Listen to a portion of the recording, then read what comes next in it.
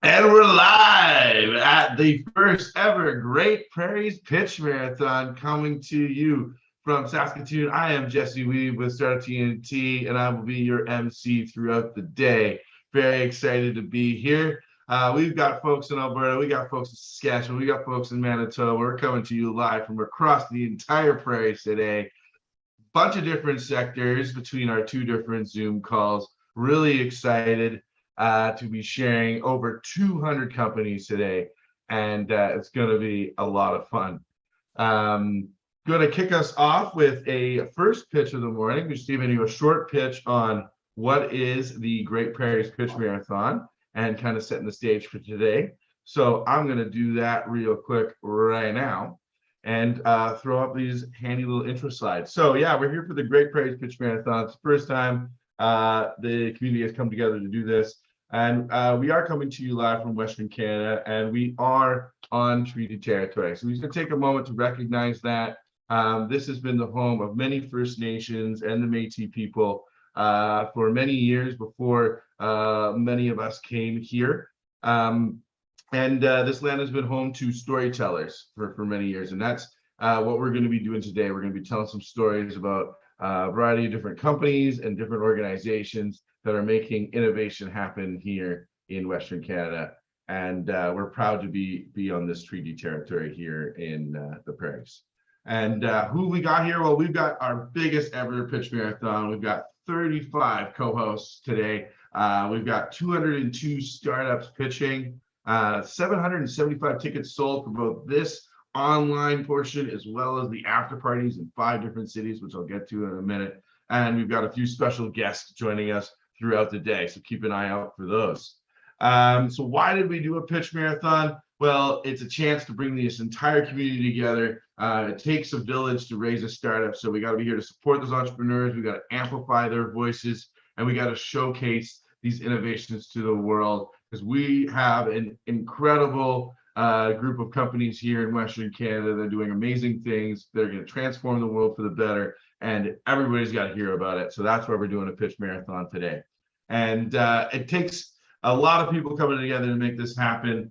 Startup TNT is proud to be one of these partners working on this event, but so many different organizations came together. We're going to be hearing from them throughout the day on this Zoom call, Zoom 2. There's some more over on the other Zoom call. Take a look at the schedule on the website or in your email inbox to kind of keep up. You might be jumping back and forth between the 2 calls, depending on what you're interested in. But you'll be seeing all these folks throughout the day and on the recording later. And I want to thank so much for all of their help and support in making this happen. We couldn't have done it without them.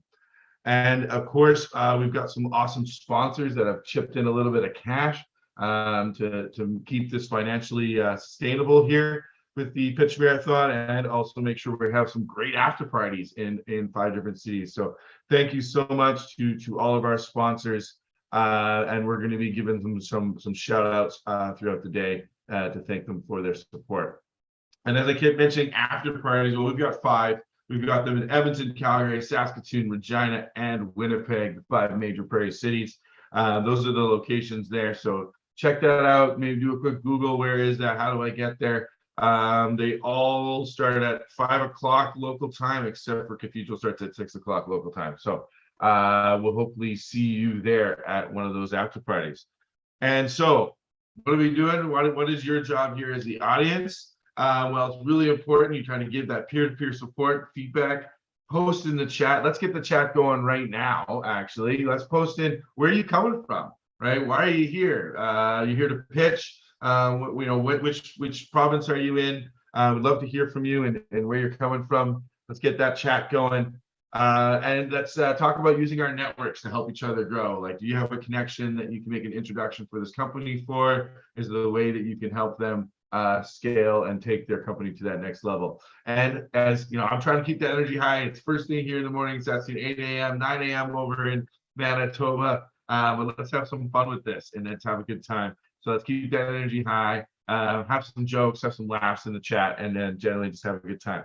And with that, I think it's time to start getting into the pitches, which means that I need to do a short little introduction of our first two awesome partner co-hosts. So we've got someone from Alberta side, and we've got somebody from the Manitoba side. So we've got the whole Prairie provinces represented here this morning, three of us. Very proud to have Mason Brookwell over at CDL. He's their operations manager. And he told me that he's a big horse lover. He does a lot of stuff with horses. So maybe ask him about that in the chat. And then Joelle Foster, the executive director over at North Forest Technology Exchange. She's actually, her little claim to fame is she brought Prince Charles to Winnipeg a couple of times. So we're joking, maybe next after Camilla, maybe Joelle's coming up next, because Charles seems to have a sweet spot for her. So with that, I will let Mason and Joelle do a short intro about themselves and about their organizations, and take it away. All right. So all you guys now. Perfect. Joelle, I'll let you go first. Oh, okay. All right. So hello, my name is Joelle Foster. I'm the CEO for North Forest Technology Exchange. We are an incubator accelerator that happens to run the largest fabrication lab in North America in downtown Winnipeg. So we work with founders who are in STEM, technology enabled, or in advanced manufacturing. So if you've got a really cool product, we can help you prototype it. And we work with entrepreneurs right across Canada. So if you're interested in finding out what we do, or if we can potentially help you, please reach out to us. Yeah, thanks for that. My name is Mason Brookwell with CDL Rockies, specifically. Creative Destruction Lab is what the CDL stands for. We're a nonprofit organization that delivers an objectives-based program for massively scalable seed stage science and technology-based companies. Really, we're here to help people build something massive. And so I'm looking forward to seeing what can happen here today and where we can help. So that from there, do we ready to move into some pitches? So I think we're ready for our first one. So that is Mission X, which is a cloud-based work management ecosystem that streamlines and automates project delivery. So it's using AI to maximize productivity, reduce inefficiencies, and optimize utilization. Sorry, only had one cup of coffee this morning. So take it away. Do we have him on the call? Jesse? I think we do. We do see him there. Yeah, Steve from Mission X? We're calling you to the podium. Oh, I think we might just want to look at Zoom call 2 here. I believe our first pitch is actually from Jackson Fisk here from Goal Zero. If we want to just transition over. Yeah. We just got too many companies today. Okay. Yeah, we're actually doing. All right. Jackson. Can you hear me and see my screen, everyone? You bet. Awesome. Okay, so I think the first joke to keep the energy going this morning is you threw in the first person to be talking about regulation and compliance. So let's get that out of the way right from the start. Hello, everyone. My name is Jackson Fisk, founder of Goal Zero, the simple way to manage safety. So I always like to start off with some fun facts. Do you know that employers pay $1 billion per week in North American compensation costs? A worker is injured every 7 seconds on a job site here in North America. Do you know locally you need if you have 5 to 19 employees, you need a health and safety rep. If you have 20 plus employees, you need a joint health and safety committee and a fully functioning health and safety management system.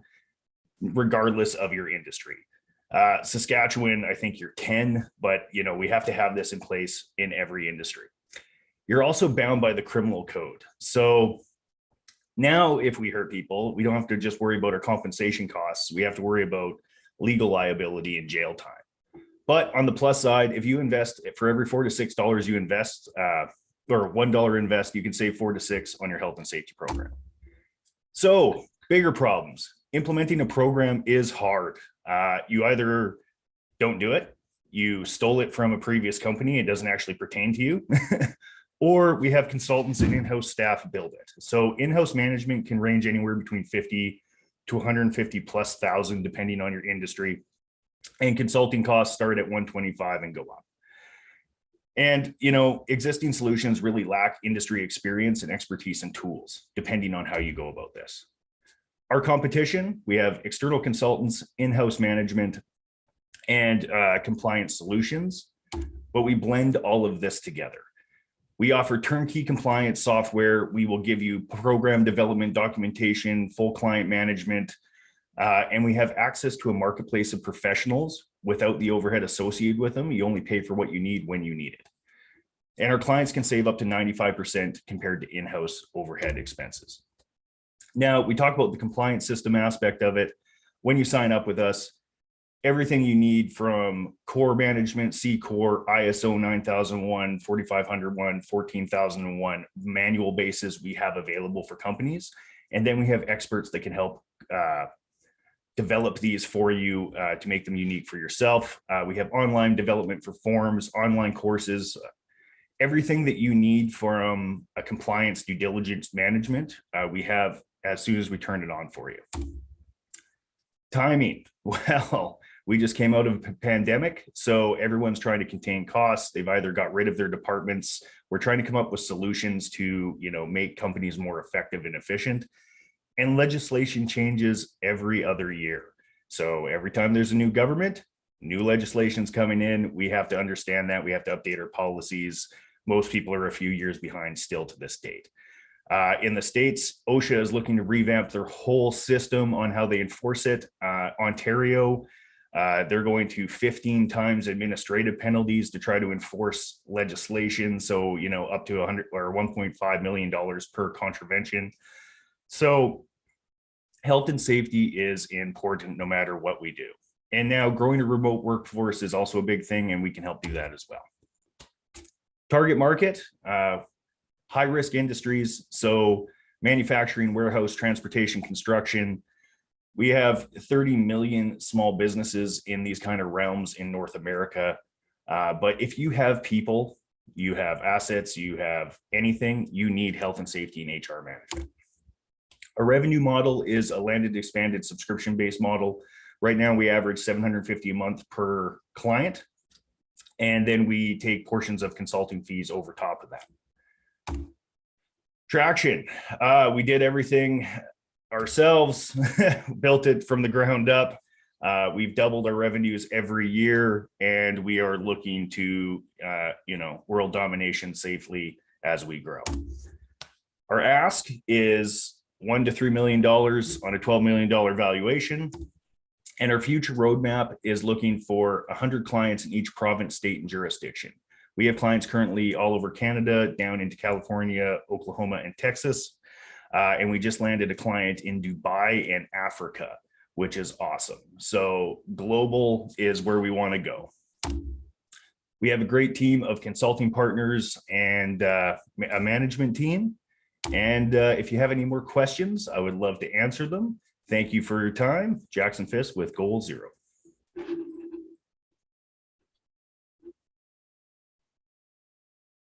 Great job.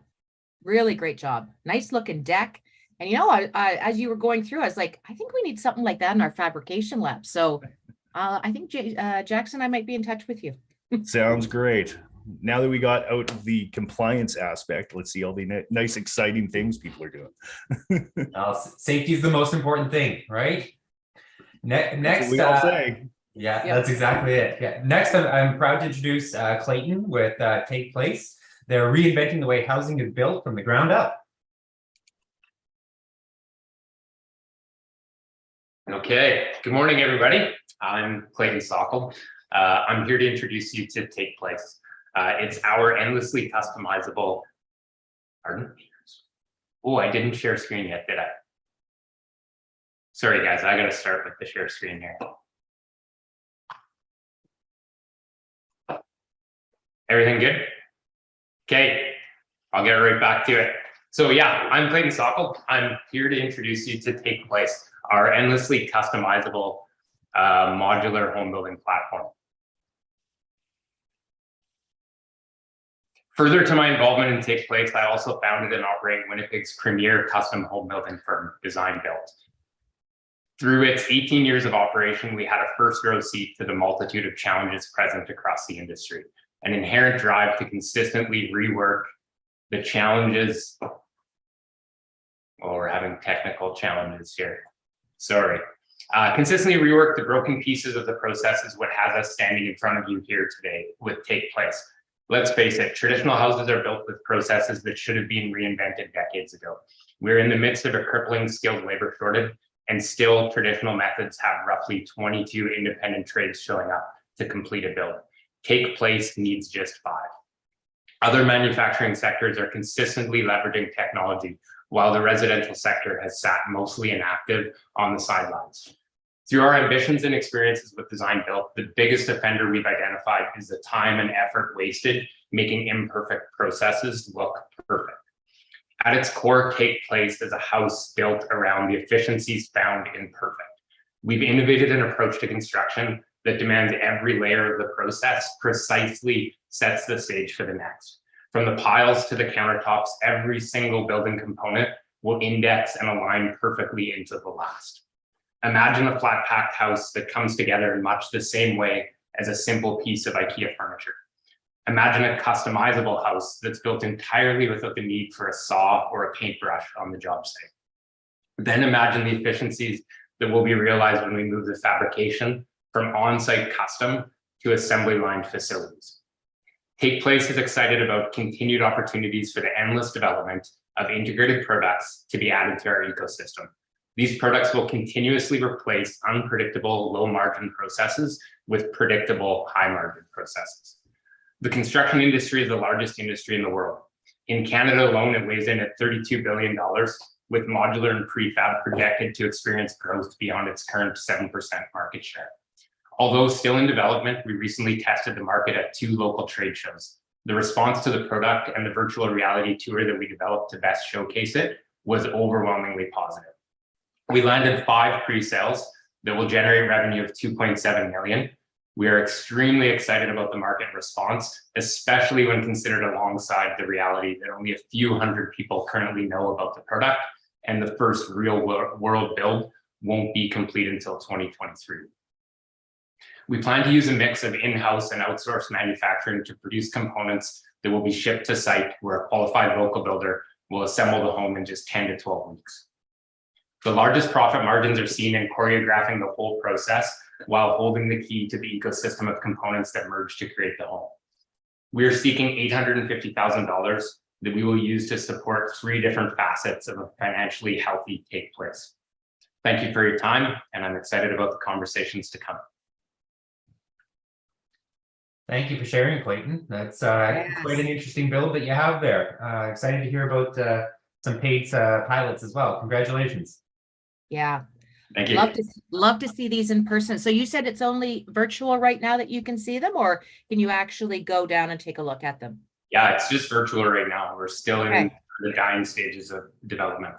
Okay, well, let me know when we can actually take a look. We'll all help you promote that out there. It's a great initiative, great idea. Thank you. Okay.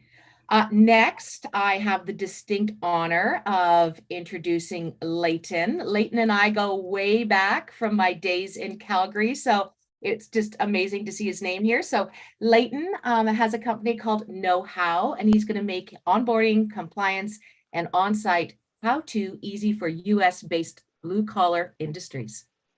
Great. Thanks very much, Joel. Am I coming through? Can you see my screen? Yes, we can. Excellent. So like Jarl said, my name is Leighton. I'm the CEO at KnowHow. And we make onboarding, training, and compliance very easy for blue collar workforces. To tell you a little bit about our vision is that our vision is to power the hands and feet, the new hands and feet that are powering the largest workforces in North America.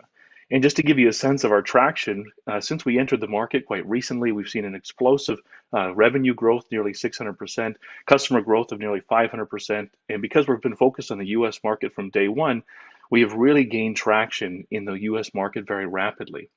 Just to kind of make that a little more tangible, we've crossed our first 100th account, on pace for our first $1 million of annual recurring revenue by the end of this year.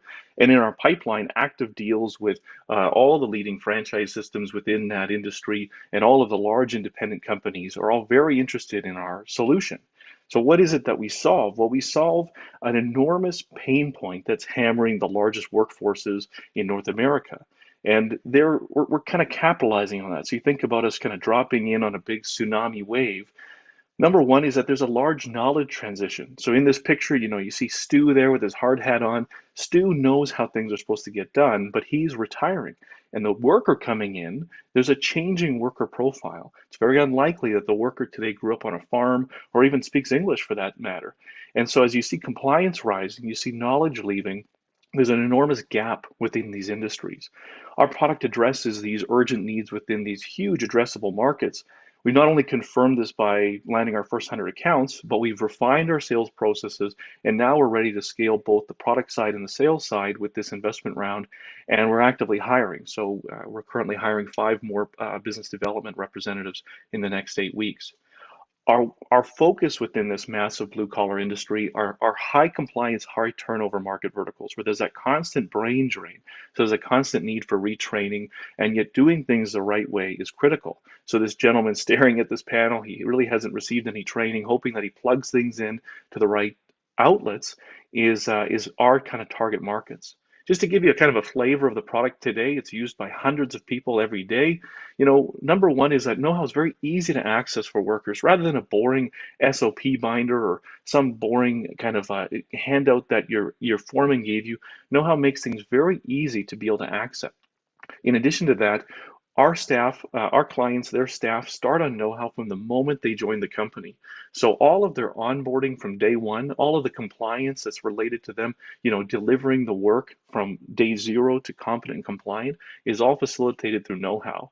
And compliance isn't very helpful unless you know who did it, where were they standing when they did it. And so all of that compliance reporting, historical and real time, is in KnowHow.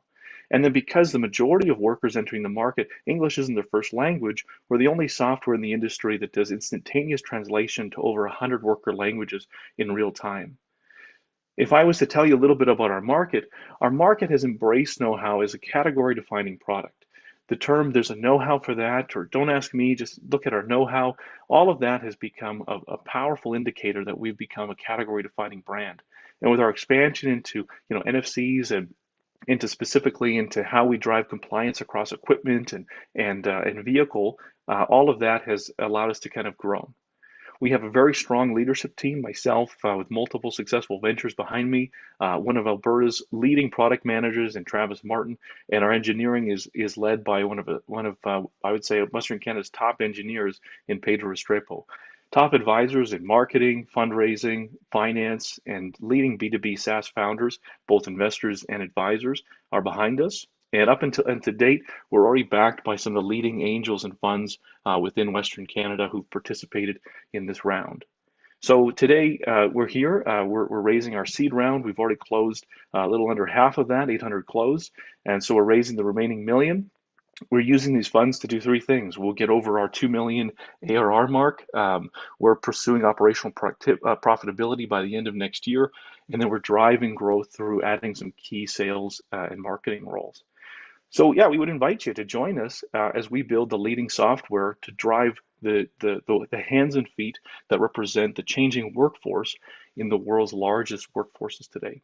If you want to learn more, reach out, and we'd love to take you through a more detailed presentation and introduce you to some of the investors involved. Thanks. Thank you, Leighton. Wow, very interesting initiative. I love that there's translation for newcomers. There's more of that needed.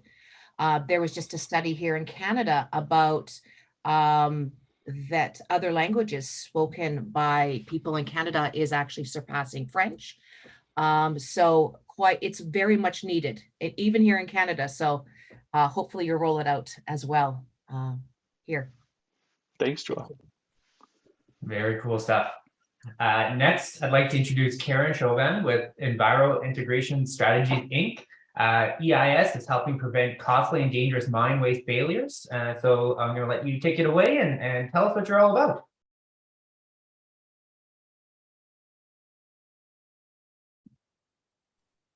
We have Karen in here?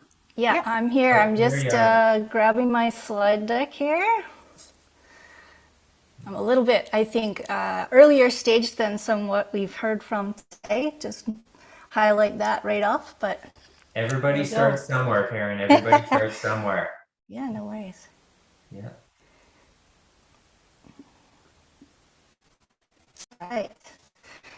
Okay, so I'm Karen Chauvin. I'm the founder of Enviro Integration Strategies, and I've been working in mine waste management for 25 years, and more specifically looking at how to reduce the risks of failure of the containment facilities that contain the wastes in mining. So when they fail, they can have devastating consequences.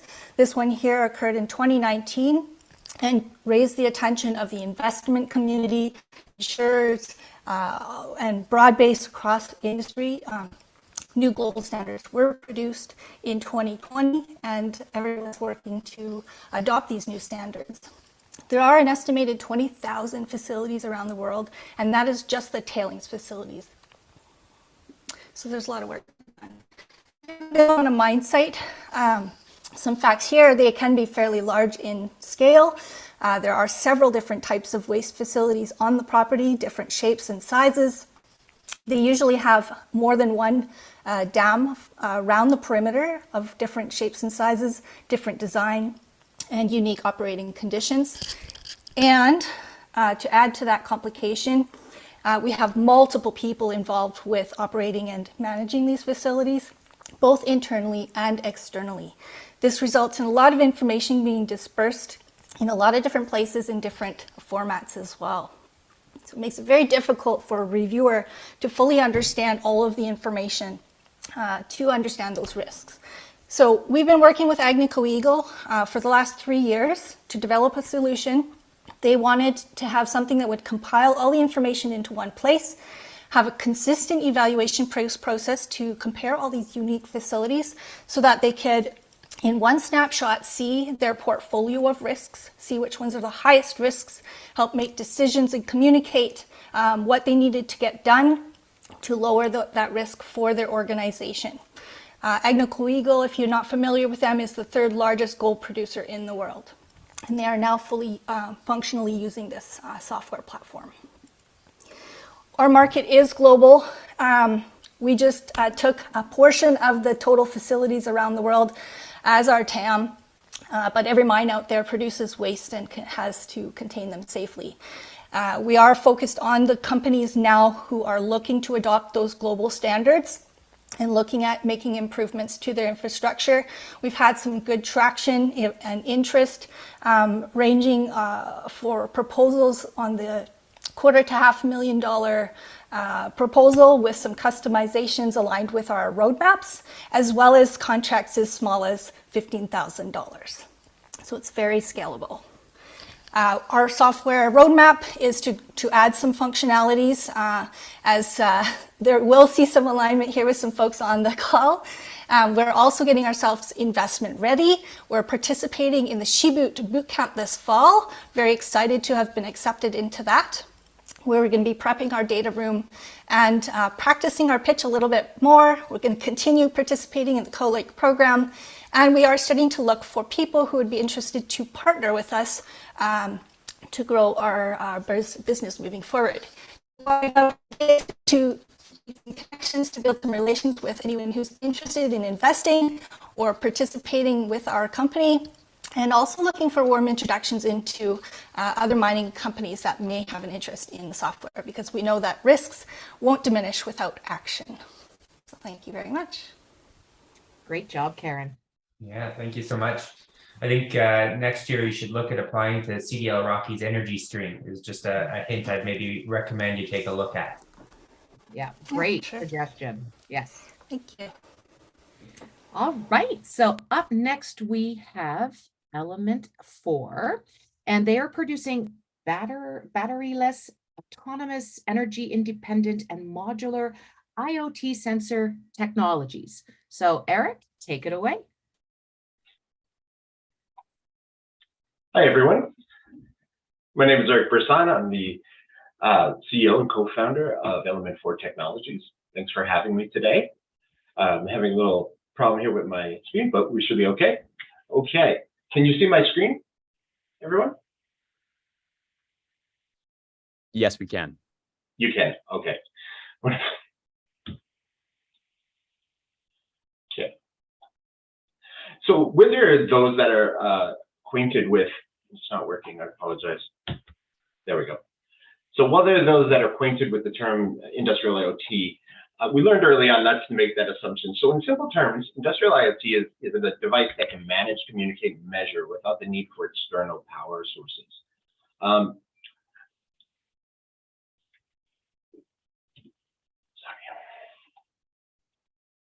While the industrial IoT market is quite large,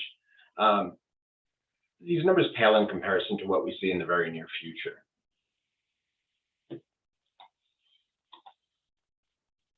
A patentless, batteryless technology uses unique energy harvesting and thrives even in extreme environments.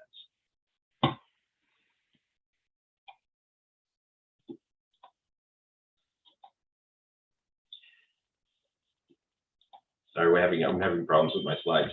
So my co-founder and I learned by being involved in the IoT industry for many years is that the core functions surrounding industrial IoT were fairly consistent. We knew that these frustrations also plagued the three industries that utilize these types of components the most: oil and gas, logistics, and agriculture. And so the genesis of Element 4 was not only to address those issues, but to completely disrupt the status quo in each of these sectors. The agricultural industry is an industry where we're seeing the greatest gap between large corporate farms and small to medium-sized operations. The advent of industrial IoT in agriculture space has created an environment of the haves and the have-nots. Large organizations are taking advantage of the efficiencies of expensive IoT implementations, whereas small to medium-sized farmers are priced out. Almost immediately, Element 4 will be able to level the playing field, providing farmers with cutting-edge technologies and consumers with more choices at costs comparable to major brands. Large organizations, in the area of logistics, organizations must track thousands of assets on a daily basis. Argent Tech, a trucking and software company, one of our letters of intent, must monitor thousands of refrigerated units for slight temperature variations. Even a slight variation up or down in temperature can compromise an entire load. Utilizing our technology, logistics companies do not have to worry about changing batteries on a rotating basis, and they can do so by enhancing their cost of ownership with life expectancies of up to 20 years in weather conditions of any type. Utilizing our technology, wrong one, sorry. Element 4 devices can operate autonomously in sub-40-degree temperatures, can communicate back to organizations with high repeat rates, utilizing options from LoRa satellite hybrids to LTE-M. Most importantly, we incorporate over 30 years of combined analytics experience to provide information on disasters before they happen.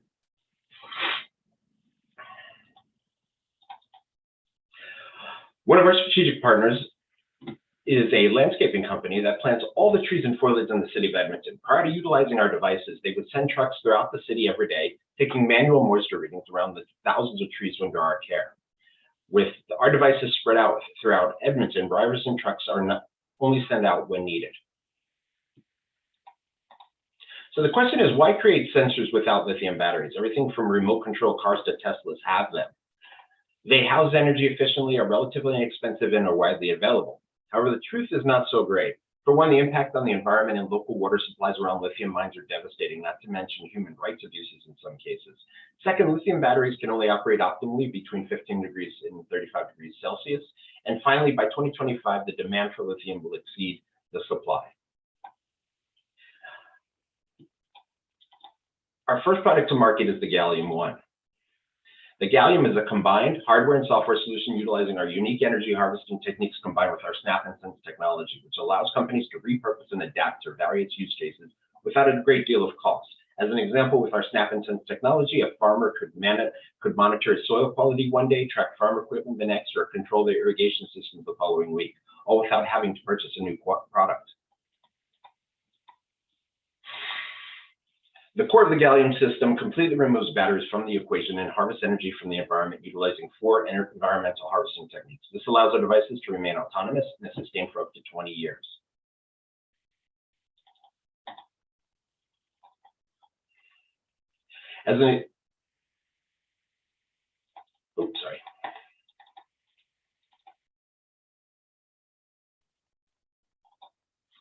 Sorry, guys.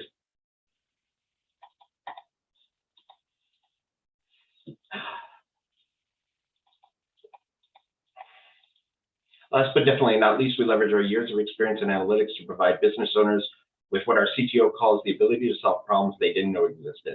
Our software platform allows users to visualize, analyze, and make predictive decisions based on machine learning and advanced algorithms.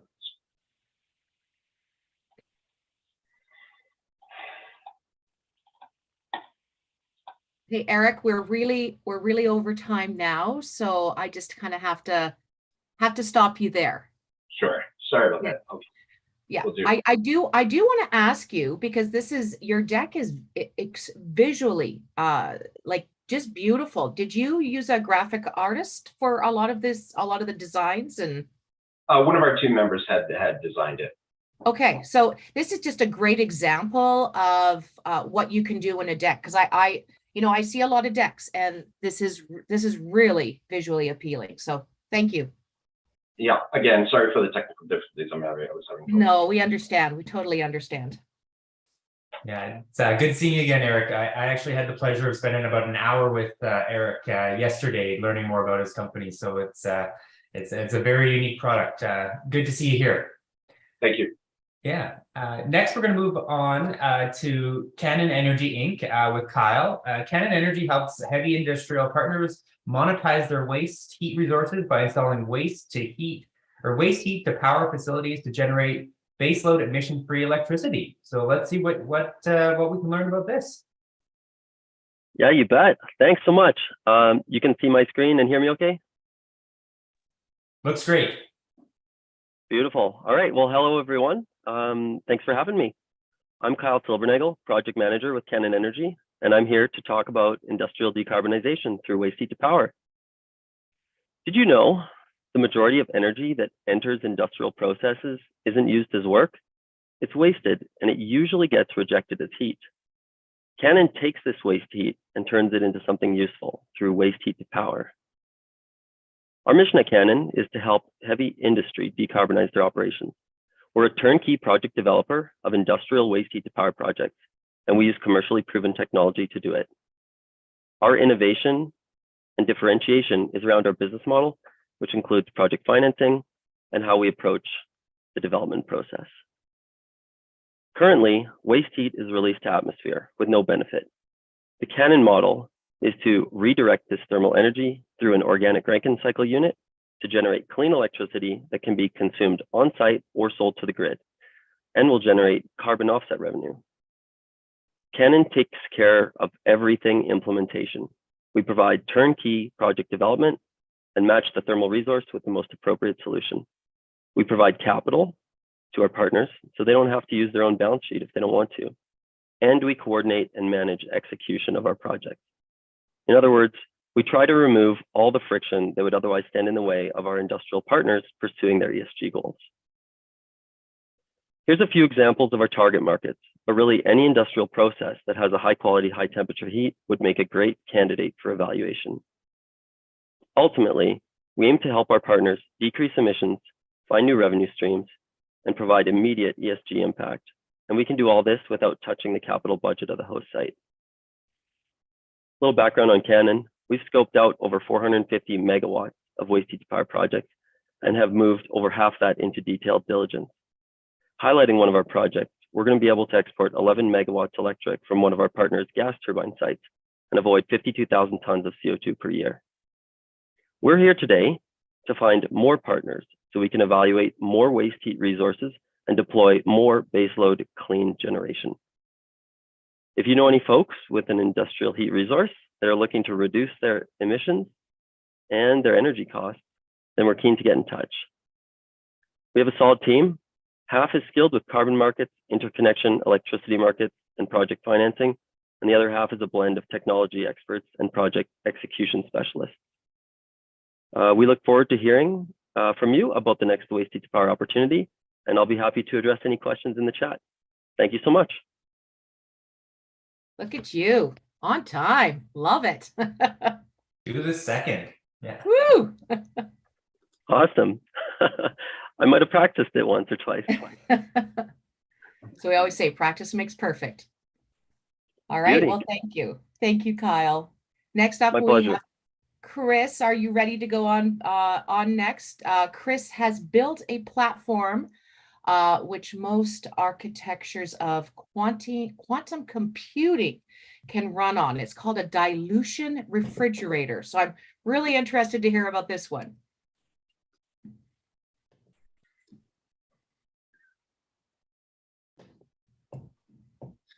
Awesome. Thanks a lot, everyone.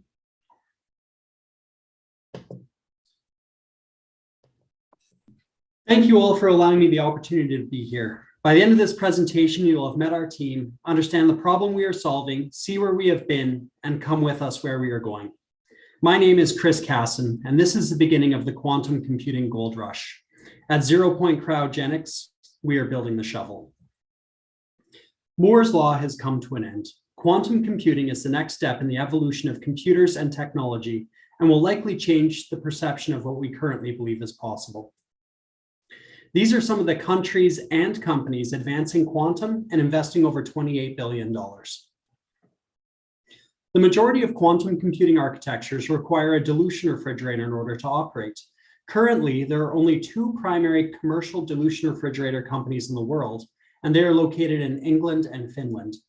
In the coming years, dilution refrigerators will be added to the Wassenaar Agreement.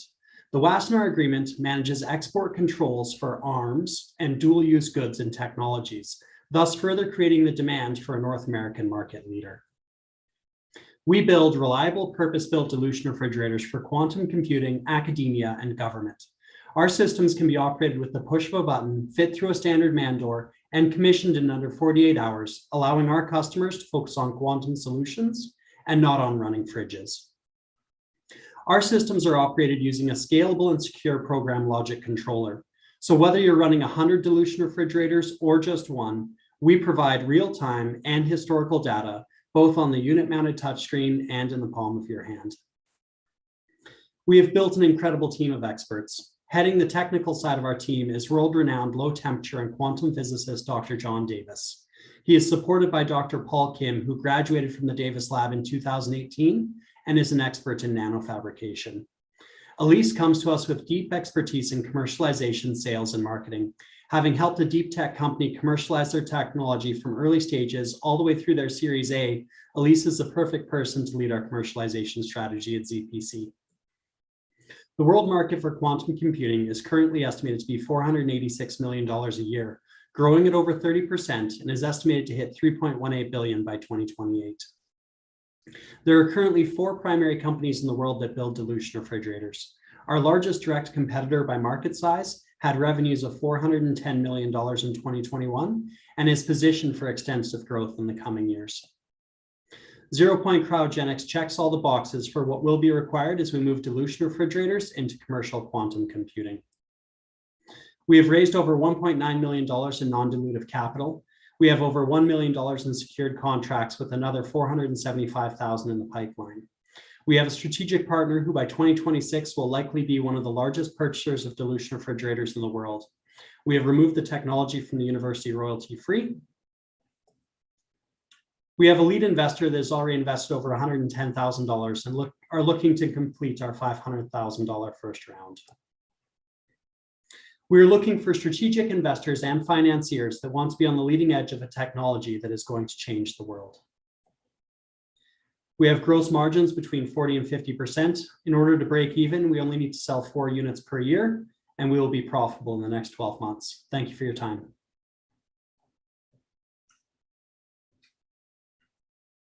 Thank you. This looks really, really interesting. I must admit, I don't know a lot in this area, but I'm going to delve more into it. And this is one of the amazing things that Startup TNT is doing, is it is bringing to light a lot of the different technologies and ideas, and it's making us all think about where we could go, or who we could partner with. So again, thank you, Startup TNT, for this. Agreed. Yeah, it's fascinating learning about all the new things coming and what they can possibly be right on the cusp. So thank you for sharing. And Chris, I hope somebody latches onto that and gives you a hand. Yes. Moving on here from Chris, we've got Luke West with Collegium Technologies Inc. Collegium is a delivery model and fully integrated technology platform that, when used together, collapses the cost of making buildings. So we're going to go from quantum computing back to making some buildings. Take it away. Great, thank you. Hold on one moment while I share my screen, and we will be on our way. Just thinking about it.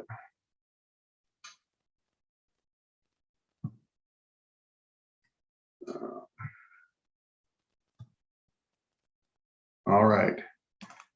Does everyone see that correctly? Yes, we do. Yeah. Excellent, excellent, excellent. Well, I'll kick it right off then. I grew up in a single parent family. My mother struggled to make ends meet, and like us, many families today are struggling with affordability, and housing is the largest expense that they encounter. Over the last 3 years, the problems got way worse, like way worse. Real estate prices have skyrocketed, rent has skyrocketed, and simply demand is outpacing supply. And now, as if we needed more headwinds, the cost of building new housing is increasing astronomically. Projects are being canceled or put on hold every day because they no longer make financial sense to the real estate developer. Those that have moved forward have done so with decreased margins, outright financial losses. 73% are over budget, 70% are delivered late. Real estate developers are desperately seeking a solution to these rising costs and inefficient frameworks. Hi everyone, my name's Luke West. I'm with Collegium. Collegium is a delivery model and a fully integrated technology platform that, when used together, collapses the cost of construction. It's a set of interlocking technology systems that changes the contractual framework of traditional design and construction, flattens procurement and payment pyramids using next-gen procure tech and fintech, and automates human-centric processes that are time-consuming and redundant. Construction is the least technologically advanced industry out there. It's absolutely crazy. But simply put, Collegium re-engineered the business model of construction by putting technology at the heart of the process. And in doing so, we're driving towards 20 to 30% reduction in construction costs. 20 to 30%. Now think about that. Saving $2 million on a $10 million build. Saving 20 million on 100 million. Think about what that can mean. That's millions that can go towards lower rents,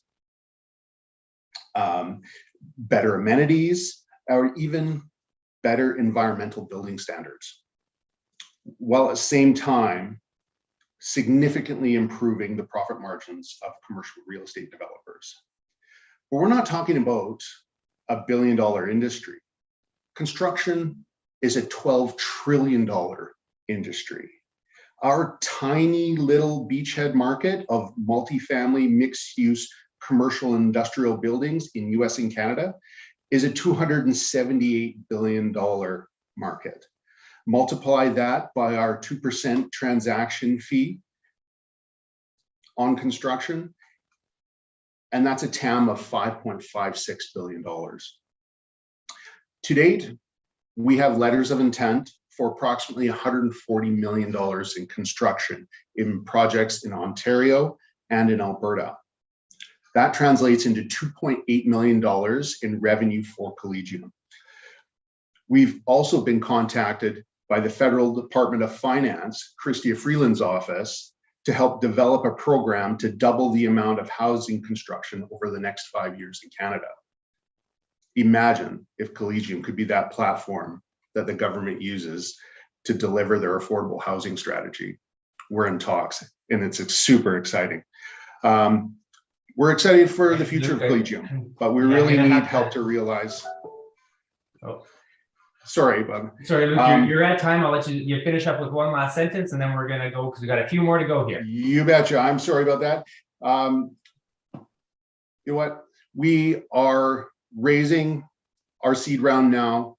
We are excited to deliver these projects that are coming up, and we'd love to talk to anyone who would love to be our mentor. And we can, yeah. Sorry about that, guys. Okay. We'll sign off. Thank you, Luke. Thank you. You've got amazing traction. So congratulations, and I'm sure you're going to do very well in your raise. Thank you. All right, next we have, and I hope I'm saying your name right, my dear. It is, Shalicia Smith. So you may have to correct me on that. Celicia. Celicia, okay. So she is, I think this is amazing. They're on their way to building Canada's largest database for Indigenous contractors in oil and gas. Very excited to hear your presentation. Thank you so much. Just do my screen share.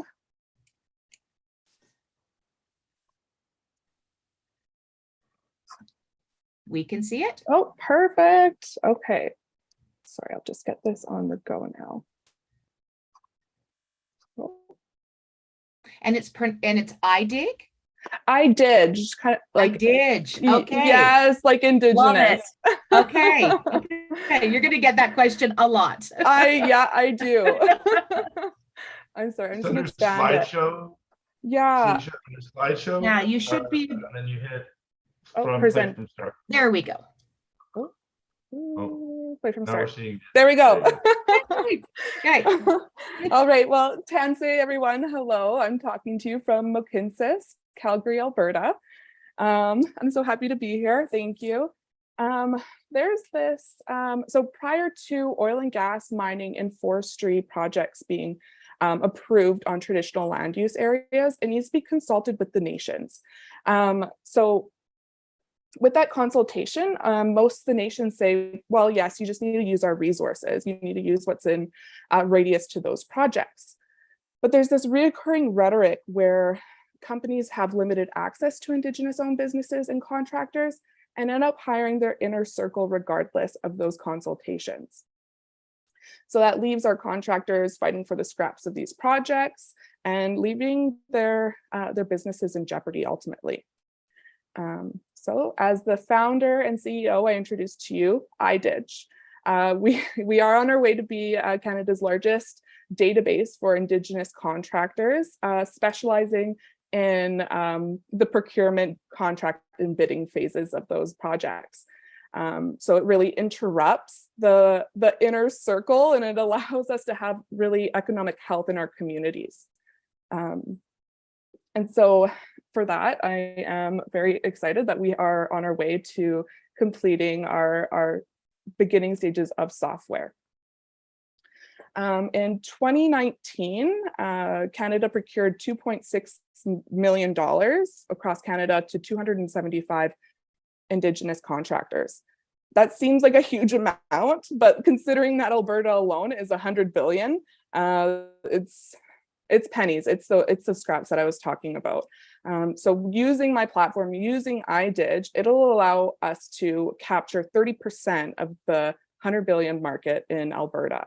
And so looking at a greater scheme, looking at the prairies, looking at Canada altogether, it's a way bigger market for us to get into.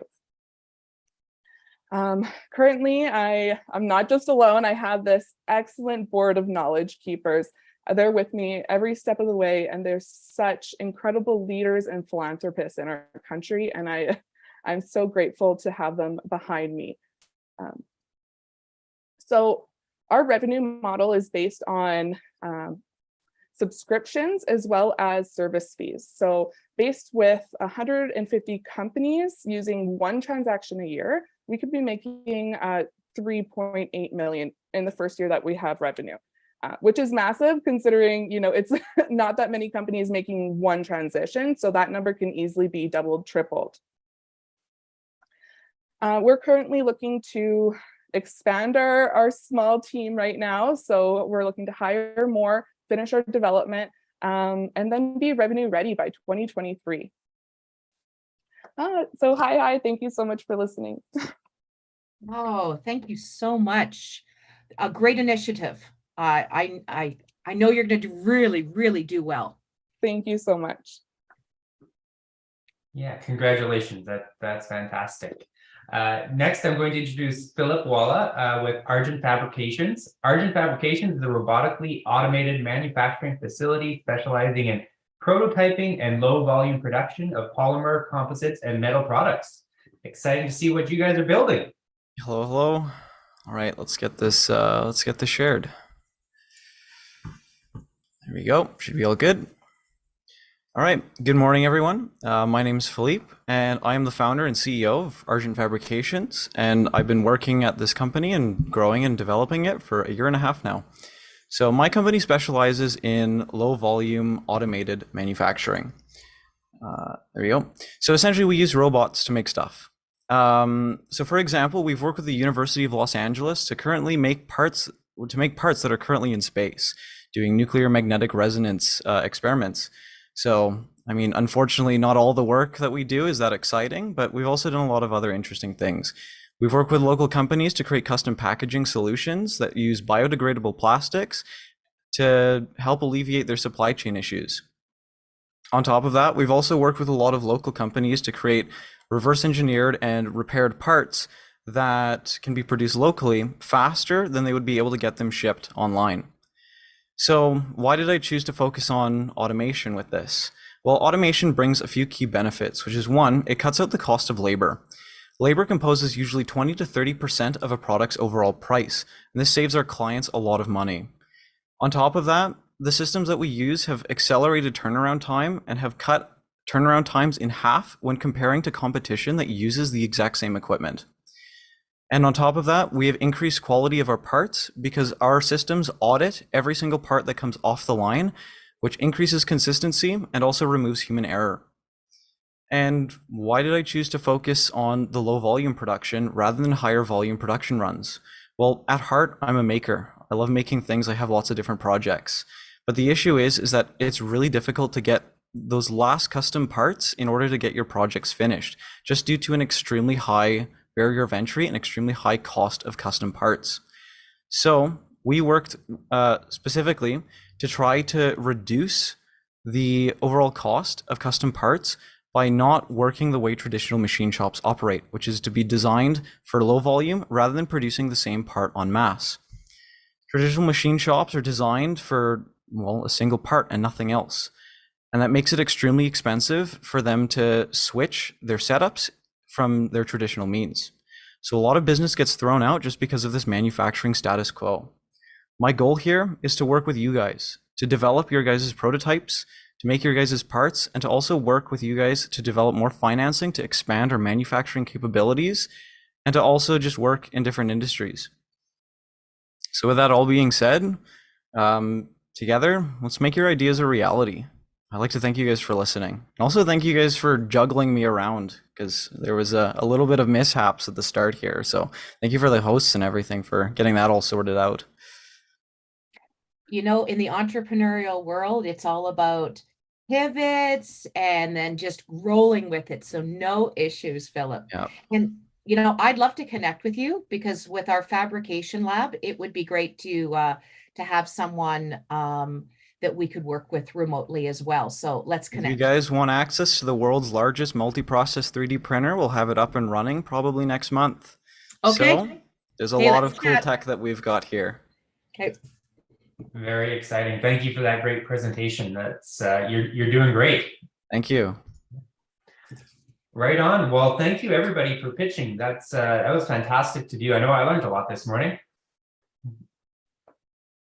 Yeah, that was awesome, Mason and Joel. Thank you so much to Joel Foster at North Forge, and thank you for everything you do over in Manitoba to help support Startup TNT and the startup ecosystem. So awesome to work with you. And Mason over at CDL Rockies. Anything coming up with North Forge or CDL that people should be aware of? That I know you guys just did an intake at CDL, so yeah, close for next one, I guess. Yeah, we've got an intake coming for Pathfinder in Basecamp in September. So anyone who's got an idea, you're at the ideation stage, we can help you out. And then just kind of a shout out, we're starting a women-led investor fund, and women outside of Manitoba can participate if you're accredited. And if you're a woman in Manitoba, you don't have to be accredited. So if you're interested in just learning about being an investor, reach out to me. Awesome. Love that. Always getting more investors in the ecosystem is a good thing.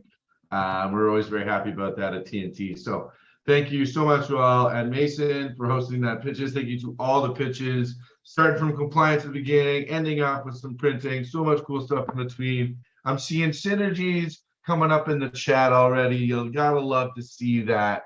So let's keep that chat going. Introduce yourself. Where are you coming in from? We've got someone from Front Funder, crowd equity platform. You know, maybe you want to raise some money on their platform. Give them a shout. Shabazz there. Jeremy's posting about the after parties. We got lots of stuff going on tonight. And we've got another block of pitches coming up next. So for the next block on Zoom call 2 here, we're going to be doing B2B SaaS. If you're interested in continuing with a little more industrial type stuff, we've got energy and clean tech over on Zoom call 1. Jeremy's going to post the links there in the chat if you decide you want to change Zoom calls. But with that, we're going to get into our next block here on Zoom 2 with B2B SaaS and our 2 awesome co-hosts coming to you from Panache Ventures. So this next block gets to pitch directly to a VC. We have Tim Kwok, the associate out of Calgary. He was a former engineer. Now he's working in venture capital, and you're going to catch him playing tennis on a workday night if he's got some time after work. And then we got Samantha Ouellette calling in halfway through her pregnancy, joining us. And she had the pleasure of seeing the ocean for the first time this year when she got to go out to a national conference out east. So ask her about that. And she's just wrapping up her Master's of Education just in time for her mat leave, actually. So with that, I will let Tim and Sam take over and lead us through the B2B SaaS after telling us a little bit more about Panache and SIIT, the Saskatchewan Indian Institute of Technology. Thank you, Jesse. Good morning, everyone. For those of you who are just joining us, welcome to the Great Prairies Pitch Marathon. Today, we have 200 companies from 12 industries from Alberta, Saskatchewan, and Manitoba showcasing what they're building. And this hour is dedicated to B2B SaaS, like Jesse said, and Panache and the Saskatchewan Indian Institute of Technology are hosting. Kicking off the host intros, like Jesse said again, my name is Tim, and I'm an associate at Panache Ventures.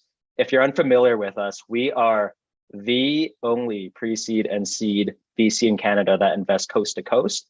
And our mission is to invest in the best early stage founders in Canada and help them get to their Series A as fast as possible. Our fund is unique in that all of the partners have been entrepreneurs themselves, and they really understand how difficult it is to go from 0 to 1. And we have 150 plus founders in our portfolio at various stages of the startup journey, so whom you can lean on when you join our portfolio for support. If you want to learn more about us, please check us out at panache.vc. And with that, I'll turn it over to my co-host Samantha to introduce herself. Thank you, Tim. So Tanse, everyone, Samantha Olet Nitsikason. So hello, everyone. My name is Samantha Olet. So my family roots connect me to the Kenulek Cree Nation here in Saskatchewan. But I currently reside on Treaty 6 here in Saskatoon. So I am the program coordinator for innovation and entrepreneurship at SIIT, so the Saskatchewan Indian Institute of Technologies. I work with the Indigenous Innovation Accelerator Project. It's kind of a mouthful to get out all the time. So this is a new initiative that we have at SIIT, and we partnered with SDTC. So part of what I oversee is a lot of the project itself, but mainly the Mioskamin Innovation and Entrepreneurship Applied Certificate Program. So we have our second cohort beginning here on September 12th. And I also oversee the microgrant program, which supports Indigenous entrepreneurs with a non-repayable grant of up to $5,000. So we also have, within our project, because there's so much going on, we also have a Maker Lodge, which is located at our Saskatoon campus, which is our Indigenous spin on a maker space. And I'm sure a lot of you know what a maker space is or have been to one. So this is where we house all of our tech. And then with that, we developed a mobile maker lodge, was where we're able to take the tech kits from our Saskatoon campus and out to our First Nations communities. We then train the community on how to use the tech and then leave that tech there for them to utilize. And just to spark that entrepreneurial mindset within each community within Saskatchewan. We also developed STEAM-based youth camps through our Maker Lodge. So they have gone to 3 communities this summer. They've gone to One Arrow, Isla Cross, which is northern Saskatchewan, and then next week they'll be in Piapot. So if you want any more information on the project itself, you can email innovation@siit.ca, or if you want more information on the Maker Lodge, it's just makerlodge@siit.ca. So that's a little bit about me and what I do. So thank you. And then I'll send it back to Tim. Awesome. Thank you, Samantha. Now, before we get started, I just want to run through a few housekeeping items. One, if you have any questions for our founders while they're pitching, please be sure to pop them into the chat and then they'll get to them after their pitch. 2, if you want to meet with any of our founders or have an intro you think you can help them make, please pop that offer into the chat as well. And lastly, we're hard capped at 3 minutes per pitch. So if you're pitching, please make sure to time yourself, because if you go over, we might have to cut you off. And without further ado, I'll hand it over to Samantha to introduce the first company. Thank you. So our first company would be Air Trail, and that would be Bradley doing the pitch today. I'm new to entrepreneurship, so I'm really excited to hear everyone today. So whenever you're ready there, Bradley.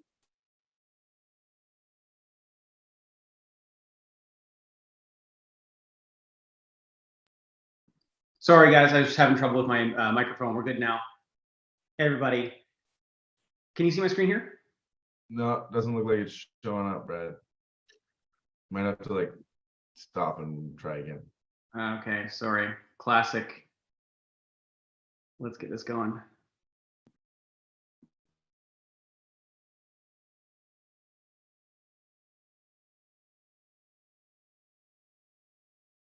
How's this? No, nothing? Still not working. Thanks. Okay. All right. We can jump to the next one and come back. Let's do that. Yeah, thanks. I'm going to switch to the Zoom app. Okay, jump into the next pitch then is Rosanna from Origato Creative Solutions.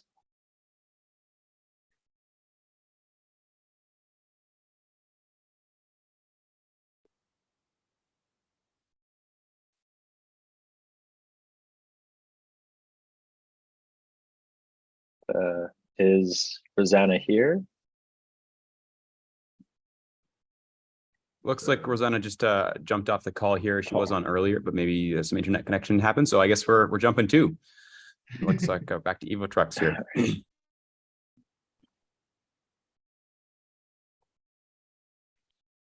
Just a quick note from Origato, their internet's completely crashed. Ah, that's convenient, eh? Go back. So we were going to move on to the Evotrux, Daniel? Do that, yeah. Okay, there you go, Daniel. Hi, everyone. Okay, let me share my screen. Hopefully I can get it to work.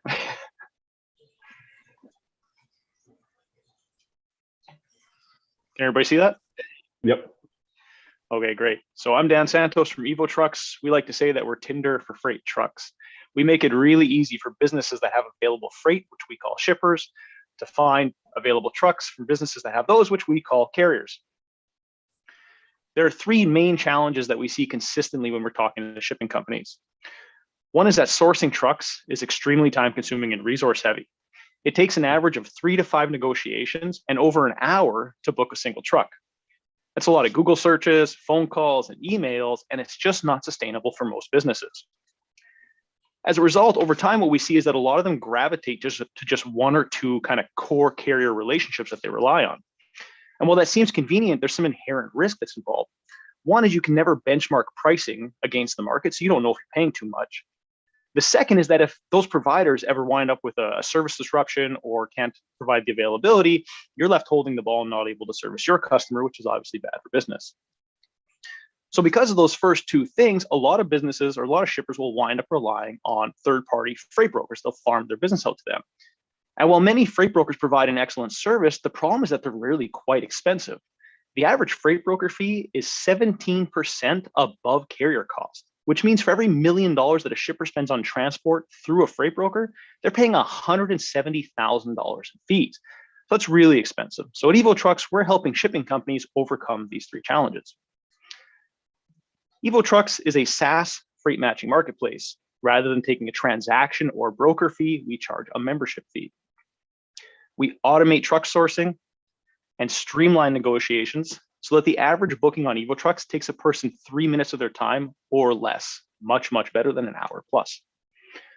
Over $5 million of transactions have been booked on the platform, and more than 2,000 trucking companies are actively on Evo Trucks looking for freight today. Market, there's about 5.5 million shipping companies across Canada and the United States, about 1.5 million trucking companies representing roughly 3.5 million trucks, and over $300 billion is spent on the movement of goods via truck each year between Canada and the United States. These are some of the local shippers using Evo Trucks today. Some of the local carriers, we have them all across Canada, but these are some of the ones in Manitoba. This is our team. I don't have a whole bunch of time to tell you about them, but they're amazing. And every pitch should end with an ask. I have two for you. One is introductions to manufacturers across Canada so we can help you save a bunch of time and money. And two is your contact info if you'd be interested in our next round, which will happen in 2023. Thanks very much. I'm out.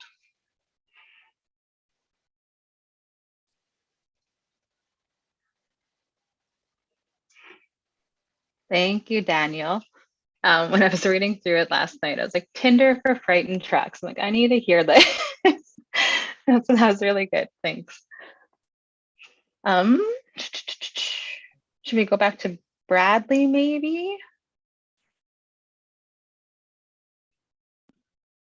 Yeah, if we're good on Air Trail, we can go back. Otherwise, we'll just keep going. Maybe we'll come back to it at the very end. Yeah. Okay. Then I'll pass it on to Tim then for the next one. Yeah. Awesome. Thanks, Samantha. So moving on, we have Regan from sMedia. sMedia is driving the digital transformation and helping businesses see digital marketing as an above the line investment. Regan, take it away. Thanks. You see the screen okay? Yep. Perfect.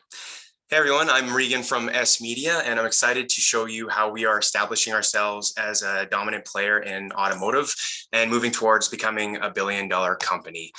sMedia's current mission is to assist auto through its digital transformation, and our vision is a world where professionals are enabled with connected, accessible, and business-ready data and the tools required to make a validated impact in their careers. sMedia started in a nightclub photography and social media management until we created a crawler and found a product market fit with automotive martech. This allowed us to scale to 5.1 million with 390 customers across North America. And now with the fundamental shifts in the market, sMedia is transforming transforming into a software as a service and moving towards product-led growth. We are now doing an additional $420K from our SaaS solutions combined, and we've been profitable since April. So let's dive into the problem. Pent-up data cleanliness, integrity, and tracking issues making it difficult for dealers to effectively validate ad spend and improve their car shopper's journey. There's a lack of standardized measurement of success, which leaves dealers overwhelmed and confused from multiple narratives and that aren't connected to business outcomes. And dealers are now wanting their teams to make data-driven decisions and manage digital efforts in-house, but they aren't necessarily enabled to do so. Introducing sMedia's Solutions Hub, an industry-specific self-serve marketplace that will enable internal marketing teams and supporting vendors to operate as digitally transformed agencies. The Solutions Hub will enable teams to manage advertising across multiple platforms, make data-driven marketing decisions, execute on lead generation, and track effectiveness of third-party tools all in one place. One module of the hub is our attribution suite, Data Sherpa. This is where we identify and fix the data integrity and cleanliness issues. We connect the tech stack to enhance visibility into the car shopper's journey. We unsilo sales and marketing teams with actionable insights, and we standardize measurement of digital success and validation of spends. We believe the best way to predict the future is to create it. So we're on the council that's defining the new standards of measurement for the whole industry. Data Sherpa is entrenched in a $1.4 billion market, which becomes $6.5 billion with our other services that are validated by Data Sherpa. We launched it in April. We've closed $250K in contract value, and we've seen a 40% month-over-month growth rate. Our competitive advantage is with our crawlers, which we use for our automated audits that take 60 seconds as opposed to 6 hours. Our crawlers help us provide inventory level reporting and insights quicker and more accurately than our competitors. And we can also provide data leverage services that our competitors do not have the experience in. So where are we going? Underground as the new marketing data flow and piping in auto. The problems we are solving span across the whole sector from dealer to OEM. The data needs to be more connected, more accessible, and flow quicker across the sector. And we believe that this is a mountain that we can climb. Please contact me for more investment information. Thank you for your time. Awesome. Great pitch, Regan. Passing it back to Samantha. You were right on time there too, so that was good. Okay, going to our next one, we have Brenda Bennett with Elevate Dance. So taking dance competition planning and scheduling to a whole new level. So we have Brenda here. There you are. There, I'm just going to see if I can get this to, oh, where am I? Just wait. Oh my goodness, where's my screen? Just a minute. Oh, tech. Just a second here. Oh No, my that's goodness. okay. Okay, just wait. Now I want it to be on, oh, it's like it's not showing up. Just a minute.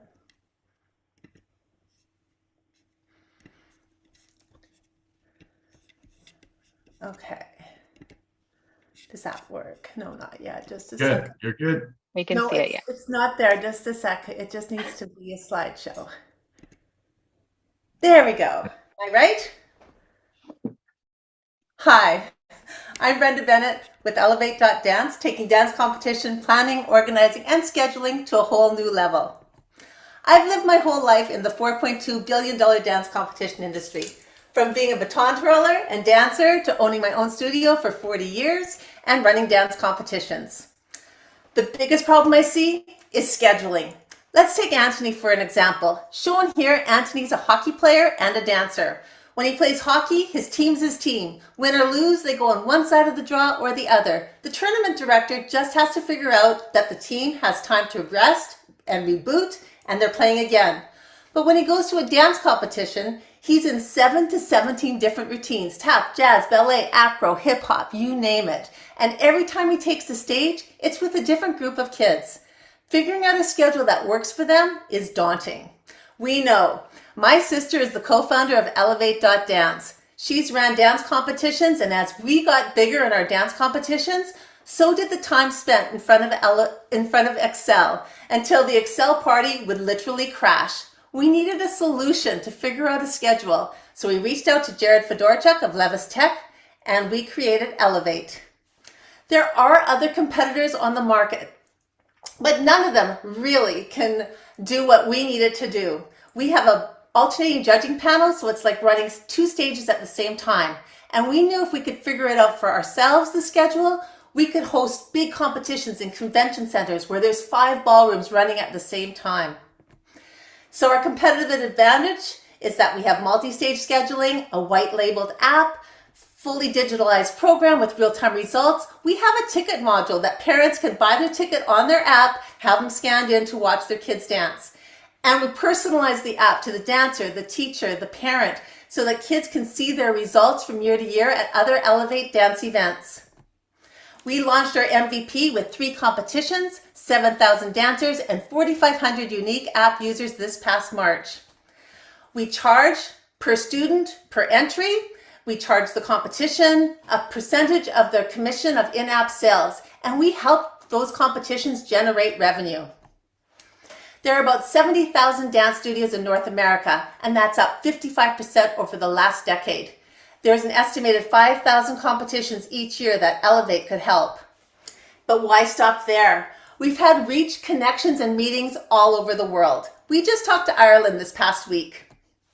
And we know that our app could be tweaked for other artistic sports like baton twirling, where I coach at a world level, and cheerleading, the fastest growing sport in North America. We're asking for mentorship and help as we scale our business and take dance competitions from entry to event to a whole new level. Thank you. Wow, thank you, Brenda. That was a lot within 3 minutes, but you nailed it with the time again. Thank you. And yeah, I would encourage you to check out the chat. There's a lot of people kind of hoping to reach out to you. So that was really good. Thank you. So I believe we're going to go back to AirTrail. Yeah. Okay, so we have Bradley again, who's got his presentation worked out. So with AirTrail, they help regional air operators completely transform the way they manage and grow their businesses. So you can take it away now, Brad.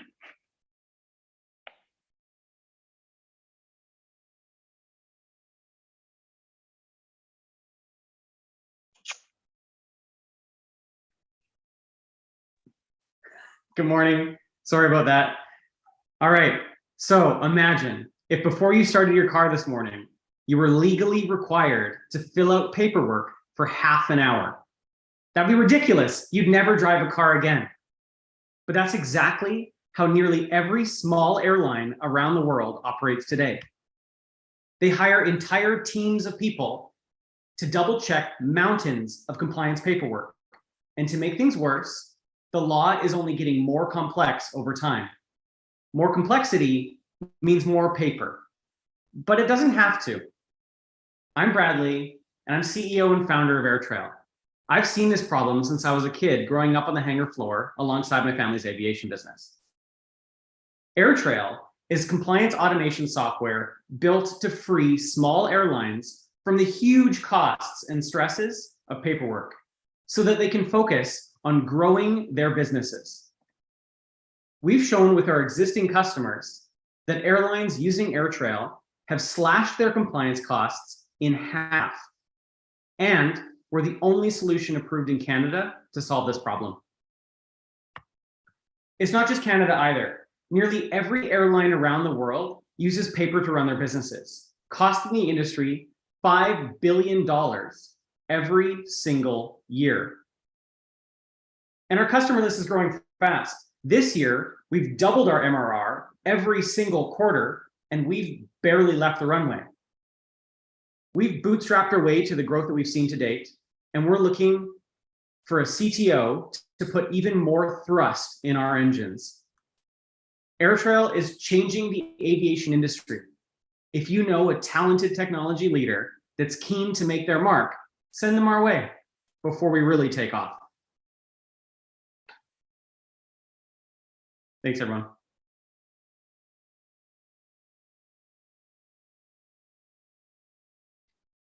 Awesome. Thank you, Brad. Oh yeah, you can go now, Tim. Sorry. Okay. Sorry. All right. Moving on to our next pitch is Chris from AITHR Automotive Intelligence. AITHR Automotive Intelligence is creating solutions that streamline the transactional relationship between consumers and automotive dealerships. Awesome. Hey guys, just trying to see how I grab control of the screen here. Share screen. Okay, I've got it here.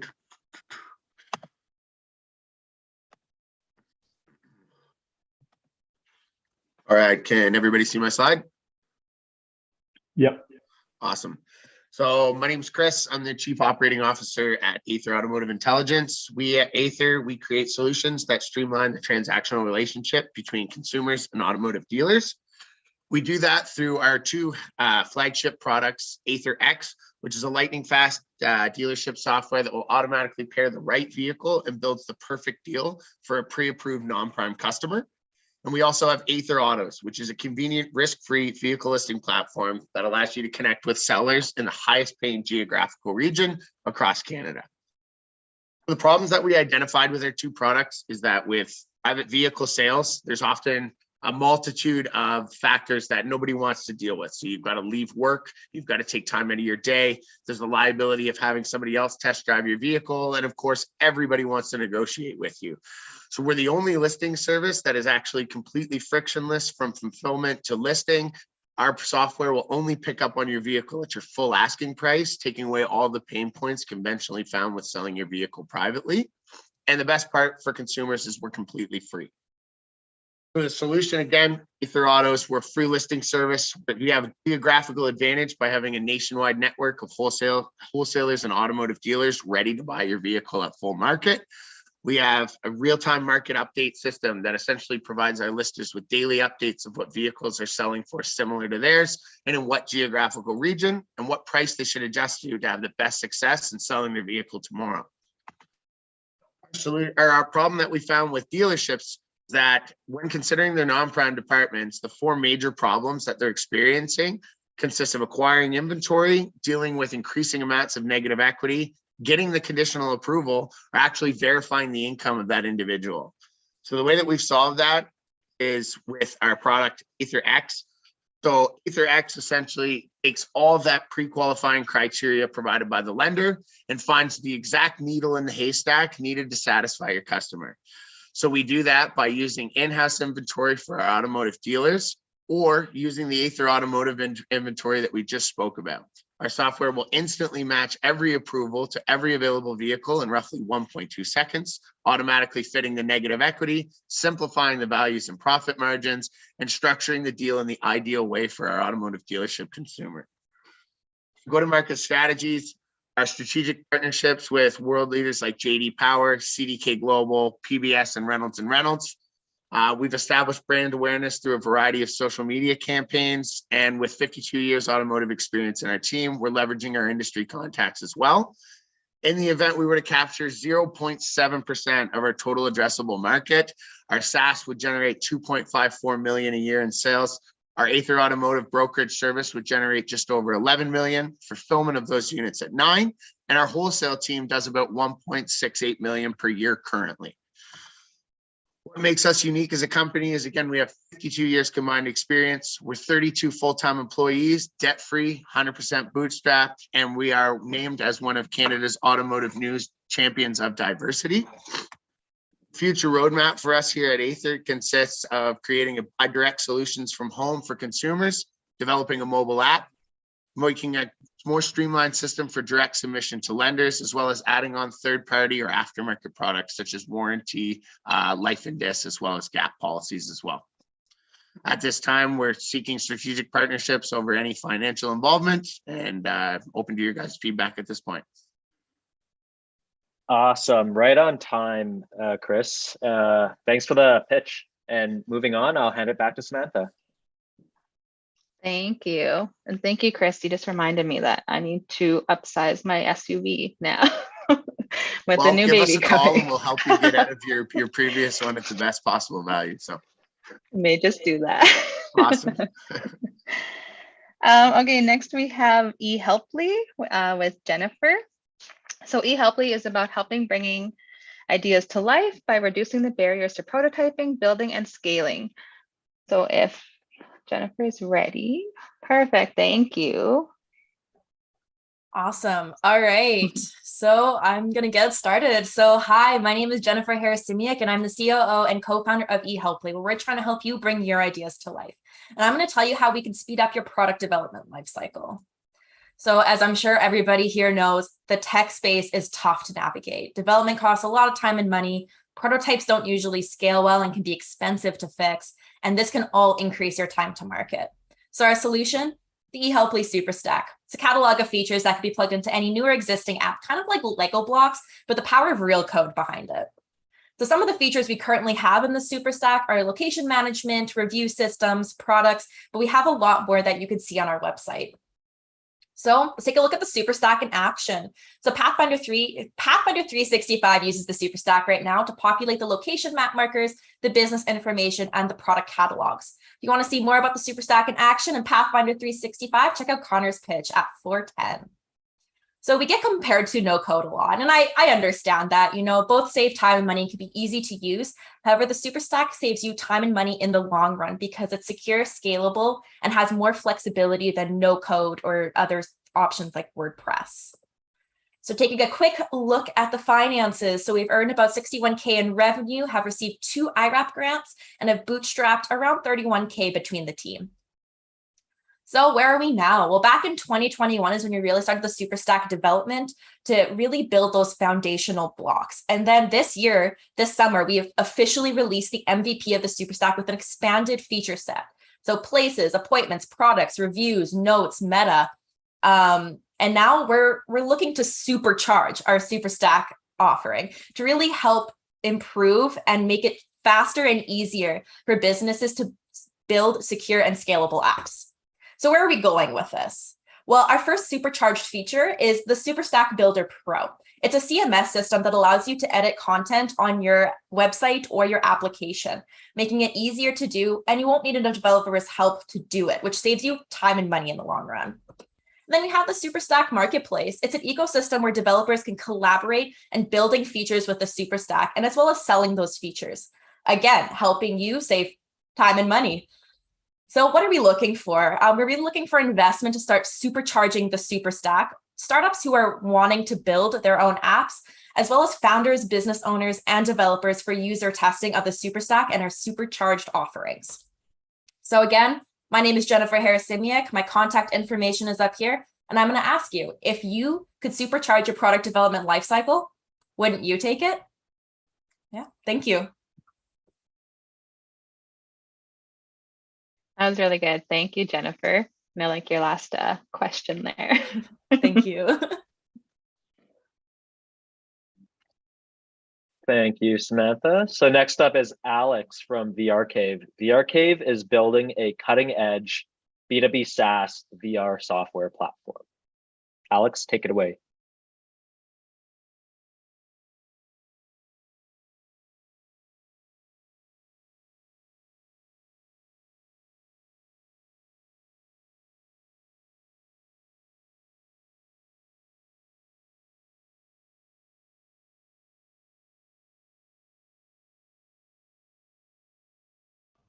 Okay, can everyone see my slides? Yep. Okay, awesome. Hi, I'm Alex Russell, CEO of VR Cave, here to present our company today and our multi-user virtual reality software platform. So, virtual reality is a very cool and exciting technology that a lot of people want to experience. However, some of the main barriers of entry is that it's expensive, technically complicated to set up and to maintain, as well as it takes a lot of physical space if you really want the best virtual reality experiences. So our solution to this was a VR platform sold to small businesses that enables customers a high quality shared experience unavailable at the home market.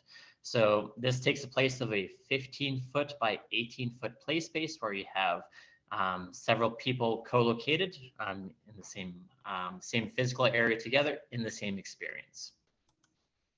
So we started this with virtual reality escape rooms. For 2 to 5 players, we have 6 different escape rooms. They run about 45 minutes each in length, come out with a new escape room every year. And then we also have an arcade game and a haunted house experience as well. We've seen tremendous growth, especially over the last year. And now we've reached over 110 locations and are continuing to grow quickly. And VR Cave is first and foremost a software company. Our licensees are responsible for the operating, marketing, purchasing all the hardware they require, and we take care of just software, technical support, setup, all done remotely on our side. The types of partners we have are escape rooms, laser tags, VR arcades, basically any place where people go in groups to have fun together. We have three main product lines. We started off with VR Cave Library, and then when VR Cave Lite came around, when the hardware cost got significantly cheaper, that's really saw quite an uptick in interest in what we have. And then along the journey, we also created Align VR, which is our kind of corporate side of things, and that's doing quite well. So we'll be spinning that off to its own separate company. Our business model is a B2B SaaS, where customers can subscribe to get access to all of our games and content, paying either a monthly flat fee or a revenue share off every purchase, off every ticket they sell. And we've been entirely bootstrapped so far, and we're expecting to hit the 1 million in ARR milestone by early next year. My brother and myself head up the business. We also have a very talented team working behind us, as well as a very diverse suite of mentors assisting us as well. And where we're going from here is creating a much larger experience where you can mix and match different size experiences, open up the platform to additional developers around the world so that we can have far more of a kind of platform play with everything. And what are we looking for right now? Looking for more companies interested in partnering with VR Cave either as a joint venture or as a customer. And we're also looking for a number of sales and software development personnel to join our teams. If you have any questions at all, check out our website, vrcave.ca, or email us in. Thank you for your time. Awesome. Thanks, Alex. And I'll pass it back to Samantha.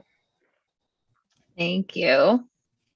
So next we have Salon Scale, and I believe I may say your name wrong, but I might say it right. Alicia. So created by stylists for stylists, the female-led company provides smart technology solutions and digital tools to help salons succeed.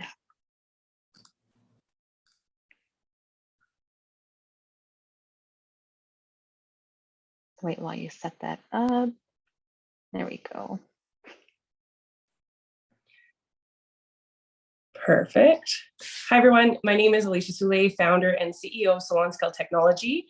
So we really are starting on and creating an ecosystem of profitable salons around the world. So why this matters? Well, it kind of started out of a story, how I started, which I started as a stylist, became a chair renter, and then a salon owner. And my business was growing year over year, but just like many SMBs, many salon owners out there, the cash flow was just not there. So it forced me to start to pull back from my chair and start to dig into those numbers. And when we dug into those, we realized one of the biggest flaws in the salon industry, and that is that the salon industry has actually never had digital solutions to track the cost of goods. So when looking at other sectors and other industries, whether people of trade, just like mechanics, plumbers, electricians, they've already separated parts from labor in their financial models. And then even in modernized businesses, such as new frozen yogurts, ice creams, they're charging you by weight based on the variability of what products are placed in the bowl. And that couldn't help but make me think, why are we not doing this with hair color when hair color can cost anywhere from $8 to all the way to $180 on one single customer? So this solution is needed now more than ever because the pandemic has created a mass amount of inflation on the supplies alone. And salons are seeing about an 8% increase on their supply costs. So our solution is an all-in-one a mobile tablet with a web dashboard, allows salons to weigh, charge, track, and order for the exact amount of products coming out of their back bar. The last 4 years has been significant change to a lot of these salons, with an average of over $50,000 a year in pure profit placed back into these businesses. That's a 5 to 10% boost to their profit margins. Now, when we look at our traction and growth, again, this is a 4-year-old company that's gone from ideation to 1.5 million of reoccurring revenue. We have over 2,300 locations in North America, 8,000 daily active users, 104% net dollar retention with a 3.0 LTV to CAC ratio. Our financial model is either solopreneur, $29 a month or $99 a month for a salon. We do have annual bundles, which includes that $149 setup and a $60 scale included. Currently, 41% of our customers choose that option. We have a $1.1 billion market opportunity based on that current financial model with 1.5 million global registered salons. We do have competitors in the space in which our competitors focus more on the top-down approach, larger salons, and they have proprietary software, hardware, and are relatively more expensive per month. Our go-to-market strategies and our marketing strategies are all digital. So as we can see, we've got positive returns in each funnel, whether it's digital ads paired with influencers and our sponsors, we're seeing, again, those positive returns at the end. We are happy to announce that we're in our next phase, which is moving into partnerships. So we've garnered major brands such as L'Oreal, Redken, and then even too on our first integration partners, we are working with Square, now known as Block, Forest, and Aura as some of the largest front-end booking softwares that will allow us to have an all-in-one integration play for these salons. We have raised about 1.75 million of funding to date. And as we can see, as we tranche those rounds, we've definitely delivered on the returns of those investments, growing us again all the way to that 1.5 million of reoccurring revenue. We are in the middle of a race, so we are looking to raise $1 million. We've secured $700,000 in funding to date. And if that's something that you want to do and help me in joining to create an ecosystem of profitable salons, please go ahead and reach out to me today.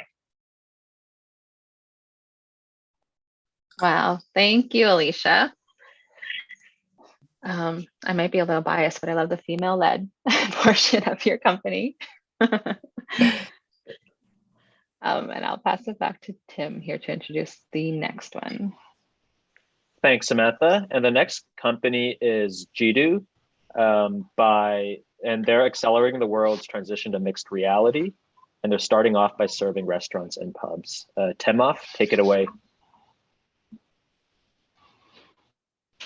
Can you see my screen? Sorry. So Tim, I'm representing on behalf of Jidu. Yes, we can. Yep, you're good. My screen. Okay.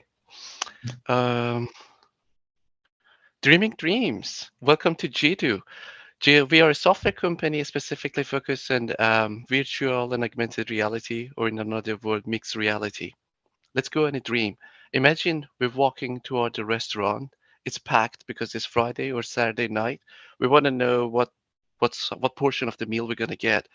We're going to order because one of our friends is in rush, but it's going to be impossible to have in-person interaction with waitress. Booyakasha. Dreams come true. Now imagine you scan a QR code and you can see the real size of the meal, and we can order it and we can have interaction with the menu. We can know what calorie or other information it has. We can order it. It goes directly backstage to the restaurants. And also we can play a video game or do some Snapchats in a virtual world while we're waiting for food. This will also raise the pressure from the staff during the rush hours, and it will be specifically handy for restaurants with shorter staff or experiencing the rush hours. And of course, we have some gamification methods in our platform that enable restaurants to have a virtual board that they can see scores for customers, they can play some games, and they can get some free foods. The revenue we're thinking of it's going to be through advertisement and a very little amount of monthly subscriptions. So we've been working on it for 2 years. We founded last year, October. In December, we shaped our small group. On April, we finished our business line and we participate in cultivators. By August of this year, we have been running for the first marketing and finding for the first host. And hopefully by the December, we're going to finish our second phase. Now for the market size, we have some time. We have 40% for the adopters, which are in Regina and Saskatoon. We consider the restaurants 424 and consequently, accordingly for the Canada-wide, North America, and Europe. We have a business model, but I'm not going to waste time and go through all special details. What is important is it's going to be free. It's going to be a little subscriptions, and our revenue cost going to be through advertisement and many other revenues that is coming. So our marketing is going to be face-to-face or in-person marketing, advertising through our own platform. So when they scan it, they can see also Jiddu that we can design augmented and virtual reality for your business. And it's going to be referrals as well. Market expansions, we want to start with Regina, Saskatoon. We don't have high hopes. We want to get feedback. We want to shape our platform when it's perfect, Prairie wide, and then Canada wide. This is our team. And at last we created the demo. Like this is one of our demos that we created.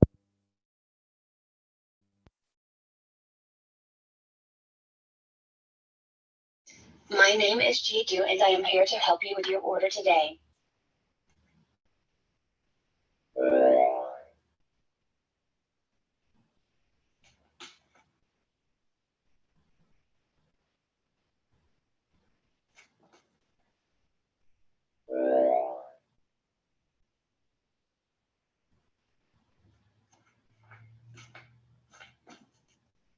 Thank you.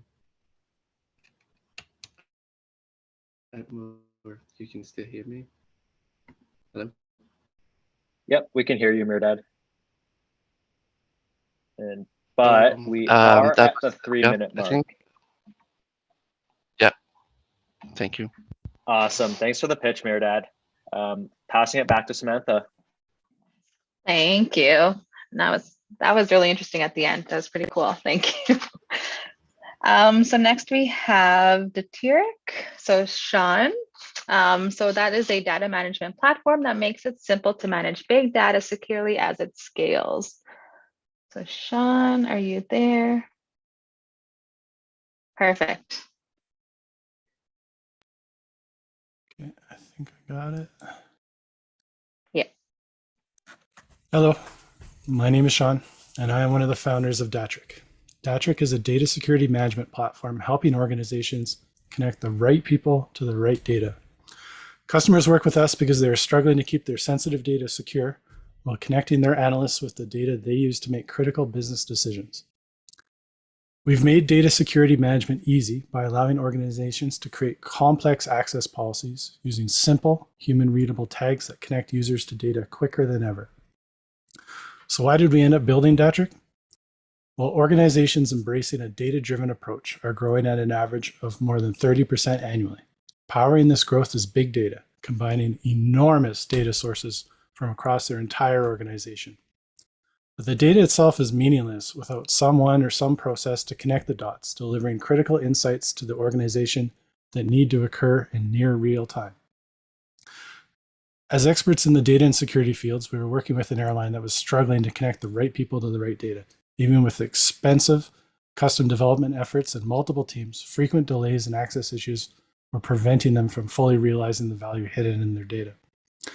We built Datrick to turn that custom effort chaos into a platform that effortlessly translates business requirements into effective data structures and access policies, delivering quicker time to value with a unified approach to data security. Our customers tell me they've never felt more comfortable with who has access to their critical data while also putting an end to them drowning in access requests and troubleshooting. Now think about all the companies with data. This isn't restricted to a specific vertical or organization size, and they're all struggling to secure and manage their data. So why Datrick? There we go. We know how to solve this issue, and we're uniquely positioned to help these organizations.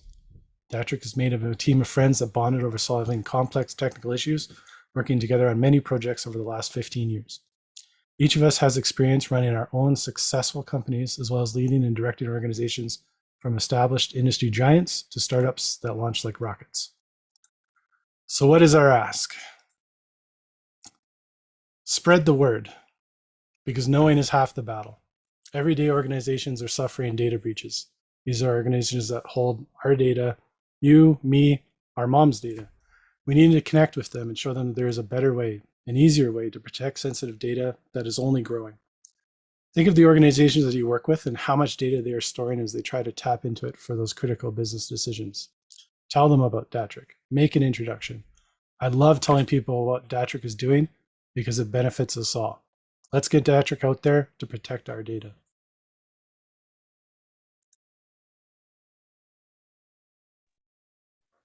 Thank you for that. I think you need to update your team photo. COVID beard, yeah. Yeah. Okay.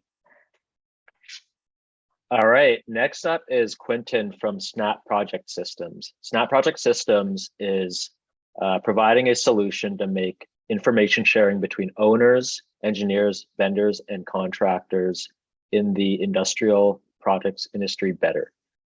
Quentin, take it away. All right, thanks very much.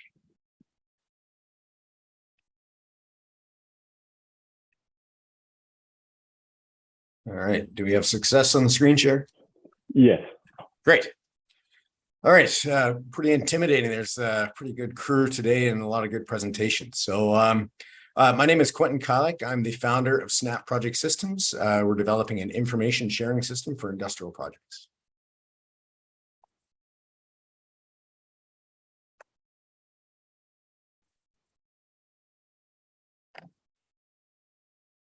So what problem are we trying to solve? I've been in project management for over 20 years, and the one problem that have persisted on every project I've ever worked on is sharing information. The challenge is we always treat digital files as if they're paper files, which means that in the engineering office, we're creating multiple copies of the same file over and over again. We're sending copies of those over to owners. We're sending the same copies over to constructors and vendors. Every link requires management and background to make sure that they're all updated throughout the life of a project. Days and sometimes months are lost transferring documents between all the parties on a project. Information workers spend up to 40% of their time looking for information. People can't find what they need, and they don't trust what they have. What Snap provides is a single cloud-based data source that allows access from all parties on an industrial project. It's stored only once, and the files are automatically updated as they're uploaded. It's designed around a simple interface that's common with all industrial users and what they're used to reduce training time and adoption. And they get a single email that consolidates all their emails and all their updates from their project into a single email to reduce clutter on their inbox. There are quite a number of document management systems on the market, but they're really designed around managing information on a single entity after a project is done, not for sharing information while a project's undergoing. The few systems that are out there that are project driven are very complicated. They include scheduling, pricing, all of the sorts of information that make it very difficult to scale across multiple organizations. SharePoint is certainly the most common one that's out there, but it's universally unliked by everyone who uses it.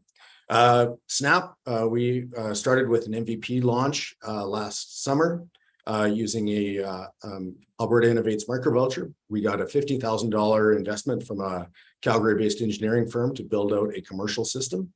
We worked on developing that over the summer, tested it out, and we are now ready for launch for live product use. So we have 3 companies online that we're in discussions with using to deploy on active projects. The team is what you'd call lean and efficient. I'm the founder. I've got 20 years of project experience. I've worked on everything from changing a pipe to multi-billion-dollar projects. I'm working with Ray Yip from Ascendcore Technologies. He's helped develop a number of startups in the Calgary area. And Jeff Boyle from Vinci Technologies is an advisor to the team. What are we looking for? Well, the next phase investment will be $100,000 to $250,000 for a commercial rollout. I'm looking to partner with a strategic investment team, someone who's got background in B2B and industrial projects. If anyone online has a background in that, that would be great. And I'm also looking to join a scaling stage accelerator program. Thanks. Awesome. Thanks for the pitch, Quentin. I'm throwing it back to Samantha. Okay, thank you. And that was really good. So our next one is Mike with Ava Industries. I do have to apologize. I don't have your company description in front of me right now, but I'm sure your pitch will tell us all about who you are and who you're representing here today. Absolutely. Thanks. Can you hear me okay? Yeah. Good. So I'm Mike from Ava. Thanks for the introduction. We have a lot in common with the last two companies that went. So we are a data management platform in the health industry, specifically for clinics in the community space. So I always start these presentations with a question about where is your health data? If you've been through the health system before, you'd know that your health data gets very fragmented and scattered with multiple copies throughout hospitals and health systems and clinics. And the other interesting problem we face in our industry is, you may not know this, but we use fax. It's our primary form of information transfer between clinics and locations. It creates a huge number of duplicate copies of information, and it's very hard to find information in our system, and it often gets lost, which has a huge impact on patient care. All the systems in our space are wholly outdated. So a lot of them are built before 2004. They're not scalable. They're not in the cloud. They're built as databases akin to Microsoft Access, where storing data was cool, but the workflow was an afterthought. They have the wrong approach in our industry, which is a lot of the systems are bought by large corporations who don't actually develop health tech. They just redistribute it and sell it, so it never gets updated. And all that data is siloed in individual databases across the health system. There's no sharing. So enter Ava EMR. We are Alberta's choice for a cloud-hosted multi-tenancy database platform managing complex workflow, communication, and data for medical clinics and their patients. We're modern, scalable, we're built in the cloud. You can achieve 90% of your workflow from 2 screens and 90% fewer clicks, which results in less doctor and user frustration. We're outcome focused. I'm a family physician myself. The system is built by myself and Matt Henschke. Well, Matt actually has built almost all of it, but we work together to develop the product. And we are culture and mission driven. We're passionate about healthcare and we really want to improve this space. We're the only modern medical platform in Canada that has parity with legacy systems, allowing patients and clinics and stakeholders to work within a single data set with layers of authorization. That makes us a scalable platform where we can connect with an infinite number of stakeholders and other systems and really connect patients into the core of their data. So this is a huge industry nationally and internationally. There's actually over 60,000 outpatient physicians in Canada, which probably represents more like 18 million in monthly recurring revenue for us. The main players are TELUS and Acura Loblaws, but there's a reason why Google, Amazon, and Apple want to get into this space. And we're well positioned to both maximize patient data access and patient data care. We currently handle over 9,000 requests per minute in our database and house 4 terabytes of patient information and have 1.9 million patient encounters. 16,000 patients currently use our app. I think I've gone over time already. I'll just skip to the end here real quick, but that's just for Alberta. We want to move to Ontario and the United States eventually. We're looking for API partners, anyone who wants to connect with health data, and strategic partners to go to international markets. Thanks a lot. And that was really good, Mike. You were pretty close to time, so I wasn't going to interrupt just yet. So thank you for sharing that. And yeah, I like how every comment was about the fax machine as well. That's, yeah. It's crazy that it's still kind of being used today. I went for blood work the one day and I asked if I could email my requisition. She's like, sorry, we only accept fax here. I'm like, who does that anymore? It's woeful. Yeah, but thank you. I believe that is everyone for this block. Yeah, I think we are done. Thank you so much, Sam, and thank you, Tim, as well. That was an awesome block. Let's give a round of applause to all those pictures. B2B SaaS. right? Fantastic. Tim, Sam, maybe post your info in the chat if people maybe want to reach out to you. Anything coming up next that you want to promote? I know, Panache, you're deploying Fund 2 right now. That's pretty much your whole life, I'm guessing. Yep. Yeah. So if you want to reach out, feel free to reach out at tim@panache.vc. And if it could be a fit, we'll be in touch. Fantastic. Yeah. And Sam, anything coming up? Any intakes for a new cohort? Any cool programs, events that people should be aware of? Yeah, we are currently taking enrollment for our Meoskimen Innovation Entrepreneurship Program. So that starts September 12th. Applications are still open. And also our microgrant program. So we are accepting applications until September 1st for this first little section, and then it'll go every month after that. So if you know of any Indigenous entrepreneurs in Saskatchewan, get them to reach out.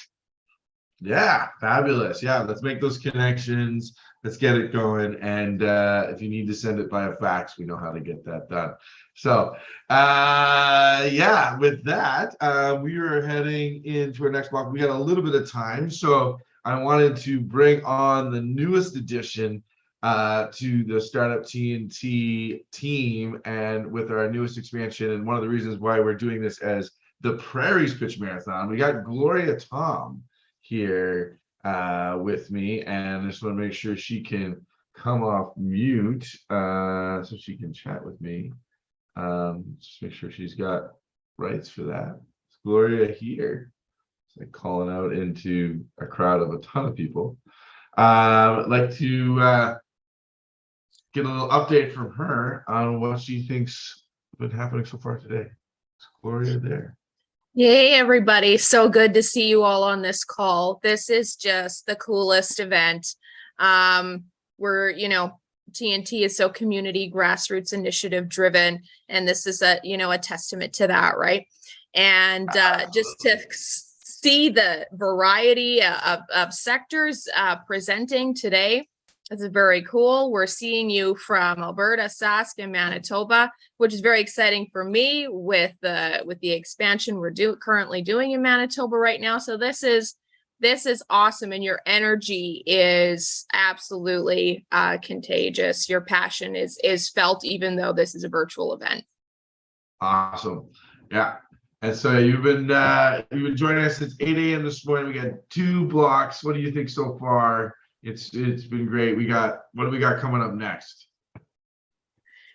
Yeah, really excited to see what's coming up next. I hung out in stream 1 for a bit, switched over to stream 2, and it's just really neat to see the variety and going back and forth. There's a lot of people watching on both streams, so to all the founders that are pitching, this is just a great opportunity to be seen by granting bodies, by investors, by community partners, and as you saw in the chat, we are making connections for you as much as we can.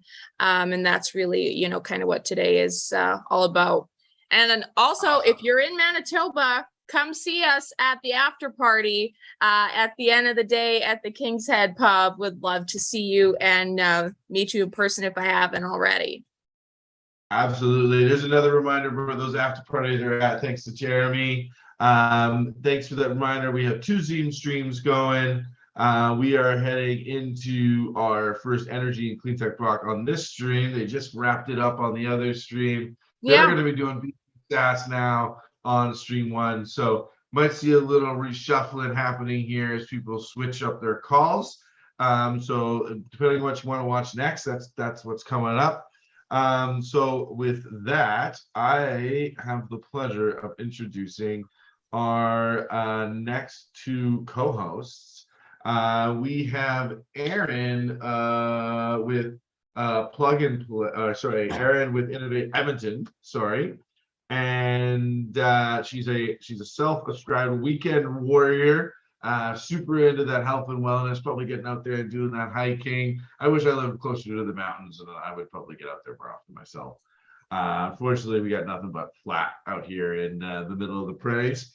And then we have Kristen with Plug and Play, who is a former competitive swimmer and coach. So we got some very active bodies coming in to co-host this next block. So hope they can bring that energy to this session. And with that, I will let Aaron and Kristen take it away. Awesome. Awesome. Good morning, everyone. I am Erin from Innovate Edmonton. I'm the Director of Marketing Communications. And Innovate Edmonton, we like to say that our vision is to position Edmonton as an inclusive global innovation capital, a city of innovators tackling the world's most pressing problems, many of which we're actually going to hear about in this next block. So these are things like the climate emergency, food security, public health, digital inclusion, social justice, and reconciliation. And we know that this is the right move for Edmonton, and it's because of the innovators like the ones that are going to be with us over the next hour. The work that you are doing is putting us, Canada, on a global stage. And so our job at Innovate Edmonton is really to help innovators through 5 means: global positioning, partnerships, programming, pathfinding, and placemaking. And if you have any questions at all about how we could support you, please reach out to me. I'll pop my email address in the chat. And I'm just so thrilled to be here, and good luck to everyone this morning. Awesome. Thank you, Erin. My name is Kristen Coons. I'm the Program Manager of Sustainability at Plug and Play Tech Center. And we have some really amazing startups pitching today that I'm really excited to hear from. Before we get to their pitches, I'll just share a little bit of information about Plug and Play, just for all of the startups on the line if you're interested. So if you're not familiar with Plug and Play, essentially we're the leading innovation platform connecting startups, corporations, VCs, universities, and government agencies. So we have a really strong network of different ecosystem members. We're actually headquartered in Silicon Valley in California, and we're present in over 50 locations across the globe. So we have offices in the Americas, North and South America. We have offices in Europe, Africa, Asia, and the Middle East. So we offer corporate innovation programs to help our corporate partners in every stage of their innovation journey, from education all the way to execution. We also organize startup accelerator programs that you may be interested in. We have an in-house VC to drive innovation across over 18 different industries. And we've invested in hundreds of successful startups and unicorns, including some of the most notable ones that you might be familiar with, such as Dropbox, Honey, the Lending Club, and PayPal, to name a few. So we recently launched a new Alberta office location in January of this year, and we're building a world-class innovation platform there to help attract top technology and investment to the region. So one of the things that we want to do is support Albertan entrepreneurs to scale, grow, hire tech talent, and propel digital transformation across the province. So we've got a big mission ahead of us. We're part of the Alberta Scale Up and Growth Accelerator Program, which is run by Alberta Innovates. And that includes some funding, $35 million over the next 3 years to run accelerator programs in Alberta. So we're very excited about that. And in Alberta specifically, we do have 3 industry-specific accelerator programs that you may be interested in. That includes a digital health vertical, a sector agnostic vertical, which focuses on machine learning and artificial intelligence. And we also have the sustainability vertical, which I'm the program manager for, which focuses on clean tech companies, which is why we're hosting this block today. And also some of the notable companies that we focus on include like hydrogen companies, renewable energy companies, CCUS, emissions reduction, and more. So if you're interested in learning more about Plug and Play, you can feel free to check us out online. We have a Plug and Play Canada LinkedIn page that you can follow us and learn more. So with that, I'll pass it back to Erin to introduce the first startup, and let's get going. All right, awesome. Okay, so first up is CarboMat Incorporated, and they specialize in developing low-cost and high-value carbon fibers from low-value oil sands molecular substances for use in other industries like automotive, sports, and leisure. So Shabab, over to you. Hello, Erin. Can you hear me? We can hear you. Yeah. Okay, so let me share my screen. Let's see.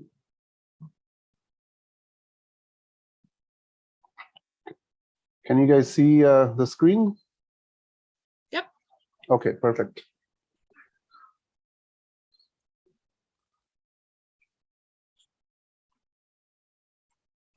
All right. So good morning, everyone. I am Shabab Saad, the co-founder and CEO of CarboMat. Today, I'm here to present our innovative technology to produce high-value carbon fibers from low-value asphaltenes, which has a revenue growth opportunity of multi-billion dollars within the next 10 to 15 years. Just like me, all the 500 participants in this program are concerned about the 5,000 megatons of CO2 emissions in North America over the past couple of years. Interestingly, Alberta contributes to such high GHG emissions in one way through asphaltene combustion. Similarly, processing of expensive carbon fiber precursors like polyacrylonitrile is also responsible for extremely high GHG emissions. This brings us to the problem that we want to state, which is in high production cost of pan-based carbon fibers. Increased production cost is primarily because of the expensive precursor, which accounts for 51% of the total production cost. So cutting the precursor cost by half will lead to a tenfold increase in market growth and open widespread applications of carbon fibers in multiple commercial sectors with reduced costs and higher affordability. Thus, our solution of producing carbon fibers from low-value asphaltenes can have a diverse array of applications, starting from automobile, composites, wind energy, and aerospace. Our technology is suitable for adoption in existing carbon fiber manufacturing plants, and our technology is unique because of the innovative pre-processing and post-spinning techniques that we bring to the table. Currently, we are producing carbon fibers in gram scale, which opens up powerful business opportunities as we transition into a kilogram scale. The key advantages of our technology includes 60% reduction in carbon fiber production cost and consequently 50% reduction in GHG emissions, mainly due to the pre-processing techniques. In terms of the market, automotive, wind turbine, aerospace, and concrete are one of the few carbon fiber markets that are exponentially growing with extremely high compound annual growth rates. However, our business is currently targeting the composite applications in the automotive industry and beyond for large-scale commercial applications. Over the past 2 years, we have received approximately $1 million of non-dilutive funding, both from federal and provincial money, and we have recently received a $250,000 seed funding from the Grainstem Fellowship. Currently, we're finishing up our customer discovery, IP protection process, and developing direct relationships with end users and partners. At this moment, CarboMat is specifically open to angel investors, partners, and carbon fiber end users as the business is rapidly growing. I would like to thank all our supporters and Startup TNT for giving me this opportunity. The next time you buy an iPhone, a drone, or even a luggage, I hope you consider our carbon fibers. Thank you. Awesome. Great pitch. Well done. And you were right on time too. We're just rolling along this morning in this block. Okay, so next up we have Gino from Resource, and they provide carbon offset revenue for owners of rooftop solar systems. So Gino, are you here with us? Yeah. Can you guys hear me? You bet. We can. Awesome. I'm gonna have to present my pitch deck from my computer. Is that cool? Yep. Okay. Sick. 1 second. Okay, Joe. That should be visible, right? Awesome. Okay, cool. Yeah, so thanks again. My name is Gino. I'm co-founder of Resource, and we are a carbon offset startup based out of Edmonton.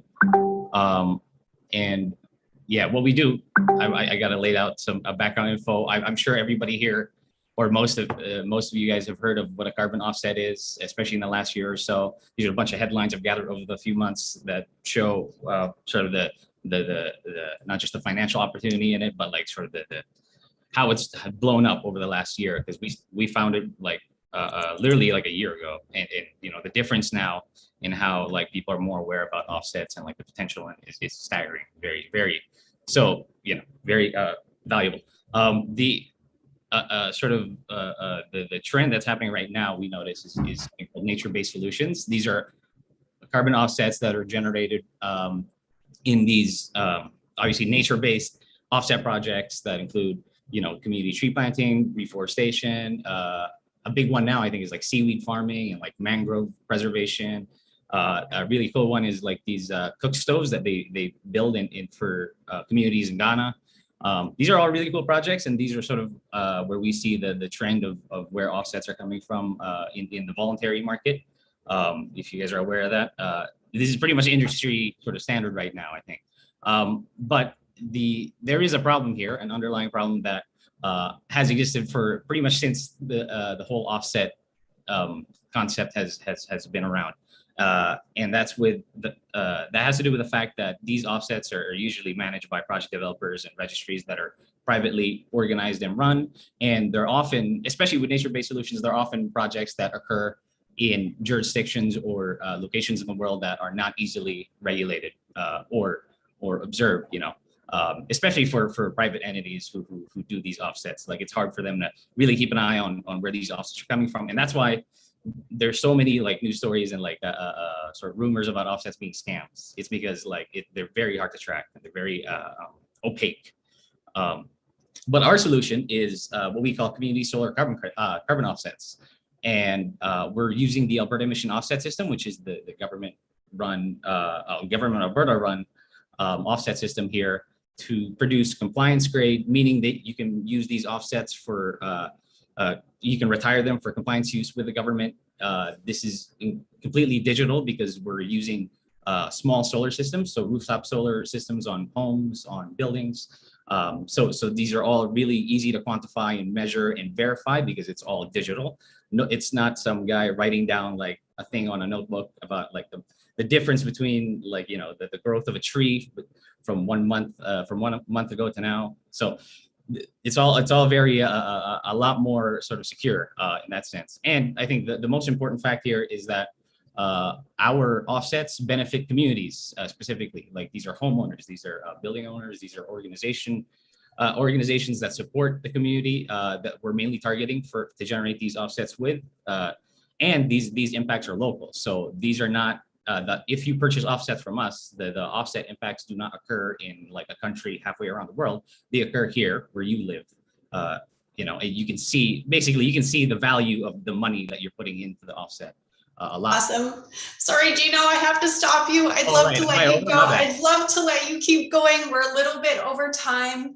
Thank you so much. If you want to start a chat in the chat, please go ahead. If anyone has questions for Gino, please reach out to him and chat with him in the chat.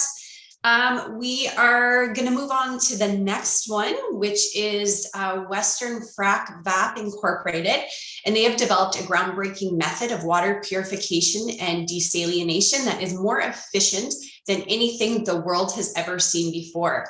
Ashok, you have us intrigued. You can start. Thank you very much. I'm just gonna share my screen here.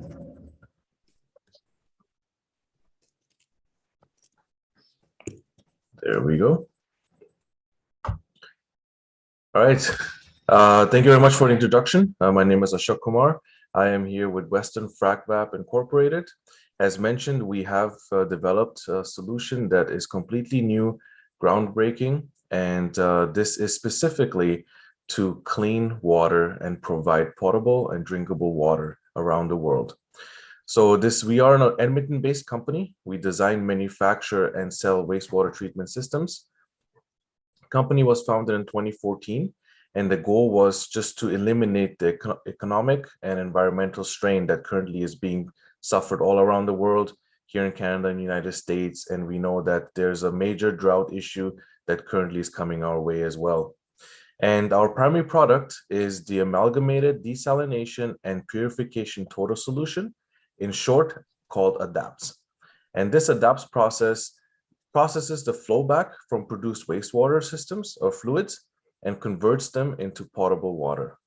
It costs almost 80% less than other treatment options, and it's designed to be completely mobile and stationed on any way possible. There's no need for excavations. There's no need for large real estate purchases, anything like that.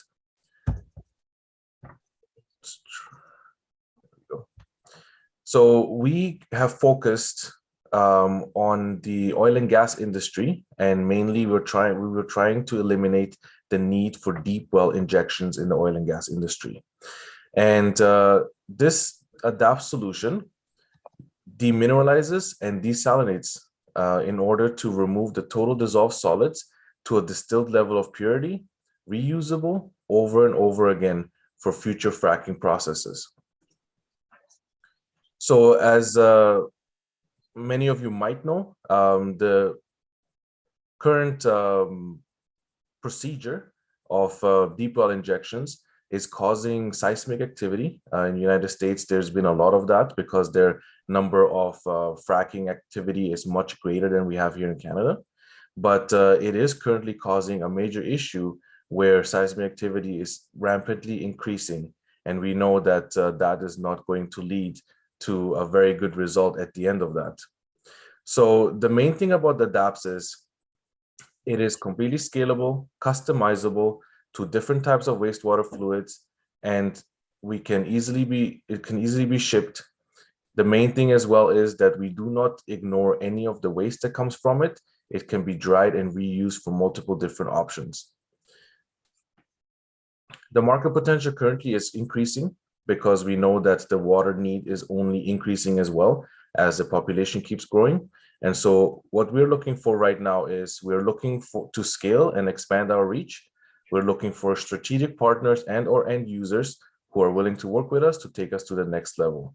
So feel free to reach me anywhere. You can also reach me on LinkedIn to connect with me. And our goal here is simple. We want clean water for everyone. Thank you. Awesome. Well done. Really great pitch.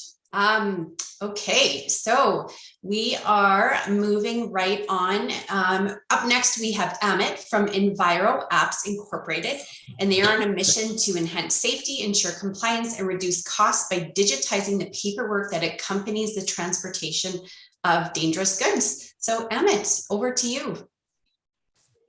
Thank you, and good morning, everyone. I'm just going to start sharing my screen here.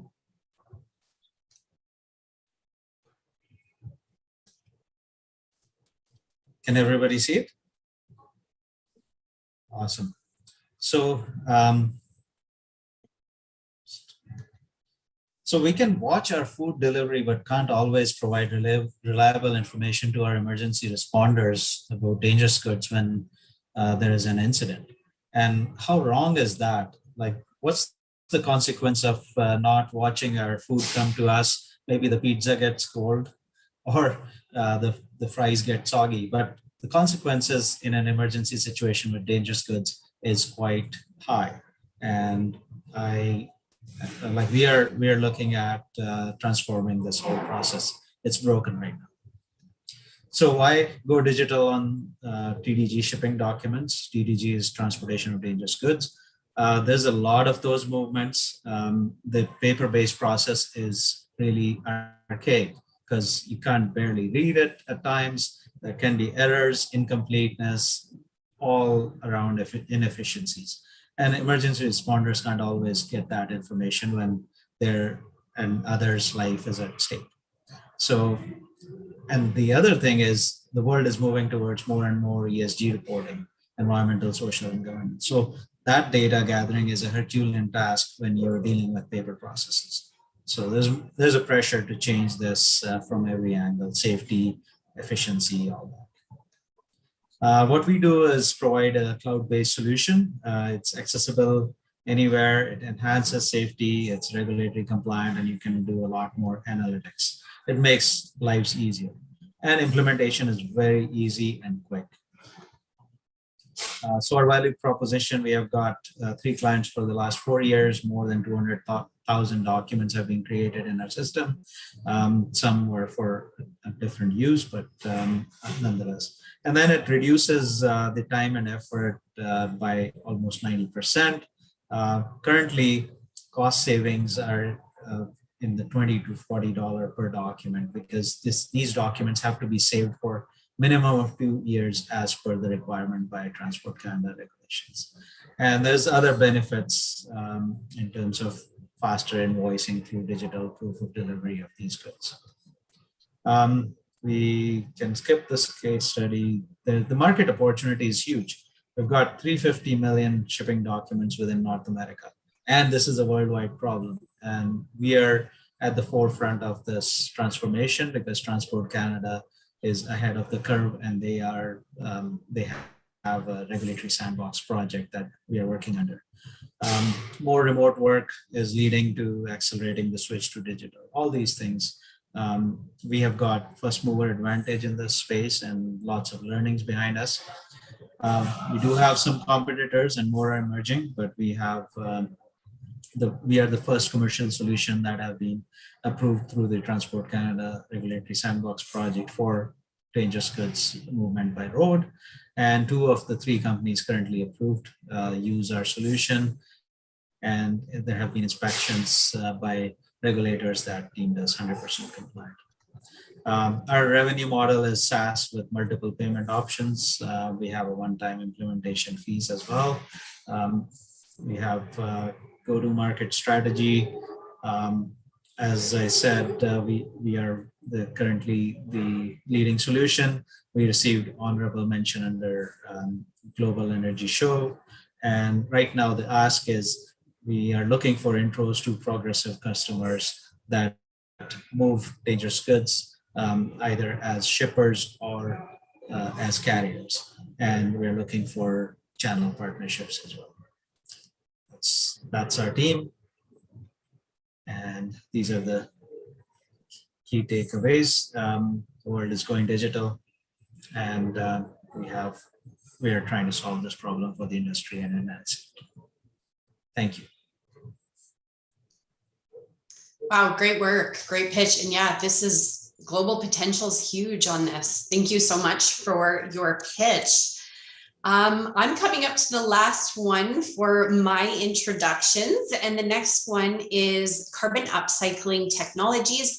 They're a waste and carbon utilization company unlocking a new frontier of circular materials. And I believe we have Kristen joining us this morning to tell us all about her company. Hi, everyone. I'm going to share my screen now. Bear with me for a moment. All right, can everyone see my screen? Yeah, okay.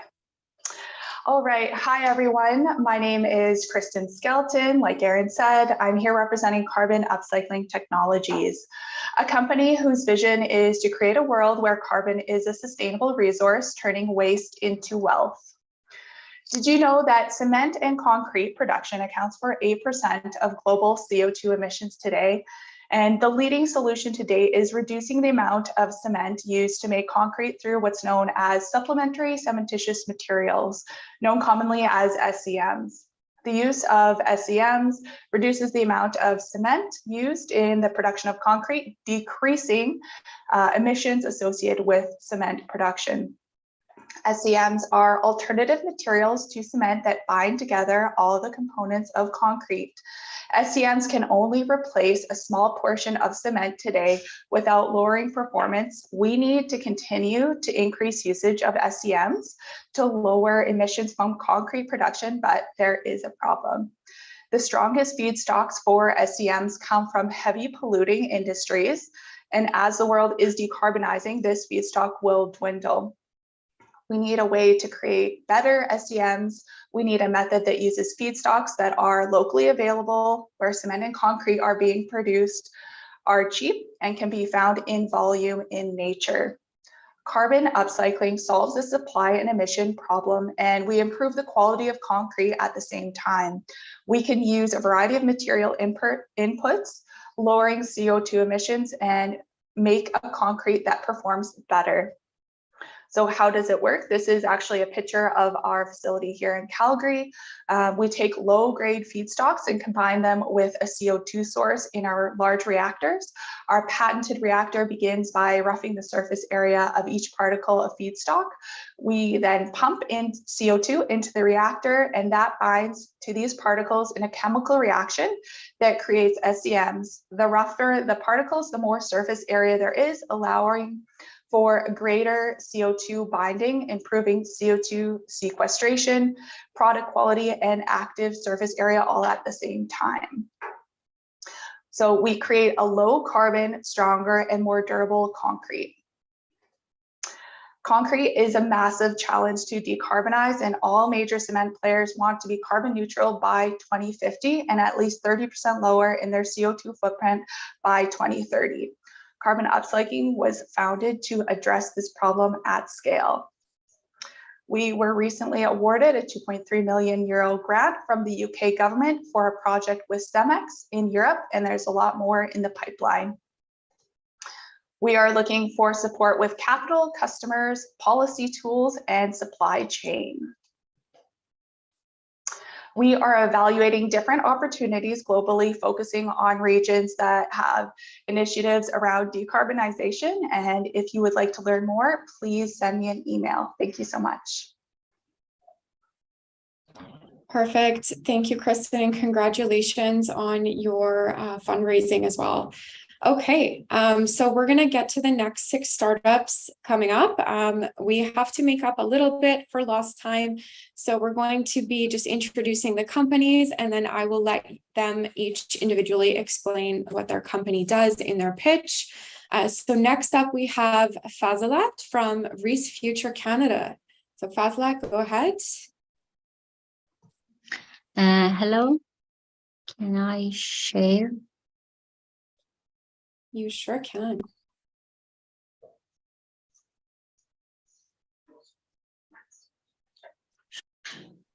Can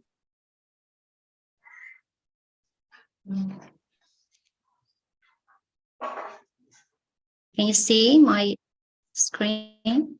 We can, go ahead. Can you see? Yes. Yes, okay. Hello, I am Fazilat, the Chief Executive Officer of Race Future Canada. Today, the biggest concern of our government is climate change and greenhouse gas emission. So governments are looking to use clean energy, but still finding the best location to set up renewable power plant and choose the best equipment, and feasibility study calculation and power management is too difficult. And this complex calculation are performed by a specialist and may take lots of time and money.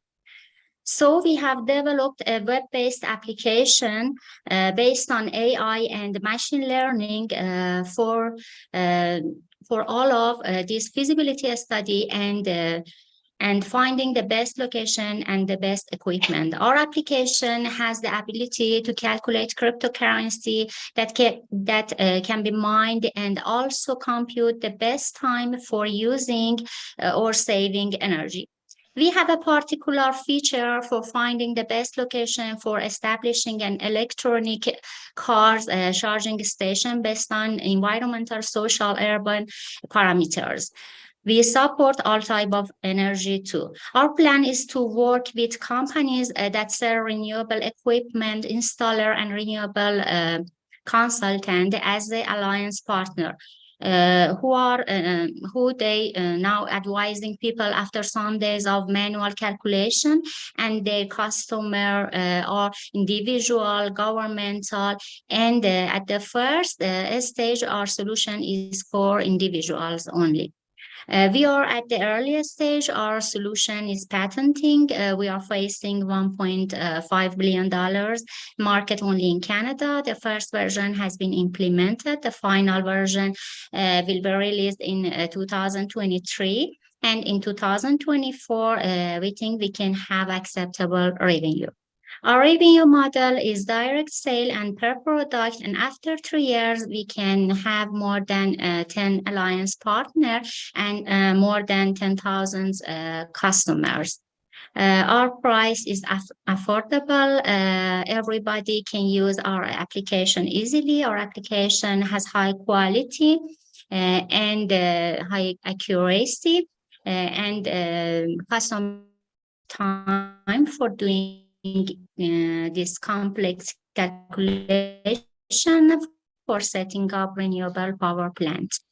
Our team consists of experts with experience in software production and renewable energy. Thank you for time and your attention. Thank you.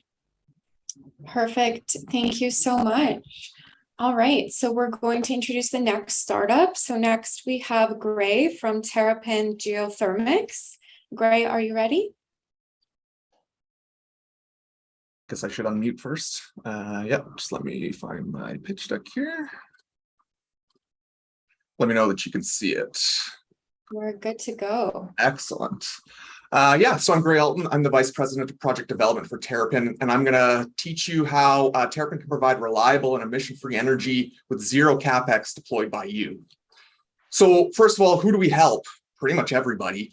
Heavy industrial facilities in oil and gas, cement, steel, glass manufacturing, industrial clusters where there's a mix of light and heavy commercial buildings along with industrial processes, or residential communities, high density, mix of industrial, commercial, and residential infrastructure. So pretty much I'm talking to everybody here, I hope.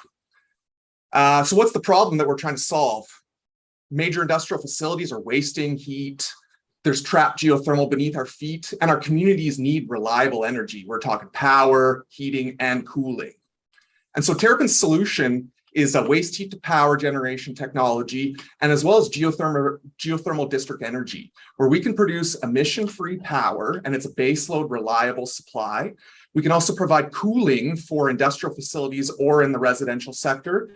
And we can also provide renewable heating for industrial facilities and residential communities as well. We have a very flexible business model. As I mentioned, a zero CapEx solution. Whether it's waste heat or geothermal, Terrapin wants to know, do you want to fund the project or would you like us to fund the project? From there on to the execution, it's a full turnkey model. We have the power generation technology partner. Terrapin finds those construction partners, and we do the overall construction management from design, construction to commissioning. And you can see the project benefits, the power, heating, and cooling revenue, carbon offsets can be generated, and it's a big ESG win for your organization. And then lastly, it's all about the operations and maintenance. Because Terrapin can do this end to end, we can take over operations and maintenance, or we'd be happy to hire it through the client. So the project economics, you can see here, we only pursue economically viable projects that meet a minimum threshold that you see here. We're developing projects. We're in commercial due diligence here in Canada and the US with a client. We've been pulled into some other projects in the southern US, as well as some geothermal in South America and in the Caribbean with some waste heat to power. Typical projects are 10 to 40 million. When you're talking geothermal, that's where the CapEx gets a little bit higher depending on the site conditions.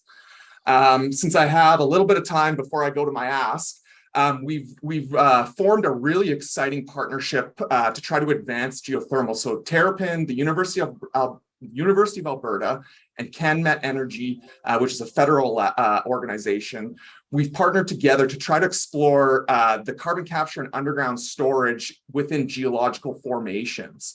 It's very early in this partnership, but we're really, really excited about some of the prospects that are going to come out of this.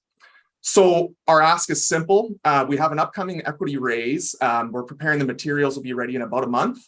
And we're looking for investable projects in waste heat or geothermal anywhere in the world. Like I said, North America and South America. So my information's here. Please reach out and I'd love to connect. Thanks.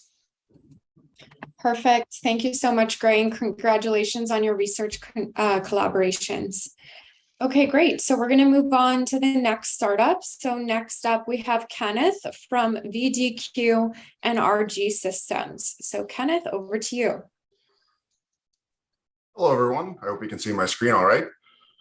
I'm Kenneth McLeod, and I'm a co-founder of VDQ Energy Systems Inc. VDQ Energy is developing efficient, sustainable, and profitable technology that can convert garbage into renewable fuel. The world is in trouble. We keep creating garbage and are running out of places to hide it. We're also scrambling to reduce our reliance on fossil fuels, but lack the renewable fuel production to keep up. The current methods aren't working, and everyone is looking for something new. VDQ Energy Systems has an innovative solution for these problems. Our technologies can convert all types of waste into low carbon fuels. Organic, textile, plastics, rubber, dry or wet. There's no burning garbage. There's no emissions, and the byproducts are valuable commodities to the agricultural and manufacturing industries. We're tackling a huge problem, and as a result, we have a huge market opportunity. The global waste industry is massive, with over $120 billion spent on waste disposal every year. Even in Western Canada alone, over $80 million is spent every year just on landfills. Low carbon fuel regulations are driving a huge demand, and refineries are looking for any renewable fuel supply to help meet that demand. VDQ uses two key technologies to make all this possible. At their core, both technologies use heat and pressure to break down waste and create the valuable output products. Hydrothermal liquefaction is more effective at converting wet or organic waste, while electrodepolymerization is used to convert rubber and plastic waste. They both produce a diesel fuel product. This may sound like science fiction, but both are tested and proven concepts that just need to be brought to the market. VDQ Energy isn't like most manufacturing companies. We're active in the planning, construction, and continued operation of every facility, which allows us to create a recurring revenue stream as opposed to one-time sales. Our facilities are highly adaptable, allowing us to work in any city, anywhere in the world. I was like, can I just get off, or is that rude to just jump off right after my... Oops, sorry about that. Carry on. That's all right. So VDQ Energy has been operating for almost 3 years, completing research and development, as well as perfecting our market fit. We're excited to now be working with Saskatchewan Polytechnic to build and validate a commercial scale HTL processor, which when completed will process 20 tons of food waste per hour. We're also finalizing plans for a plastic to fuel facility located in Alberta, which will begin operation in summer 2023 and produce 4 million liters of renewable diesel fuel per year. We have a lot planned and are currently fundraising to support our activities. Our main focus right now is bringing on a strong CEO and forming a board of advisors that can help build VDQ into a world-changing company. Thank you so much for the opportunity to tell you about VDQ Energy Systems. If you have any questions, please feel free to send me a message in the chat or reach out to me with the contact info on the screen. Thank you. Awesome. So please feel free to get in touch with Kenneth for any questions or comments on that company. Okay, perfect. So we're going to go into the next startup. So Aerolytics, I'm going to introduce Liz. Liz, over to you. Great. Let me just get this started here. I'm assuming you can see that. So hi, everyone. I am Liz O'Connell. I'm the president and co-founder of Aerolytics. Aerolytics is, our vision is to create a leading global enterprise software platform for forecasting emissions and management, enabling lower carbon energy production, similar to QuickBooks for emissions. International reports have shown that cutting methane is one of the single fastest, most effective ways there is to slow the rate of warming right now. Energy companies are facing rapidly increasing pressures to cut their methane, which are 80 times more powerful at warming than CO2. It's time for industry to respond accordingly because this is a problem they can no longer afford not to address. In response, new regulations mean producers must now measure, reduce, and report emissions from thousands of sites up to 4 times a year. But between increased compliance, the fact that producers have never before needed to measure these emissions in many cases, and mounting pressure from investors around ESG, producers need a solution. That's why we've developed AeroViz. AeroViz is a software platform that is digitally transforming energy sector emissions management. Our proprietary emissions modeling feature evaluates hundreds of methane sensors to determine the best fit for a specific producer's assets, saving companies up to 40% on their emissions monitoring costs. Next, once the field data is collected by third parties, AeroViz uniquely aggregates and analyzes it on a centralized platform, providing real-time analytics. One of our main competitors to date are in-house solutions like Microsoft Excel, which are error-prone and not scalable. Our other competitors retroactively report on emissions for compliance purposes, whereas AeroViz enables producers to take a proactive approach to emissions management by providing real-time updates and informing day-to-day decision-making. With over 1.3 million wells and facilities across North America alone, emissions management is a global market opportunity. There are nearly 200 energy methane policies worldwide, which create a strong regulatory market driver, and this is massively growing with new EPA US-wide methane regulations coming out. Since closing our first round of financing last year, our team size has grown to 15, and our client base has more than tripled.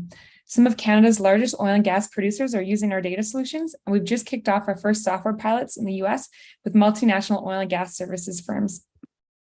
And finally, who's behind it? Our founding team formed out of Canada's largest academic emissions research lab, where we spent multiple years researching emissions across thousands of sites. We are well-recognized experts in this space and have published some of Canada's largest oil and gas emission studies. Recently, we were identified as one of Canada's top 50 most investable clean tech ventures.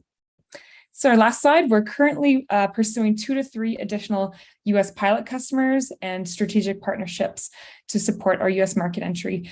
We're also planning on raising additional financing in late 2022. So we're always open and looking for connections to potential investors. That's my contact information there. Thank you so much. Feel free to reach out. Perfect. Thank you so much, Liz. Really well done. Super thorough. Lots of environmental challenges that we need to tackle out there today. Okay, so I'm going to introduce the next startup. So next up, we have Samuel from Savick Inc.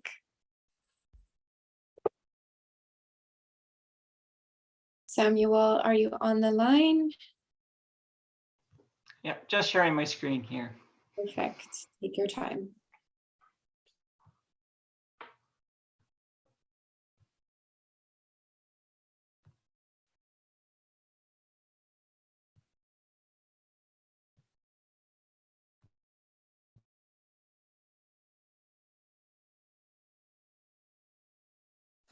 Yeah, you should be good to go.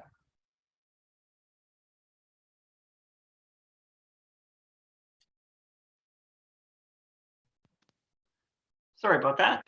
So yeah, my name is Sam, and I've been doing some work to prefabricate carbon negative buildings.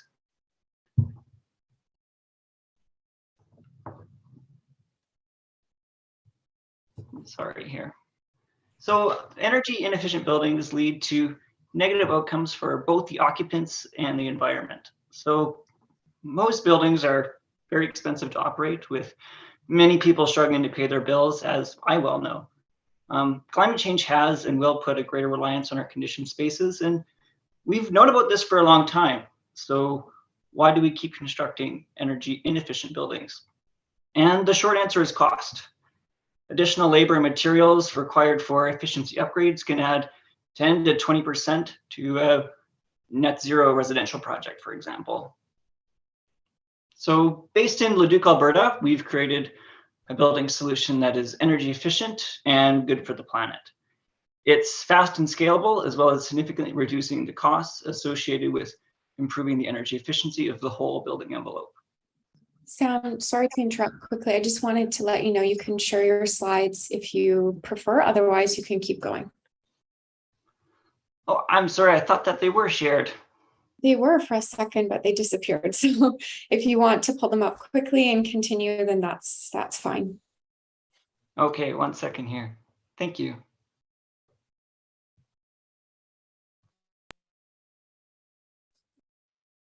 There we go. Perfect. Go ahead.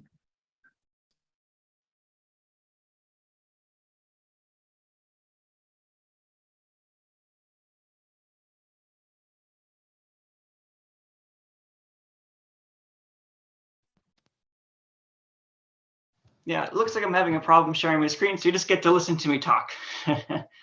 But so not many of our buildings right now are built to the standards that are soon going to be legislated. This is a big opportunity for both the residential side, but also in commercial construction industry and retrofitting existing homes and buildings. And so our technology revolves around a specially processed wheat straw insulation, which we install into wall, roof, and floor panels. We model each component of the building in software, and then we fabricate it in our shop before transporting and assembling the panels on site.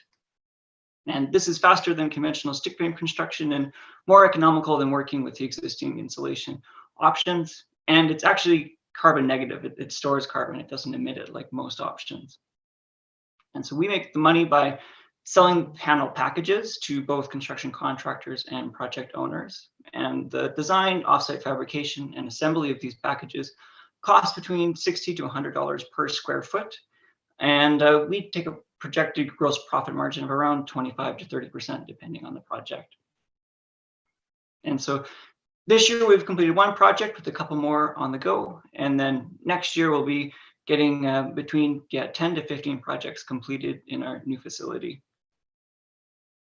And so this business was born out of an entrepreneurial thinking class at the University of Calgary.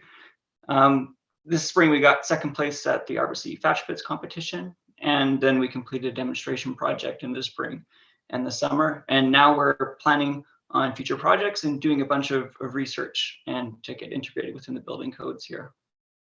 And so my mission is to maximize the positive impact of the built environment. So if you're of like mind, I would love to connect with you. I'll put my email and my phone number into the chat here and we can have a conversation. So thank you so much. And I'm sorry about the technical difficulties here.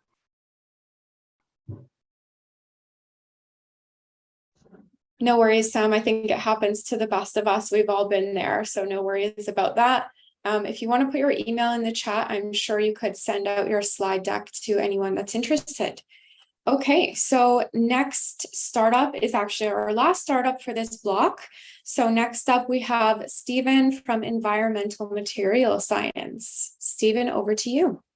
Oh, thank you very much. Okay. Zoom is behaving odd today, I'll have to say. It's kind of a little unusual what's going on. All right. Hello, everyone. My name is Steve Siciliano. I'm just going to confirm you can see the slides. Kristen, can you guys see the slides? Yes, I sure can. We're good to go. Excellent. Okay. Well, thank you, everybody. My name's Steve Siciliano. I'm the CEO and one of the co-founders of Environmental Material Science, where we do smart soil science. Goal of EMS is very simple. We want to be the global leader in soil analytics in 2026. And we do this very simply by enabling our customers to sustain terrestrial ecosystems. We provide the data, insight, and solutions to reclaim, restore, and improve the world's soils. And here's an example of one of our premier sites. Our business team is developed from two soil scientists, myself and Derek, who've coupled with experienced entrepreneurs to launch EMS. EMS's value proposition is that we help our customers comply with regulations and improve ESG metrics by continuously measuring pollutants and pollutant degradation. And like most startups, we're basically an overnight success based on 30 years of research. About 10 years ago, we started trying to commercialize this technology, and over the last couple of years is the most exciting as the number of sites we are working on continues to expand. As a result, our sales this year were 6 times higher than expected. We're working on about 34 sites. And the reason is that our value proposition is now increasing exponentially for our customers. It allows us to provide them with interactive real-time visualization and rankings that allow them to address questions that keep our customers up at night.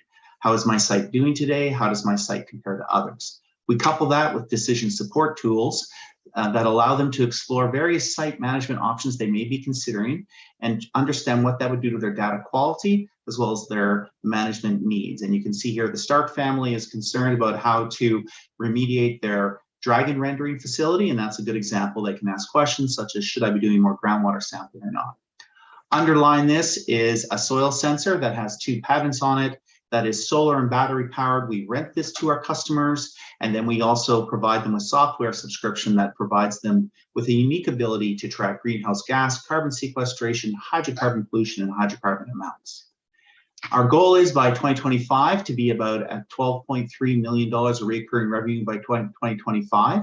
Over the last 2 years, we've doubled our revenue, and going forward this year, we expect our revenue to increase by an additional 50%. We protect our software and our hardware through sophisticated intellectual property defense that includes patents, trade secrets, as well as a unique and proprietary database. We now have one of the world's largest natural source zone depletion, i.e. hydrocarbon degradation database in the world with over 80 million data points. Our competition isn't really thinking about this. Most people in the remediation space are really focused on in-person customer experience, which is fine for us because we're providing our customers with something a little bit different and much more scalable. There's a very large market in remediation. About $55 billion a year is spent. And we believe that EMS, if we can capture 5% of the active market, that's about $21 billion alone in North America and EU. So tremendous opportunity. Our target customers, we have a unique technology solution where when our customer needs to ensure environmental compliance, we provide them with the Soil Sense and the Optimizer, two of our key products. Sometimes they need to clean up, and then we complement that with our distributor. It allows us to establish relationships with our customer. And I don't want to say upsell, but we provide them with additional solutions that meet their expanding needs. What are our goals for next year? Well, our goals are to move from early adopter sales into the mainstream market in Western Canada, as well as establish early adopter sales in at least one USA market region next year. In addition, we're going to enter into a reseller distributor agreement with a major engineering firm that has to have the following characteristics. They have to be large, they have to be international, and they share our value. I'm not just making this up, we're actually in negotiations with one right now. So we're going to do that by recruiting a VP of Business Development, launching a new groundwater package, and cultivate and finalize our relationship with an engineering company, as well as cross-sell. There are some good competitors in the space that provide unique complementary sensors that we think will help even provide better solutions to our customers. If you're interested in reaching out, please reach out to me at EMS. We're not currently raising, but we're always interested in talking with strategic partners and other investors who are interested in this clean tech space. Thank you very much, and a big shout out to TNT for hosting this rather unusual and very entertaining event. I couldn't agree more. Thank you so much, Steve. Really nice to hear your pitch. And thank you to all of the startups who pitched in this block today. It's been really great hearing about all of your innovative solutions to these major problems in the environmental and sustainability space. Awesome. So with that, I'm going to pass it over to Aaron and Jesse to kind of close out this block and add in any there we go. Thank you so much, Kristen and Aaron. Before you go, let's give a round of applause to that whole block. Awesome energy clean tech companies bringing us through block 3. And I would love to hear from Kristen or Aaron on what is going on right now with you guys. Coming up next.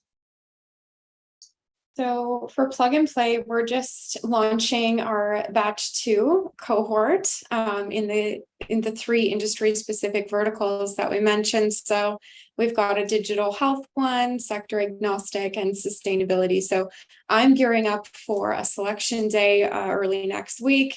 I met with over 24 CEOs and startups in the clean resources space. So really excited for that in the next couple of weeks. What about you, Aaron?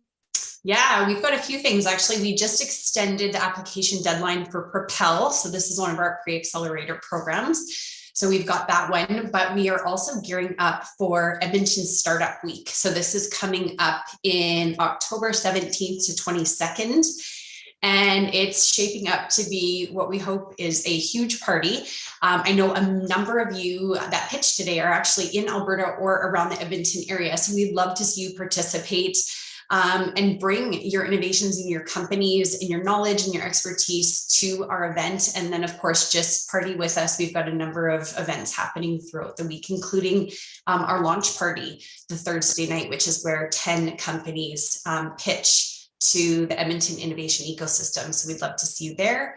But yeah, those are the big ones. Perfect. Well, yeah, keep an eye out for that. Lots of stuff coming up.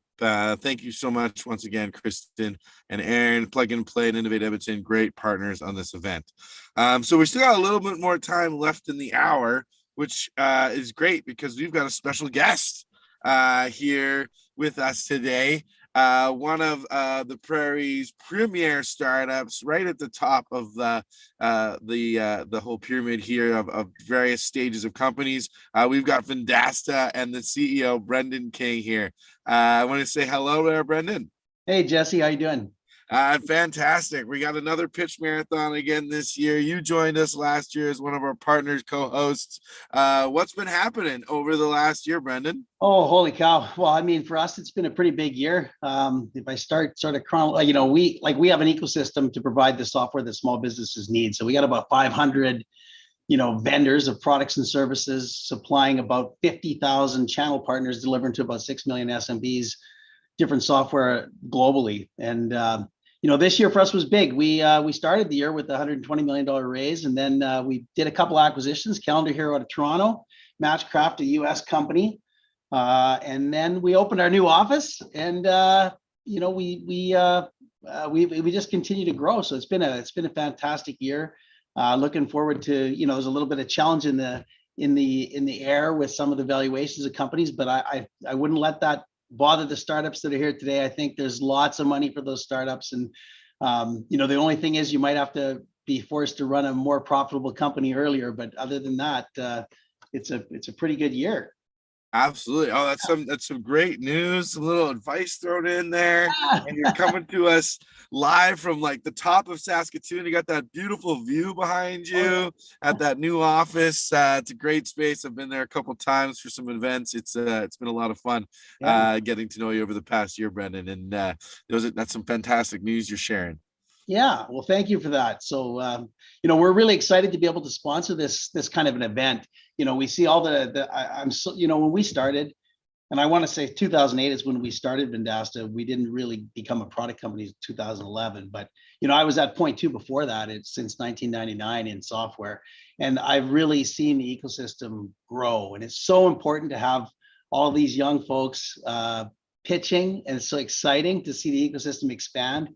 Technology really is the future for our country, and we really want to help to hire and retain the best talent in Western Canada, and you're doing a great job, Jesse. Thank you, Brendan. Yeah, your support has meant so much. We thank you for being one of the sponsors as well of the Pitch Marathon. We're going to be enjoying that with the tab later tonight at Boffin's at Innovation Place here in Saskatoon. There's going to be other after parties across the Prairies. I'm sure Jeremy will post them in the chat there for everybody. Just a quick reminder, make sure you get out to those events. But Brendan, you're still building Vendasta. You still got a ways to go. This community is here to support one another. How can this community support Vendasta? What does Vendasta need to be successful for the next year to come back and give us an even bigger update next year? Well, we're getting to the scale. We're about 700 people now, and we're just crossing $100 million US in $100 million in run rate. And as we do that, we need a lot of talent. And not that I want to steal it from all of the ecosystem, but I think just the fact of having these companies growing in the Prairies brings more and more people into the ecosystem. We always start we started with even grade schools and universities bringing folks in for internship, and we've hired them all the way through. And so I think just continuing to build this strong ecosystem is what's the best for everything, just to continue to foster that culture of innovation. So I love listening to these pitches. I remember how fun it was and how challenging and scary it was. And the advice I would give to you folks is like, being challenged, it's unavoidable, but losing, that's optional, and that's up to you. And so I love listening to these pitches, and I hope none of you ever accept losing. It's not losing. It's just finding another way that it can't be done. And if you keep finding a way, just keep working at it. Awesome. That's some great advice to take us home there, Brendan. And I think your point about the talent piece, actually, there's a lot of these startups, you got a long way to go for them making any money. These people are probably looking for work. It's a great way to learn how a company operates at scale by working for a company like Vendasta, and spend a couple of years there working, learn some of those tips and tricks, and then maybe you can go out and start your own thing once it's a little more figured out. So that's some fantastic advice, Brendan. Any final words as we head into our next block of pitches here? No, just keep going, guys. It's fantastic. Don't let anyone tell you you can't do it. I know you can. Awesome. Right. Thank you so much, Brendan. And thank you again for your sponsorship. Enjoy the rest of your day. And people can check them out online, vendasta.com. And check him out, Brendan, out on LinkedIn if you want to connect with him. All right. And we're going to head into our next block of pitches, which is our life sciences and health block. Very exciting. And we've got two fantastic co-hosts to join us for this block. We have, sorry, I got the wrong two people here. I got the people from Health Cities, and we have the folks from Thin Air Labs. So with that, I have Lisa from Health Cities, who has been a fantastic partner with us, and in fact is also a sponsor of today's event. So thank you so much for that support. And then we have Christina from Thin Air Labs, who has been doing a lot of stuff with her new puppy at home. I hope we can see a picture maybe. Definitely send me a link to one, because I'm a sucker for a beautiful puppy. And they've been a fantastic partner for this event there at Thin Air Labs, as well as throughout the year with our work at Startup TNT. So I'm really excited to have Christina with Thin Air Labs and Lisa with Health Cities. And with that, I'll let them take it away.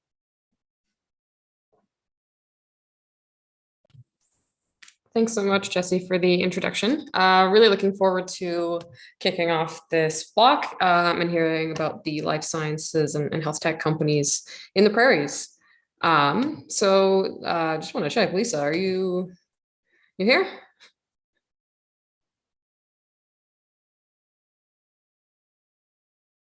Okay, well, I'll just jump in. We can get started on the pitches. And yeah, looking forward to it. So looks like the first pitch will be from Raft Digital Therapeutics, presented by Jeff Frost. Hello, everyone. So I'm just going to share my screen here.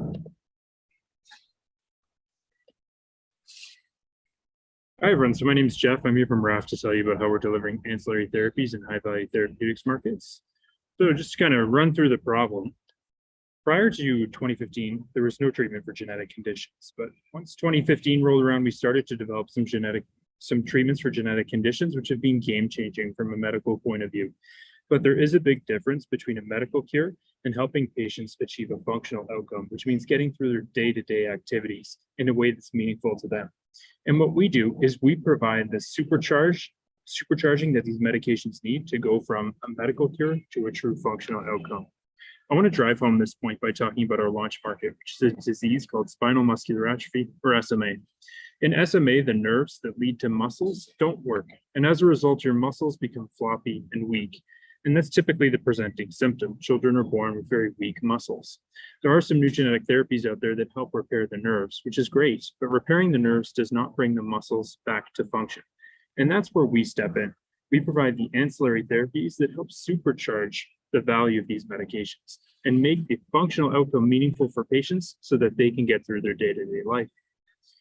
Now, to get muscles working again, that basically means doing some kind of therapeutic exercise, but we know that people don't like doing their therapeutic exercise. If we look at the general market, the average person, maybe 30 to 50% of people who are given a therapeutic exercise program will finish it. We don't have data for SMA, but we expect it to be lower than that. So we needed a solution that increased adherence to therapeutic exercise. And that's how we came up with our solution. Basically, it's a video game. It's called the Cloud Bazaar. It looks and feels like a video game, but it uses motion capture technology to turn real-world movement into character action in the game. And here you can see Alex. He's a young guy with SMA who's using his elbows to do elbow flexion and extension, which is an important rehab maneuver to move his airship up and down. And he's trying to avoid those bombs. He had a bit of trouble with it in this run, but you can see the general idea is that we use movement to control a character in the game. So what does that mean? Well, we make rehab fun. And by making rehab fun, we make sure that it gets done. In terms of how we're different from our competition, there's two big things. There are other rehab apps out there, but number one, we expect suboptimal motor function from our patients. We don't expect you to come into the game with perfect motor function. And that alone allows us to really focus in on the patients that need the help. And beyond that, we are a game first, and we know that, and we're a medical tool second. And we got that by talking to the patients in need here. We realized what they wanted was something fun, social, even a little bit competitive. They didn't want another trip to the doctor. And we've created and pitched our product as such. In terms of how our business works, we want to start with SMA, develop some really key partnerships, get some investment in the door, and most importantly, develop some revenue. But then we want to move on to other conditions. The space for genetic treatments and their need for ancillary therapies is massive. These are markets that are billions of dollars in size. In terms of our big accomplishment to date, we've got $180,000 investment from a large pharma partner that really understands the dream here to really help patients maximize benefit with therapeutics. Most importantly, we've done some really good community engagement. We've spoken a lot to individuals with SMA. They've helped drive the development of this game, and they've helped identify what the true pain points are. And we've helped address those pain points. And when it comes to tech development, we're actually launching our MVP this weekend. I'm in the airport about to fly to our big launch event. So it's a really exciting time for us at Raft, and we can't wait to get the product in the hands of those who need it. I'm a physiatrist by training, which is a physician that specializes in rehabilitation. So it's safe to say this is my life's work. I'm a serial entrepreneur. Mark has a son with SMA. Lawrence is a neurologist that treats patients with SMA. And Steven's launched many successful video games. So that's us. If you have more questions, I'd love to hear more from you. Thanks for your time. Amazing. Thank you so much, Jeff. Lisa, did you want to take the next one away?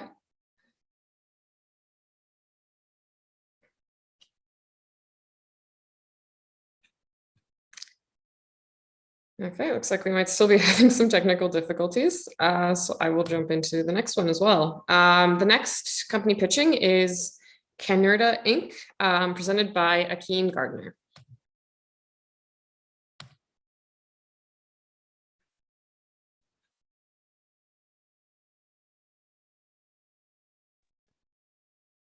Hi, can you hear me? Yep. Awesome. Let me just share my screen and I'll jump right into it. Oh, and my apologies. I was supposed to change my name so you guys can easily find me. So my apologies about that earlier. Let's jump in. Can everyone see my screen? Can you see my screen? Good to go? Awesome. Hey everyone, my name is Akeem Gardner. I'm CEO and founder of Canurta Inc. And I'm so excited to be here with you today to present what we're working on and just to seek any strategic relationships, people in the audience that might want to have fun with us, helping us develop our emerging biotech company with credible science and novel production for novel hemp polyphenols. A little bit about us at Canurta. We have a pretty simple mission, and that's to provide solutions to help prevent, manage, and treat chronic diseases safely by targeting the root cause of many disease, chronic inflammation. And we do this because we know that there are failures with traditional pharma and mainstream therapeutics that are still leading to a huge amount of human mortality, adverse effects, and a large economic impact. Well, at Canurta, we believe that industrial hemp can be part of this solution, but it's not where many of you might think. Oh, sorry, wrong page. It's not where many of you might think. It's not in cannabinoids like CBD or terpenoids. It's actually in novel molecules called polyphenols that are found in the hemp plant. Our star molecules called the canflavins are known to be 30 times more potent than aspirin, proven to shut down inflammation at its source naturally, and daily intake of canflavins can help eliminate chronic inflammation and will be a new first-line therapy backed by science to address the root cause of many disease. Typically, these molecules are found in less than 0.014% of the biomass, so they're extremely rare. But we have 3 different ways of producing them at scale, each of them with its own patent filing. And we've started to develop our IP strategy around the 6 major markets around the world that contain half of the world's population, of which we can treat with these molecules. How we get to market? Well, our company is on a mission. We think that we can develop the next generation of botanical drugs, but this is often a long, tedious journey that costs a lot of money. So we've developed strategies that help us get to market faster by producing novel ingredients that we can develop into a variety of different brands on our own, that we can out-license to different partner organizations, or that we can license to people who want to make brands of their own in different categories like animal products, health, and so on and so forth. When you look at the global market opportunities for our ingredients, whether we want to talk about botanical drugs or health and wellness supplements, it's all huge. So wherever we want to play, there's a multi-billion-dollar opportunity for us bringing these novel molecules to market. For us, our path to market, though, sees us getting to market with consumer products. Again, drug development is going to take us a little bit of time. So we start with an activated hemp seed powder, which is essentially an optimized hemp heart product that has superior nutritional qualities for wellness support and a daily dosing of our polyphenols and our molecules made for humans and animals alike. We have early traction for this product, first customer, and $100,000 in purchase orders, production to start first quarter of next year. And we also have a polyphenol extract that will follow as we're able to scale this up later in 2023. But again, our focus isn't on our supplements. It's on our ability to produce our molecules in pure format with our various production platforms, including our biosynthesis platform, and then how we can turn these molecules into various drugs that treat most of our problems in the world. Sorry, Akeem, you're unfortunately over time, so I'll give you a chance to just do one last statement, and then we're gonna have to move on. I'll just wrap up really quickly by saying that our team is filled with a really strong science advisory team. We have people who have done this before with drugs, but primarily most of our work is being done at University of Alberta with Dr. Neil Davies. And this is why I think this is exciting for people in Alberta who are familiar with this industry and who can help us out. I'm very happy to be here.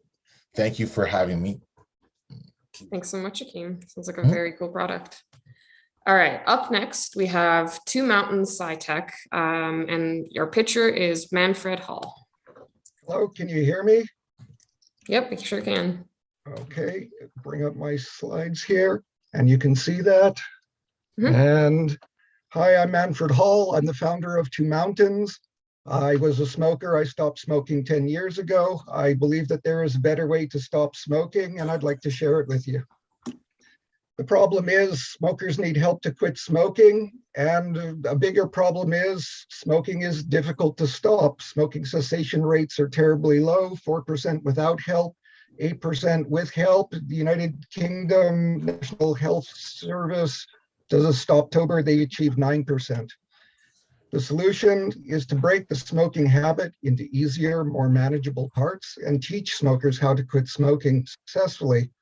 I believe that 20% cessation rate is achievable and 60% with continuous improvements. I do this by first breaking the smoking habits, 90 days no smoking, beat the nicotine dependency, 90 days no nicotine, and finally stop vaping, 90 days no vaping. So I've got a 1-year stop smoking program. The value proposition is for all professionals who struggle to stop smoking. I have a comprehensive year-long stop smoking program using a patented vape, an app, and social media groups. We teach people how to stop smoking within a community for 50% of what it costs you to continue smoking. You'll save money, reduce and eliminate damage to your health, reduce social pressure, and increase your self-confidence by successfully stopping smoking. Two Mountains is a single-purpose social enterprise. We help people to stop smoking. I'm currently non-revenue. My market size is huge, and my low bar goal is low, to help 5% of smokers to stop smoking starting in Winnipeg. That would be about 7,500 people. So I want to give you one piece of advice on this one. And my gross revenue projection is to be about $21 million for that. It's $3,000, $2,800 for each person to stop smoking. Smoking is a huge problem. The total world market is worth more than $3 million per year. Vapes are now $22 billion per year, and nicotine replacement products like nicotine patches and gums are obviously not very popular, less than about $2 billion per year. They've been on the market for 40 years. Vapes have been on the market for only 20 years, and they've already captured 2% of the world tobacco market. My business model is simple. It's direct to customer sales, razors and blades. The vape is the razor, the cartridges are the blades. And I said that it's $2,800 per year on average for people to stop smoking using the Two Mountains program. Compare that to a pack-a-day smoking habit, $528 per month versus $200 a month, more than $6,000 per year to smoke. I'm running out of time, but I believe that I can scale at 300%. I have 500 vape units ready. I wish to beta test this with a 50-person group and independently verify the results. But my mentor, Chris Jansopoulos at Mars DD, who taught the Basecamp program here at North Forge, says, what value can be better than saving lives? Here are my contact details. I hope people will get in touch with me. Thank you. Thanks so much, Manfred. Next up, we have Triangle, and being presented by Jana Rager. Take it away, Jana. Thank you very much. All right. Hi, everyone. I'm Jana, and I'm going to tell you how Triangle is solving the problem of dysphagia, which is the medical term for swallowing disorder. It's caused by common medical conditions like stroke, cancer, and Parkinson's. So we all love food, especially sharing food. I know I love getting together with family and friends for dinner, but not everybody is able to enjoy this kind of experience. So for 500 million people who are suffering from dysphagia, eating isn't enjoyable. It's scary, uncertain, and life-threatening. So for those people, we want to restore the joy of eating with the use of a digital exercise technology called the Mobility. What you see this woman enjoying in the comfort of her own home is not the norm. The norm is a piece of paper with exercises written on it. We're changing that. Our founding team has been together since 2013, and we've used Dylan's superpower to miniaturize technology and Gabby's superpower to connect with customers to create a solution that people love. We've built a strong team around us that has what it takes to meet the market, and we have a strong bench of advisors who have been part of companies like Wello, Wave, and Coho. Now, what our solution does is it measures what the swallowing muscles are doing during exercise, and it accelerates patient gains by giving them the biofeedback that they need in a solution that they actually adhere to make life-altering changes. Now, the industry has been working hard to figure out how to give patients something better, and solutions have existed, but they are big and stuck in clinics, or they provide really little useful clinical data. So we've solved both of these in a small, cost-effective remote solution. So there's two parts to it. The first is in the clinic. It can be used to show patients exactly what they need to do and if they're doing their exercises properly. And there's also a clinician portal that allows clinicians to monitor adherence to exercise when the patient's at home. And then when the patient's at home, they get a personalized exercise program with targets and progress trackers to motivate them. Now, globally, we know $6 billion is spent on dysphagia management, and we intend to capture 800 million of that by focusing on the health at home market. So we know that this is a market that's growing fast, and we're targeting businesses that focus on getting the patient home. So specifically in the US, we're targeting contract rehab organizations. We are commercialized in the US, and our most important milestone in the next 6 months is a 10-center launch with one of the largest contract rehab companies in the US that serves over 1,100 sites. So we're interested in investment that aligns with our desire to scale our current traction so that we're in top-notch position for a Series A raise in early 2024. Thanks. Amazing, Jana. Thank you so much. And under time, which is perfect. Up next, we have Salus Official Inc. And our pitcher is Callum Lamothe. I hope I got that right. Yeah, no, you nailed that. Let me just get right here.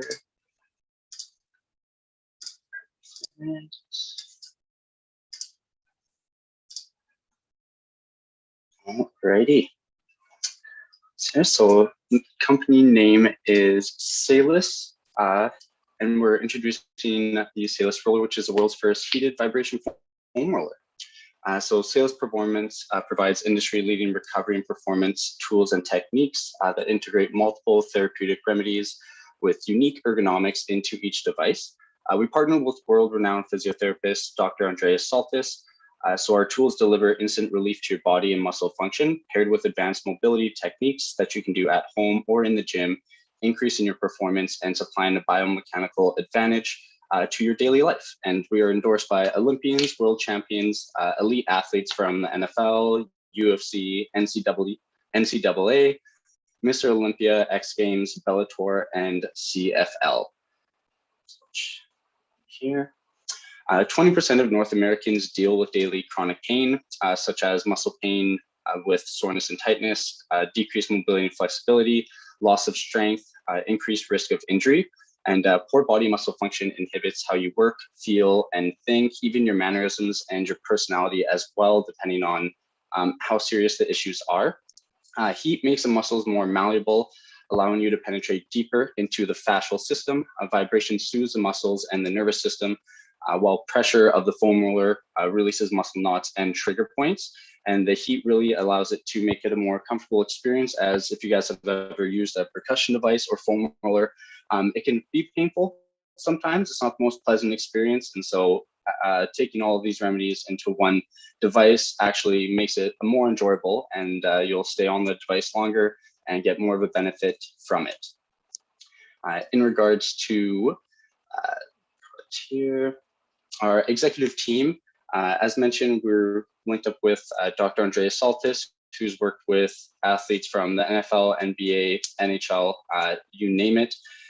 In regards to our advisory team, we're going to be launching on Kickstarter on September 21st. We partnered with Inventi's Partners, who's helped raise over 150 million while launching some of the biggest crowdfunding campaigns in history. Our advisory team consists of Sheldon Chrome from Atlas Biotechnologies, Jonas Muthuni from Deviate Agency, who's managed over 250 million marketing budget, as well as multiple other individuals who are going to be helping support us. In regards to the athletes that we're working right now, with the Salus roller, it's scientifically proven to reduce muscle stiffness by 50% within minutes of using it, saving you time, money, and getting better results. And we've had the privilege of working with a lot of different athletes from different sports, and everyone is saying the same thing about just how much they love it and how quickly they get the results as well. As previously mentioned, we're going to be launching on Kickstarter September 21st and doing our crowdfunding campaign, moving to Indiegogo after that, and then launching our e-com store and doing our manufacturing in November. Working with Dr. Saltis. Sorry, I'm just going to have to jump in. You are over time, so I'll give you a couple more seconds to wrap up. No worries, no worries. Yeah, so as of right now, we've finished our initial seed raise and are just looking for marketing partners in complementing industries to help support the crowdfunding campaign. So in regards to, I'll put in my contact information if you guys are interested or know any companies that have email lists and are willing to do a commission email blast. I would love to speak with you guys. Thank you so much for your time. Amazing. Thank you so much, Callum. All right. Up next, we have Nimble Science being presented by Sabina Bruhlman. I'm so sorry, Sabina. I should really know your name. Last name better. That's okay. Thanks very much. So this is an opportunity to transform really the way healthcare is developed and delivered. It isn't just that our bowels are irritated and uncontrollably symptomatic and largely undiagnosed. It's that the irritation is actually affecting our whole person. Dysbiosis or imbalance within our small intestine is linked to over 15 chronic diseases and growing. And yet the small intestine is out of reach. Think if you couldn't access the blood for a blood test or urine for a urine test. That's the type of problem that we're talking about. So Nimble's developed a Simba capsule, a small ingestible device that you take like a vitamin pill. There's no electronics or batteries or need for specialized equipment to enable its function. It just transits through your gastrointestinal tract and passively collects and seals a fluid biopsy directly from your small intestine.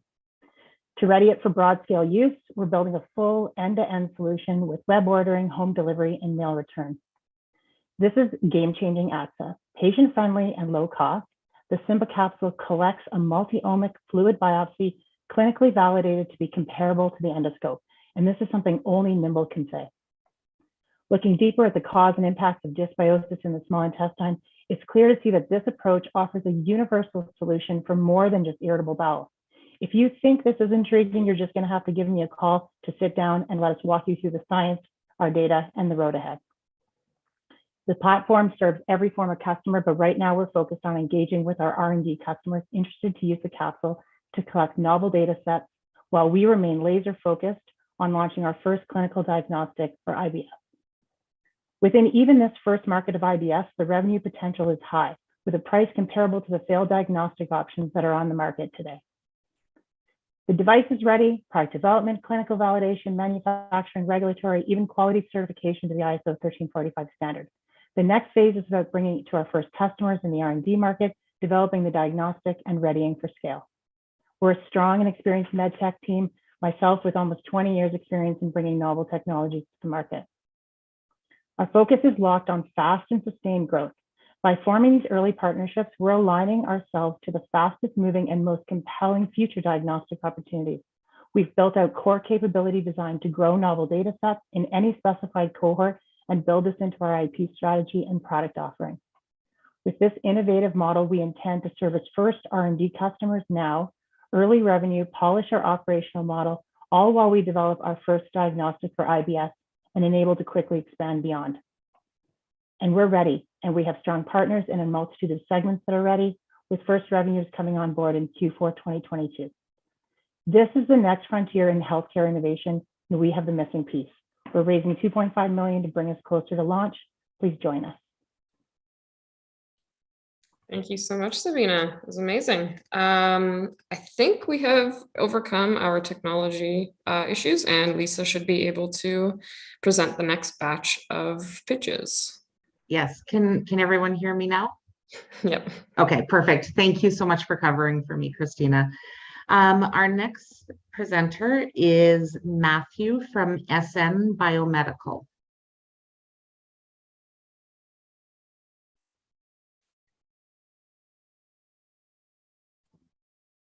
Hi there, can you guys hear me? Yeah. Perfect. So my name is Matthew. I am from SN Biomedical, and I'm going to talk to you today about one of our products that we've just released called Kidney Check, which is a saliva test for cats and dogs. And so I want you to first meet Scout. Scout is a 13-year-old cat who passed away from kidney disease. His pet parent actually saw no signs of illness preceding this. And so it really begs the question, how do you tell if your pet is healthy at home? And more importantly, how do you do that at an affordable rate?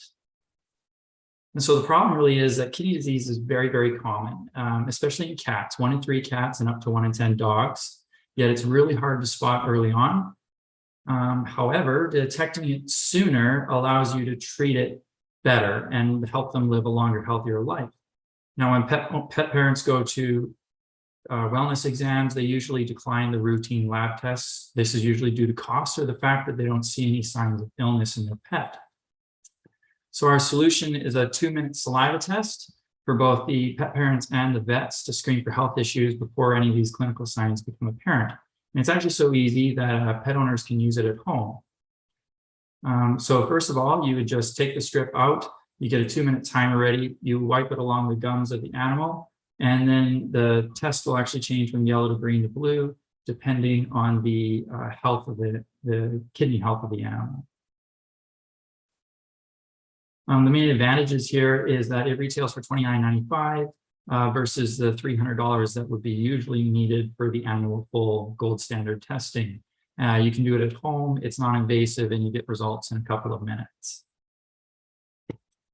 Our team that put this together, the company was founded by Dr. Hilary Sweet and myself, who are biomedical engineers. We recently brought on Alicia, who has been a vet tech for about 10 years, and we have a huge, wonderful base of mentors who have significant experience in the animal health space. Our ask for today is connections to people in the pet industry. So if you know anyone in the pet food, pet retail stores, vets, televets, investors, let them know about us and let them know about Kidney Check and the opportunity it has to help a lot of pets' lives. And please talk about it. Talk about the dangers of kidney disease. Kidney disease is super common, especially in cats. And so let people know about it. Let people that you know about it. And other than that, thank you very much for your time. My contact information is there. Looking forward to speak with anyone about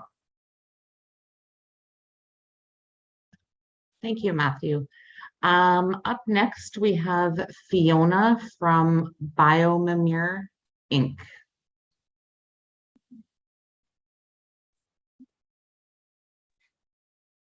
All right. Hello, everybody. So my name is Fiona. I'm the CEO of BioMimir. And I just finished my PhD at one of the world's leading tissue engineering research groups. But the reason I'm here today talking to you and not in an academic lab somewhere is because I have spent 5 years developing amazing technology that no one will ever get to use. Because despite a huge increase in regenerative medicine publications on everything from stem cells to 3D bioprinting, these technologies are not making the jump from our academic research groups into commercialization. One of the problems that we want to address is issues with chronic wound healing. So people all over the world, 20 people in 1,000 suffer from chronic wounds, and they're currently underserved and not getting the care that they need. All of the current closure techniques are designed around promoting scar formation. And for a lot of people, this means that they will keep this wound open for months at a time while they pack and repack it with bandages, and they'll get suboptimal healing due to hard scar tissue formation. So our solution is biomaterials assisted wound repair. We have a proprietary liquid to solid wound filler. It's a one and done solution. So you get your wound cleaned, it's filled by a surgeon, and you go home and you heal over time. Our proprietary technology contains a polymer that helps to prevent scar formation so you get better healing outcomes. We believe that biomaterials are a universal off-the-shelf solution that can bring regenerative medicine not just to people in North America, but people around the world, because it doesn't require high infrastructure or treatment delays. We're part of a revolution in regenerative medicine, where we've seen multiple generations of things like basic collagen products to regenerative products that really started to change the face of surgery. But we're at the leading forefront of a change in synthetic biomimetics that are designed specifically to accomplish the shortfalls of previous generations. Our target market here is hospitals and private clinics, and we believe that this has the possibility of being a $150 billion industry globally. And we think that we can probably capture about 6.2 billion of that with our lead product. Our competitive advantage is reducing healthcare costs and improving patient quality of life. In our beachhead market for pilonidal sinus disease, changing to our product could reduce American healthcare costs by over $840 million annually. We're a team of 2 researchers who come out of world famous groups in tissue engineering and polymer chemistry, as well as a business expert who just helped to scale his company to a public exit. We have a huge set of partners with Innovate Calgary and Sherbrooke Innapol, as well as amazing regulatory advice from companies like Cardinal Health and PharmaLex. We're currently raising $800,000 in pre-seed, and we're always looking for new strategic partners. So we're changing the face of wound care, and we hope you'll join us. Thank you.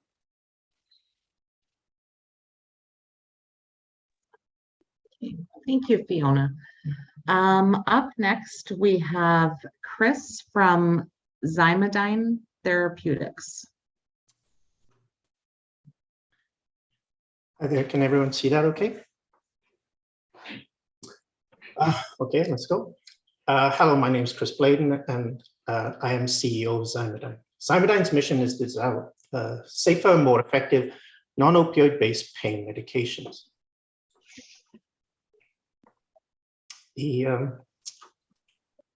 Let's see. You've probably all heard about the opioid crisis. The numbers here are tragic, but they don't even scratch the surface of the problems they cause for the families and loved ones as well. Simple fact is, opioids are highly addictive, and unfortunately, there are no alternatives. Not only that, but pain is also a major problem. It's a major problem for lost productivity, depression, and suicide. Therefore, there's a desperate need for safer, more effective, non-addictive treatments. And that's where Zymedyne comes in. Our technology is very simple. More channels there are, the more pain you feel. And what our technology does, it inhibits the mechanism that creates channels. Our mechanism is more specific, has less side effects, and is non-addictive. We have a full patent on both the mechanism and a family of drugs that target the mechanism. Value proposition is very simple. Opioids are really bad. NSAIDs like aspirin and ibuprofen are simply not effective. And other drugs like gabapentinoids have serious side effects issues. Our drugs will be safer, more effective, and non-addictive. But not only that, the societal benefits will be that we reduce opioid dependency and improve quality of life. The market for this is huge. It's over $50 billion a year in North America, and chronic pain makes almost half of this market. 1/3 of the population will be affected by chronic pain over their lifespan, And because the population is aging, this market's going to undoubtedly grow. Competition, we've already mentioned why the other drugs are not very good, but they're also old technology. There hasn't been a new pain therapeutic in over 20 years, and therefore they've lost patent protection. Generics now dominate the market, so they're not even good for business. They're out of the small pharma, but they're less innovative. They try to reinvent the opioid wheel, or they're less specific and target proteins that are likely to produce more side effects. When we think of big pharma, we don't see them as competition, but we see them as collaborators. And this is a business model that they like as well. Big pharma look for partners like Zymedyne, who've done all the heavy lifting of the R&D and getting the drug to phase 1. And then they license it from us, and then they do what they do best, which is take it to market. They're selling the firstborn, will help Zymedyne become sustainable, develop our new pipelines, and eventually get us to IPO. Where are we on this path? Well, we've already developed our lead compounds that are just as good as opioids without the side effects in animal pain models, and we've raised over $1.5 million in mostly non-dilutable funding. We're currently starting our lead optimization phase in farm toxicology, and next year in 2023, we'll start clinical trial planning. In fact, we've already started working with Impact at USC to do this. And throughout this process, we'll be looking at big pharma partnerships. The Zymedyne team is pretty awesome. It's full of PhDs, but it's also full of business experience. In fact, Gerald and myself started a company called Neuromed that at the time of IPO was worth more than $450 million and employed over 100 people. So we have the template for success. The ask is simple. We want to raise some venture financing to do phase 2 and phase 3 and to help secure partnerships with big pharma. If you want to know more information, just go to our website. Thanks very much for your time. Thank you for that, Chris. Up next, we have Peter from Go Get Fit Canada.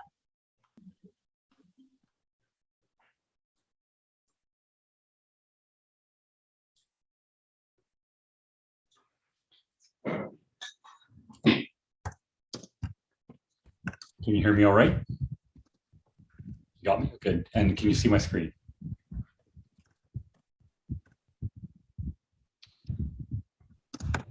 Yeah. We're good to go then. Okay. I'm Dr. Peter Rollick. I want to say hello to everyone and thank TNT for the hosting this event. I'm one of the founders and the spokesperson for a team of 8 at Go Get Fit. 84% of Canadians don't get regular physical activity, and we see in medicine that they face premature poor health outcomes directly related to that lack of activity. The direct economic fallout from that is $12 billion per year. Healthcare costs are climbing and soon to be reaching 47% of our GDP. And that is a major preventable contributor. And that is the physical inactivity. The real problem here is that best intentions start and poor adherence follows, and there's no carry through. And today our youth, 60 to 70% are not active enough. They face health trajectories where 40% of that 60 to 70% will be diagnosed with diabetes in the next number of decades. And most will be facing a life of lifestyle acquired diseases, lifestyles acquired and learned while in school. The point here is that we have an unsolvable problem previously. Pre-COVID, time-strapped professionals. Post-COVID, a lack of human resources. The main issue is a lack of time to deliver the necessary supports for change. We needed a virtual solution to solve a big problem, a virtual solution to scale the power of one professional to efficiently impact hundreds of lives. Lofty goal. Well, in the last 8 months, a provincial health authority, similar to Alberta Health Services, a not-for-profit that is on the path to change the lives of over 500,000 Canadian students, large city municipal rec center, reaching thousands of people in their community, and a leading primary care network, all have committed to leveraging the Go Get Fit technology to meet exactly those goals. Welcome to Go Get Fit, a patent-pending, web-based facing portal for professionals that scales the reach of one provider to be able to impact hundreds in the community. It's paired with individuals in their hands having a client-facing app that increases adherence by between 250 to 400%. Easy to say that. What's the evidence? Field tested and proven in hospital settings where discharged patients' participation in their physical activity increased by over 250%. And in the education ecosystem, 3 teachers this last year, over 1,000 students, increased logged physical activity in a given week by 150,000 minutes a week. We need some help here though. We need bridge financing over the next 6 months of $140,000. Terms and conditions, we're offering safe investment. We're willing to talk about terms. In closing, next year, we will not be here. By all indications, you'll be reading about Go Get Fit because we are going to change lives in Canada. Thank you for your time. My contact information is here. We'd be happy to have you be part of the team to join the movement. Thank you. Thank you, Peter. Our next presenter, I'll apologize in advance, I probably won't say your name properly. Piyush from Wiki Biosciences.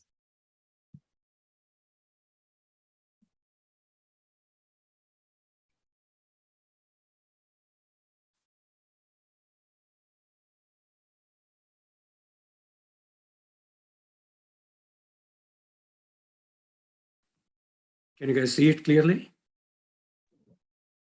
Can everyone see it clearly? Yes. Okay. So hello, everyone. I'm Piyush Kumar from Wiki Biosciences, along with my team members who are scientific, clinical, and business people, and they are all shown here.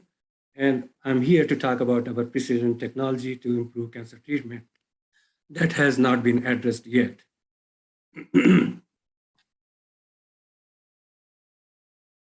Somehow, I'm not able to, oh, okay, maybe here.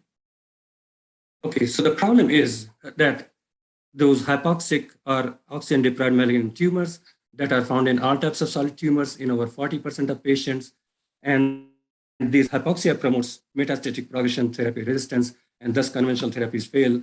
Globally, over 9 million annual deaths are reported because of this problem.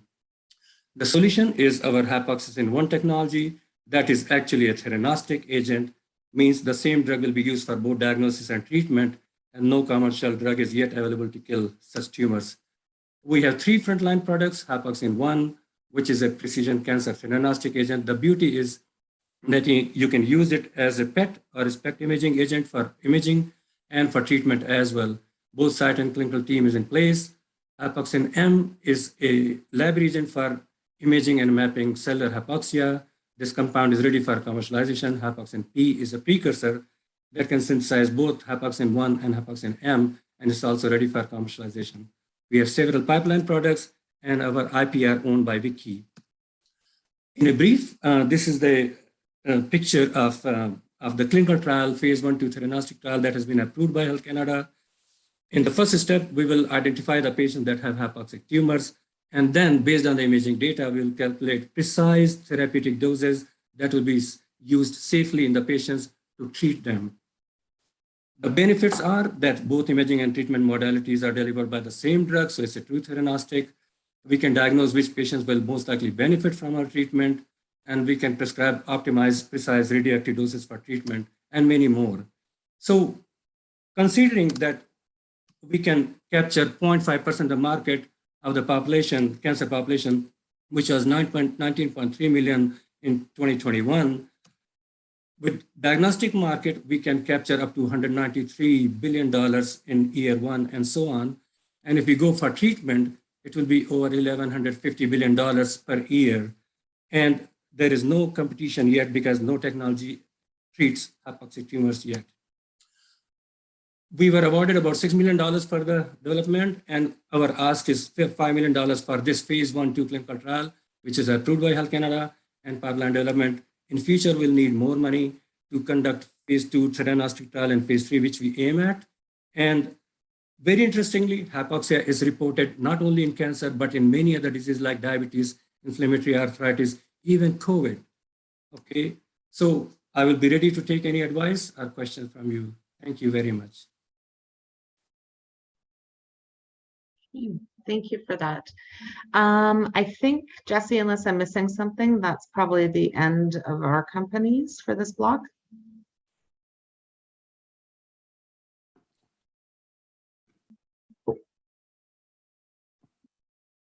Jesse, we can't hear you.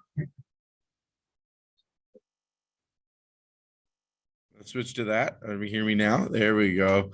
Sorry about that. We actually do have Kayla Cozen here from Peak Wellness. I see that she's here. We'll ask her to unmute, and hopefully someone can give her co-hosting duties so she can share her screen. Awesome. We got Kayla with Peak Wellness. I guess I'll do the intro for the final company here. And with that, we'll let her take it away. Lovely. Thank you so much for making time. My Zoom decided to update it at the most critical time. So I was just like sitting here shaking. Thank you so much. My name is Kayla Kozan. It is an absolute pleasure to be able to tell you a little bit more about our team and our company, Peak Wellness. About 8 years ago, I'll start with a little story. About 8 years ago, I actually had a clinical nervous breakdown at the office, which I don't recommend. It's one of the worst places you can have one. And despite being in my early 20s, very overconfident in what I knew, I didn't know much about mental health, stress management, any of those tools that are really, really vital once you enter the workforce. And this is an incredibly expensive problem for employers. Stress-related absences cost employers, let's say about $2,000 US per employee per year. And so with some of the pressures of COVID, other just really stressful circumstances in an incredibly tight labor market, this becomes a really big problem for employers. And we set out to really be able to bring some of this wellness training, meditation, yoga, other well-being classes to employers, whether they are on-site, virtual, or hybrid, at scale, and something they could actually confidently bring to their team. As one of our clients eloquently put it, usually finding teachers is a nightmare. And the reason is it becomes really difficult for employers to vet and evaluate different wellness providers. They don't know if someone is going to show up with crystals or say something that could potentially be offensive to a team member or not inclusive to the whole team. And so that's why we've really, really focused on corporate. That is our bread and butter. And this work often kind of falls on the shoulders of a person in HR who's too busy already or an unsuspecting summer student, and it causes a lot of issues for the employer. So even if you're looking to create, let's say, a monthly wellness class for your team, you're looking at hundreds and hundreds of emails, you're comparing quotes, you're working with all different vendors, separate service agreements, separate Zoom accounts, separate invoices, and quickly kind of managing this program becomes more stressful and more time consuming than the cost of the program itself. And so that's where we came in. As far as our clients know when they're working with us, they're basically working with one vendor, one invoice, one contract, and we're managing the rest using intelligent technology on the back end. And so our product really has two pieces here. The first is proprietary content. So this is corporate facing wellness programming that we've developed on our end. We've got a catalog of over 20 classes right now. And then the second part, and the part that takes the most work off the client's shoulders, is the planning, monitoring, and analysis of that wellness program. So we match them with the facilitator they need, and they have someone who's a really good fit for what they're looking for, someone who can relate to their team and really influence their team. What this looks like for us right now, our average deal size is around $3,000 US, and we have a pretty healthy profit margin in there, even after accounting for our facilitators' rates, which are about double what they would make in a studio, as well as any tech overhead. And so this really quickly, especially for large employers, becomes really affordable for them on a per person basis.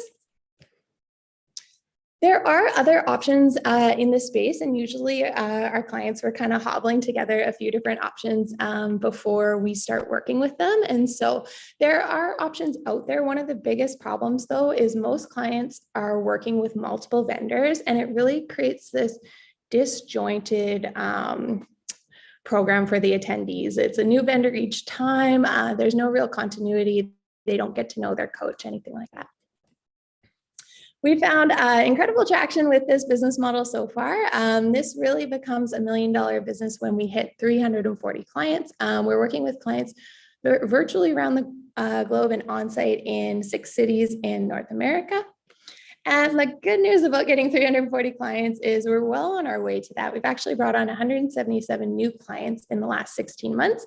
We kind of call this just lead generation at scale. That's what my background is in from a tech perspective in marketing and sales.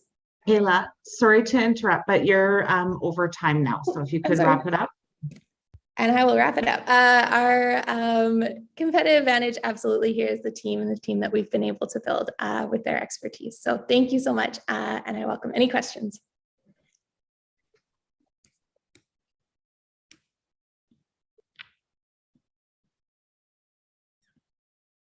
All right. Well, there we go. We're at the end. Post those questions in the chat. I'm sure there's some corporations on this call that need some wellness teachers to help them out. Thank you so much, Christina from Thin Air Ads, Lisa with Health Cities, and all the companies from the pitch. Let's give another round of applause for another great round of pitches. Christina, Thin Air Labs, anything coming up that people should be aware of with Thin Air? Nothing, nothing imminent or anything. I'll just give a very quick spiel about everything that we've got going on. So on the investment side, we're currently raising our $100 million pre-seed seed fund. We announced our first close of 20 million about a month or two ago, and we're still actively fundraising. So if you're an investor in the space, you can reach out to our capital team to talk about investing in our fund. And then on the product side, we have our product traction team who offers product development, growth marketing, go-to-market strategy, that sort of work for ventures. And then the funding catalyst team, which I'm on, which we help ventures identify and secure non-dilutive funding to help their business grow. So that's Thin Air in a nutshell. I'll drop my email in the chat if anyone's interested in reaching out. I'm happy to have a conversation. Perfect. I'm sure there's people for all three categories here, especially that last one. Companies need that non-dilutive funding. So if you're a company here that was pitching this last block, reach out to Christina, see if she can help you out with some of that non-dilutive money. And Lisa with Health Cities, what's going on with you guys right now? Well, we've got a lot going on. I was hoping we'd have a quiet summer, but it's not turning out to be that way. Probably most people have not heard of Health Cities at this point. So just to let you know, we are a not-for-profit. We work with other not-for-profits, community partners, clinicians, innovators, and we create partnerships that look at problems within our healthcare system. And there's so many to look at, but we usually try to narrow it down, look at a few. We then engage with companies that are out there who may have a novel solution that can help solve the specific problem we're looking at. By creating this platform, the company can then engage in the project or whatever it is we're doing to test, try, and validate in a live clinical setting, which is really important for startups, I think. It can help de-risk their solution for investors and hopefully help them get their product to market faster.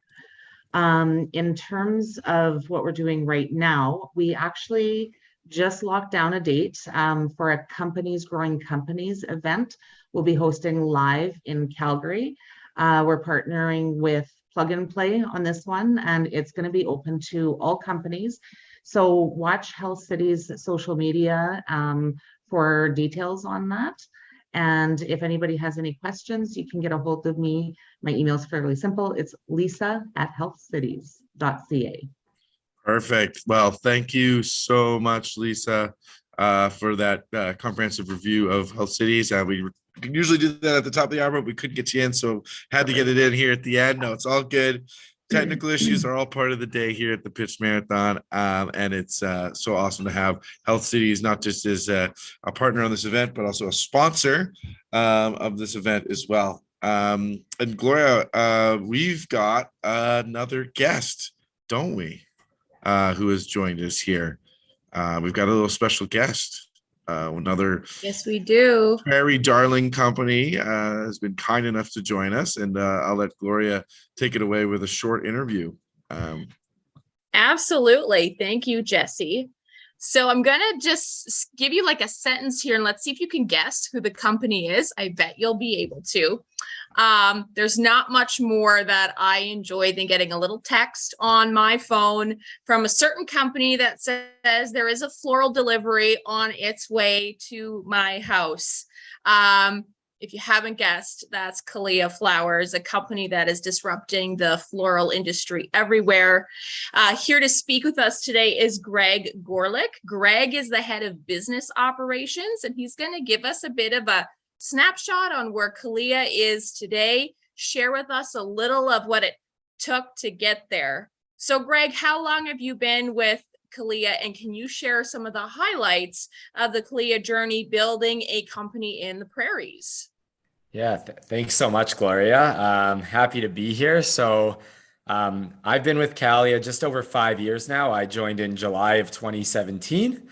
The company, it started just with Catherine Matricki was our founder back in late 2016, and we became a incorporated business in Manitoba in January of 2017. So, we've done quite a bit over that time. So we started out just serving Winnipeg, and then we expanded to kind of a bunch of regions in Manitoba. And then from there, we added Alberta and BC. And for our first year, we were kind of just serving those 3 regions. And at that time, it was Catherine, myself, one web developer, and 1 marketing personnel. And, over the course of the 5 years, we've grown quite a bit. So today we are nationwide. We serve every province. We're everywhere in Canada except for the territories. So we now serve East Coast to West Coast, every province. We're in over 300 cities, over 65 major cities, and we've grown from a team of 4 to a team of 55. So we do everything in-house. We have an in-house marketing team, in-house development team, in-house operations, in-house finance, etc.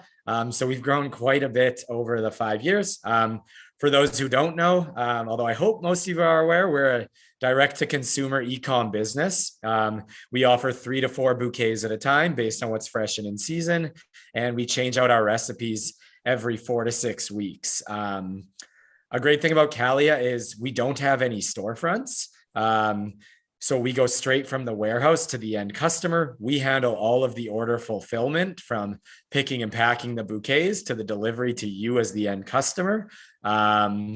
And by not having a storefront, we save on a lot of overhead costs. What that enables us to do is it enables us to pass off those savings to you, the customer. So, what might be an $120, $130 offering at a local brick and mortar florist, we're kind of able to offer you for around $90, $80. We pass those savings right off to you. So we're not taking any extra margin on our end. We're just creating a really great customer experience, we like to think. So we pride ourselves on our customer experience. That's a huge focal point for us. What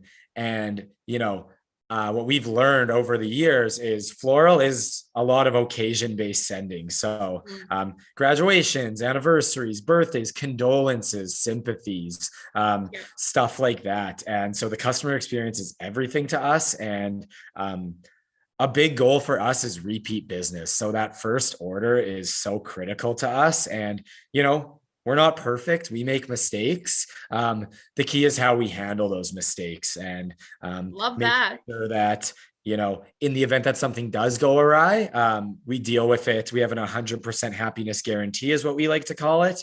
And we will always work with our customers to ensure that they're satisfied with the resolution that we provide, whether it's a full refund and a sending of a new bouquet, sending out some extra stems, anything to make sure that they are satisfied. We will always go above and beyond to the best of our ability. Kind of to touch on quickly where we're at now. So I mentioned we're all across Canada.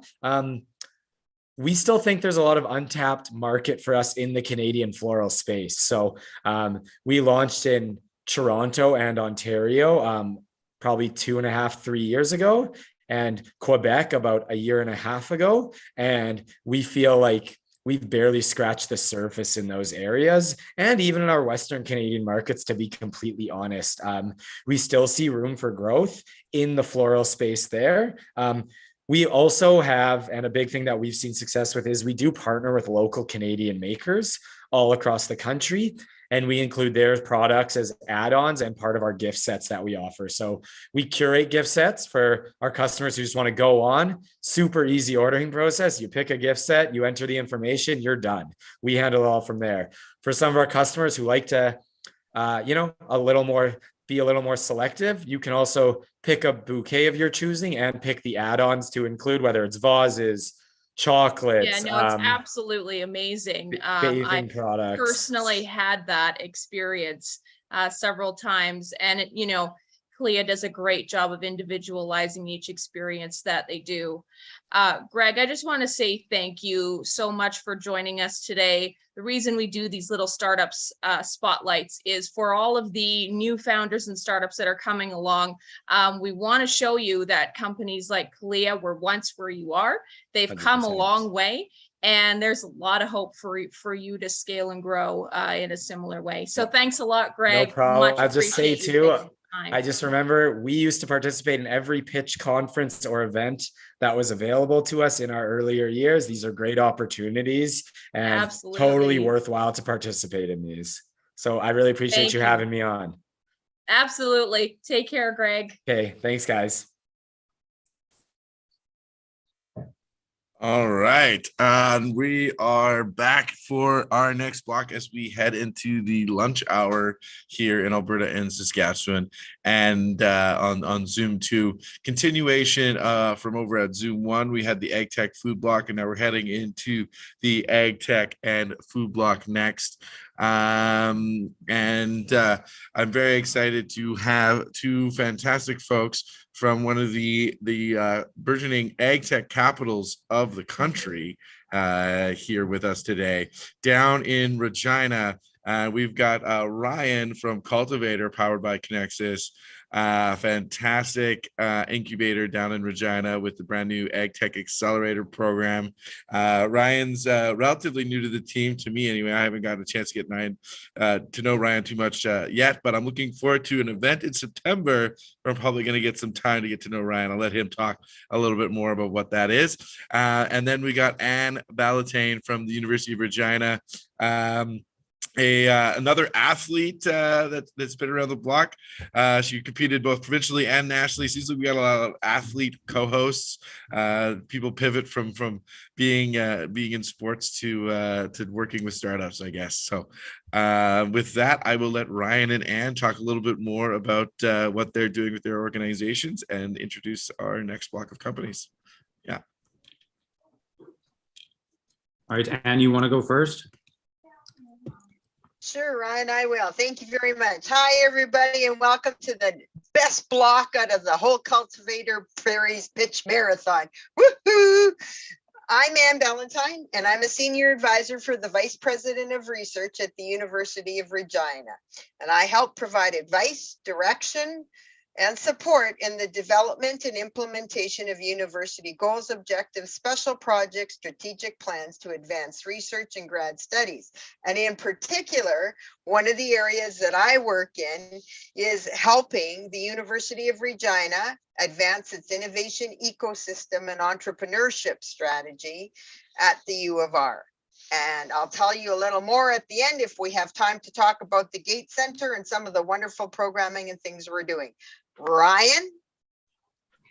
All right, thanks for handing it off. My name's Ryan. I'm a program coordinator with Cultivator, powered by Connexus. We are a tech incubator located in Regina, Saskatchewan. And one of our programs, the reason why we wanted to be a part of the Ag Tech block is that we have an Ag Tech Accelerator. This is a $60 million venture capital backed program. It's international, so our inaugural cohort just finished up, and we actually had one of the startups in this block, AgVisor Pro, as a part of that program. So we had companies from across Canada and the United Kingdom participating in that. And we also have a startup summit, what Jesse was referring to, happening September 14th and 15th. So I'll send some links in the chat and hopefully see some of you guys out there. You betcha.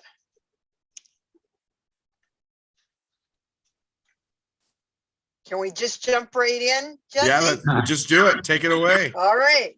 Ryan? All right. Yeah, all right. Well, for our first presentation, we are going to have Uni, and the pitcher is going to be Courtney Hannock. So you can take it away, Courtney. Hi, can you guys all hear me okay? Yes. Perfect. Okay, let me just share my screen here.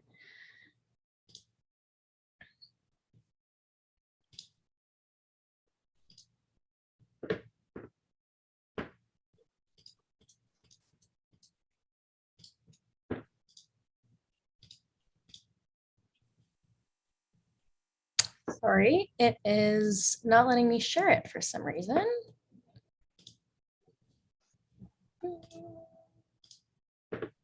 Well, Courtney's working on that. We'll tell you a little. Oh, did it come up? Not yet. No. Okay. I'll tell you a little bit about Uni. They're an online food marketplace that connects food producers to shoppers online. And I will guarantee you that it's a very much needed service, especially through COVID. So I'm really super excited to listen to what Courtney has to say. There we go. It's coming. Oh, that's Gloria. No, we can jump ahead to the next company and come back. Let's. Yeah, shoot. Sorry, I'm gonna quit and then I'm gonna come back. I will be right back. Let's cool, do it. No worries. All right. That brings us to our next presenter. Going with the And punches. that'll be, yeah, there you go. That'll be Matthew Anderson Barron from Future Fields. And Future Fields combines genetic engineering with fruit flies to make protein-based products for food and medicine.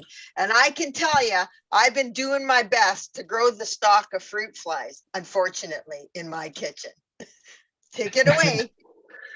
Awesome. Thanks, Anne. Well, you stole my tagline, but once again, to reiterate, I'm Matt. I'm co-founder, CEO of Future Fields. And again, we produce protein-based products for medicine and food using genetically engineered fruit flies. So biology is entering the golden age. Tremendous advancements in synthetic biology have created an incredible opportunity to produce everyday products that we know and love better, more efficiently, and more sustainably. We can grow meat without the animal. We can produce textiles and oils from microbes. We can synthesize all kinds of chemicals and products using biology. But biology has a big hardware problem. None of these technologies are really going to matter if we can't manufacture these things at scale. And currently, the world is not equipped to produce any of these things at scale, not even close. In fact, we're about 100 times off. And that's because existing systems for biomanufacturing rely on stainless steel fermentation tanks, costly, inefficient infrastructure that's agonizingly slow to scale. The biorevolution is being held back by these stainless steel tanks. Simply put, we need to think outside the tank. So we've replaced the tank with a fruit fly. Our technology, which we call the Ento engine, is revolutionizing biomanufacturing with a first of its kind insect technology platform. We're utilizing one of the best studied organisms on the planet, Drosophila melanogaster, also known as the common fruit fly, to create the most cost-effective, the most sustainable, and the most scalable biomanufacturing platform in the world. The Ento engine is an incredibly versatile platform with the ability to produce a wide array of products. And we're focused on something called recombinant proteins, which comprise some of the most important products in the world. Everything from therapeutics and insulin to industrial enzymes and growth factors. And because of this, there's a massive addressable market, over $300 billion across everything from legacy markets like therapeutics to nascent markets like cellular agriculture. And in just over 2 years of operation and our $3 million seed round, we've already commercially validated our novel technology. We've launched 3 different protein products, which we've shipped to over 60 companies around the world. We've made all the necessary scientific breakthroughs with our seed round. We've proven the tech works. We're now raising additional capital to continue rapid product development establish our manufacturing capabilities, and continue progressing our regulatory strategy. We're currently a team of 30 scientists, engineers, and business professionals, all working tirelessly to unleash the biorevolution and make the Ento engine the biomanufacturing platform of the future. So if you're an investor looking to support moonshots that can change the world, please reach out to my email here. Thanks very much.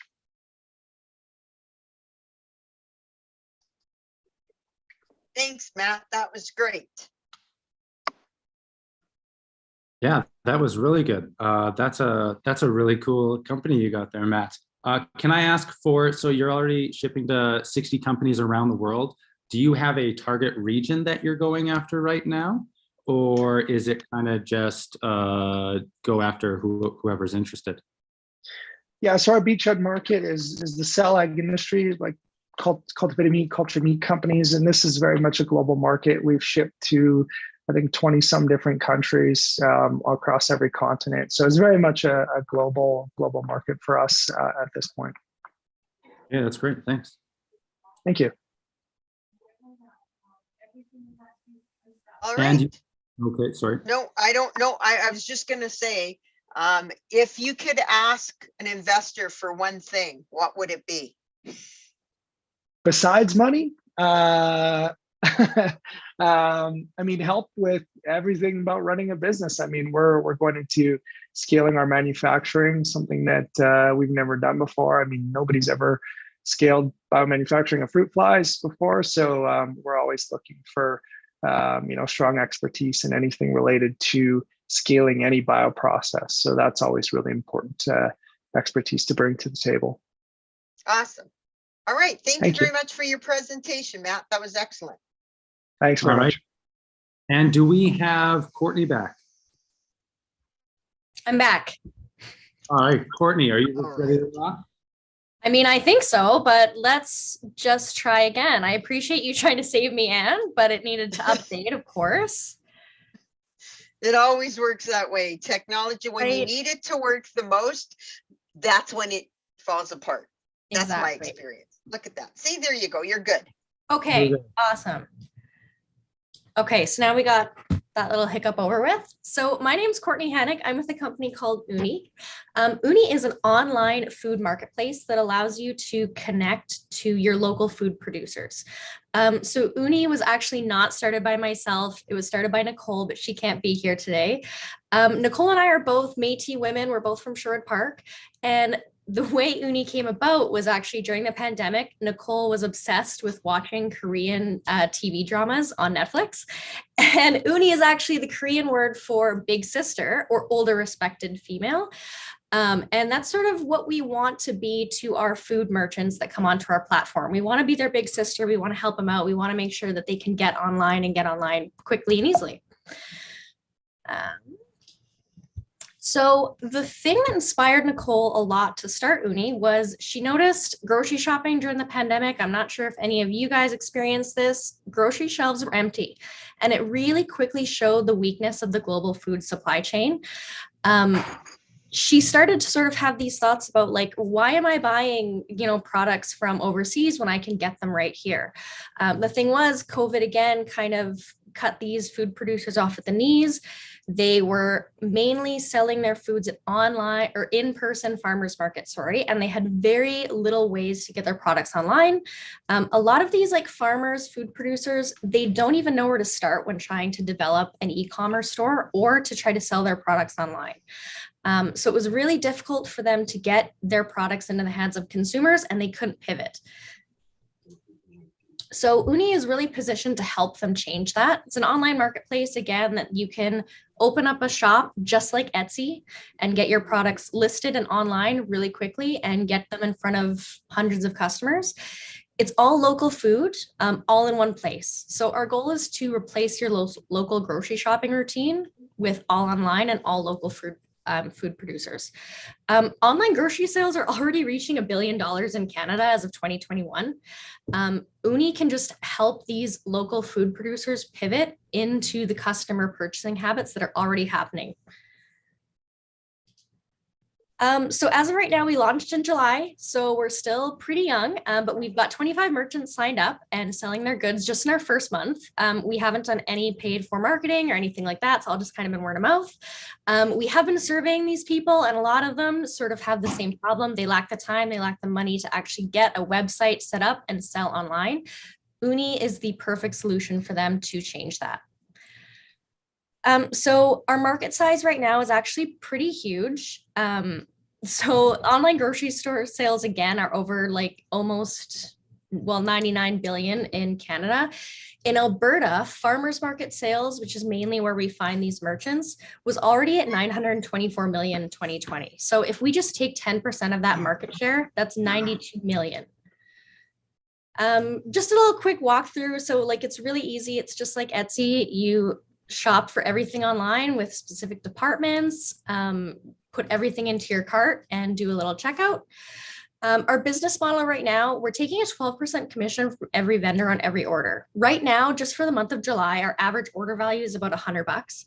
We're really hoping that that increases the more merchants, the more consumers we have on there. And then, yeah, the 12% fee from every order, it's roughly that 12.75 there. Right, and sorry to cut you off, Courtney. You just hit 3 minutes. I'm going to wrap it up there. Okay, no worries. So just our quick market adoption there. We're just regularly posting on social media, heading to farmers markets to find these people. One of our really big competitive advantages is that we're a low barrier market option for these people. You can set it up fast. It's really easy. And merchant profiles give you a highlight of your business. There's Nicole and myself. I need to wrap it up, so I won't go through all that, but we both are, we've got multi-million-dollar businesses under our belt already. So this is our new venture and our new passion. Basically what we'd be doing with the funds is just ramping up our marketing efforts to try to grow Uni to Alberta and beyond. And that's it. All right, woot woot. That was really good. Thank you, Courtney. Thank you. I always feel bad doing that. But great pitch, and I love the origin story of the company name. That's really cool. Thanks. Can I ask, so if I'm a customer, I go online and I buy some produce, and it comes to my house and it's bruised or whatever problems with it, do I go to you or do I go to that local producer? Yeah, so right now we are sort of pushing everything through us just because we're really young. We want to make sure that these producers sort of know how it works online. In the end, in the next few months, we would be pushing all of that towards the merchant or the food producer. Okay, great. Thank you. Yep. All right. Thank you very much, Courtney. That was great. Our next company that we'll be presenting will be Chris Bunio with Theory Mesh. And Theory Mesh provides a platform to integrate food data from crop to consumer package, creating a traceable, intelligent supply chain, resulting in better processes for food safety and sustainability. Chris, the floor is yours. Perfect. Great. Hey, everybody. I'm Chris, CEO and co-founder of Theory Mesh. And we're going to do exactly what Anne just laid out for us. So we've heard a little bit today from some of the companies that are focused on the food space. We're seeing definite shifts in what's happening in expectations around food. Consumers are being more informed. They're looking for things like sustainability within their food purchases. And as a gluten allergy sufferer myself, I know that allergies are becoming an increasing part of what we see as some of the trends there. Food companies are also looking at sustainability, food safety, and innovation in the products that they want to bring to market. And we know the big heavy hammer of regulation is coming down on the food industry, particularly around greenwashing and ESG. So we're going to see food companies needing to have better data around what they're trying to do.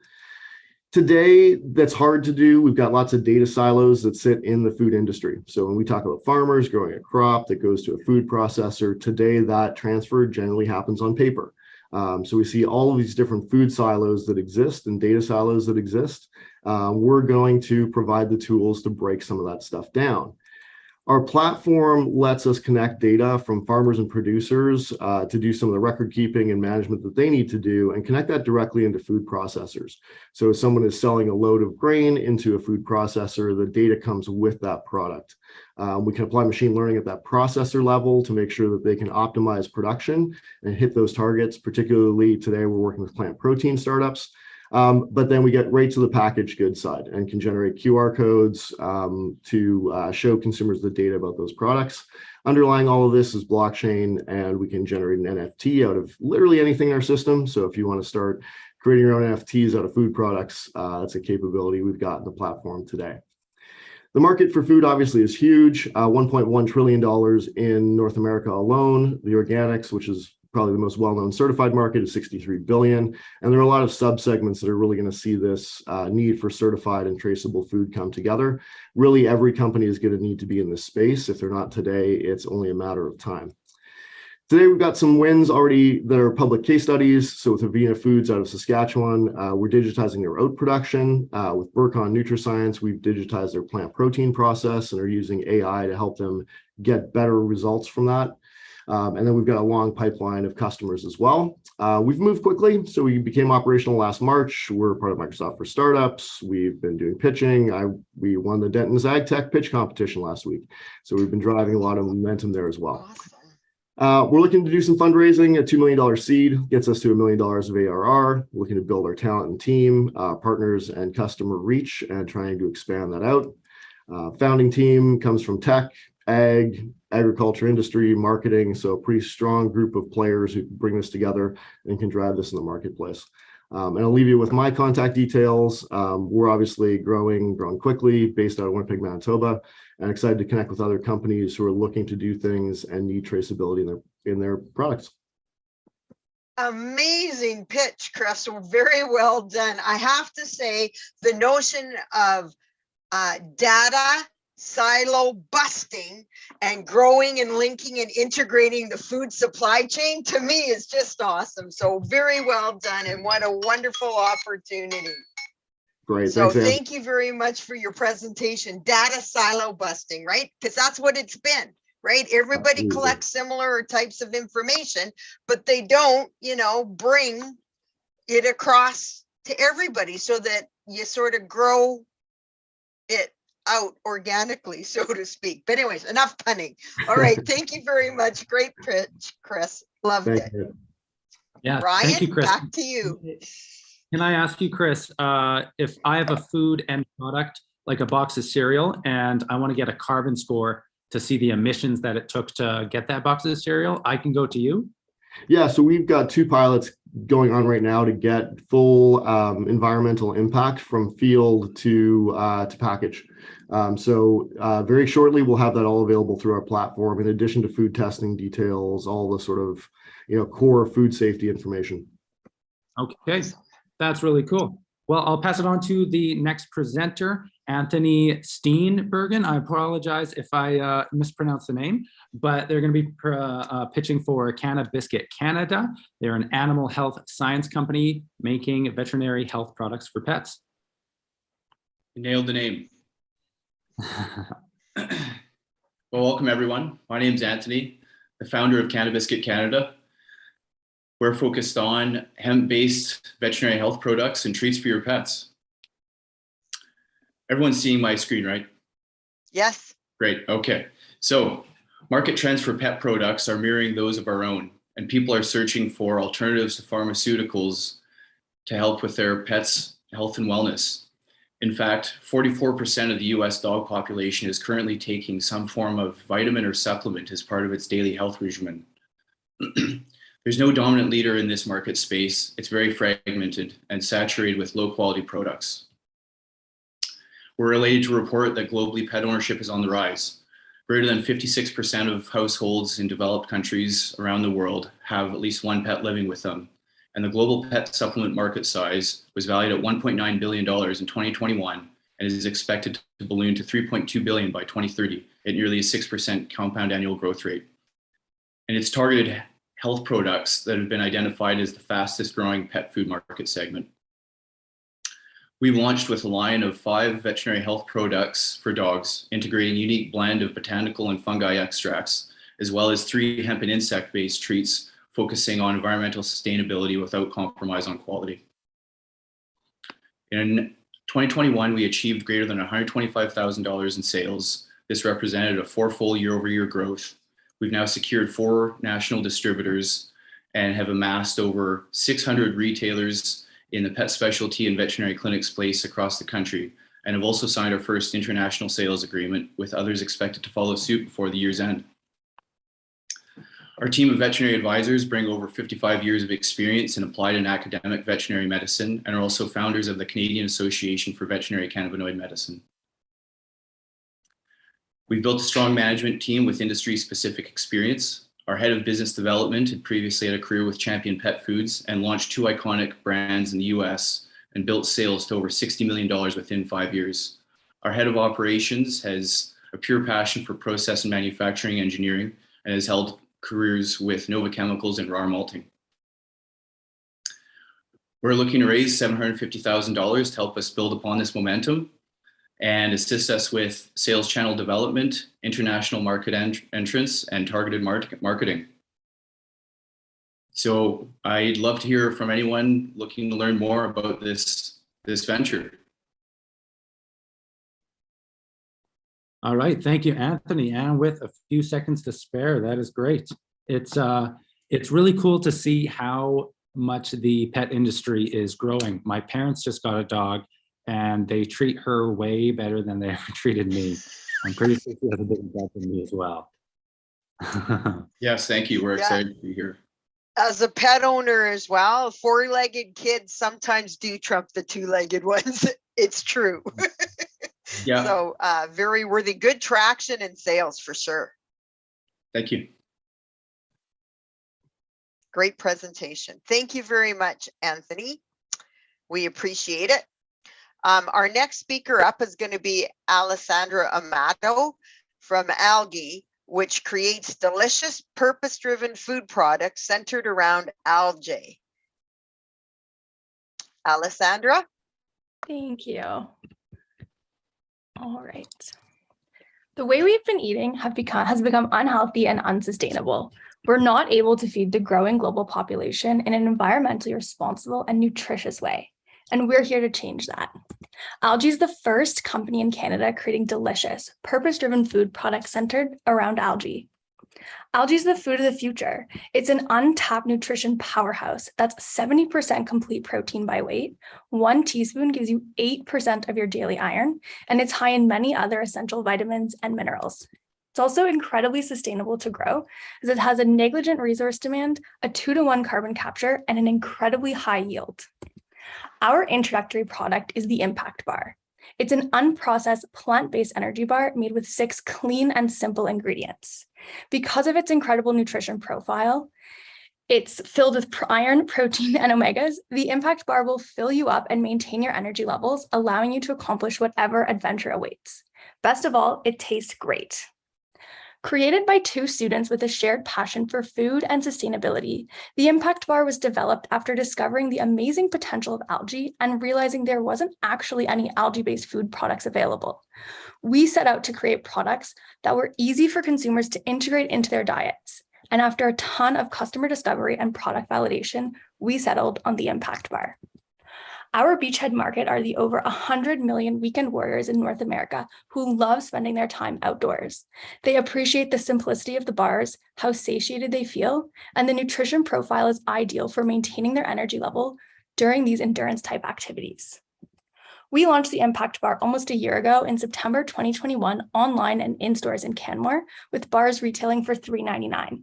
To date, we're in 28 stores across Alberta and BC. We've signed with a distributor in Western Canada, and we've got some big retail accounts coming soon. We expect to be in 75 stores by the end of the year, and our focus now is really on expanding our distribution and increasing our sales velocity. To do this, we've embarked on a 7-month road trip across Western Canada to promote the Impact Bar. We've sponsored relevant events like races and rides and got very creative with our guerrilla marketing and sampling to directly reach our target audience in an environment where they would most benefit from our products. But long term, we want to be more than just a bar company. We want to shift the way the world eats by creating an expansive line of food products centered around algae, and to see a space carved out on food guides for algae-based products. We're asking for everybody to give the bars a try and share with friends. Feel free to scan this QR code to head to our website and find a store near you, or to order our taster pack, and don't forget to subscribe. Help us to build a green future with algae by choosing food with an impact. Thank you. Wow, right, great pitch. Go ahead, Ryan. Sorry. Yeah, no problem. I love it. Yeah, this is really great. I'm going to go to your website and get a taster pack if this is done. I don't run marathons, but I do like tasty snacks. So this is still right up my alley. Yeah, I love that you have the 75 stores by the end of the year for distribution, and having the bigger picture from your initial product offering. That's really great. Thank you. And kudos to you for taking the approach on your guerrilla marketing plan, because you don't see that very often, but the best way to get the feedback and the input into your product is actually going straight out to the consumers, right? So yeah, Anthony, a little tougher for you to get dogs to talk back to you or cats, but you know from their owners whether they're happy or not. But that was just amazing. Great pitch. Yeah, the creative marketing is really great. All right, thank you, Alessandra. And next up is going to be Brock from AgVisor Pro. So Brock, take it away. Right on. Let me get my slides here. There we go. All right. Hi, folks. I'm Brock Moyer from AgVisor Pro. I'm the head of product. So the pace of change in agriculture will never be this slow again. Growers have increasingly more of a complex time to grow what they need to grow, whether that's technology changes, climate changes, regulatory changes, or consumer pressures. It all adds up to more complexity, more challenges for growers. And we found that growers spend about 2 hours on average per day trying to find new information. And this is a challenge. Their time is valuable. The longer they take to make a decision, the harder it is for them to be successful. So at AgVisor Pro, what we're doing is we're building a solution that is a network of experts and allowing them to connect into that network to help them find the information they need when they need it at their fingertips. So we have an app that's live today. You can download it now if you want and play around with it. But the idea of it is connect to an expert, find the right expert you need in agriculture, and move forward with the decisions you need to make. AgVisor Pro was founded by our CEO, Rob Syke. He's a very influential figure in agriculture. You should look him up. He's an interesting fellow. But he started a company called AgriTrend, which was like a agricultural coaching solution, very in-person, non-scalable. He sold that to Trimble a few years ago. And one of the things that he was challenged with was, how can I scale this? Because it's something that's needed. And that's why AgVisor Pro was started, and that's where we're going with this thing today. AgVisor Pro has seen 15% month-over-month growth, mostly through referrals and word of mouth. We've raised over $1 million now just from farmers, and we have about $700 million in past exits under our belts on the leadership team. The idea for our business model is fairly straightforward. We're building a marketplace for consultants and agricultural professionals to provide advice, do consulting, and provide services. It's a fee for service. The fee is paid to the experts or the demand or the supply side, and we'll take a percentage cut of that fee. On top of that, there's also opportunities for agribusinesses for marketing and business developing through our platform, which we've already seen. We've already started building a revenue stream just based on that aspect alone. The serviceable obtainable market in North America, we believe, is around $250 million. So that's the subset of farmers that we believe we can acquire. And globally, we know that this is a $1 billion opportunity. For right now, what we're doing is we're trying to raise a seed round. We're targeting a $6 million seed round. This will allow us to get to about $1 million ARR by the end of 2023. With the seed round funding, we will continue investing heavily in our marketplace revenue, as well as our agribusiness solutions, and continually invest in the viral growth mechanisms that we've already been seeing. you're interested in AgVisor Pro, please feel free to reach out to me. All right, thank you, Brock. That was great. You know, I'm a fan of AgVisor Pro with being part of our accelerator. You know, I have a family farm just outside the city. Harvest is coming up, and if we're out in the field and we have an issue or a question, being able to get an answer quick and not waste time, which is very precious during harvest season, is very important. So a big fan of this. Absolutely. Right on. Yeah, Cultivator was great. Thanks for allowing us to be a part of that as well. Awesome. Thank you very much, Brock. That was excellent. And a needed tool in the toolkit for our growing and strengthening the growth in our farming community. So thank you very much. Thanks, Ann. Next up on our list, we have Avant Alga, who is a social enterprise consisting of a regenerative ocean farming and carbon offsetting service. And Dolly Sapita Montefar, and hopefully I didn't ruin your name, Dolly. I apologize if I did. It's your turn to take the stage. Okay, hi everyone. Everybody's super impressive. I just need to say that this is literally the first time I'm pitching, which is very fun. You're all super cool. But yeah, I'm just gonna share my screen.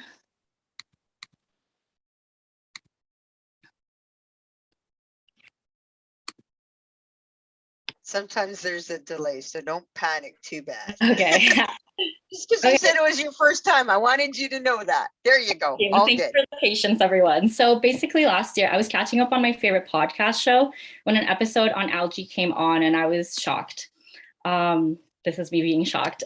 Basically, this past June, so June 8th, 2022, the government of Canada launched Canada's greenhouse gas offset credit system. And it basically means that every corporation with a facility that emits 50,000 tons or more of greenhouse gas emissions annually will be required to participate.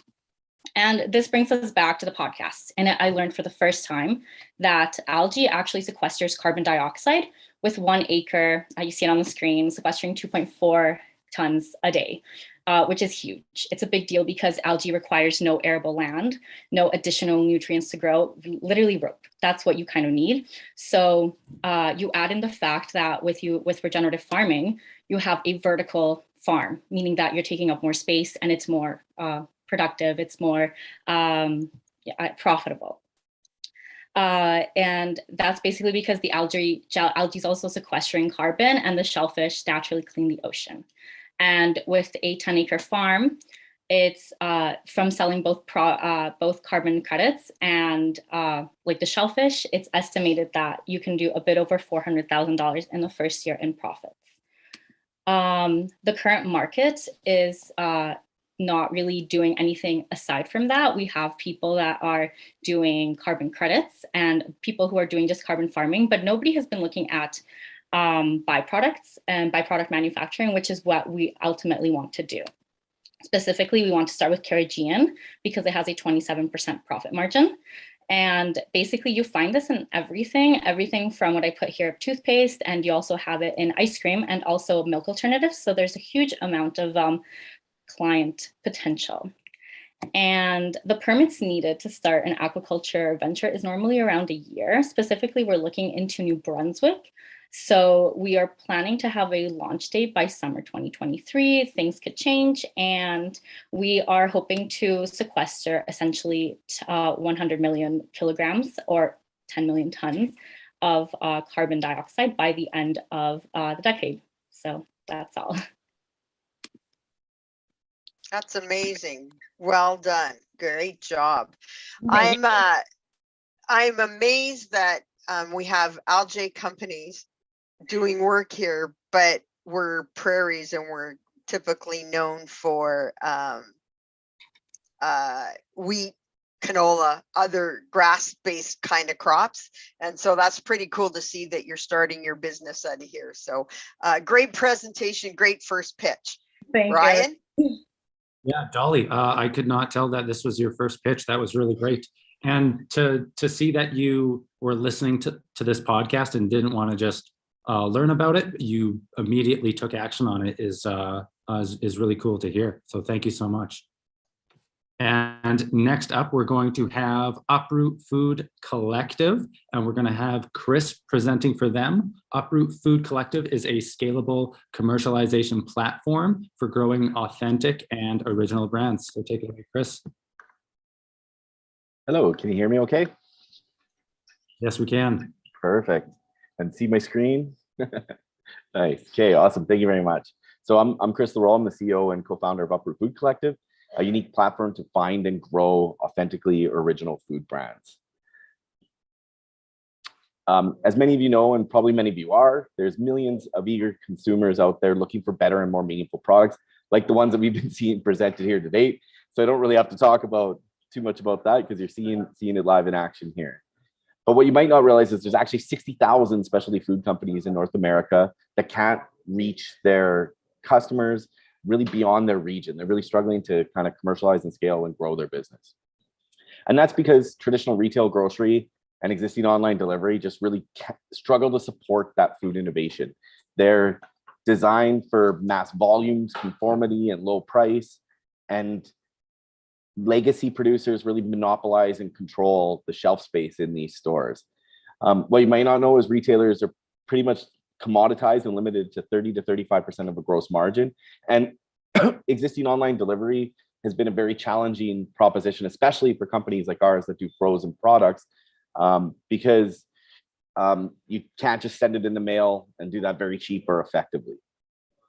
So we thought, could we create a marketplace and pathway that brings together the best authentically original hidden gems, those millions of eager customers searching for the existing products they wish they had.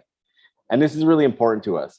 We started not as Uproot, but as Honest Dumpling, South Island Pie, Natural Kitchen Delights, 3 brands that have got traction in over 100 stores in Western Canada, each with their own strategies, each with their own customer base. And we thought, how do we leverage that to build this solution that can help not only our brands, but others? And so we really realized the solution was through vertical integrations. We do this with having an e-commerce platform. We have distribution and scale up production to help companies meet those regulations, scale their production, scale their capability as the sales grow, and do this all while having a portfolio of own brands that give us a higher margin on our e-commerce that allow us to have a stronger competitive position in the market. We have an amazing team of people that do everything from the logistics, the food safety, the production, the e-com, distribution, all of that stuff, and an incredible advisory group. We've raised over $1 million to date to build this vision out, and we're now preparing for national expansion to bring in a bigger kind of Series A type round to take Uproot national and bring the best local hidden gems in everybody's neighborhoods beyond. And ultimately at Uproot, we believe that together companies can make more food that people love. And by leveraging that business under one roof, that we can make it affordable, we can make it scalable, and we can really have the power to turn the whole industry on its head. Thanks. All right, thank you so much. That was really good. I love I know you have branding as your offering, as your business offering, but the branding and your pitch deck was really good. So that was nice to see. And just that the way you're going to make money is helping other brands. That being at the core of what you guys do is great to see as well.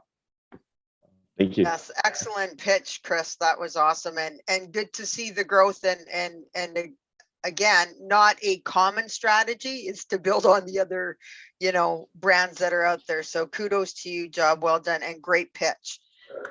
You guys are amazing so far. Like, I can't believe how awesome you are. Nobody's nervous. Everyone's doing their thing. You're on time. It's just great. So I'll quit talking so we can get to Tristan Choi from Lupin Platform Inc. And Tristan is going to talk to us about the agribusiness that associated with creating a vertically integrated lupin value chain in Canada from seed to fork.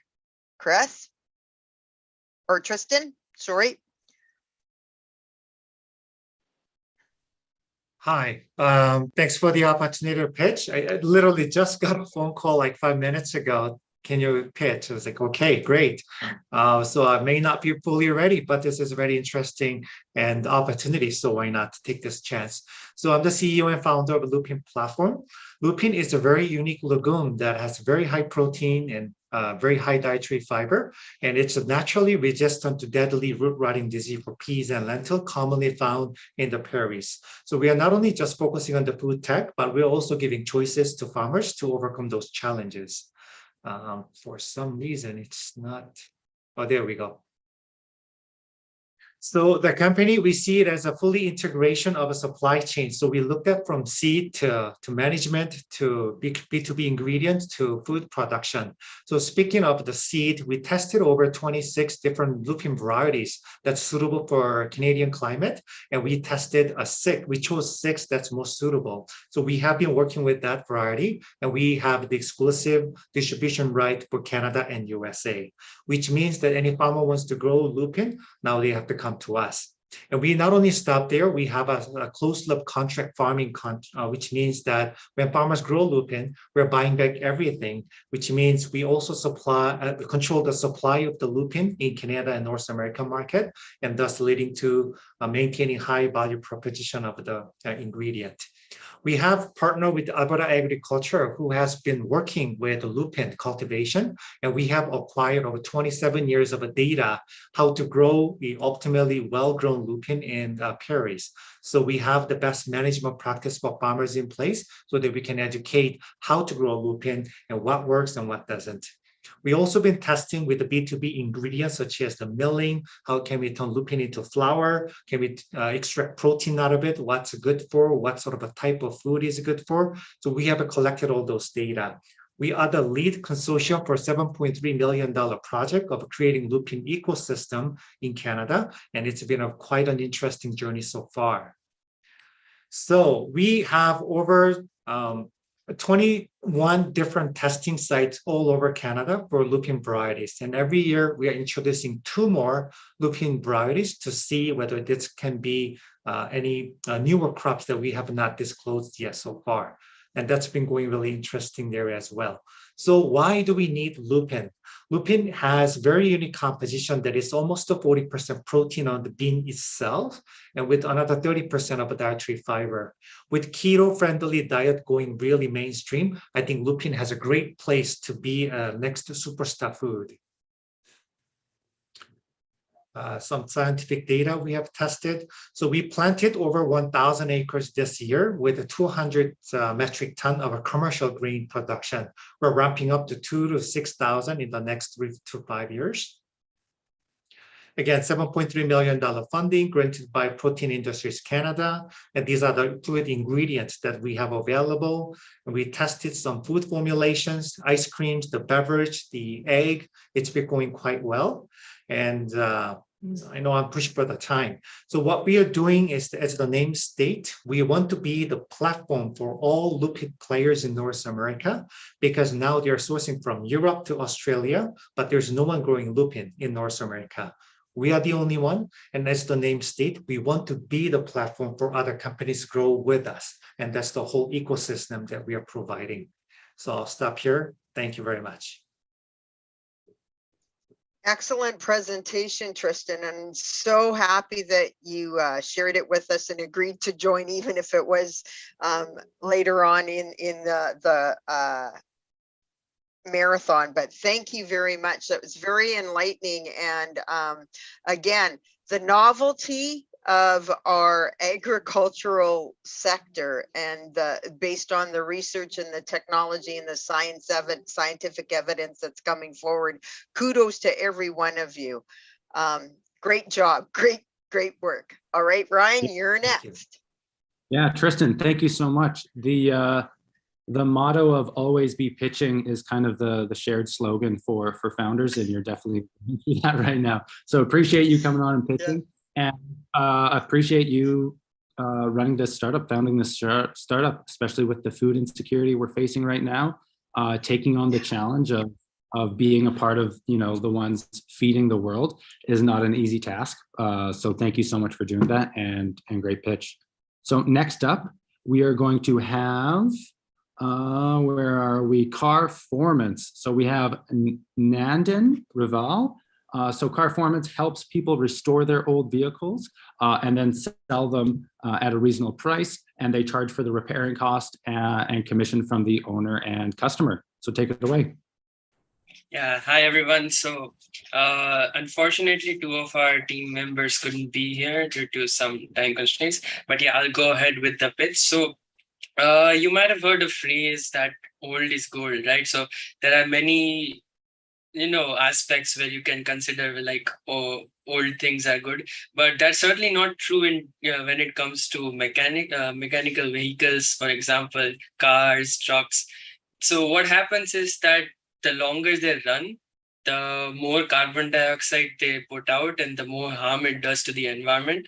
So that although it may not be the owner's intent, but they unintentionally keep harming the environment.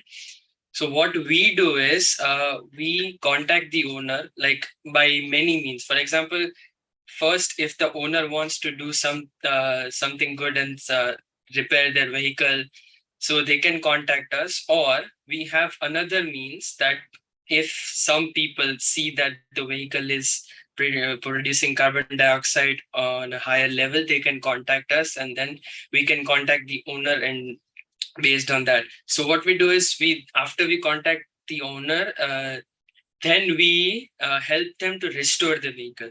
Now we might ask that what difference does it make, like if other companies are restoring and what we are restoring? So what we do is we give them an option to either restore the vehicle and keep it, or just sell it, and then we can restore it and then sell it ourselves.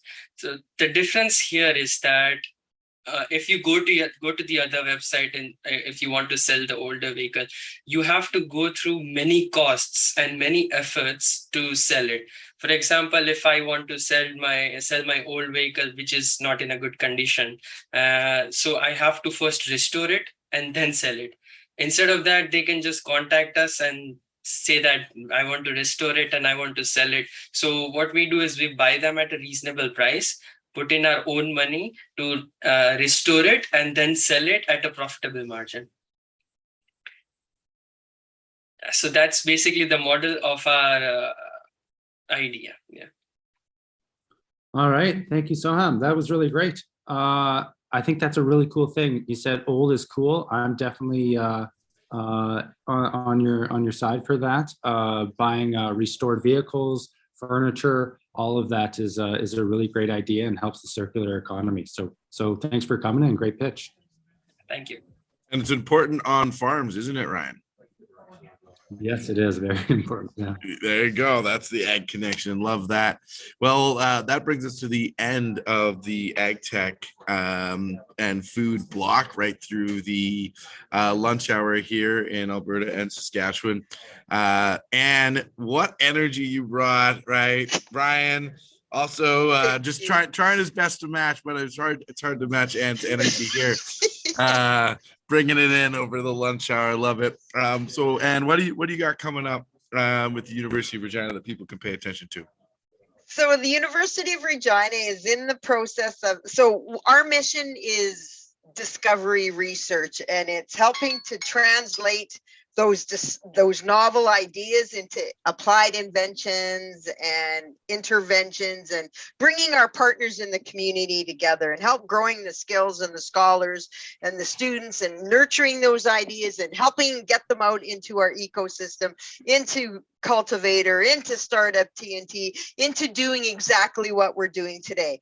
Well, one piece that we're going to add to this mix at the U of R is we're recently or going to soon launch our Graduate Advanced Training and Entrepreneurship GATE Center, and it's going to help coordinate our efforts and their associated professional development and entrepreneurship activities at the university to promote career readiness, entrepreneurship, social innovation, which we didn't talk about today, but all these new next gen, young gen, all these great ideas that we heard in our ag tech world today come from that side of the equation as well, throughout Saskatchewan. And in September, on the 23rd and 24th, in the city of Estevan, the U of R is going to help bring to play an innovation conference and summit and a similar pitch. So if any of you companies want the opportunity to get exposed around clean energy, ag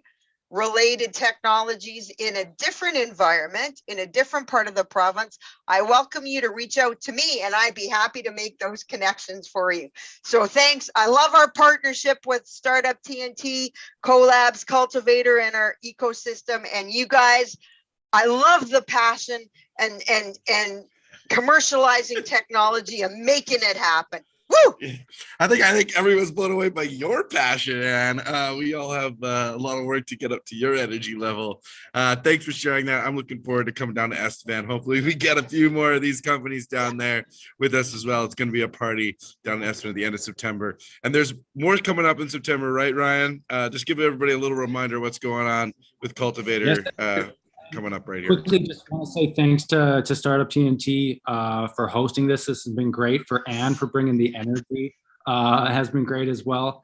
And for the founders, what you guys are doing and working on, the problems that you're trying to solve. That's why I got into Cultivator, into this incubator. So thanks so much.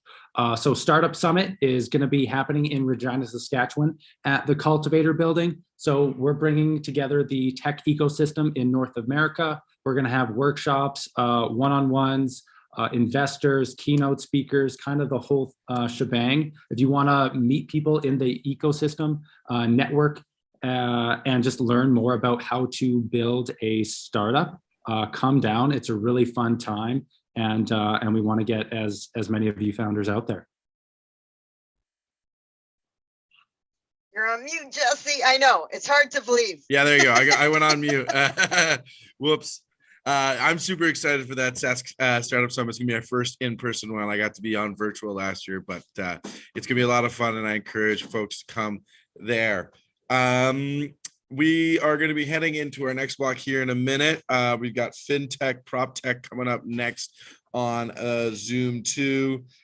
Zoom 1, I believe. I just lose track exactly what's in there. Somebody can post it in the chat. Zoom 1, we've got B2C SaaS going on. We've got some after parties going on tonight. And the reason why the after parties are going to be so amazing is because we had some incredible sponsors that stepped up to make it happen. We had McKercher, we have Health Cities, we have McLennan Ross, Finity Shred, Neo Financial, Wakapo Financial, Workers Cooperative, the 51, Opus Consulting, Green Umbrella Consulting, and Vendasta.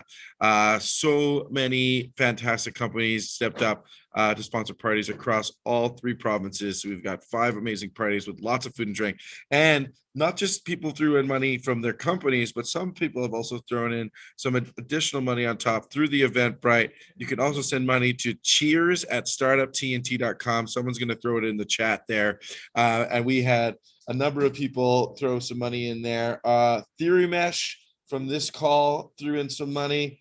Awesome. We're up almost $400 on donations so far, which is just incredible. I'm trying to get my list up here of names. Who else do I got? We got a bunch more people. We got Naeem. We have Ade from Adawami Skid Care threw in some money. Why can't I find more names? If someone could post them in the chat for me, Tim or Neil, that'd be appreciated. I just can't seem to find them in my notes here. But we've had a lot of people throw in donations, almost $400. So the tab is going to be very well taken care of. If people are wanting to throw in a little bit more, get a shout out. Cheers at Startup TNT. We'll be doing another round of shout outs as we go into our next block. With that, I'm double checking. I don't think we have any special guests right now. No. So with that, we're going to head into our FinTech PropTech block, which is very exciting. We've got a bunch of fantastic companies coming up for that. And we have Platform Calgary. Yes, your guest is here.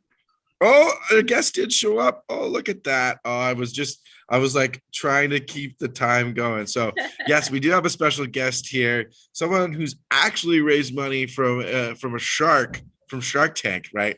This is a great person to learn from. And Gloria is going to be doing the actual introduction and taking care of a short little interview with our special guest. So Gloria, take it away. Yeah, thanks, Jesse. Hey, everybody. We just wanted to, as a part of this startup spotlight, make sure you got a chance to hear from a startup that's really kind of been through the gamut of taking a company from ideation to successful implementation. Anthony and Marissa are co-founders of a company making a lot of waves right now. This is obviously Spontively. Spontively allows companies to gain real-time analytics to measure community engagement, growth, and impact across any platform. I'm going to turn it over to my friend Anthony. If you could share with us just a couple minutes about the journey of Spontively, a couple key lessons and a bit of advice you might have for founders pitching today that are just getting started. Thanks for joining us, Anthony. Oh, thanks for the introduction, Gloria. Hey, everybody. So a little bit about my company and where we get started. We started in 2019. I used to work at IBM and Microsoft. With that, and really wanted to start something that was more meaningful and had more mission driven and had more impact. Talked to about 300 people in the downtown core of Edmonton. They were predominantly university students. And we launched a mobile platform in 2019, grew that to 6,000 students. And just trying to help them build community. So they were really disengaged, and we felt profound to solve this problem for us, especially being an immigrant. And I know the impact that community had. So yeah, launched that, and then we realized that this is a huge problem for organizations, and moved and shifted our focus towards B2B versus B2C. Moved our head office to the St. Pete, Tampa Bay region, and closed our pre-seed round in December of last year, 1.2 million. And then we closed another bridge round here, oversubscribed our bridge round here, led by Mark Cuban and his group. So Anthony, can you just give us a quick snapshot? Why is community so important, and why should businesses really be focusing on this today as they grow and scale? Yeah, I think, well, everything is community based, right? Like this is not a new concept. This has been existing since dawn of time, and we don't really think about it as community much. But Salesforce, when I was working at IBM, Salesforce did this strategy really well. Companies that use community as a strategy have grown into becoming billion-dollar industries. So you've got Salesforce. When you use their product, they would fly in subject matter experts and customers and gave product feedback. All of that engagement and building that customer profile, that's a community. You're building either a customer community or an employee community. Everything is community based driven, right? Especially when you're an early stage startup, you want to build that loyal following, and you're building that brand awareness around your product and gaining that product feedback. That's a community. Whether you're part of a Facebook group, that's a community, right? You buy a product like Peloton, for example. Peloton is a bike, but you're not buying just that product. You're buying the community of instructors that come with that bike and being part of that community. So a sense of belonging has always been part of us, whether you're part of a Reddit forum. And as we go into Web3 and the crypto space, especially NFTs, cryptos, and DAOs, that's all community based, and this is so important. Now we're doing an educational piece around community, and how that drives businesses. And even before you're building a product, if you build a Slack community or a community on Discord, that's more powerful than anything else in a product, right? So it's like, Yeah. it's that evolutionary cycle that's happening right now, and it's pretty awesome to see. In one sentence, Anthony, to kind of close us off here, what would you say to new founders who are kind of getting going in the tech space, are feeling a little lonely, they're struggling with traction, with raising? What's one of the key takeaways that you've learned over the past couple of years? One of the things is being consistent, and persevering, and you know, being gritty, right? Myself, you know, and Marissa, my co-founder, you know, we've gone through the whole gamut. You know, to one thing that founders, you know, we don't tend to talk about is the length of time. It took us 3 years to get to Mark Cuban, nonstop, 14 hour days, working over weekends, missing birthdays, you know, like that was the determination for us. So, and always, like, people are always going to tell you no. And I think as a founder, you need to determine if you're going to be, if what you're seeing in the market space, and you have, you know, when you're really believing in this space and what you're building as a product, are your customers telling you that?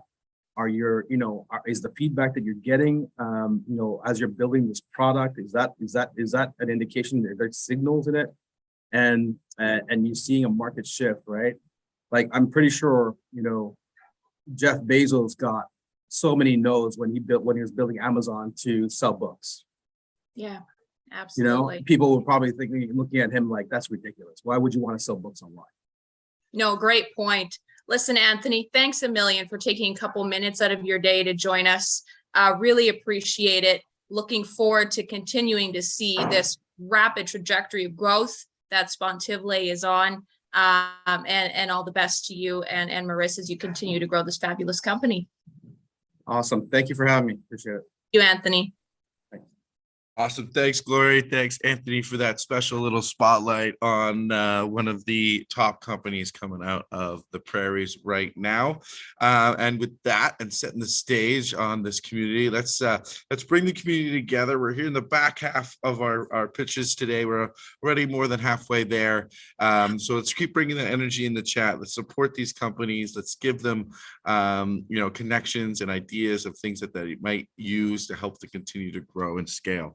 And to lead us through this next pitch, I have two awesome presenters.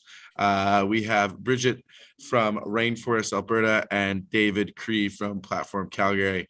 Bridget is representing Rainforest Alberta and works with a number of startups, and also has consulted with Tusk Hub Growth Consultants.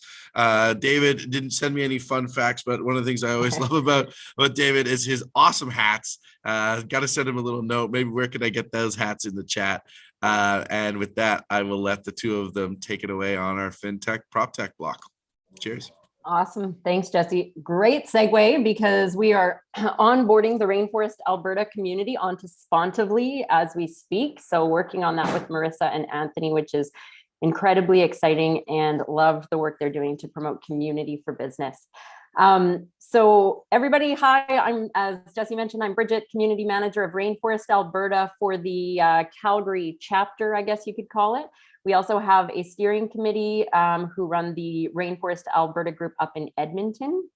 We may or may not have my colleague Amber Rowden, our community storyteller, on the call here, but she's supporting everyone in the background, and maybe can throw some Rainforest links in the chat. So what is Rainforest? If you're unfamiliar, it is a movement where we work to improve the Alberta tech scene through increased collaboration, diversity, and by building trust. So it's based on research and an analogy from two academics and founders from Silicon Valley. They wrote a book back in 2012 called Rainforest, Building the Next Silicon Valley. And the leaders of our ecosystem took that book and brought it to life here in Alberta. It's all about how productive tech ecosystems are just like actual rainforests. They're wild, they're woolly, they're unplanned, and they're full of random and flourishing collisions and relationships. So we're not trying to be Silicon Valley, but we know that trust is what we need as a foundation in our tech sector, and that's what we're working to do. So Rainforest does this in a few ways, but the most important is our social contract. So if you'd like to join our community, if you haven't already, well, you're part of it just by being here, but make it official by signing the social contract. We'll put that in the chat. These are values that we all agree to live by. It's all about being trustworthy, fair, paying it forward, giving back, and not being scared to ask questions and ask for help. So once you sign that social contract, you'll get invited to our online community, and that's where we share all the other initiatives and collaborations that we take part in. And we give you a warm welcome to come and join us there. And I'll pass it over to David to talk about platform. Hey, everybody. So excited to be here. Yeah, Dave Cree with Platform Calgary. I'm one of the advisors over there. So I get to work with all kinds of startups. There's many of you today pitching that I've worked with or had some sort of a coaching session with in the past, and just really excited to see you all.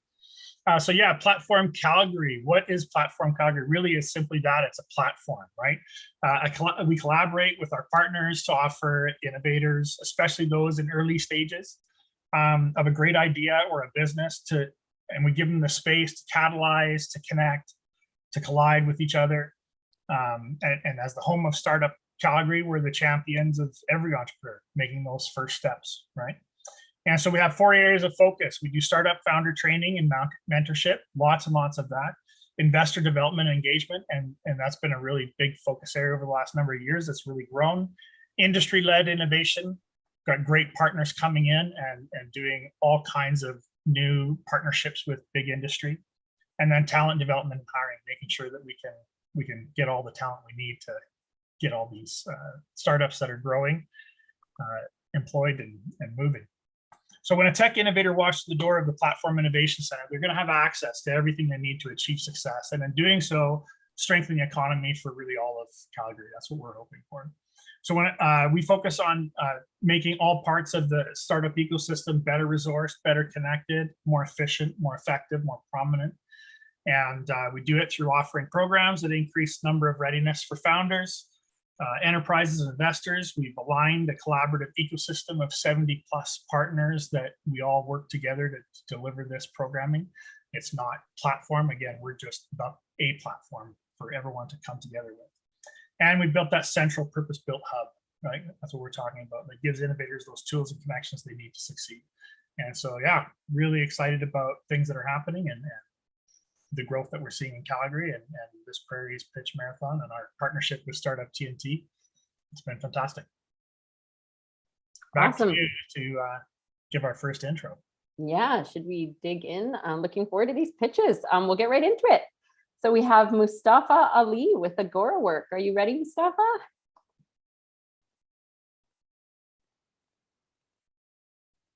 Fantastic. We can see your screen. Apologies, and you're good to go. I was on mute. You think I can figure this out?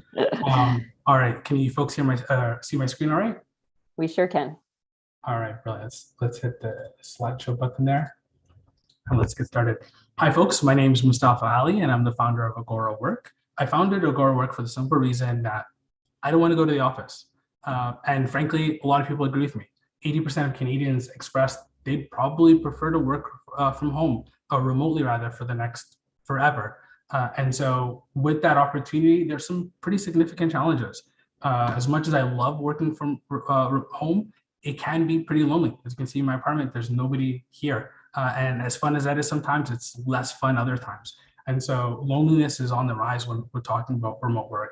There's also not a lot of options for people to, go out. So if you're going to go to work, you're probably going to go to Starbucks. And so you're probably paying, premium for the right to squat there for a few hours, or you're driving all the way downtown to work from the office. And so there isn't just those options for people to find places to work from in addition to the office or home or the coffee shop. And there's also not a lot of options for people looking to connect with colleagues or clients. If I'm going to meet a client, I probably don't want to meet them in Starbucks, and it's probably awkward if I invite them to my house. And so what do we do about that?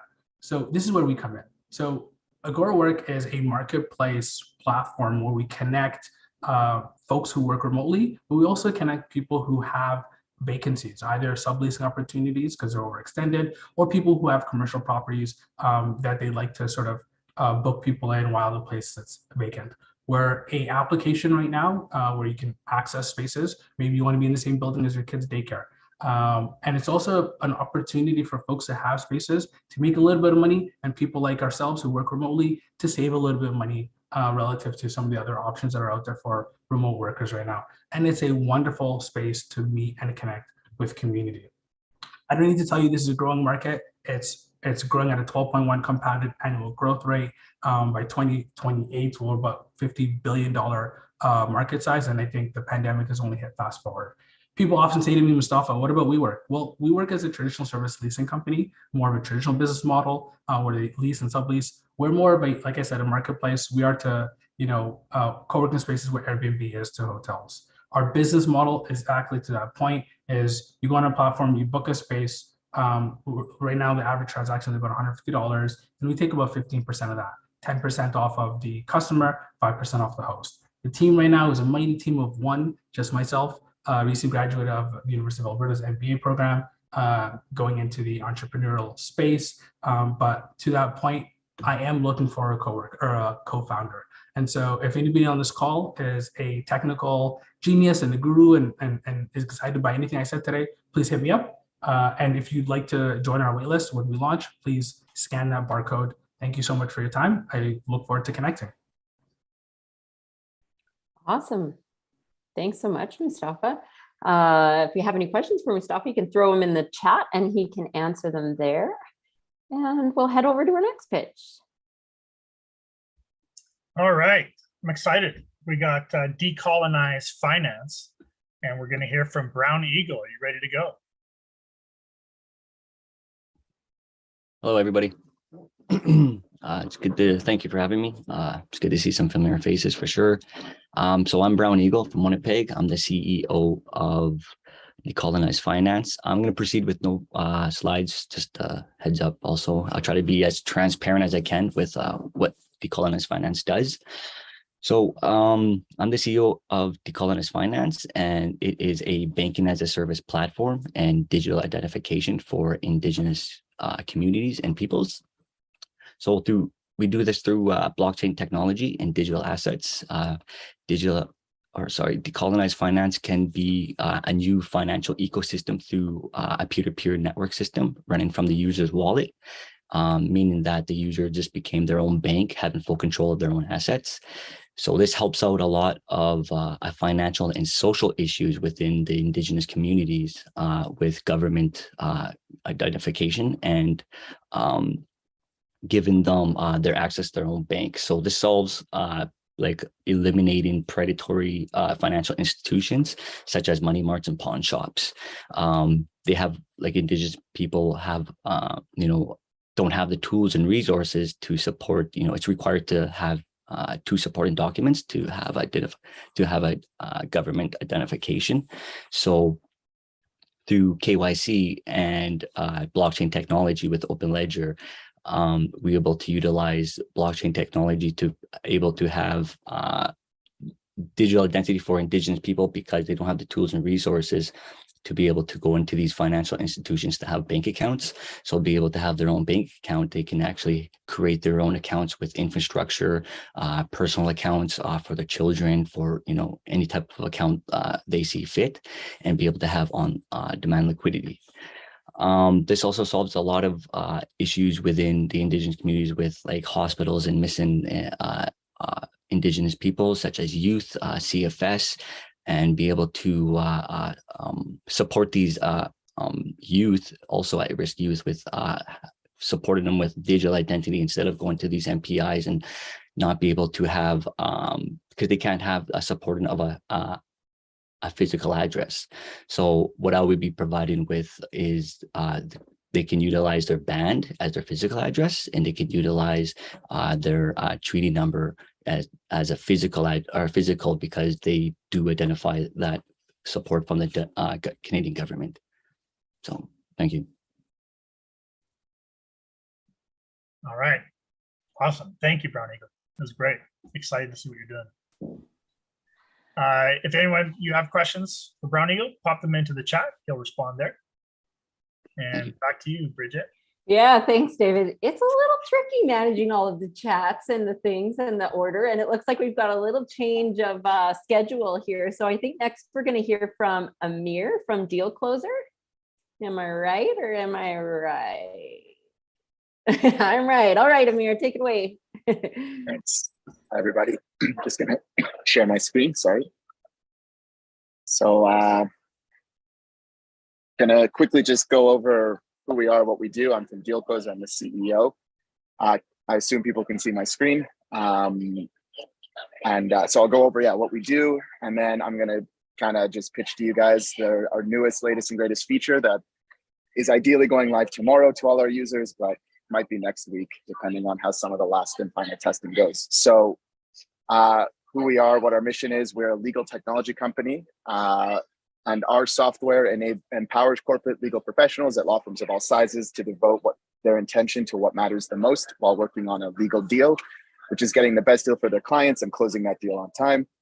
And we do this by eliminating what we call the soul-crushing manual labor that makes up the legal transaction process. So I used to be a corporate lawyer. That's where this all came from. And I used to have to do a lot of, frankly, grunt work that I hated doing, that technology, if it existed like ours, could eliminate or automate. And that's what we do now. And we work with corporate and tax lawyers. So just some numbers to prove we make a difference with our software compared to the status quo of paper and pen. Our customers are closing about 40% more deals in the same time span, which means more revenue generated and collected for those firms. We have hundreds of millions of dollars in transaction value going through our platform. We have hundreds of thousands of pages not printed because before our software, you print absolutely everything. And that's one deal alone could be tens of thousands of pages. So, eliminating that, which is great. We have tens of thousands of law firm clients. We have over 500 deals created, negotiated, executed each month. And there's around 4,000 or so deals open at any given time. And Startup TNT is actually one of our users. They use it in a unique way that no law firm does, but they're using it. And I assume, and I'm hoping, I guess, it makes life better for Tim Lin and Zach and the team. This is just an interesting stat. It takes about, according to our usage metrics, it takes a client of the law firm about 31 seconds to go from logging in to signing all of their documents. So it's a lot better than the old way where the client would have to come to the law firm's office, sit in a boardroom and sign a bunch of documents, which could take hours. The new feature we have is called Zero Effort Deals. Basically, this is the problem is that clients demand high quality work and well-negotiated deals, but they want it at a reasonable price and they don't want to pay for non-value added work. Every year, there's up to a 17% chance of being sued as a lawyer. This is according to the American Bar Association. Lawyers spend around 10 hours of time a week on non-billable tasks. So over the year, that's about $225K lost by one lawyer on non-billable admin tasks. So this is a problem our new feature is tackling, which we call Zero Effort Deals. It's powered by something called document automation. And it leads to some, what we say, zero mistakes and zero effort, is they can close more deals with minimal effort, earning more revenue and eliminating mistakes. I'll skip over that, the zero mistakes. The zero effort part is because with the system, we can actually complete documents for our users. And so we can actually generate hundreds, thousands of documents in a very specific way. That means that they don't have to enter in repetitive details. So I actually have a very quick video and then I think I'll be out of time. So I'm just going to show you this. This is just what document automation does. So for example, there's a closing date. It gets pushed. You go to our app, you put in a new date, and then we update, whether it's one document or 1,000 documents, everywhere that closing date is used, we actually update it for the lawyer, which this alone can save countless hours just changing a detail like the closing date. When you have a closing date in 1,000 documents, in one or two places, and you have to manually go back because closing dates always get pushed and updated them. And so the example here is a closing date, but it can be anything. They can automate any detail they want. So it's the latest and greatest, like I said, and it's coming out tomorrow. So to wrap things up, my ask is if you are a startup that's sick of signing documents manually, or if you're a VC that is sick of doing deals with paper and pen, please force your lawyers to talk to us. And if you are a lawyer and you're sick of changing closing dates on your own, please come talk to us because we have a solution for you. All right. Thank you, everybody. That's awesome, Amir. I love all the disruption in the legal field. It's certainly ripe for it. I just did a deal with a very old school lawyer, and it was so painful, and there were so many mistakes in the countless pages of paperwork. So really cool what you're doing. Let's keep on trucking. We're going to talk to or hear from, I guess, Adam Haig next from Mortgage Mission. Another area ripe for disruption. I'm here. Awesome.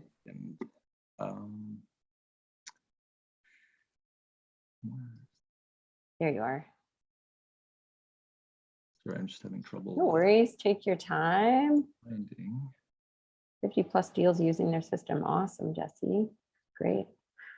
Okay. We can see it. Ready to go. Okay, great. So I'm Adam Haig. I am the founder and president of msquares.ca. Used to be Mortgage Mission, but we are rebranding. So I just want to start off. Sorry, I'm in trouble with the. There we go. I just want to start off by getting you all to think of a very common situation. You just bought a house and you need to get a mortgage. So this is a very common situation, like I said, and the process presents a problem for both parties to the transaction, the lender and the borrower. It's a problem for the lender because it's a very competitive space, and most of the field is commission-based, compensated on commission. Money is also fungible, and the products are very complicated and require a ton of communication to get done. It's a problem for borrowers because it's kind of sucks. It's hard to get a hold of banks and everything, and really the way that you communicate when you're shopping for a mortgage hasn't kept up with technology, right? Like most people prefer to text message rather than call. People communicate through text messaging on social media. More people text than use the phone now. So we built Mortgage Mission, which is an online platform that allows borrowers to communicate and shop for a mortgage through text messaging, all on our platform, all in one place. It's a much more seamless and better experience for the borrower and getting all the information and knowing all the options available to you when you're shopping for a mortgage, which is really important because a single basis point can save you hundreds and hundreds of dollars over the term of your loan. So there's a lot of companies out in the space trying to improve this area. There's rate comparison sites like RateHub and RateSpy. They're just one-sided information flow, kind of like advertising. There's mortgage leads, Canadian mortgage leads, where you have to pay up front. And then there's Nesto and Edison. Edison is the Canadian Rocket Mortgage, but you only get one lender when you go there, the final product. You're not going to learn what options are available to you in the market. So it's a huge market. It's in the news all the time, but just to give you some stats on it, there's 3 million mortgages originated every year, probably less next year, but still a substantial amount. The notional value is 1.6 trillion. You can see the average commissions for salespeople are really high. And the total addressable market based on sales commissions, I would put it between 4 and 10 billion. But on a transaction basis, what we're looking to do is charge $100 per, or what the market is charging right now is about $100 for a lead. So that's about a $300 million market in advertising and lead generation. And our target market right now, because we provide more value than a normal lead, is about 150, and we think the total serviceable market is about $15 million. But the opportunity, I think, is much bigger than that because there's multiple paths to monetize this. There's the transaction value, which I alluded to, but there's also the attention. You can monetize the attention that people are expending to shop for mortgages on the platform. And you can sell highly relevant, like highly customizable ad space and data. So the way we're going to market, it was hard to come across in this presentation, but we use a ton of photography on our platform.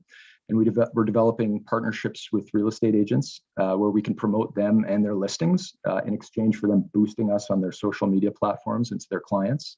Because we share clients, it's an easy way to access them. Through social media, email, and SEO, and then direct marketing to lenders. So what we're looking for right now is $350,000. We're not looking right now. Actually, we're going to launch locally in Winnipeg, test out the site, perfect the process, and then raise $350,000 in October or November to take the product across Canada. Thank you very much.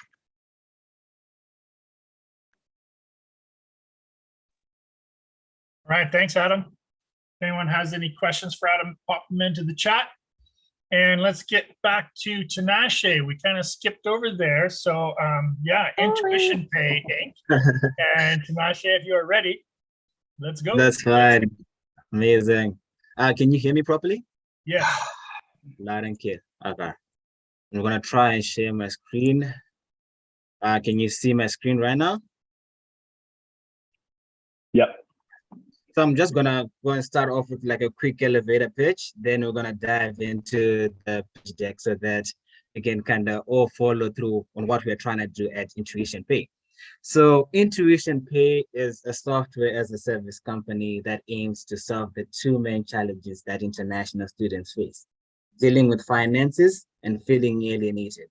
And we're trying to do this by creating a mobile application that acts as a payment gateway between local banks and universities to streamline the tuition paying process. And at the same time, we try and hone that ecosystem for the same international students to be able to connect and network with each other based on mutually shared academic, professional, and background interests like country of origin.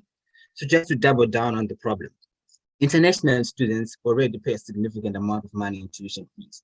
So we're trying to help them save some of the money so that they can have disposable income whilst they study abroad, since now it's about 7 to 11% for transaction cost. At the same time, we're trying to expedite the remittance of tuition payments from one part of the world to another. So imagine it more like an e-transfer for tuition payments, where you just click on send and it automatically populates into the university. And trying to also help them with the feeling alienated situation. Being a frontline worker during the pandemic, I saw the effects of not having a community support whilst you're an international student support living abroad. So we're trying to help them connect with people who are coming from the same background so that they can network and create that community aspect around them. And our solution is very simple: a secure and convenient platform for international students to pay for their tuition fees and connect with other students studying in Canada, Australia, UK, and the USA, which is our primary target market. All they have to do is download the app, submit their enrollment letter and student number, choose the payment method, whether it's debit or credit, and utilize that chat feature that we have. So we're trying to do more like a tea and biscuit aspect of it, where you can pay your tuition, but still leverage from the community that is within our customer database. So far, we've currently surpassed over 200 students in our 20-day marketing strategy.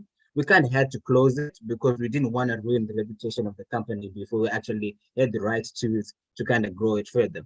For $250,000 at an average of $40,000, we're already looking at a $10 million backlog. So we were trying to find a way in which we can build it up so that we can actually grow properly. How it works is very simple.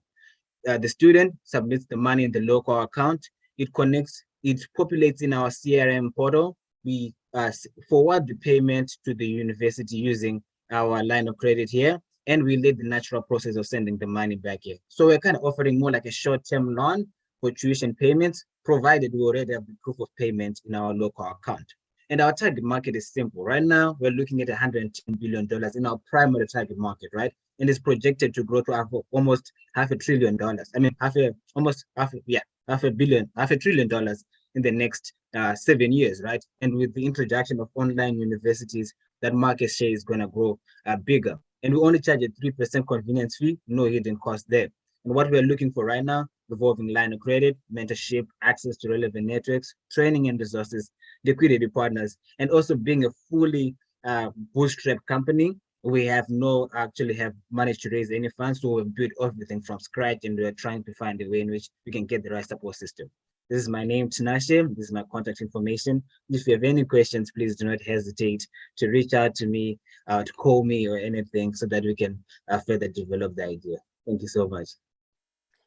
Awesome. Thanks, Panache. What a interesting idea. That's fascinating. Okay, well, we'll move right along to Dave Johnston from Omni. Everybody can hear me? We sure can. Okay, share my screen.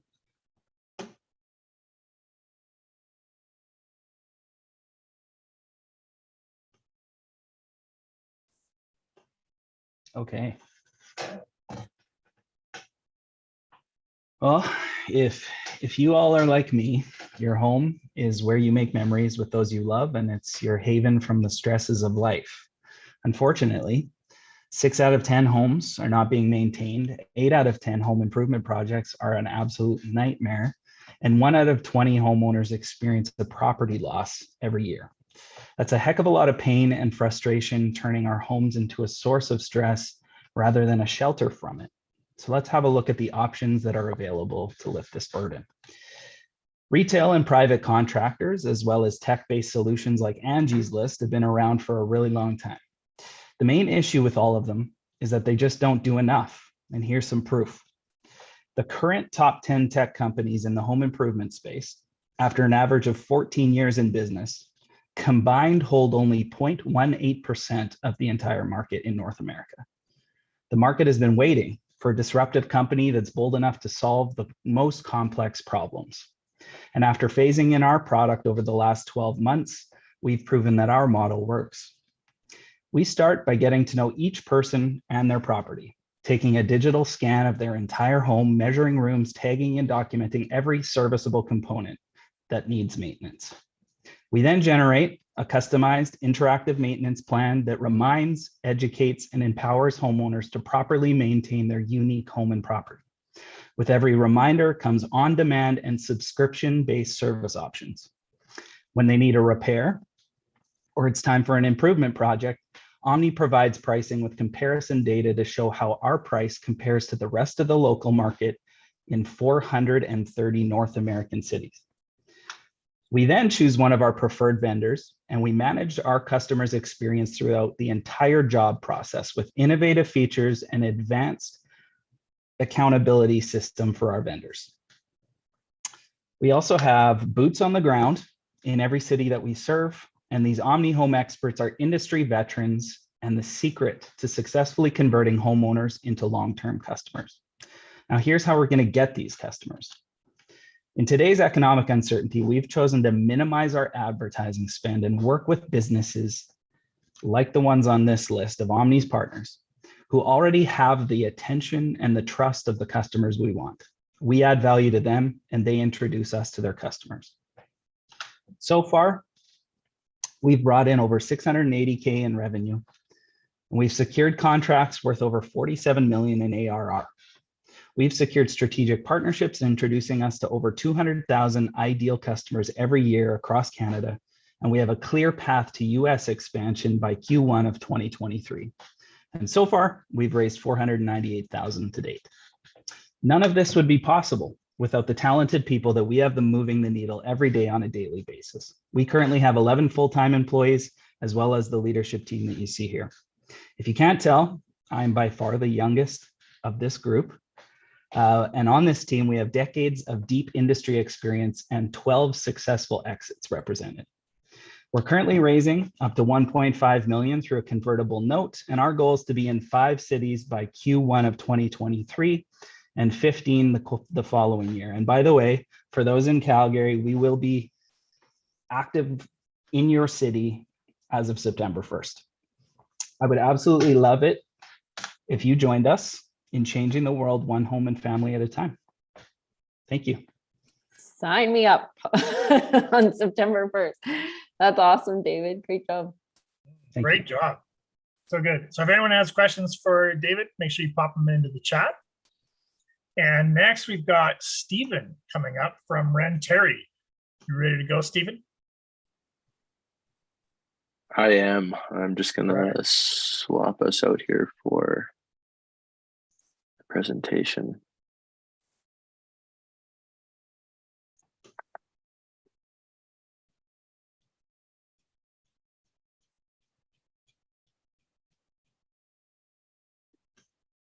I'm loving all these ideas today. Yeah, it's incredible. It's hard to focus on the hosting side of things when you just want to take it all in. Yeah, I'm writing notes. Awesome. Can you guys see that screen okay? Just double checking. Yeah, sorry, you can. Yep, you can see it? Okay, perfect. You're good to go. All right, let's begin. That was an awesome pitch, by the way, there. David, that was awesome. So, hi, everybody. Welcome to the EnviroApps story. We're a modernized rental app that will change the economy. And if we were in person, we would be doing a selfie just like we got on the front of the screen here. If you haven't seen us at a trade show, taking a selfie with you and sending it to you personally, you will in the future. My name is Stephen Maxted. I'm a co-founder and the head of launch here at Rentry. I'm going to take you through our story here. All right, so here's the categories that we really fit into with the Rentry app. Ultimately, we're going to change the rental industry. It's a bit dated, it's a bit clunky. When you go into a rental shop these days, whether it be for a commercial item, something of recreation or otherwise, and including spaces, you usually have to do a deposit. There's about 5 different rules about how to do it. Timing's got to be just right. They might not have the item there. So we're really bringing that all together. The 3 categories that we feel we can have an impact on are the traditional rental merchants, which we're currently pursuing, as well as peer-to-peer. So you as an individual could rent out items out of your house for rent as a personal item, or you could turn it into a small rental company, as well as the rental extension. So white labeling what we've created and making it available for other industries that may be lagging in that space. So solution, we made an app. We're on version 1 right now. We got version 2 coming out this week, or by the end of it here. We have nationwide insurance on the items that are rented out. Again, whether that be peer-to-peer or from a traditional rental merchant. Easy discoverability, inventory management, easy onboarding, calendars in there, everything that your rental company would need more. And we have a chat function in there too, so we make it easy for folks to communicate. So ultimately, we want to be an extension and in the future, the main go-to app and product for rental companies to use. So inventory management tools that currently exist cost companies a few $100s a month to run. Websites do cost money and they have to find you through Google or other search queues. Many rental companies are actually walk-up, and so there's no discoverability online easily for them. You can go and Google it in any town that you're in or heading to and find this exact same problem exists. And the size of market. So ultimately, our goal is to really target the millennial and Gen Z demographic here. Where we see the market going globally by 2025 is $335 billion. Speaking to the Canadian side of the market, the consumer good rentals is currently to about $2 billion.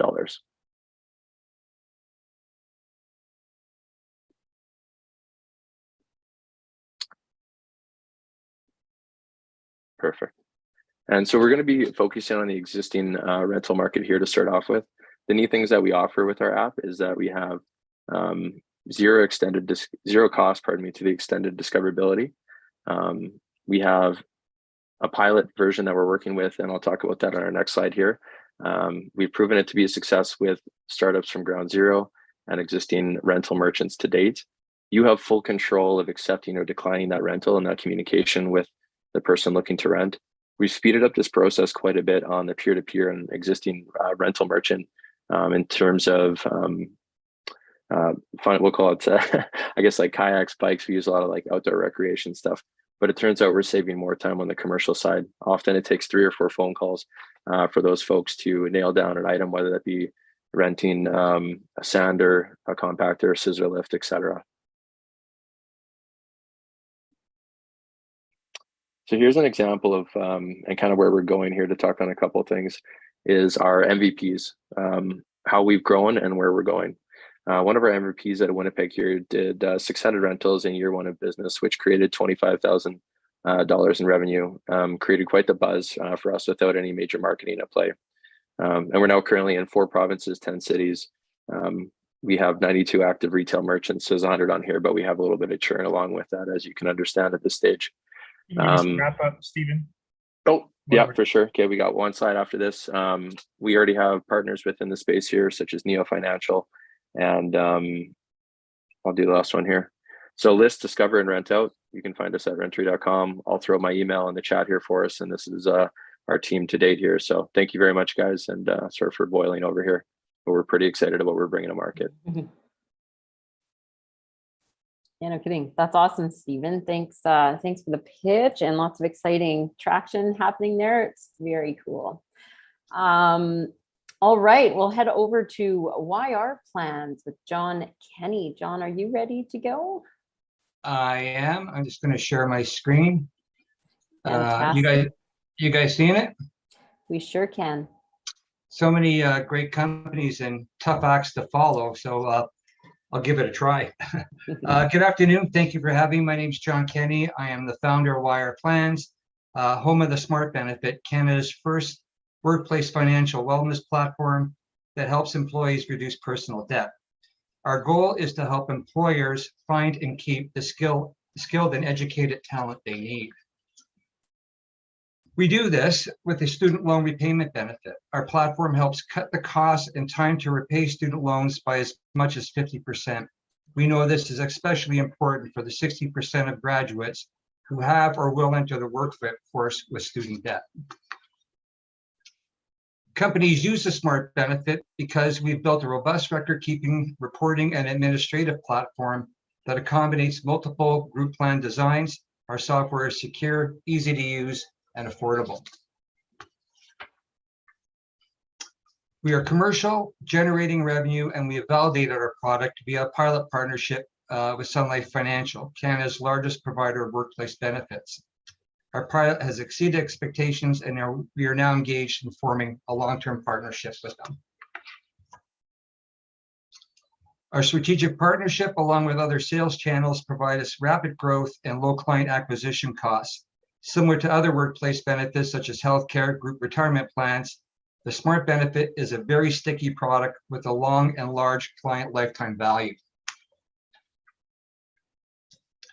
The market size for our student loan benefit is large, but we have no intention of being a one-product company.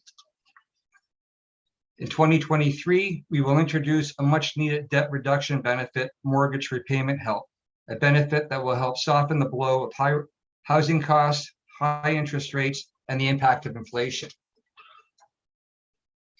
Our team consists of professionals with over 70 years experience in financial services, capital markets, group benefits administrations, communication, and technology. It is really an A-team.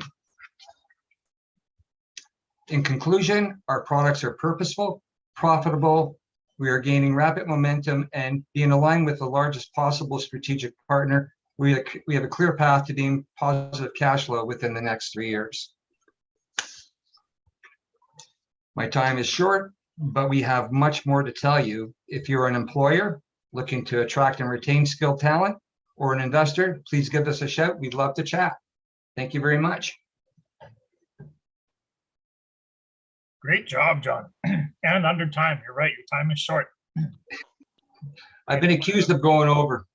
Yeah, well, you didn't this time, that's for sure. Great job. I'm Thank really, if you guys have questions for John, make sure you pop those into the chat, keep that going. I'm really excited for this last startup. I love the title, Trust Science, and Evan Trapco. And yeah, it looks like a good idea. So give it to us, Evan. Hi, can you hear me all right? Yeah, you're doing good. Great. If I do this on display mode, I'll screw things up because of my monitor situation here. So if that's all right, I'll continue as it is. You're doing good, yeah. Great. My name is Evan Krapko. Trust Science makes a fintech SaaS called Credit Bureau Plus. We are based in Edmonton, and we sell all over North America. The company is the company is entered into market of 2.5-3 years ago, just over 30 employees. We have patents granted to us from around the world, 50 of them now, 13 different countries. We have many more patents pending. So those are the 50 plus are actual instruments granted. And last year, our revenue went up 12.6 or 12.7x. I round that up to 13 times. So growing very rapidly. What we do, what Credit Bureau Plus does is we say, find the invisible primes. If you're a borrower and you go to a bank, you might be lucky enough to be in the top tier of scores. So the scores range between 350 and 800. And that's the people represented here. If you're in the lower range, you're in a little bit more risk of being scored incorrectly by my multi-billion-dollar competitors. So you'll know Equifax and TransUnion if you're in Canada. In the US, additionally, you'll know Experian and FICO. So the problem is that the next slide is going to show the 40% of those people who are wrongly scored. The green people, the green silhouettes, would also be very, very high quality borrowers, but they're getting a score that's too low. You can't just show up as Credit Bureau Plus and give everybody a higher score though, because up in that top band, that blue band, you'll see that there are actually some people who did not deserve the high score, the very high score, and they cause the problems where lenders have to charge higher interest rates because they run off with the money, or they were con artists or fraudsters in the first place. So the net effect of bringing Trust Science into a lender's operation, into their decisioning, is that you end up with the best people or the proper scores. It's not that everyone has a high score, there's still low scores, but we're doing it all accurately. The size of the market is super huge. Over 800 million of these kinds of loans get done per year. These are annual numbers. The fees on just scoring the people in the bottom half of the economy is approximately $1 billion. We think that in the medium term, we'll get 10% of that. So for us, it's a very, very large opportunity that we're already in the works earning. So 7 figures top line revenue, and I do that not by myself. I do it with a super qualified team scattered across North America. On here, you see one of the initial people who gave you a Netflix addiction. He was reporting to Reed Hastings at the time and putting up Netflix online. That's the Chris Matichuk bubble. You have in Edmonton, the Colin Tran bubble, youngest guy on the team and youngest guy in most audiences or most gatherings when we're at a trade show and stuff like that. He's based here in Edmonton, where I am. And David Ebersman was the former CFO of Facebook. He now has his own startup called Lyra Health. He's one of our investors and a super valuable advisor. We're growing explosively, so appropriate here, TNT or anyway, had to throw that in. I think that's actually Thursday night tradition. And speaking of that, party tonight, thanks to all the different sponsors in the after party, and you'll be able to meet Colin there if you are at the party. And that's it. Wow, quite the team there, Evan. That's incredible. Great. Well done, everybody. Thank you so much for these pitches. I love how the purpose behind a lot of these are, to really make the world a better place and helping a lot of demographics that really need the leg up. So well done. Yeah, thank you, Bridget. And thank you, David from Platform Calgary for bringing us in an awful block. Another round of applause for a great block of pitches. Thank you to all those companies. As you said, yeah, so many, all these companies are really trying to have an impact, make a difference. That's why we're doing the Great Prairies Pitch Marathon, because these are startups that are worth supporting. Innovation can come from anywhere, and clearly the Prairies are showcasing that. Just real quick before we go, we got a little bit of time. David, why don't you kick off first? What's coming up next for Platform Calgary? Anything exciting happening in the next couple of months that people should be aware of? Yeah, you know what? We're just starting up phase 3 of Catalyzer, the Alberta Catalyzer program, the Velocity. So I think some of the acceptances are going out, and that programming is about to start. So we're really excited about that. That's like the real growth phase of Catalyzer. And then the incubator program is coming up in the fall. So we've got a bunch of companies starting that. So just a lot of different things happening, a lot of partners moving in, the space is transforming. Like it's been quite the deal, and I'm really looking forward to what the fall is going to look like there.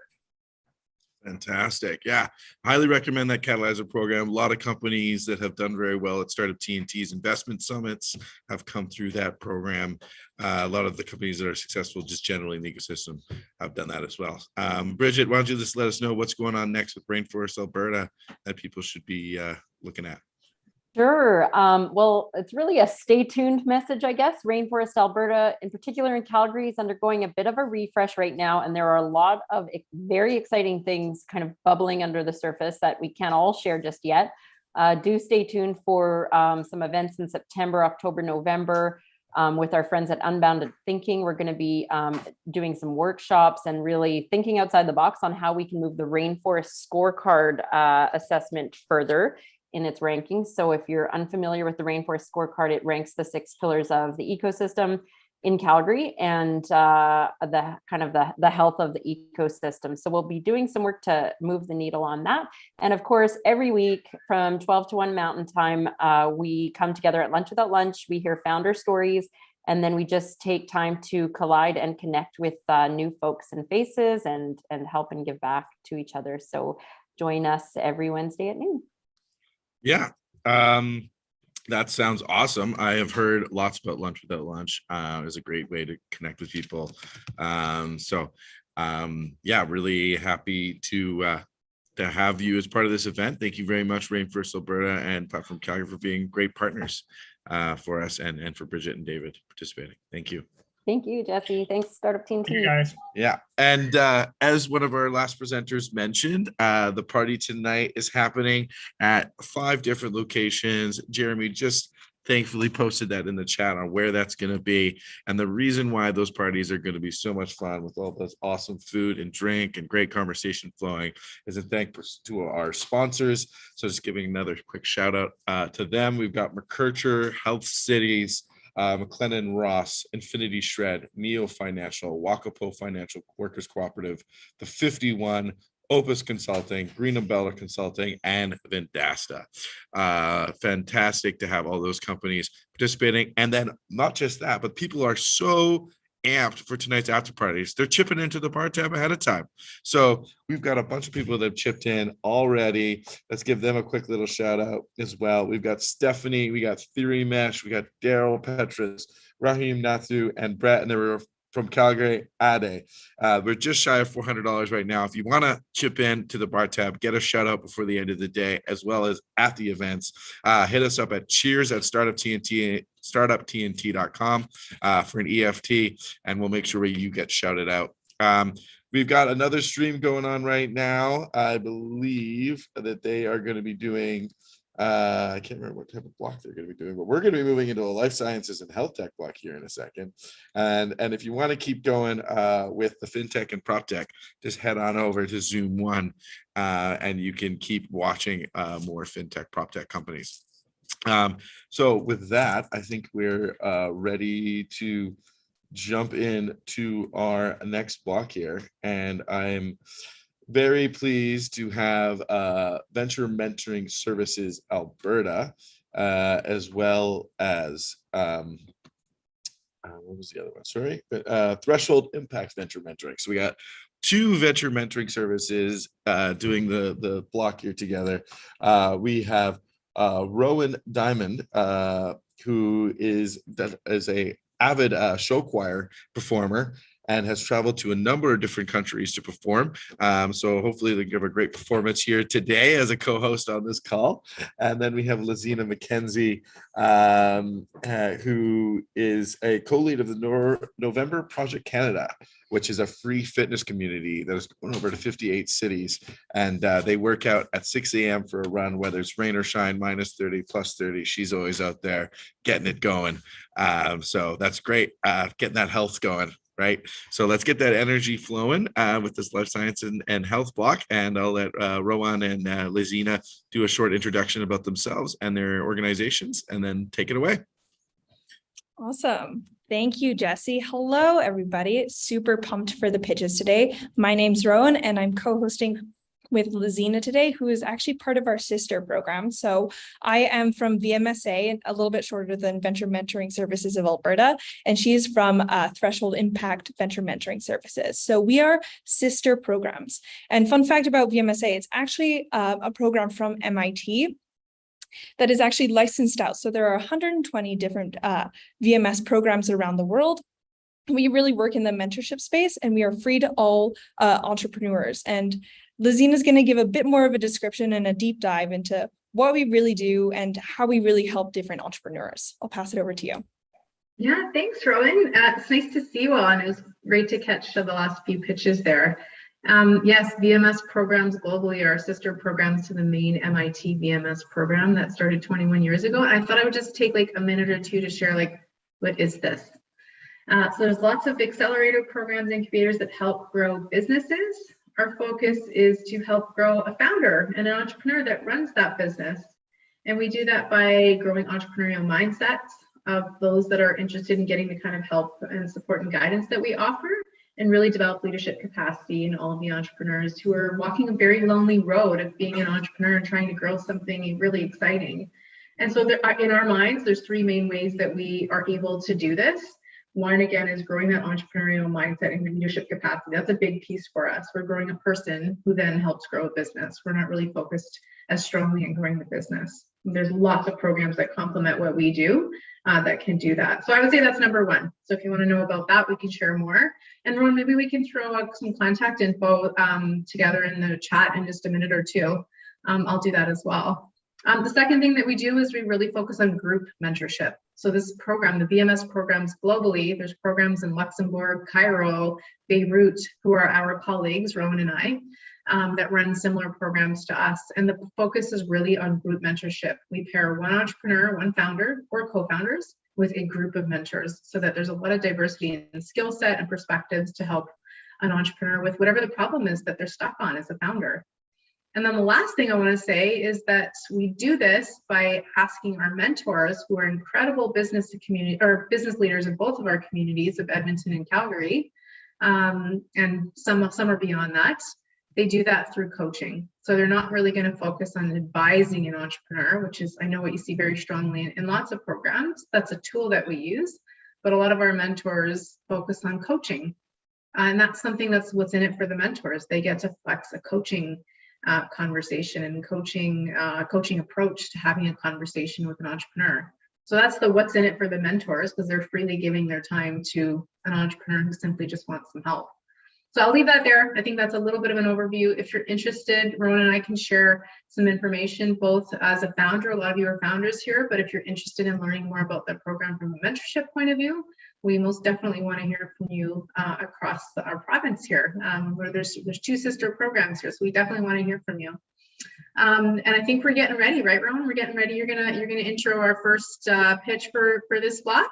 Absolutely. I'm just going to throw our information for VMSA. So we're Southern Alberta, and then Threshold Impact is kind of Northern Alberta. So we got that kind of divide. So reach out to whoever makes sense to you if this is something that you're really interested in. Where we really thrive, I think, is the scale up size of business. So we're not really in that beginning stage, but there's many supports that we can connect to you if you are. But if you're really in that scaling phase, looking to grow, looking to get into that true CEO role, we're really there to help support you and develop that leadership for you. So awesome. Jesse, are we good to hop into the first pitches? Take it away. This block is yours. It's all yours. Amazing. Awesome. Yeah. So first we have Mike Wesolowski. I really hope I said your name correctly. Wesolowski from Luxonic Technologies Incorporated. You got it. Awesome. All right. Share my screen. Can you see that okay? Yeah. All right. Awesome. Hi, everyone. I am Mike Wesolowski, co-founder and CEO of Luxonic. I'm also an adjunct professor of medical imaging, so I've seen firsthand how important radiology is to the healthcare system. Thousands of conditions, diseases, and traumas are diagnosed and monitored using medical images. Radiology is at the core of modern healthcare. Without it, our system collapses, but radiology is facing a crisis. The demand for radiology services has outgrown the supply of radiologists. There are literally billions of people around the world who don't have access to radiology services, including right here at home in Canada. One way to solve this problem is to create better tools for radiologists to help them do their work. So this is the main tool of a radiologist, the radiology reading room. It's where rads spend 90% of their day reviewing your x-rays or ultrasounds. It may not look like it, but the entire room is a complex workflow tool. Everything is important, from the room lighting to the configuration of the monitors, and it's all personalized to each and every rad. But this workflow is fractured. Rads use up to a dozen different software programs to do their job, which creates inefficiency. It's expensive, costing up to $30,000 just for the equipment alone. And once it's set up, it's fixed in place. So rads can't work outside of the clinical setting, limiting access to their workflow. So we've created SIITT. It's a digital twin of the radiology reading room in the metaverse. Everything that a radiologist needs to do their work is now available in a VR headset like this. So SIITT is a unified, collaborative, and portable workflow platform. It costs less than 20% the traditional cost of a reading room to set up, so more rads have access to their workflow. It can be used anywhere there's an internet connection, so patient cases can be turned around more quickly. And because of this, it gives rads the freedom to work how, where, and when they want, improving work-life balance. It's really transforming the way rads work, learn, and interact. We've got a large launch market here in North America with 30,000 potential enterprise clients, 50,000 end user radiologists, and an obtainable market of $1 billion. To capture that obtainable market, we have a team that's done it before. Our leadership team is made up of entrepreneurs, doctors, and even a former executive from Philips Healthcare, John Huffman, who's one of the fathers of digital radiology. Last month, we won Startup TNT. So shout out to the Saskatoon companies that were with us at Startup TNT last month. We're generating revenue and currently negotiating contracts with 3 of the largest healthcare companies in the world. We're actively working to expand 4 major pilot sites into 6-figure customers over the next 6 months. We also have an active sales pipeline that's growing, and we currently are pursuing a contract with one of the largest IDNs in the US. Can you guys feel it? This rocket ship is getting ready to take off. But don't just take my word for it. Here's a quote from Dr. Omar Islam, the head of radiology at Queen's. "You have a truly revolutionary product. Congrats on a job well done." We're super pumped about where we're heading with SIITT. We've gone to product launch bootstrapping, and we're raising now $500,000 to accelerate our growth. And we've got about $130,000 left in our round. So if you're an investor or an investor group that can write checks of about $100,000, please feel free to reach out to me, Mike Weslowski, or mike@luxonic.ca. Thank you so much. Nice, thanks, Mike. That was awesome. Fantastic. Let's keep moving along. We really love that. Next up, we have Mary Lobson. I hope I said your name correctly, from Reese Technology Group Inc. And you've got 3 minutes. I'll just remind us that we have 3 minutes to do our pitch, and please take it away.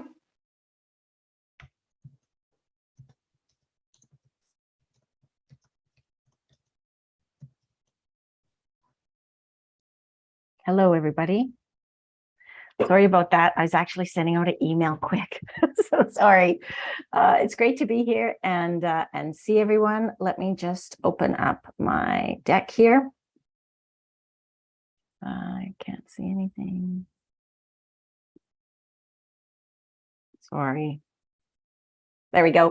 Can you see my screen? Yeah, we're good to go. Okay. So my name is Mary Lobson. I'm the founder of Reese. Reese is an online reporting platform for sexual harassment, misconduct, and assault that can be adapted for use across any sector or industry. I've worked in the gender-based violence field for the last close to 30 years. And I think for all of us, we don't have to look very far these days to see incidents of some type of sexual misconduct, abuse, or assault in broadly across spaces. We know that one in 3 women and 1 in 6 men experience sexual violence in their lifetime, yet only about 4% or 5% actually report to police. We can see and talk about what a problem it is across a number of different systems, but what we don't actually talk about very often is the costs pertaining to not addressing this issue. It costs trillions of dollars annually to various systems. But from a company perspective or a higher ed perspective, there are significant costs related to shareholder value decreases, negative impacts on brand, and then the day-to-day costs related to performance, employees, and dealing with or addressing these types of issues. So how do we help? We actually created a platform that reduces barriers to reporting.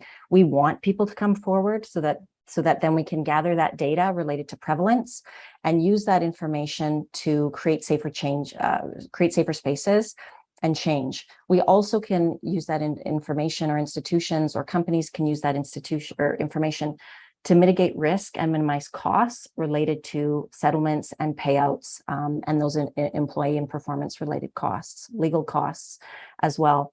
We created a feature called repeat perpetrator identification, which actually allows an individual to name the person that harmed me. And if someone else does, that creates a match. So that can have significant impacts when we look at work environments, campus environments, sports, and many other applications. It also, we believe, safety should be foundational to any good DEI strategy when we think about creative and inclusive environments. This is just a little bit kind of how it works. As I said, we create one record that then can be used to choose from multiple reporting options, either on a campus or an organization or a company. In terms of traction, we are in Canada across 7 provinces with 28 customers and a growing pipeline. In Manitoba specifically, we are actually available province-wide at every college and university. North Forge is one of our partners as well. We're launched into sport and music festivals. In terms of the market size in North America, it's about a $58 billion TAM because we can be used for any sector or industry. It's actually probably larger than that. These are some of the examples of spaces that we either are currently in or could certainly expand to. My screen is not advancing. Okay, then in terms of team, it's myself. I'm a solo founder. It's myself. We're a small team. There's 8 of us. We're predominantly in Winnipeg, although there's a few of us that are on either coast, east and west. I'm just going to try that one more time. There we go. I'll come back to team. I'll go to revenue model very quickly. We charge a one-time setup fee. We have annual costs based on per person, and we have multi-year contracts and no churn. We typically sell into C-suites, administrators, leaders within organizations. Here's our team. So again, it's me. I founded 2 not-for-profit organizations before founding Reese. And as I said, I've worked in the gender-based violence field for a long time. Chris is an amazing CTA. He has a very impressive history and expertise, was the chief architect for the Mac operating system. So a lot of us probably can thank him for the early work that he did. We are currently raising a $500,000 round. We're just in the process of launching into the US. We're involved with Tampa Bay Wave. So if you're interested as an investor or would love to talk about us as a customer, again, we can be used across any sector and industry. So we'd love to chat. Thank you. Amazing. Thank you so much, Mary. I think that's a really usable tool and something I hope, starts to move across Canada and the US. So thank you so much for coming and sharing that with us today. Michael Hayward is up next, and he's from TheraFinder. So he's gonna take over the screen and tell us all about it. Hey everyone, here to introduce you to TheraFinders. I will just get this up and running in a moment. And let me know if you have any trouble seeing that. We're good.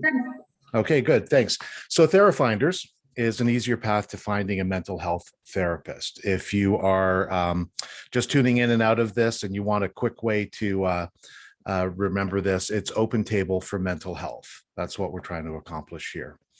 One definition for you: mental health therapist in the case of TheraFinders is psychologists and licensed counselors who are in private for pay practice. These are the folks who are single shingle professionals or husband-wife teams or small clinics delivering their mental health therapies. The problem I'm trying to address here, finding a mental health therapist is too hard. You might not necessarily agree with that statement up front, but here's what I know from my own experience and my own research. This is not aspirational. We do not sit around thinking, oh, I can't wait until I get a chance to talk to a psychotherapist. This is going to be great.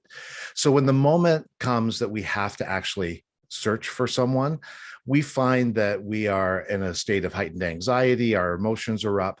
That takes away our ability for thoughtful, practical research.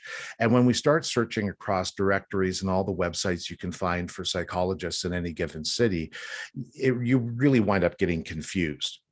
That's exacerbated because therapists aren't marketers. They don't get that training as part of their certification. They only have practical experience, usually in business. So they're not good at reaching their target clients, and they tend to get bogged down in administration and the back and forth of trying to connect with people. So the solution. We match people looking for a compatible mental health therapist with therapists seeking qualified clients. Like I say, open table for mental health. The customer in this case is the mental health therapist, the psychologist or licensed counselor. We do have a number of partner organizations because what we'll understand over time is that we are going to attract people who can't afford to pay for that private practitioner, and we don't want that person to be left out. We know that anybody who is searching for help today, if they don't find it today, they're 35% less likely to try again tomorrow. So getting an answer on the first call or the first place you inquire is essential to a good outcome. How people search, just for a little context here, people tend to look for their therapist through Google by asking their family doctor or friends or family referrals. There are a few other ways, but these are the three that come up the most frequently. And TheraFinder's solution addresses number one and has a specialized product being developed for the family doctor. How it works, you come to a website. It's a website that's like a search website or like a little chat bot. You get asked a few questions by an expert, and this expert is a machine learning decision support system that's governed by a human who is expert in the idea of, or the concept of triage in mental health to match up the needs of a person to a specialist. You get an opportunity to make an appointment with up to, say, 3 therapists that are taking clients right now. That goes straight into your calendar, and it goes straight into the therapist's calendar as well. No extra work required, no back and forth with email. Once you have a successful paid session with that therapist, the therapist can very quickly kick off a process to generate an invoice and collect payment through TheraFinders.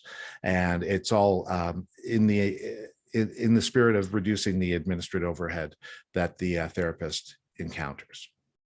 Very quickly, the marketplace. If you go out there looking today, you'll find directories and websites. Most therapists are in one of these. There are the disruptors in the space are online clinics that do counseling over the web or through texting or so on.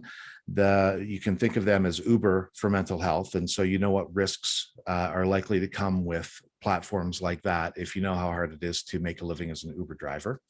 And then there are not-for-profit or variable pay types of services that are supported by a variety of organizations in the government. And this is out of scope for TheraFinders. Where you'll find us is around directories, and where we're different is that TheraFinders is a referral engine.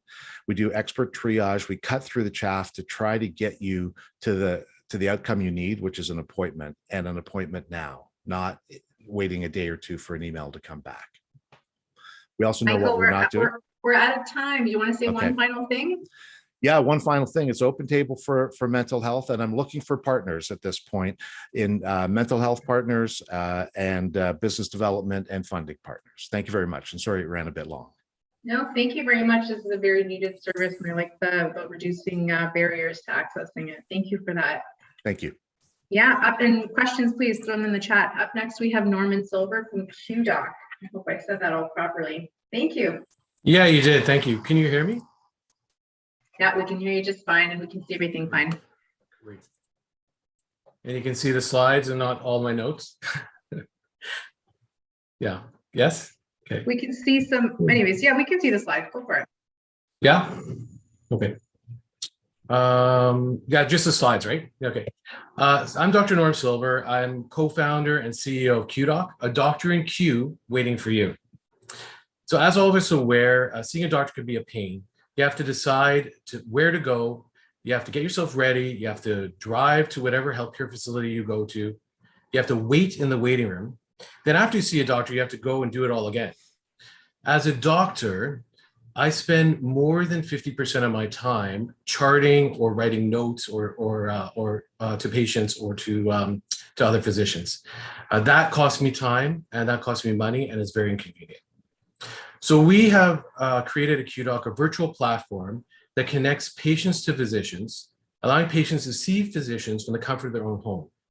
Physicians can work from home, they make their own schedule, and through the use of our technology, QDoc requires very little charting. QDoc uses a unique work distribution model that looks for the right doctor-patient match. We use multiple factors, but including presenting complaint, geographic location, among others. So how it works, a patient will go on, click See Doctor Now. Multiple physicians are notified that there is a patient waiting to be seen, and the first physician to press accept gets a video-to-video visit with the patient. Afterwards, the prescriptions can be sent, tests can be ordered, referrals can be sent.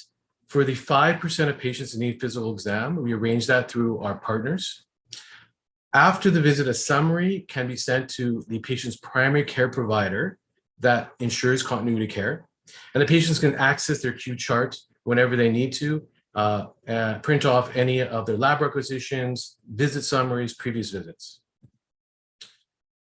QDoc bills the provincial government through our certified billing platform, which makes it free for all Canadians. And we retain 15% overhead from the physicians, and we pay out the rest to our physicians. Our growth strategy includes phase one, which we've already launched the product in Manitoba. We're working towards a 1% market share in Manitoba. We'll expand Manitoba and launch in the rest of Canada, looking for a 0.5% market share. And then after expand the Manitoba market and looking for a 2% market share in Canada. Our major milestones so far is we've had a seed round, raised $1 million in December, and a $5 million valuation, created over 20 jobs. We've increased our volume by over 50% month over month, and we have greater than 30 physicians actively using our platform. This is a visual representation of our growth. We are in our exponential phase. We've gone up over 100% last month to this month. So in conclusion, we have better patient care and access, better physician experience and pay, and a total addressable market in the billions. Thank you. A little over time, sorry about that. All good. Thank you, Norman. Any questions that you guys have for Norm, just throw them right in the chat for him. Awesome. Now we are heading on to Kathleen McMahon. I think I said that correctly. Please correct me if I'm wrong, from Waveview Imaging Incorporated.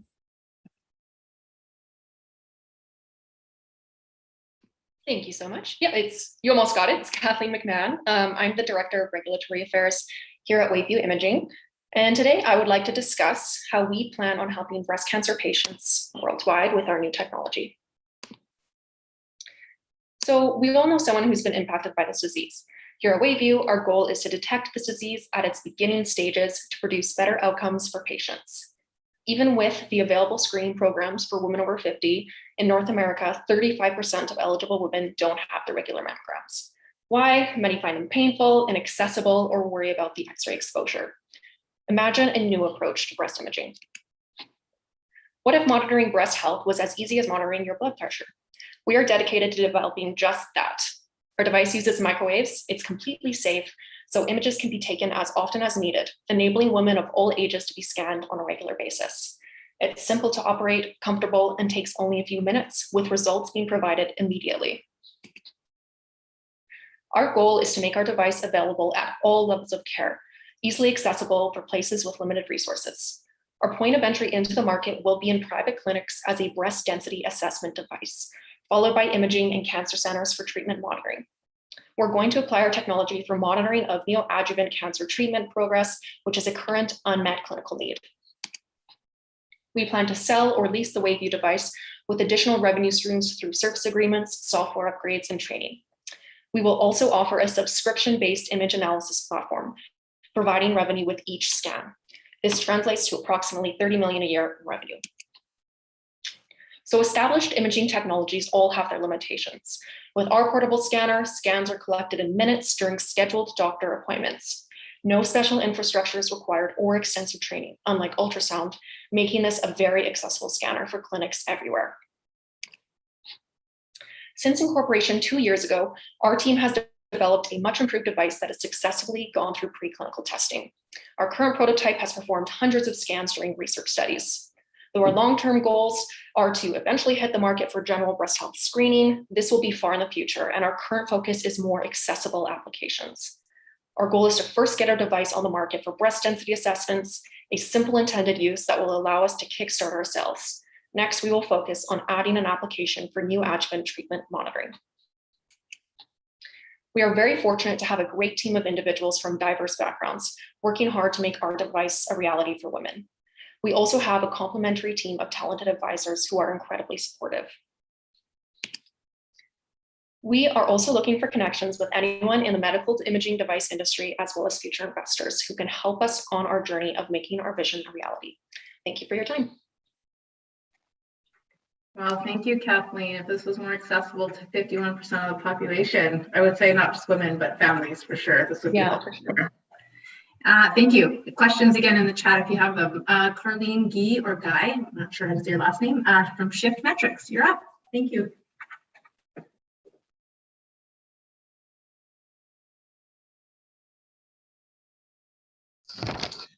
Can everyone see my slide? We sure can. Awesome, thank you. How do you say your last name? Guy, actually. Okay, thank you. Great. Hi, my name is Carleen Guy, and I'm the founder of Shift Metrics. I'm a frontline registered nurse, a technology management student at NAIT, and a seasoned entrepreneur.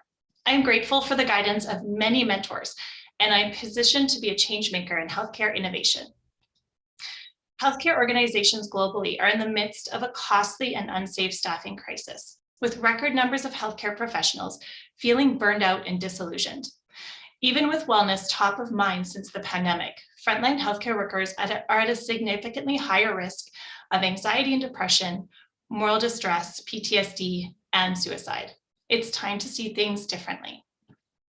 According to 38,000 Alberta healthcare workers surveyed before the pandemic, 49% feel their opinions at work don't count. Shift Metrics gives them a voice.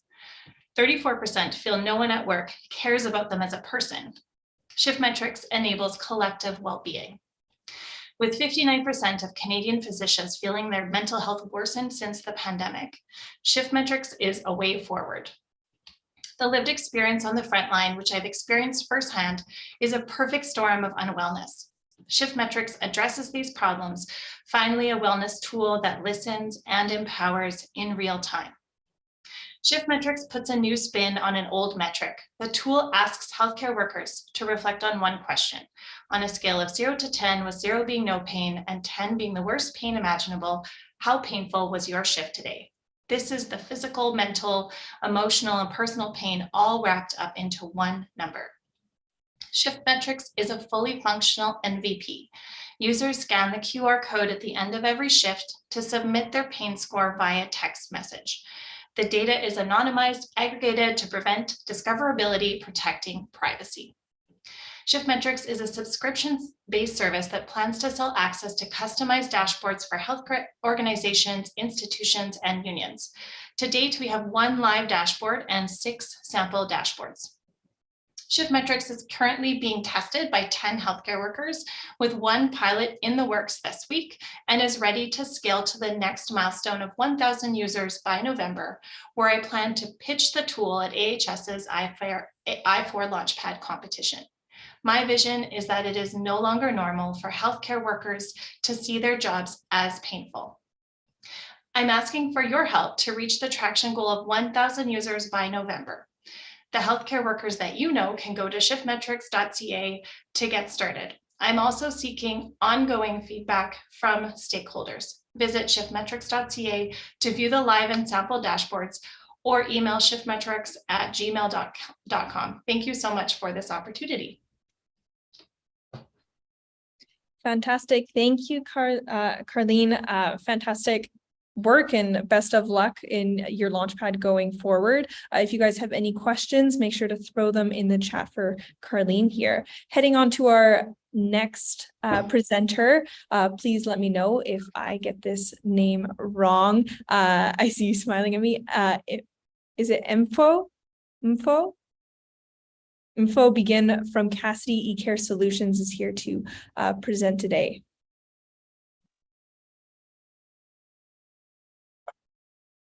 Okay, thank you. Hello, everyone. My name is Info Begin, and I'm an engineer and co-founder of Cassidy eCare Solutions. In 2021, diabetes was estimated to affect more than 500 million people worldwide. And here in Canada, 1 in 3 Canadians live with diabetes or pre-diabetes. The issue is poor management of diabetes leads to serious complications. Today alone, in Canada, more than 600 people will be told they have diabetes. 20 people more people will die, and 14 will have amputation as a direct result of diabetes.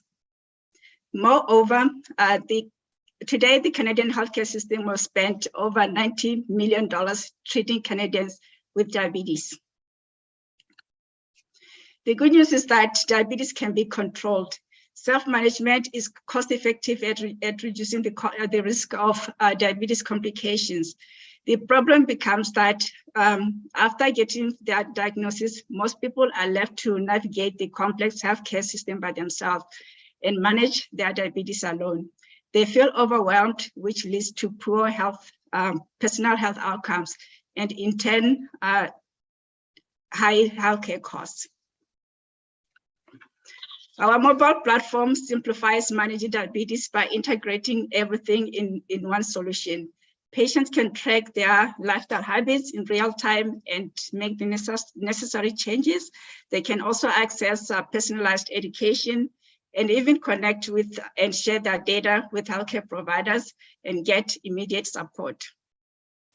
Nationally, 67% of people living with diabetes say diabetes management is always on their minds.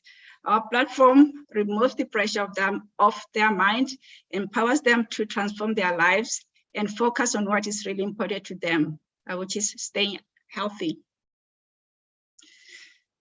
Currently, 11 million Canadian adults have diabetes, and 90% of those have type 2 diabetes. Our goal is to reach at least 1% of those living with type 2 diabetes so that they can use our platform.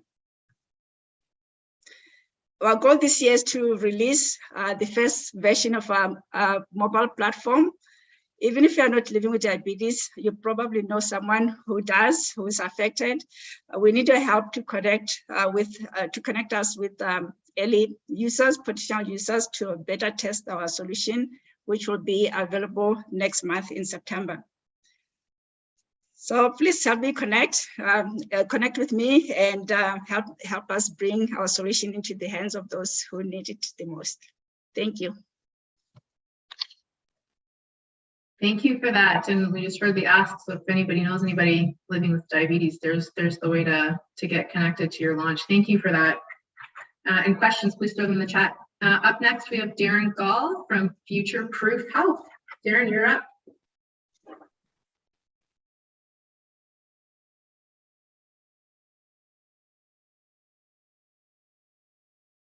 Okay, audio good? Your audio is great. All right. I'm going to start the share.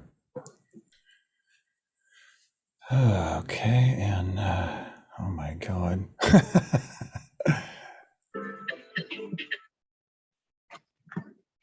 There we go.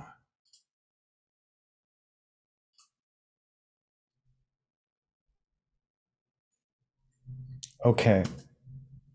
So I'm trying to launch a product, but also a software platform that helps doctors to have meaningful information regarding the application of nutraceuticals as a therapeutic agent and in conjunction with pharmaceuticals, of which there really isn't anybody addressing that, which often leads to not the best outcome. Protocols are often 10 to 15 years behind research, and research is progressing ever more rapidly as computer technology rolls out at an exponential rate.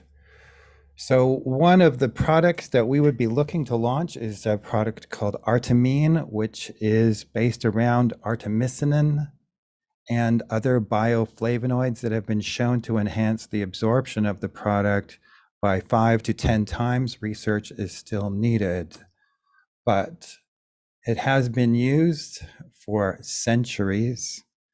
And in the last 10 to 15 years, we have seen that repurposing this compound has many applications.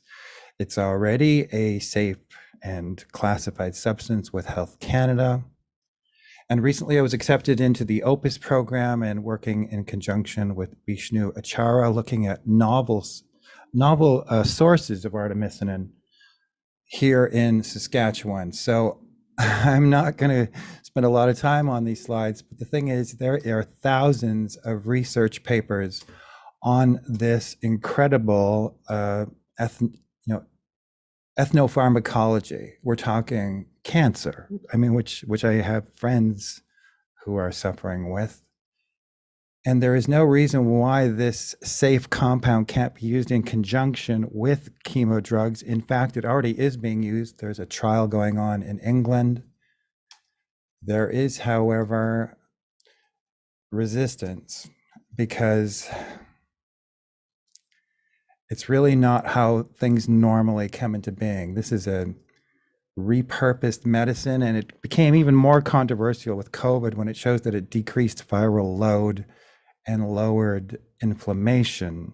So anything that had to do with COVID became controversial, so it kind of dropped off the map. But if we look at countries that did use artemisinin, and just in general, we see there are drastically different outcomes in the way these products affected people. So there's a lot going on beneath the surface. It works as a small molecule kinase inhibitor, so its mechanisms are well known, and we need to break the chain.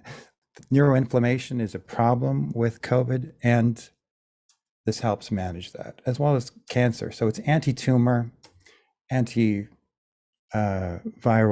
and anti-inflammatory, making it useful for just about anything, possibly the new aspirin. And in the quote from Lucille Cornett-Renee, we've come to the end of a system that locks up solutions. Oops. I don't know what that noise is. There we go.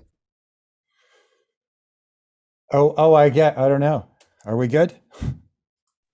Yeah, we're good. Thank you, Darren, for your presentation there. If you guys want to connect with Darren and ask him any questions, make sure to throw it in the chat. And now we'll pass it on to Mark Curiel from Mach 32.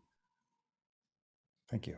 So I am not Mark Curiel. I'm actually Kelly Motet with Mach 32. And my screen still says that my slides are being prepared, but there we go. I will kick off and start talking about what we're doing. Mark is, I'll just give brief background. Mark is co-founder, but he's currently working at the ER at the Misericordia today. So I'm doing this presentation. And today I'm going to be talking to you about trauma and bleeding. So trauma is the number one cause of, trauma is responsible for 9% of death worldwide and is the number one cause of death for individuals under the age of 46. The biggest thing that we can do to prevent death following traumatic injury is to control bleeding. If you're in an accident and you have a significant bleed, your survival depends on the quality of pre-hospital care that you receive, both the skill and the time that it takes first responders to reach you. One of the tools in the bleeding control toolbox is tranexamic acid. This is a bleeding control drug clinically proven to improve survival by up to 30% or 1/3, but it's vastly underutilized. Only 5% of eligible patients actually receive TXA in the pre-hospital in a timely manner. And the reason it's so underutilized is it's difficult to deliver. It requires setting up an IV, which is both time-consuming and requires a significant level of skill. A recent US EMS medical director that we interviewed described this as a pain in the ass. And we want to solve that pain by simplifying pre-hospital drug delivery. The first product that we are working on is called IamSafe. It's a transamic acid auto-injector. It is fast and easy to use. It is 20 times faster than the current standard of care.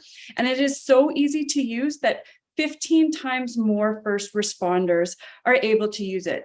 So now if you're in an accident, you no longer need the advanced care paramedics showing up. It could be police or fire or a lower trained EMS showing up and delivering this life-saving medication. We have significant traction with the US or with military. We are doing a preclinical study with Defense Research and Development Canada starting in 6 weeks. And we are also in discussions with the US and the UK military. Trauma products are typically adopted by the military first, and I have firsthand experience taking another product through this pathway onto market. The physician responsible for pre-hospital emergency medicine in the UK sees this product being carried by every deployed sailor, soldier, and airman, as well as rolled out across their EMS ambulance services. Our vision for this product is even bigger. Not only do we want to see it being used by the military, in ambulances, fire trucks, and police cruisers, but also it's so easy to use that it doesn't require medical training. Just like EpiPen can be used following anaphylactic shock, IamSafe can be used to control bleeding by everyday people like you and me. Our goal is to equip the everyday people to be able to save a life.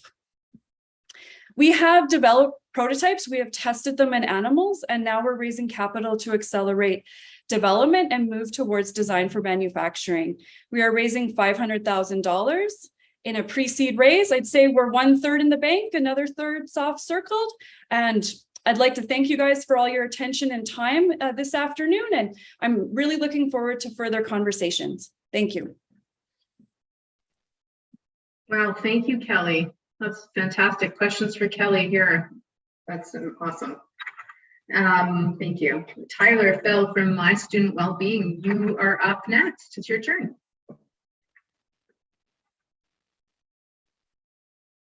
Hey, can people hear me okay? We can hear you. Perfect. One sec. Alrighty. All right, so when you think of a post-secondary student, what comes to mind? Is it the learning, the best time of your life, all the friendships that you make, or is it all the struggles? The death of family member and friends, struggling with your finances, having issues with sleeping, and everything else. All of this takes a toll on our mental health and well-being. And it is tough for students.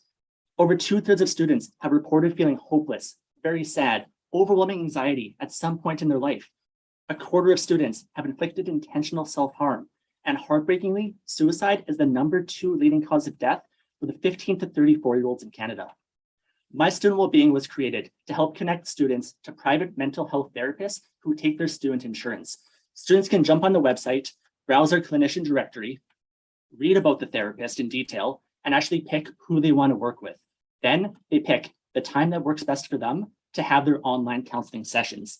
But we don't just want to offer the online counseling.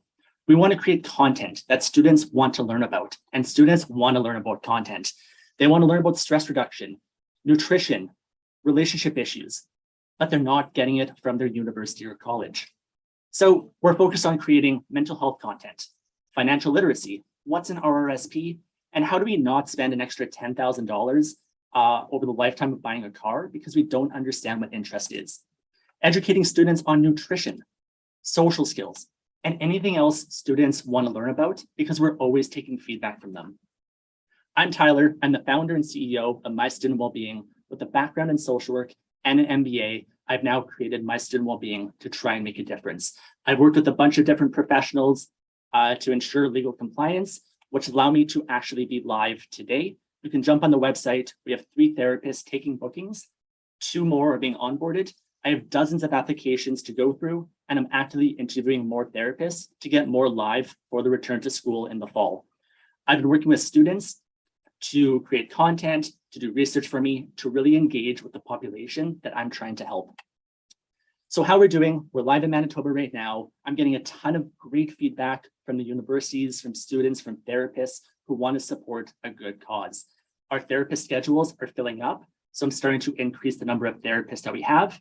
I'm looking into expanding out east into another province, and I've been creating relationships across Canada with therapists, students, universities, and colleges to allow for easier expansion.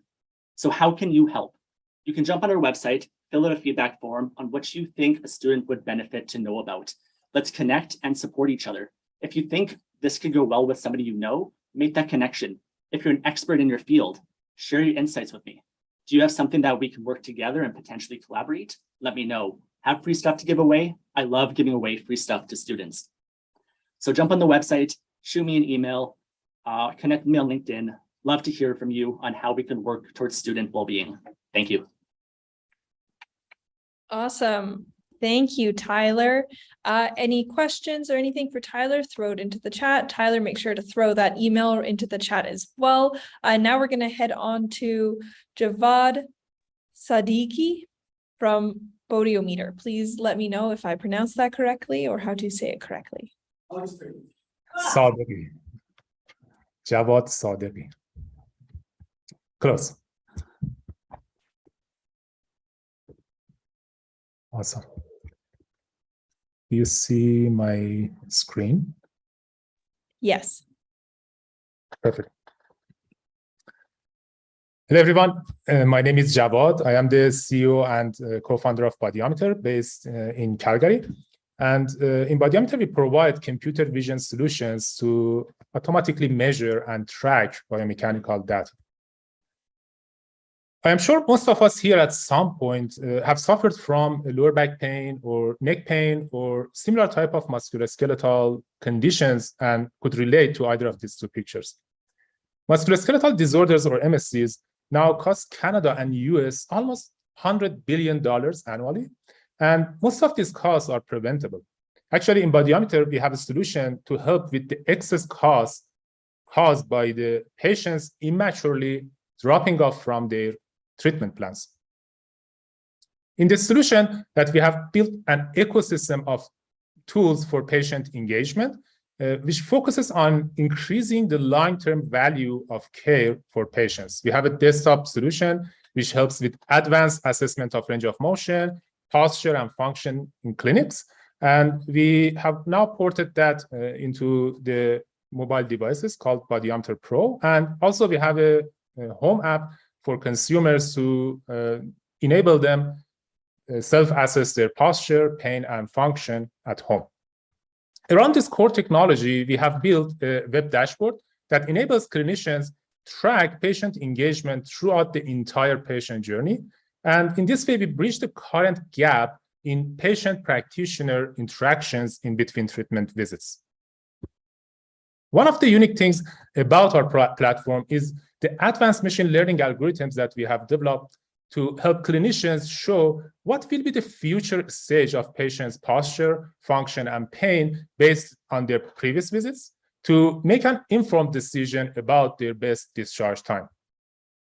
We sell our software to clinics on a monthly subscription and are working on secondary revenue streams for corporate wellness and consumers and eventually insurance companies. Our diverse team of MSCs and PhDs are all alumni of University of Calgary, and we have in-house data scientists, physical therapists, and kinesiologists. Our platform is now launched, and we have signed up 10 paid pilot clinics, mainly in chiropractic. We work closely with them, collected more than 50,000 data points to establish a standardized assessment and measurement protocol for clinical decision support. And we have also started selling to hospitals as one of the 2 companies selected from Alberta to work with the Early Adopter Health Network in Ontario.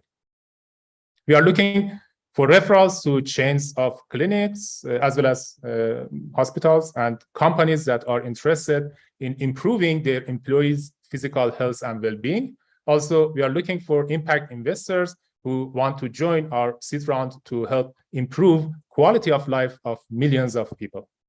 Thank you. Thank you so much. That's fantastic. I appreciate you. I believe I've had a change in who is presenting next from Inform Cannabis. I don't think. I'm going to be presenting. Okay, that's what I thought. Thank you, Salim. Thank you very much. You're up. You got 3 minutes. Thank Awesome. you. Just 1 second to share my screen real quick. Oh, can you see that all right? I see a black screen if that's what you want us to see. Yes, that's perfect. Okay. Perfect.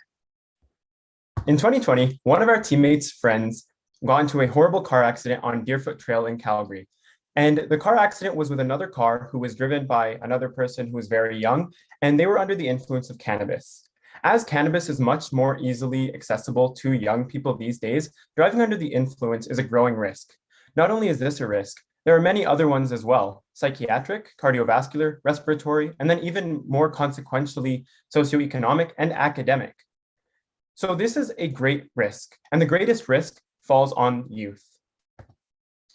In fact, 1/3 of young people under 15 have tried cannabis at least once, and 52% of youth don't understand the risks associated with cannabis use, according to the Ontario Student Drug Use and Health Survey. To tackle these challenges, we are Inform Cannabis. What we are trying to do is to use education and empowerment to teach young people the best ways to make decisions when it comes to cannabis, to inform about the risks and really be able to tackle these statistics and reduce the risk of cannabis use among youth. And we're going to do this through an interactive platform jointed with a social media activism campaign. So through social media, we're going to be able to not only reach young people, but also be able to market our platform, which will then be implemented into schools. Our implementation plan looks something like this. First, we're going to have a pilot study where we implement it in a few schools in one jurisdiction. And then we hope to scale it up into a provincial intervention where we could put it into almost every school in the Alberta education and then eventually across Canada. We have a ton of potential partners who could help us take out this goal and really be able to push forward our aim, including the government, Alberta Education, and just so many others not included on this slide. While there is some competition in our market, these are a few other kind of cannabis campaigns currently available. None of them really tackle the problem the way we do in using that interactive platform to especially put an emphasis on better decision making. While they're all doing amazing stuff and we might be able to partner with them in the future, we really believe that our aim and our solution using this interactive platform will be the best one to better influence decision making among youth. With our amazing team, which are all students at the University of Calgary, we really have hope in this mission and really hope to improve how cannabis is currently amongst youth. So our ask, since we are still in the very early stages, is ultimately for mentorship and support from any of you and anyone you might know who can help us further this goal. Thank you so much, and you can reach us at this email.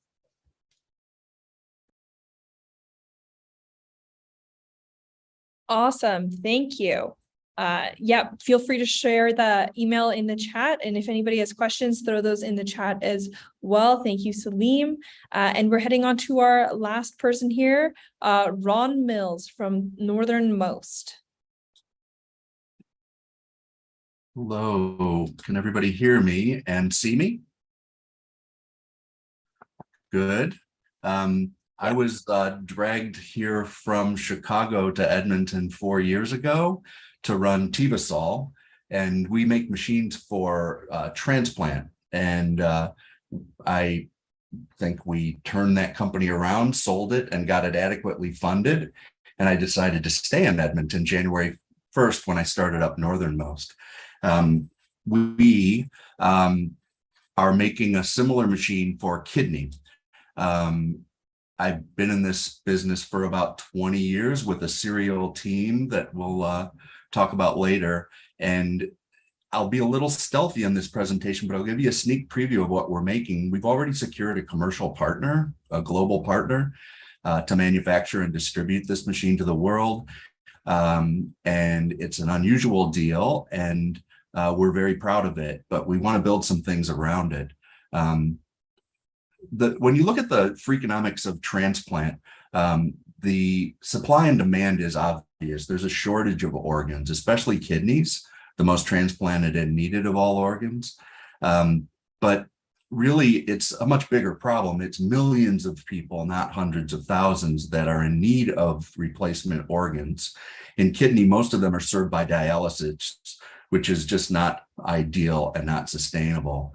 And so one of the ways you can supply more organs is to preserve and transport and treat them better in between the donor and the recipient. So that's what our machines do. And then there's this new source of organs coming around the corner. You've seen the newspapers too, and people are growing organs in pigs, in labs. They're banking organs, they're printing organs. That future is really not science fiction anymore. And so there's another future that needs to be served logistically. And so what we're making is a shipper. And kidney is the only organ that's sent unattended. And yet the prevailing and proven evidence-based preservation method, which is a perfusion pump, is not used unattended. And so the pumps can't go where these boxes of ice can go. And so the organs that you're sharing don't get the benefit of the best preservation method. It's basically a machine where you transplant the organ into the machine, you provide flow so that the preservation fluid is going through the vasculature and keeping it busy and fed. And it's first-class evidence supports its use universally for all donors in all situations. My old machine that I launched some 20 years ago is called the Lifeport Kidney Transporter. It's beautiful. It's in the permanent collection of the Museum of Modern Art. Thank you. But it's pretty big and it's not shippable. You're certainly not in cargo, but just not in general. And so we're making something about half the size.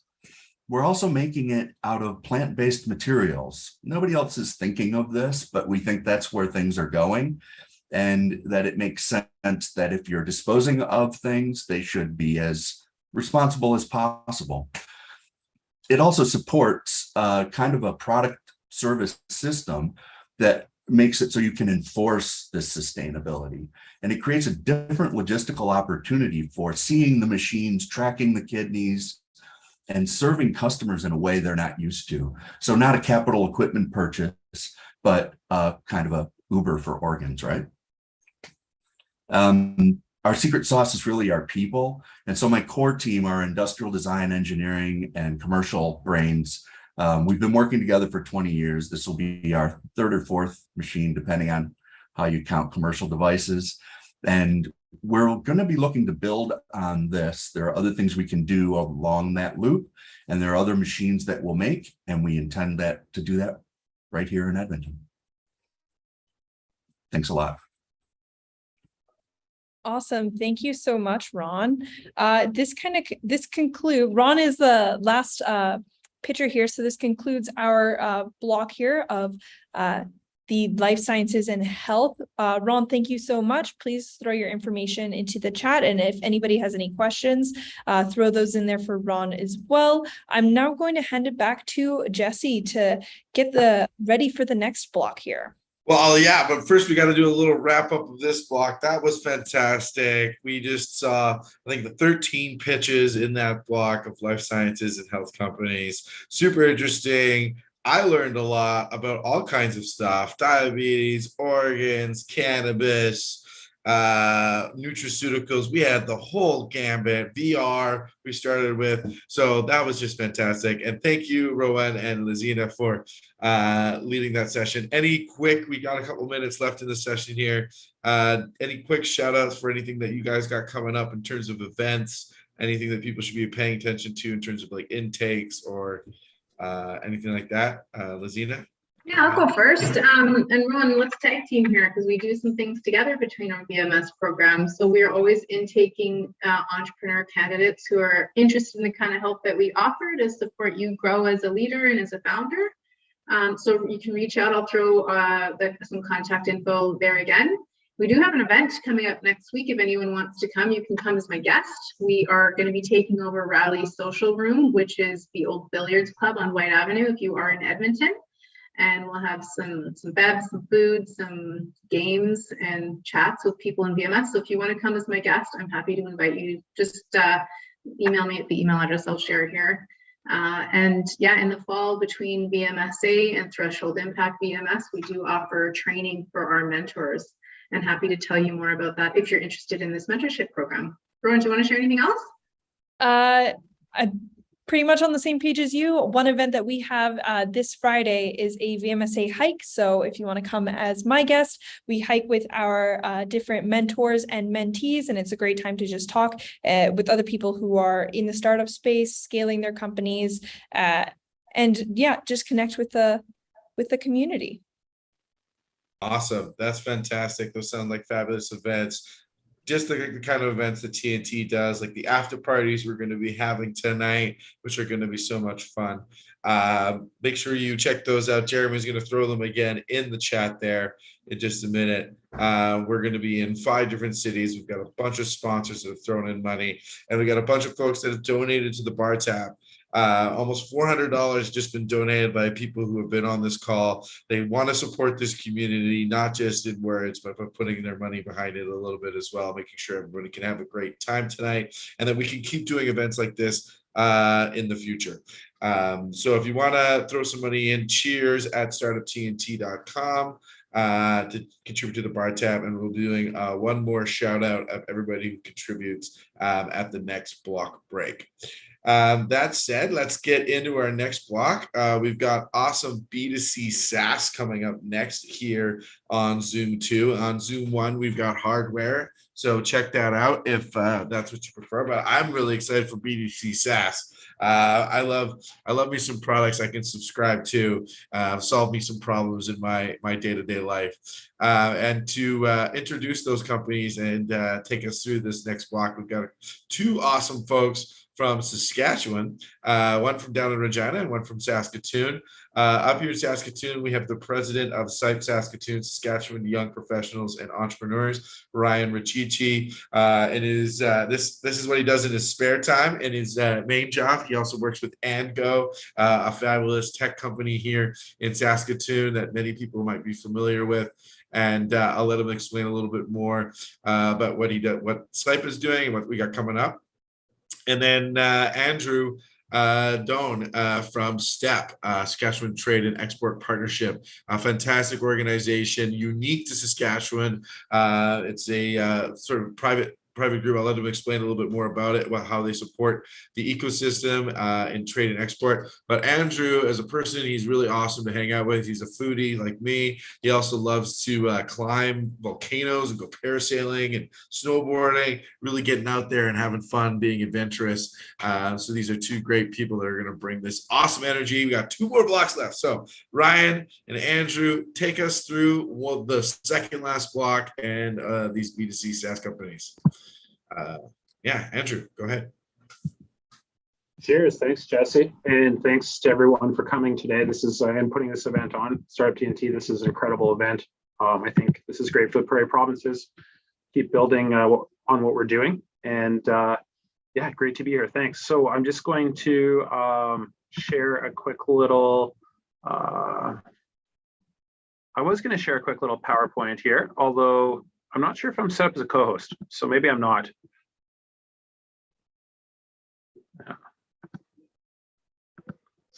Should be, but people were having trouble with it earlier because there's an update. So if not, we can. All right, bear with me for a quick sec. If not, I can just go through my quick little spiel without the visuals.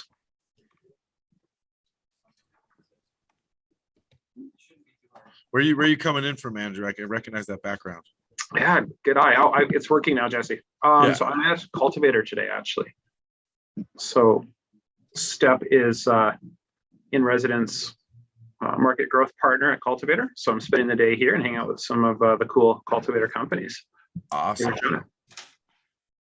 Okay, so are we good? Are we seeing it? Yeah, we see it. We're just not full screen. There you go. Perfect. Great. Thank you. So yeah, I'll quickly go through this, folks. STEP, we're the Saskatchewan Trade and Export Partnership. We're a member. We're actually a private public partnership. Kind of the only trade development agency like this in any province in Canada. So we represent Saskatchewan's companies, over 350 members from different sectors across the province, including a growing number of tech companies. We have offices in both Regina and Saskatoon, and our goal is strictly exporting goods and services outside of the province's borders. So we our membership base, over 350, as I mentioned, are SaaS-based companies pursuing markets outside of the province. Sorry to all of you from Alberta and Manitoba. This isn't too relevant to you, but we'll see you at different shows, I'm sure. Any company that offers an exportable product or service, we're happy to help. And we primarily work with SMEs and companies that often do B2B sales, but B2C as well. We have incoming buyer programs, so we bring cohorts in from all over the world to show them what we offer here in the province. We go on international trade missions, 40 to 45 a year. We have networking events, as well as market or export education events, and also provide funding for companies to get abroad and get to new markets. And we also provide market intelligence for our members. I'm on the manufacturing technology team, concentrating on technology and public works. Our team supports tech companies in all different spaces of technology. Most of our companies target Canada and the US, although we have a growing number of different markets, especially ag tech within Australia, Mexico, and South America. We're also seeing companies looking at Europe more and more. We recently were at Collegium Toronto in June. It was a great event. I'm sure plenty of you were there as well. And we're looking at another tech-oriented mission early next year. So yeah, that's me looking all formal and dressed up. There's my contact information if you would like to chat.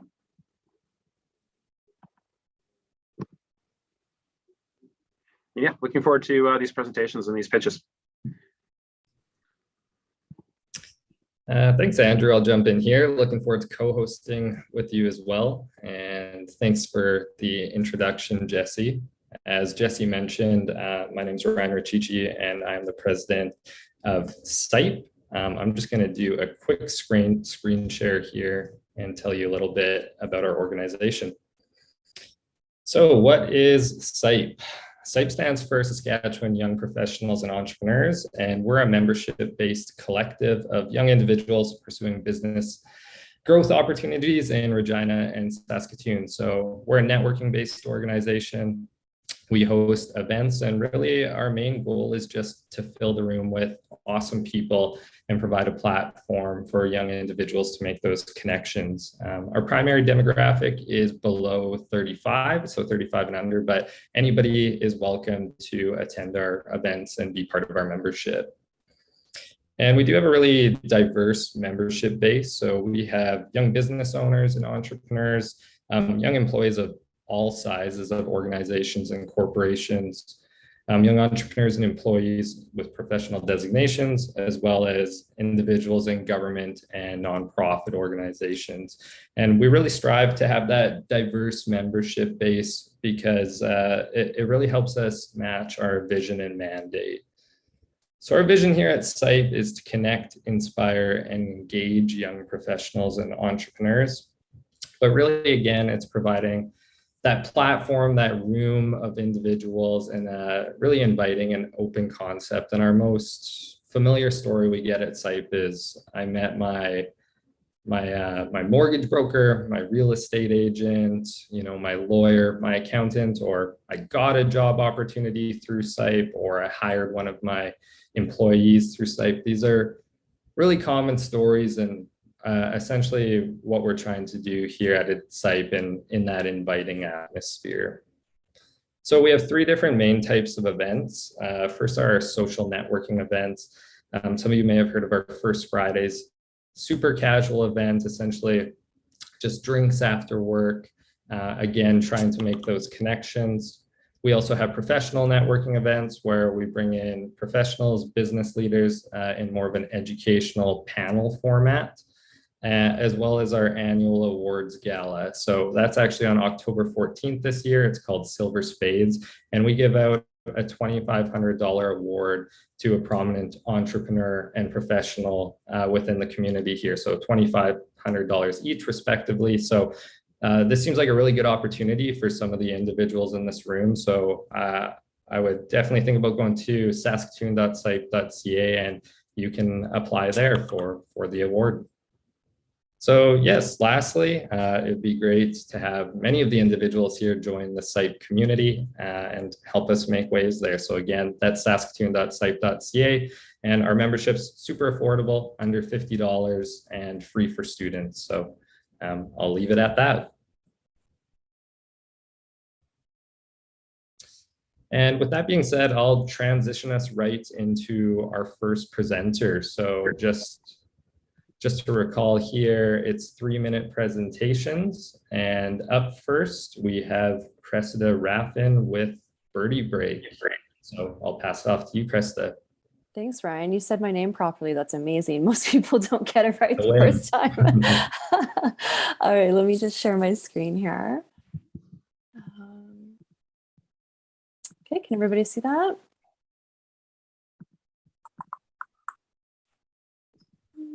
Yep, we can see your screen there, just not full screen yet. Full screen.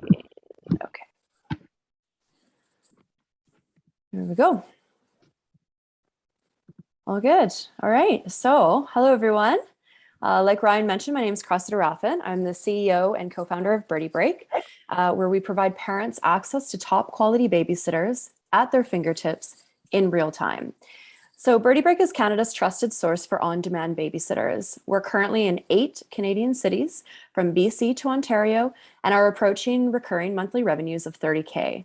Our community consists of over 4,000 parents and 400 sitters, and we've successfully executed over 20,000 hours of babysitting. We're growing each month, both in revenues and user base, and we've been fortunate to be featured on multiple news sources. So where is this traction coming from? Well, we're solving a big problem for parents and providing them with what they need. We're taking them from frustration to freedom. What once could take all day without guaranteed results now takes a couple clicks, and parents know with confidence they're going to be able to find a babysitter whenever they need one. Parents no longer need to convince their network to watch their kids or have to scour through profiles online of unvetted sitters who may not even be available when they need them. But the beauty part is that we're not just helping parents find anyone to watch their kids, we provide access to only 5-star childcare professionals who've already been thoroughly screened. I personally know the importance of being able to access incredible support whenever I need it. These are my 2 boys. Need I say more? In comparison to the current options out there for parents, we check all the boxes. We have blended convenience and top quality into one product. No upfront fees, no contracts to sign, no time wasted doing your own screening. We provide a transparent booking and payment platform that allows parents to book on demand incredible babysitters. As mentioned, no sitter makes it to our platform without going through our 7-step screening process, performed both by our recruitment team and our partnership with SIIT, the global leader in AI-powered background checks. We've created a streamlined process that allows us to interview, onboard, and have a sitter working within 24 hours without sacrificing the quality that we refuse to bend on. The efficiency of this is one of the ways we're able to scale effectively and quickly. Initially growing primarily through word of mouth, we're now identifying the marketing avenues that allow for the most accelerated growth. As trust in our platform is paramount to our success, avenues that establish Birdie as a trusted option are the most effective. PR, influencer campaigns, a referral platform, and now strategic partnerships with businesses such as League, which is health spending accounts, and Fairmont Hotels brings a new avenue of B2B2C into our go-to-market plan, and it's one that we're very excited about. We wouldn't be where we are, of course, without our incredible team. We run lean and are smaller currently, but we are mighty and efficient. Together, we've expanded across Canada and have our sights set on select US cities by the end of 2023. We are continuously enhancing our product to improve our user journey, thereby getting closer and closer to product market fit. And we're also adding a premium subscription model to our product suite for our super users. We are enjoying the process of testing out new marketing hypotheses and growth hacks to determine new avenues for growth. Our team is dedicated to establishing Birdie as the household name in high quality on-demand babysitters in Canada. And I personally hope to be able to support any of you parents that are on the call today with your childcare struggles. From one parent to another, we have your back. Thank you so much. Love to hear from you guys if you have any questions. Awesome pitch. Thanks, Cressida. That's definitely solving a problem that a lot of people experience and can relate to. Yeah, it's cool to see problems being solved and tackled from the tech side of things that face a lot of different people. So keep it up. Thank you. All right. So next we have Quibbit Inc. We've got Brandon Smith, and I won't say much more. Take it from here, Brandon. All right, thanks. I just want to get this set up quick.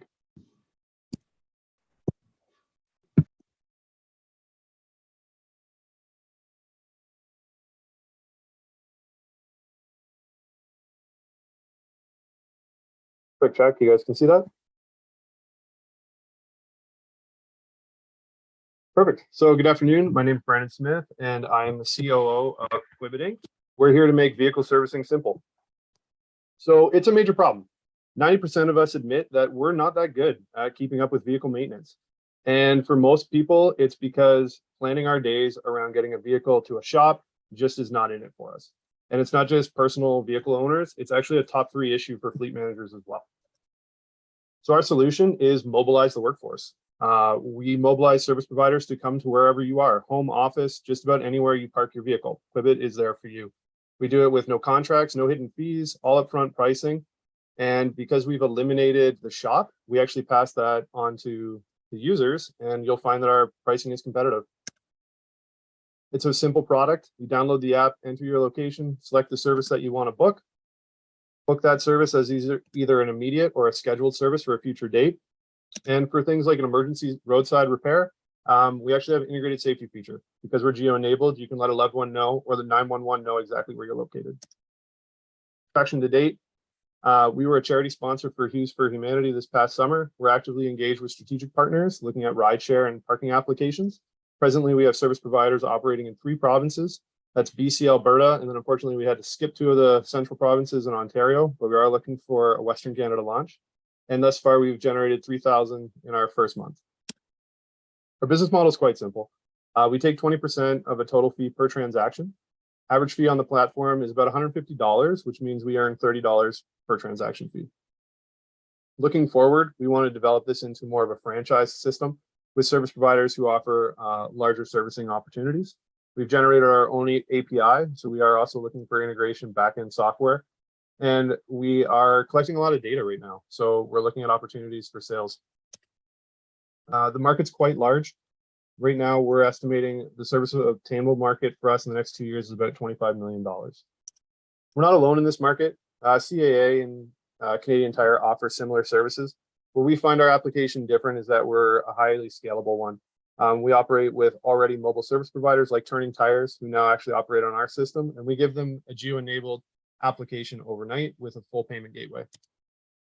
Go-to-market is direct to consumer, but we are also looking at opportunities to engage, like I mentioned before, with other businesses.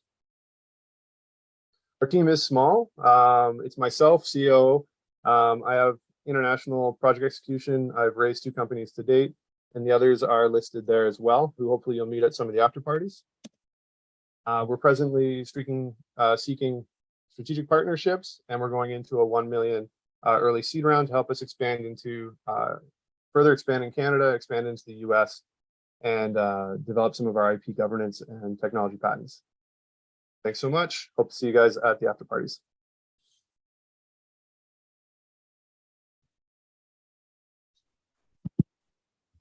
Awesome. Well, thanks for that, Brandon. Great to hear how this can be addressed with technology to pass on some savings to the end user by reducing that overhead. I think we've all had that big car bill before, and I'm sure there's many of us that have our dashboard screaming at us with the blinking lights that we all need to take our car in, but we just don't. So thanks for that. Up next, we have Voco, and that's being pitched by Ewan May. So I'll pass that off to you, Ewan. Hello, and you also got my name right, so I'm really excited. 2 for 2. Okay. How are we looking? Good? Okay. We got your presentation there. All right. Hello, everybody. I want you to think back to a time where you and your friends were planning something fun and it fell through. Oops, sorry. Maybe you rescheduled, maybe you canceled, but I'm sure there you were on another Friday night, scrambling to recover what would have been an amazing evening with your friends. It sucks, and I know it sucks because I've been there. My name's Ewan, and I'm one of the co-founders of Voco. But the question is, why does this happen? I know for me, it can be a few things, but it mainly revolves around the fact that planning takes far too long and we are far too busy. Finding a time that works for everybody, picking an idea everybody's excited about, and following up can take so long that the weekend's already over and my birthday is way in the past. And this is why we created Voco. Voco is aiming to be your new social assistant. With Voco, you can plan anything from a date night with your partner to a hangout with your buddies to a massive party that the neighbors are going to call the cops on. We don't endorse that, by the way. We do this by combining tools that you already use. We have an event page where people can come and find all the details at a glance, the where, the who, and the when, without having to scroll up through a noisy group chat. Our group chats, they're specific for each event, and they're the great place for sorting out all the details without the typical chatter of your normal group chat.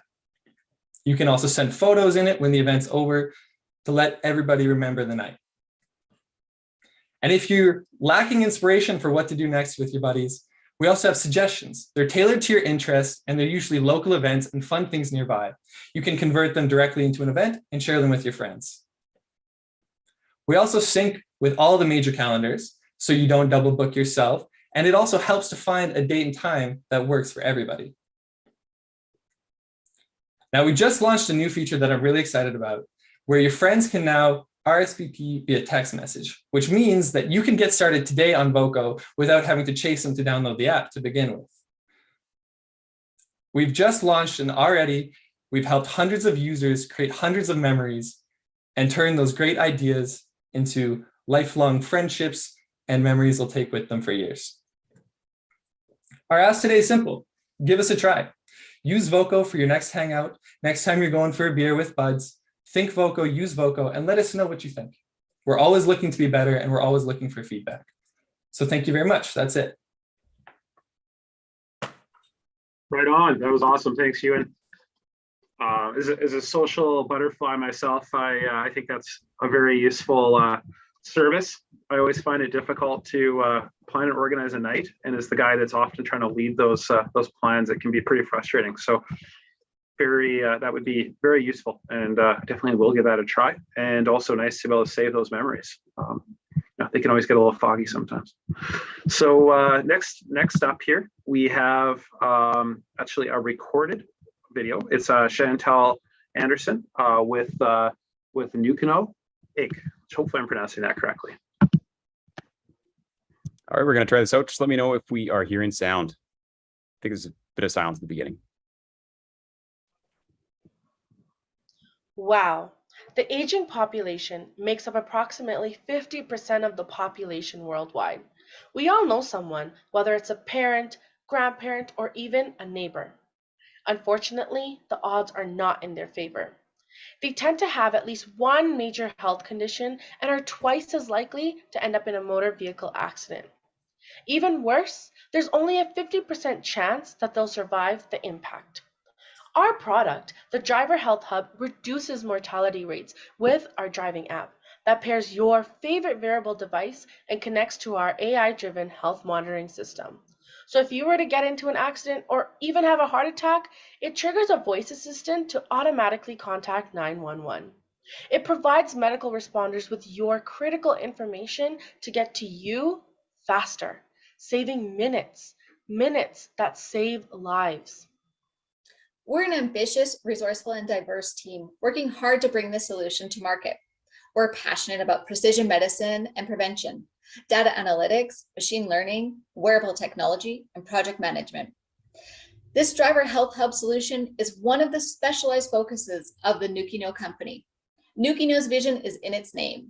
Nukino is what my daughter calls a unicorn. A startup in the tech world aspires to receive a valuation of $1 billion and achieve the highly coveted unicorn status, a status we also aspire to attain. We believe we can reach this goal with the potential of our solution and its worldwide applications.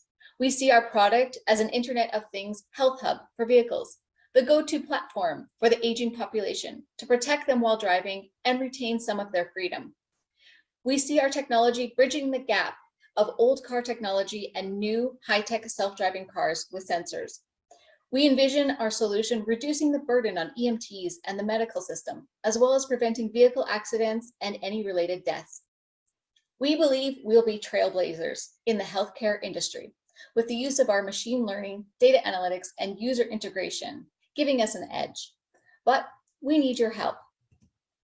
We need funding to compensate our hardworking staff and interns as they work towards developing our MVP. We are seeking partnerships with organizations to help us collect data for our analytics, as well as create the ultimate user experience. And lastly, we are looking for collaborations with wearable and vehicle companies to take our vision to the next level. Together, we can save lives and give the aging population the tools to live independently, prevent accidental deaths, and keep the roads safe for everyone. Thank you. Thank you.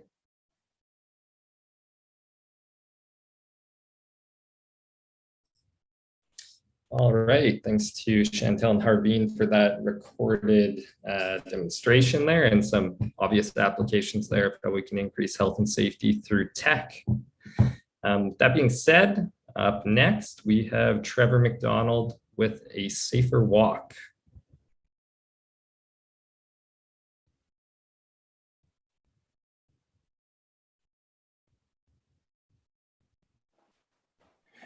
Good afternoon. I'll just try and share my screen here. That's not good.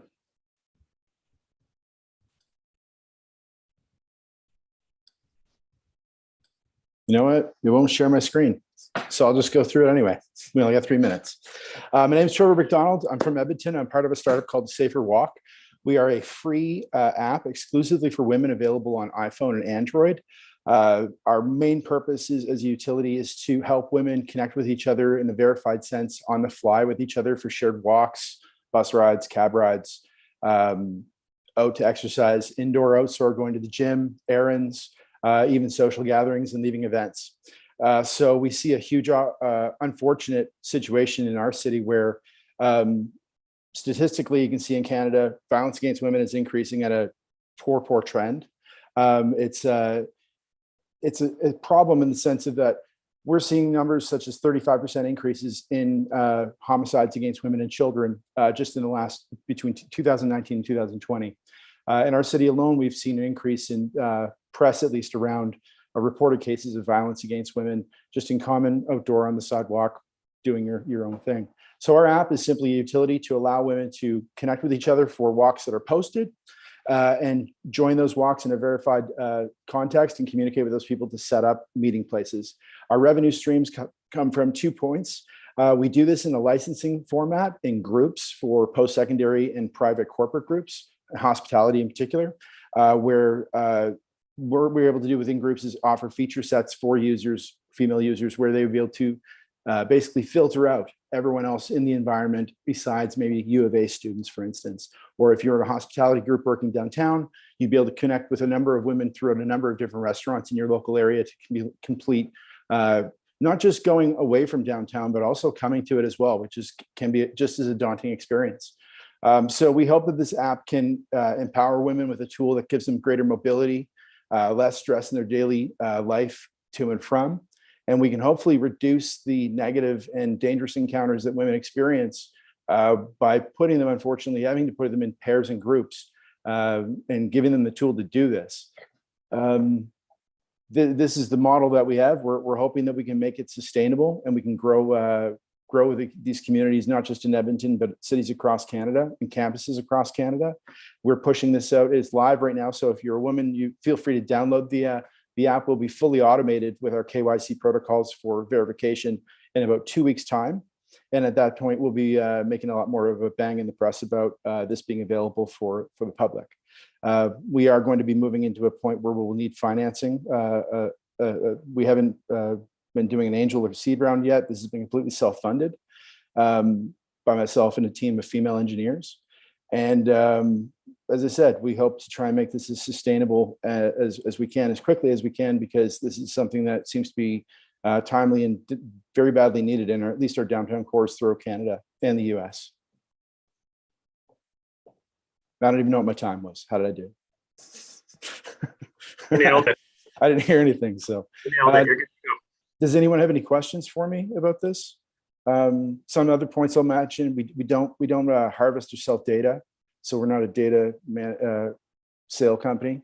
We do have data that justifies our existence for sponsorship within the app, but we certainly do not sell profile data. We don't track GPS data of users, and we also try and make this as accessible as possible. So we do have a channel for individuals who do not have gender status on their government ID. There is a manual process that individuals can go through to create accounts with us and be verified as users. Great. Thanks, Trevor. We appreciate it. If anyone has any more questions for you, they can definitely message you directly. Great. Yeah, you can get it. You did nail get us at saferwalk.com. Check us out. Right. Thank you. Thank you very much. Thank you. Yeah, we definitely want a safer society for all the women we know and in our communities. So appreciate that. Next up, we have Richard Bana from Struct. Take it away, Richard. Hello, my name is Richard. Let me share my screen first. This one.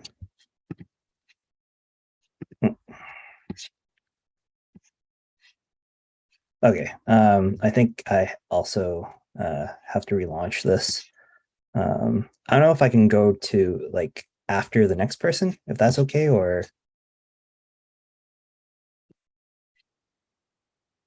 hello? Yeah, we can. Yeah, we can jump. Go ahead and come back. Yeah. Okay, cool. I need to restart the Zoom thing for the screen sharing to work. No worries. We'll just put you at the end, Richard, behind Kevin. Okay, cool. All right. So instead, we now have Clarissa, if you're ready, from the hair routine.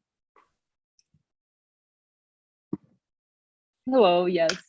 Hi, everyone. Let me open my deck and make sure to share with you. How's everyone doing? Fantastic. Great. You have. It's funny thing is that you're talking to three guys who don't have very much hair on their heads compared to the beautiful locks you got going on there. That's fine. Can you see my deck? Yes. Yeah, we're good. Yep. So I'm Clarissa. I'm the founder at The Hair Routine. I started this company after arriving in Canada from Brazil and realizing that women in North America are struggling with taking care of their hair naturally, much more in my home country, and being actually tired of endless amounts of products and not getting long-lasting results. At The Hair Routine, The Hair Routine is a platform that helps to guide, monitor, and track hair care. We provide day-to-day personalized advice and products for a woman who wants to have beautiful, natural hair anytime, anywhere, without the effort of styling it.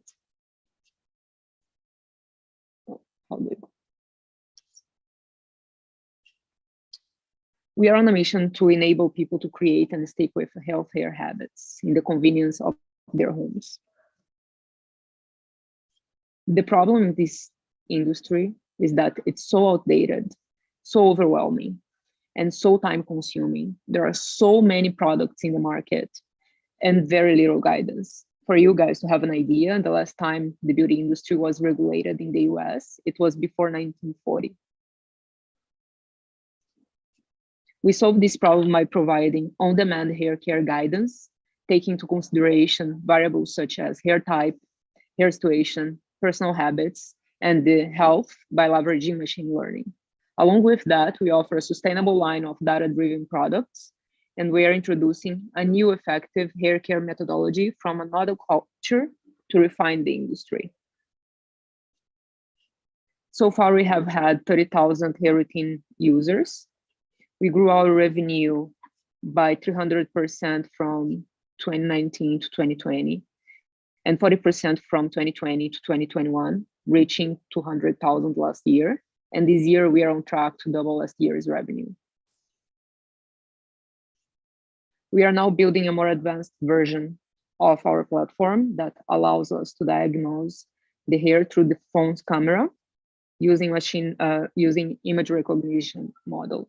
We have a huge opportunity as the hair market, excluding coloring, is at $68 billion now, and the prestige category is expected to double by the end of 2024. We also have a great opportunity to expand our image recognition model and introduce it as a recommended solution to retail and online environments for other companies such as Sephora, Ultra, etc. We are currently participating at 500 Global and raising $500,000 seed round to achieve $1 million in revenue. This is me and my co-founder and our team. We have someone in development at CTO and head of product and a data analyst. And thank you. I'm free to have any questions you might have to answer. Great, thanks, Clarissa. If there's any questions there, maybe if we want to put them in the chat. I think I saw a few come through while you were presenting there, Clarissa, so you might have a couple to respond to. But that was great to see a huge market that's very saturated with products. We've all seen that aisle in the store where there's a million options, and great to see the growth you've had over the last few years there as well. I'm just going to do a quick check-in with Richard. Do you have your screen share ready now, or would you like us to go on to the next?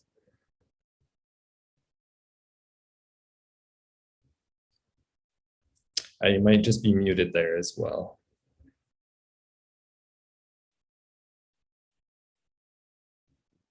Oh, hi. Yeah, I couldn't unmute myself until you gave me permissions. So yeah, okay, cool. Give me the administration as well. Yeah, it looks like you should be a co-host now. So if cool. you're ready, we'll go ahead with Struct. Okay.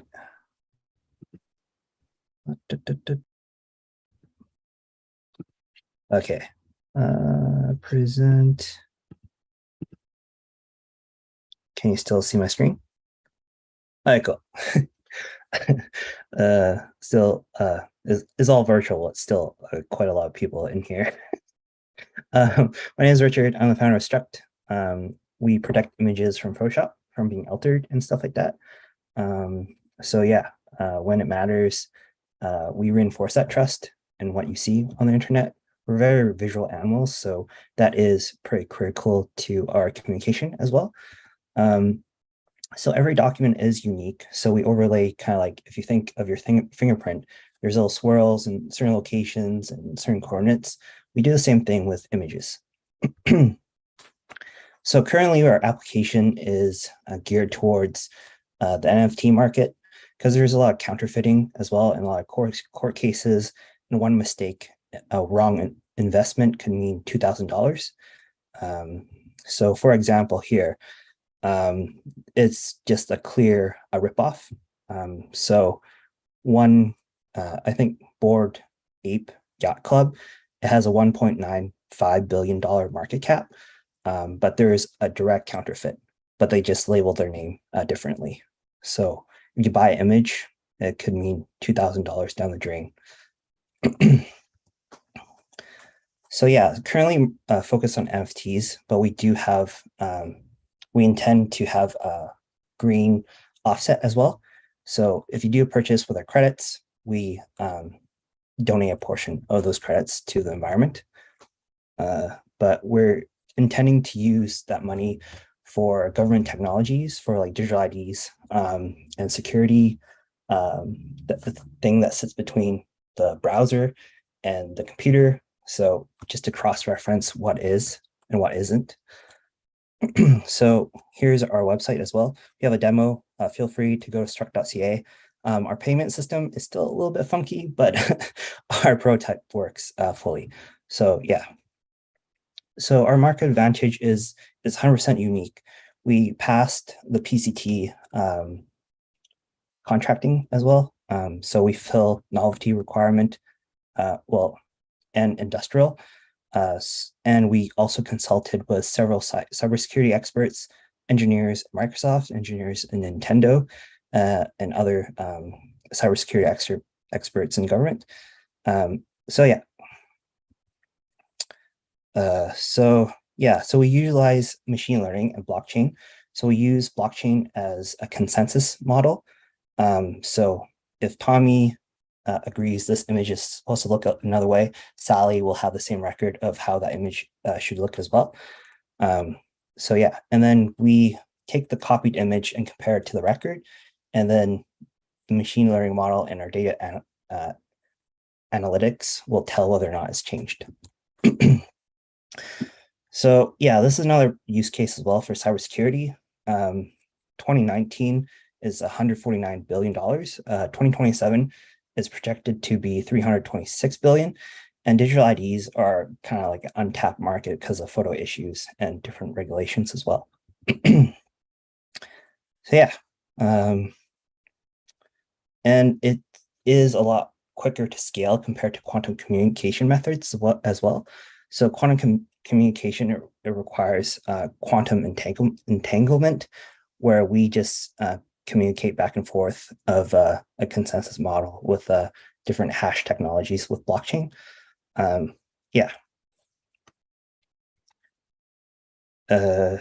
So if we were to use it for government IDs, there's also less plastics used with physical cards, less cost of logistics and delivery of materials and wait times. So yeah, I hope that kind of gives you a kind of understanding of where we are and where we're planning to go. So why us? A promise to keep innovating. And we also have market differential of patents. We also built prototypes from scratch within 2 weeks as well. We know enough, but not know enough. So we're willing to take risk and continue to innovate, not really knowing just basically innovation. Anyways, thanks. Right on. Thanks, Richard. Really appreciate that presentation. Very glad you're able to get those slides working. Look good.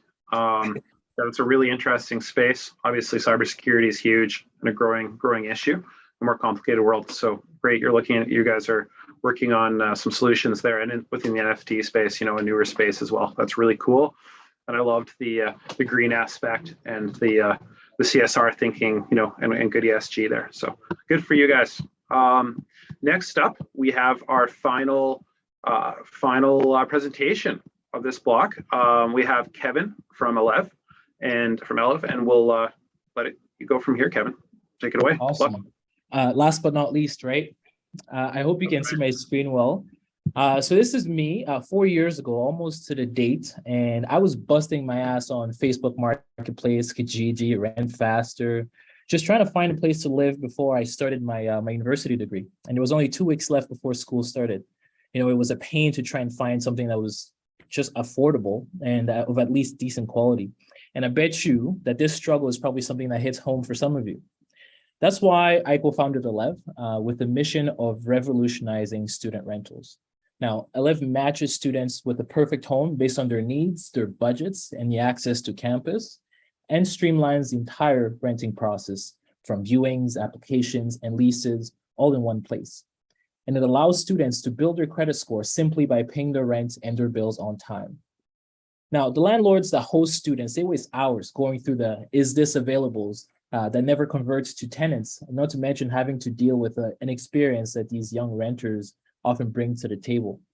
With Elev, hosts are only matched with students who are verified, ready, and actually interested in their homes, all the while allowing them to earn higher rental income, backed by our game-changing host guarantee that ensures that they always get paid on time and never miss rent from broken leases. Now, there's tons of housing platforms out there, but I can assure you that nobody's operating with a student housing focus and giving both students and their hosts the value that we are giving from the start to the end of the lease. Now, we're certainly not the first company to try and innovate in the student housing space, but those who have come before us have been pretty small-minded, I would say, and wanting to just build a student housing marketplace. But not for us, though. What we're doing is we're wanting to build an entire ecosystem for student living altogether. And our large vision is already in motion with thousands of users, $92,000 a year in booking volume, and partnerships with 3 large schools already. And we haven't really launched yet. And in the next few months, we'll actually be doing just that, ramping up our expansion, ramping up our partner list across the West here, and actually launching in 4 cities in the next spring. And to achieve all that, we'll be opening a $650K pre-seed raise this fall. And so I'd love to get in touch with any investors in this room. We're a team of immigrants. So we've gone through this issue ourselves when we went to school, and we've amassed a mix of experience and learning from some of the top entrepreneurship programs in the country, like the Next 36 programs. Once again, my name is Kevin, and I'm building 11 revolutionizing student living. Thank you very much.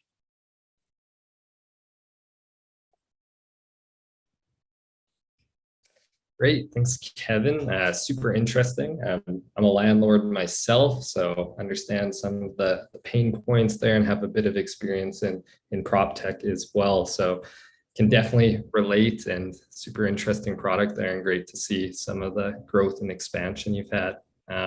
Again, if there's any questions, feel free to post them in the chat there as well. With that is our last presentation of the block. So thanks again for that, Kevin. In terms of closing remarks, we saw a lot of awesome products here where we see technology addressing multiple different industries and helping multiple different pain points. So thanks everyone for being concise, sticking to that 3 minutes and showing off what you're working on. So as well, Andrew, if you have any closing remarks here, it was great co-hosting with you.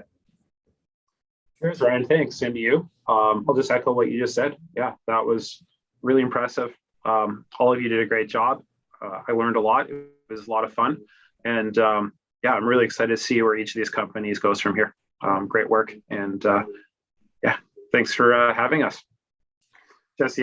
Yeah, thank you, Ryan. Thank you, Andrew, for that awesome block.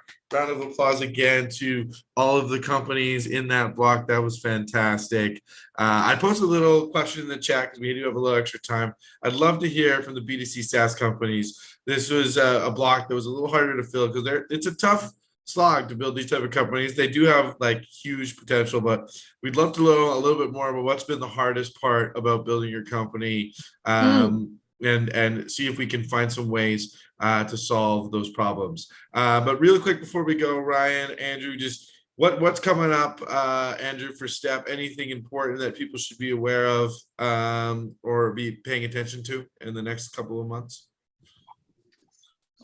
Yeah, business as usual. We're out in the world again, fortunately, after a couple of years of virtual everything, including virtual conferences and trade missions and trade shows. We're actually out in the world and going on missions, and it's a lot of fun. So I'm headed with a handful of companies to Charlotte, North Carolina next week. We're going to the Public Works Expo, big public works show in the US. Looking forward to that. If you check out the STEP website, we just have tons of events coming up. Our big AGM in September, and then yeah, we're going to be looking for some more exciting events planned from there in the new year. So stay tuned. Awesome. And Ryan, what's coming up for SIIT in the next couple of months here? Yeah, for sure. So on September 9th, we have an event with 9 Mile. It's again just one of our socials where we're doing a tour of the brewery, and we have flights, so the beer samples that come along with the admission to that event. So that's a great one coming up. On the 21st of September, we're planning for a tech talent event where we're working with tech organizations within the city of Saskatoon here, speaking to what they look for when they hire someone in tech, both in those technical roles, but also the non-technical roles within these technology companies. So if you're interested in working in tech there, that's a great one to attend. And lastly, our biggest event of the year is on October 14th. It's our annual gala at Silver Spades, where we have those cash prizes we're giving out to Young Entrepreneur and Young Professional of the Year. So be great to see everyone out at those ones, or specifically our annual gala there. So again, thanks to everyone, and looking forward to seeing those that are interested in joining the SIIT community. Thank you. I really appreciate you both being a part of it. Looking forward to those events in the fall. Still got a little bit of time left, so I got to check in with Gloria over in Manitoba. We've been here since 8 a.m. this morning watching these pitches. What do you think so far? We're about to head into our final block. Any key takeaways from a day full of pitches? Hey, listen, they call it a marathon for a reason, right? Really love this last one. The B2C SaaS it's really interesting. There's a lot of products that get brought forward, and emotions play a really important role in the B2C buying process, which was evidenced by my frantic downloading of Birdie Break, as she's talking about it. So this was really cool. I especially find these product focused companies really interesting. And the experts that all of you are in this field is really inspiring. For me. Absolutely. Yeah. Easy to relate to. So it's always great because you're solving problems that everybody understands. Absolutely. One key takeaway that I would take from this day, and this has been so awesome, we're about to get into our last block and our final two co-hosts, but we've had a ton of partners that have been with us all day long, and a lot of people that have worked behind the scenes to make this happen. We're having meetings every week, but there's a couple people on this call in particular I want to make sure we recognize that are working behind the scenes and haven't got a lot of recognition. And that's Jonah Tetz and Jeremy Ritchie, our two awesome ops specialists and ops intern. They've been working behind the scenes to make all this smooth stuff happen. They usually don't get recognized, so I just want to take a moment to give a round of applause for all the hard work. They've been sending out all these emails, getting all those meetings set up. They might have been here earlier this morning than all of us, Jesse. We could not do this without our awesome ops team backing us up. So you guys play a critical role in the success of this. Absolutely. And since we're heading into our last block, I also got to make sure we give a shout out to our sponsors that have make our after parties, which are coming up in just about an hour here in Saskatchewan. There's about an hour in Manitoba as well, about an hour and a half or a little bit longer, maybe down in Regina around 6 o'clock. And folks will start getting there in Alberta as well. So let Jeremy post the locations in the chat of where those after parties are. But thank you to our awesome sponsors who made it possible for us to not only have put on this awesome pitch marathon event, making it more sustainable, but also having some fantastic after parties. So that's McKercher Law Firm. We've got Health Cities, Neo Financial, Wakapo Financial Consulting Services, and Working Cooperative Finance. Sorry, I'm getting a little confused.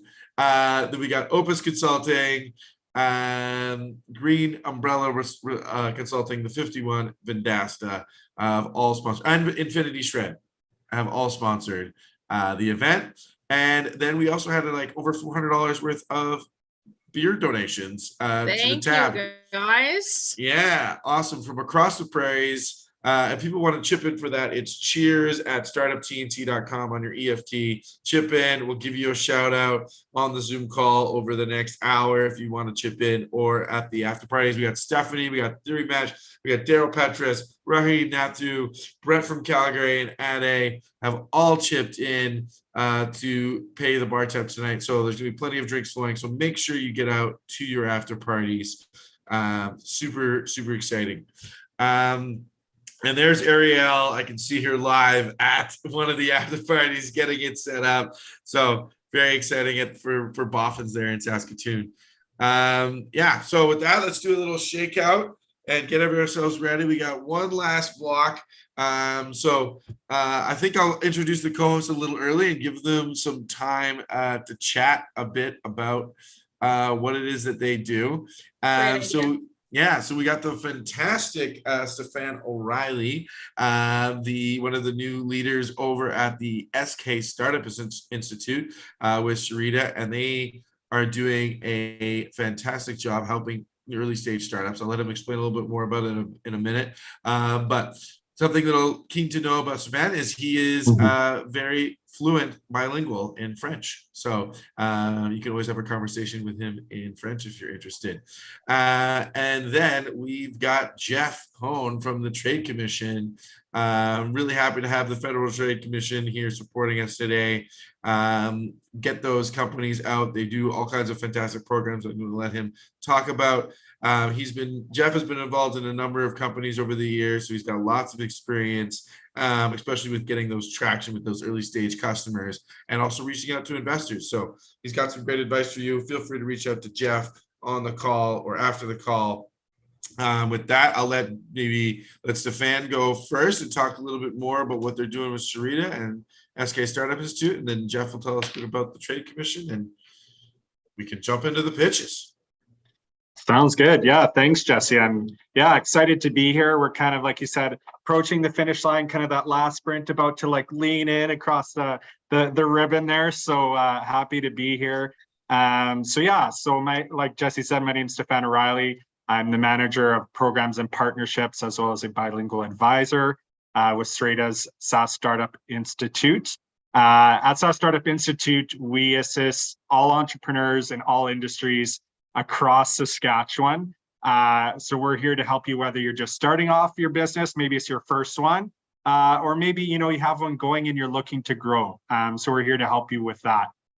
Some key areas that we can assist entrepreneurs in Saskatchewan is through advising and pathfinding services, business planning assistance, market research. I know there's a few entrepreneurs pitching here in this block that I've worked with and providing some market research. So if you chat with them, they'll let you know. I'm sure it's a big help for the planning, and as well as a lot of other services. SaaS Startup Institute is funded by Prairies Economic Development Canada, so which means really all of our services are free. So who doesn't love free, right? So don't hesitate to reach out. I like to say we're kind of that first stop for anything entrepreneurship, and we're there to help you through your journey. So just excited to be a part of this, Jesse, and maybe turn it over to Jeff, my other co-host.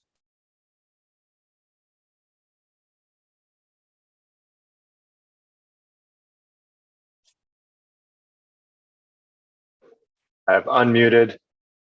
I'm sharing things. Can you see what I'm sharing? Yeah. All right. Awesome. Well, thank you for the introductions, Jesse and Stefan. It's so awesome to be a part of this today and see so many incredible companies pitching their unique businesses. Like Jesse said, I've been involved in a number of startups over the years. Unfortunately, none of them I'm still, they weren't all that successful. So I'm so excited to work with early stage companies and then see them grow over time. And companies that I saw doing pitch events 5 years ago are now receiving huge amounts of funding and traction around the world. So it's a really, really cool thing to be a part of. My name is Jeff Hone. I am a trade commissioner. I'm based in Calgary, working with the regional office of Alberta and the Northwest Territories. Combined with our teams in Manitoba and Saskatchewan, we have 28 officers serving clients across the prairie provinces. And together, a lot of people don't know this, we are a global network of over 1,000 trade professionals in 162 offices around the world, and we are all dedicated to growing the Canadian economy by supporting the export activities of Canadian companies. Trade Commissioner Service offers complimentary free support to Canadian companies who have a demonstrated capacity for internationalization and good potential to add value to the Canadian economy. That's kind of our minimum criteria, and we can get into that in a conversation at a later time. But we do that through 3 core services.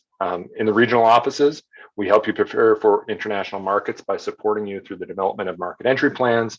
We host webinars, virtual trade missions, and offer our step-by-step guide to exporting. Check it out to help you to determine whether your company is ready to go global. And we monitor opportunities that are discovered by our colleagues abroad, referring them out to the companies we work with that might be able to provide unique solutions. Real quick, I'm going to give you an overview of one of our programs, Can Export SME. It reimburses 50% of eligible expenses associated with developing new markets with project budgets between $20,000 and $100,000. And some of the expenses eligible underneath it are travel, market research, participation in virtual trade events, adaptation and translation of marketing tools, online marketing, search engine optimization, consulting services, legal, business, and tax matters, IP protection, certifications, and adaptation of contracts. That's a big list, sorry about that. 2 of the other programs that our SMEs get involved in, Can Export Innovation. This is more associated with companies that are entering into collaborative R&D agreements with organizations around the world. And then the Canadian Technology Accelerator, more aimed at later stage companies that we call our high performance, high growth clients, but it's an immersive in-market program where you're working with mentors and coaches and really refining your pitch. Part of our job as trade commissioners is to understand your company and to provide support to help your business grow and succeed in international markets. But we put it on you to be really clear about what your value proposition is, why you want to go to certain markets, and who your clients are. And participating in these pitch events is really a great opportunity to build that up. So I think my coordinates are going to be shared with everyone, but here they are, and I welcome you to get in touch when you are ready to go global. So that said, I'm going to stop sharing. How do I do that? Oh boy. I stop share, and we are going to welcome our first presenter for Block 9. This is very exciting. Megan from Smash Therapy, are you ready to go?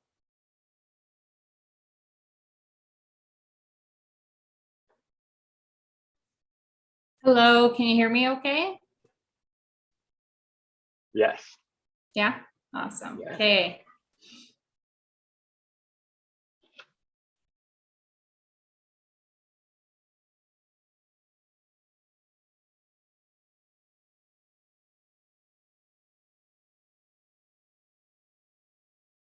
Okay, my name is Megan Mercer. I am the owner and founder of Smash Therapy in Saskatoon. We invite individuals and small groups to come and break a wide variety of end-of-life items in a safe, judgment-free zone. So today I'm looking to connect with other entrepreneurs outside of Saskatchewan who might be interested in bringing a smash and recycle program to their own city. So in Saskatoon alone, I see hundreds of pounds of household goods set for the landfill each week. So what we do is source these goods and properly handle as much as we can while implementing our highly profitable business model that's don't buy and sell high. So at Smash Therapy, we serve corporate teams, nurses, inner city youth, and a whole lot of moms. It's actually interesting to note that our clientele is about 80% female. Yeah, and we have a ton of repeat clients as well. Our market is ever expanding as we serve ages 13 and up. So, you know, the market's always renewing itself. And we've had clients up to, you know, ladies group in their 70s out to celebrate a birthday or even to like heal from some losses that they've had. So there's a lot of untapped markets across Canada where waste and stress abound. And my goal is to help others launch in 6 other Canadian cities where the Electronic Recycle Association is operating. They've been fundamental in keeping us as eco-friendly as possible. So in a new industry where many others fail in year 1, what is it that sets us apart and allows for packed calendar many months, as well as great profit margins? And I have to attribute it to 3 things: that we have a rock solid team with a heart of service, carefully thought out systems that we implement, from the way we prepare our electronics to how we source our inventory and handle all of those partnerships. Yeah, and then the partners themselves who, donate to us, promote us, work with us. We just couldn't do it without them. So we've built a reputation as a great service, a really unique experience, and a great team. We were actually nominated recently for 2 Savick Business Awards, which is huge. They're happening in October. We've been featured in a lot of news and radio features, and we've also had the honor of participating in over 100 fundraising events that directly impact people and organizations in our community. So it's pretty big, a lot bigger than what I thought it would have been for less than 2 years in business. So here's a list of my target cities, starting in Canada.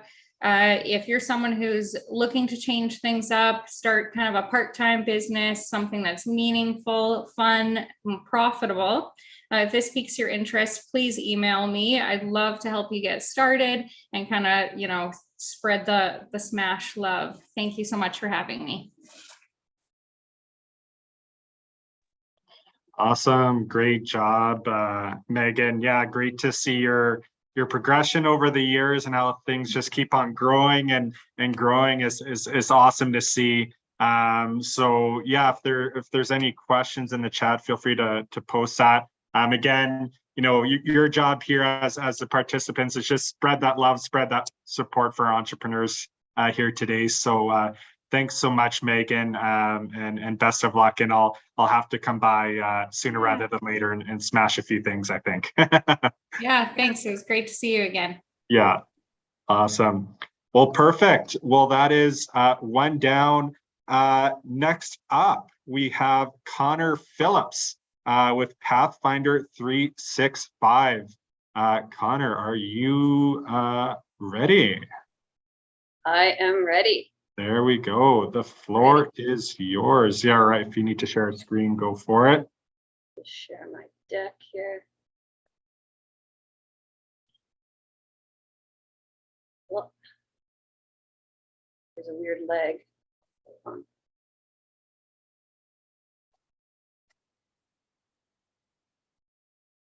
What the heck?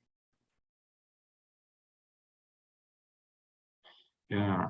While we're waiting for the screen to load, I know I didn't mention at the start, but this category we're in here right now is for the leisure, gaming, and travel industry. So that's kind of how all of these relate here today. Sorry, I was trying to get my thing here because the Zoom is in my way. Oh. There it is. There we go. Okay. Sorry about that.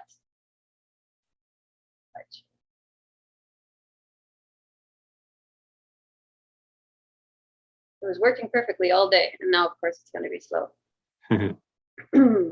You guys see things properly? Yeah, looks like you're good to go. Okay, I like it. Just need to move you guys out of the way. Excellent. Okay. So, all right. Tourism is heavily fragmented and overly aggregated, but by approaching things from a different perspective, Pathfinder will be a game changer for the $96 billion Canadian tourism industry. Before we dig in, some quick introductions. My name is Connor, and I have 7 years working directly in the tourism industry and 20 years in sales and marketing. And I've been working with eHelply to develop the platform, which just launched this summer, and we're actively promoting and onboarding new users. All right, now let me explain. Every day, thousands of people ponder how to spend their upcoming free time. And fortunately, in a vast industry like tourism, the possibilities are almost limitless.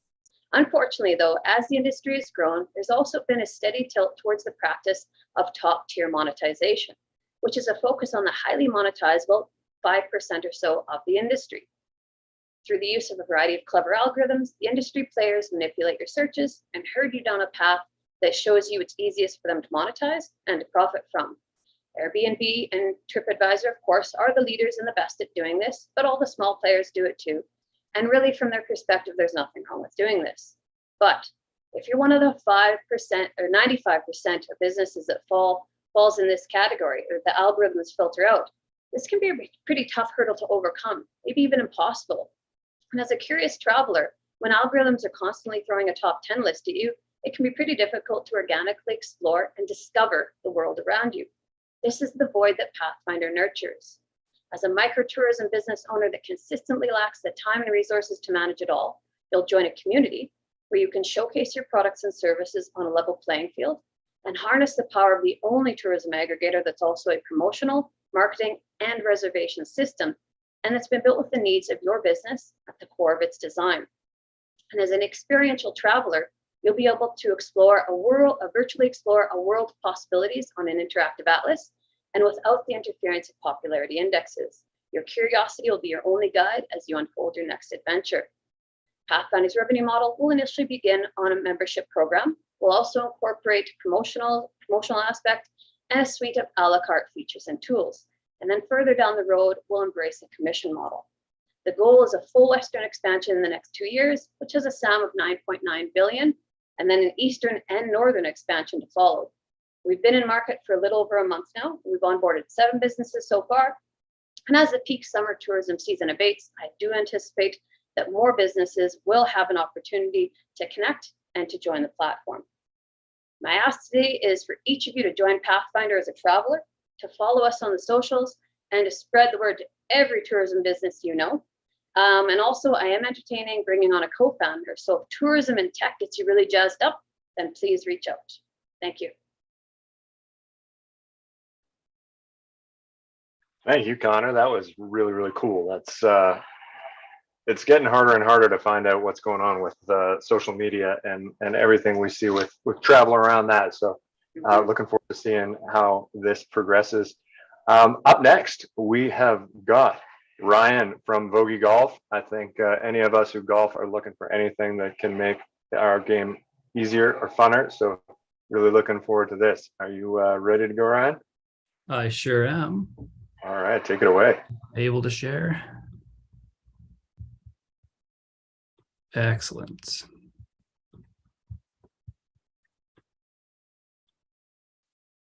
We good? Yep, looks great. We are good.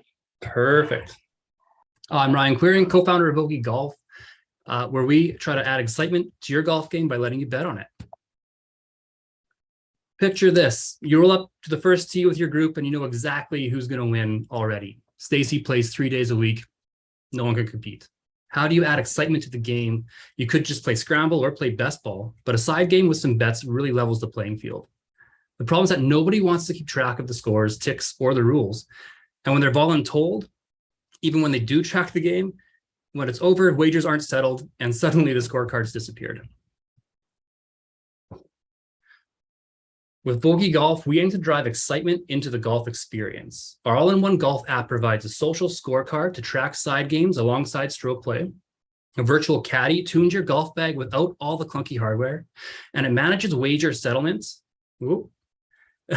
Manages wager settlement, holding your friends accountable when they put their money where their mouth is. The golf market's substantial, and it's still growing as new golfers are consistently entering the game. We're focusing on the North American golfers with disposable income who enjoy sports betting and adrenaline. Looking at Google Trends, golf apps are at their highest interest level ever, and it's growing as the sport tries to attract more and more casual players. Who are we up against? Mostly the good old scorecard. There are a handful of golf apps that offer a spectrum of features, but ultimately it leads to a greater complexity and aggravation, all without bringing any excitement to the game, or it turns people off with complex requirements for use. Our unique feature set includes betting games, wager settlement, live scores, and excitement to add excitement to your golf experience and hold everyone accountable. A virtual caddy to suggest which club to use. It tracks your golf shots and tunes recommendations based on your own shot history, helping you improve your game. An embedded highlight capture to post your most significant moments of your golf experience, such as longest drive or being closest to the pin. Celebrate those small wins. Another key feature is our very passionate team. We're all golf enthusiasts that prioritize fun. Kirk's been in business over 25 years and has worked with national brands, including Loblaws, Tim Hortons, and Canadian Tire. Tara has a bachelor's degree in nutrition and has been in sales roles for over 20 years, notably selling for Cisco Food Service, and is currently a medical sales manager at Cardinal Health. Lastly, myself, I've founded multiple companies, including the recently acquired Safety Tech Software. I'm an electronic system engineer by trade, and I've managed technical teams of over 100 engineers at large-scale projects. I'm also an Alchemist alumni through the class of 21, and I've been privileged enough to be invited to the beginning stages of the Saskatchewan's burgeoning tech ecosystem through the community. So if you or someone you know is suffering from not having enough fun on the golf course, connect with us to follow our story and be part of the golf trendsetters by being invited to Vogue Golf before anyone else. See you on the course. Awesome job, Ryan. Throughout the whole time, I was like, yes, I need to get this for my next golf outing. The layers of fun you can add to already a fun game are just endless with this. So loving it. It's great idea for sports, all in sports enthusiasts. So thanks so much, Ryan. Great job with the pitch. And yeah, I'm sure you'll have a lot of people in the chat signing up for this, no question. Sounds good. If anyone's interested, reach out, feel free. Awesome, perfect. Well, up next, we have Richard with 10 Adventures. Richard, come on down.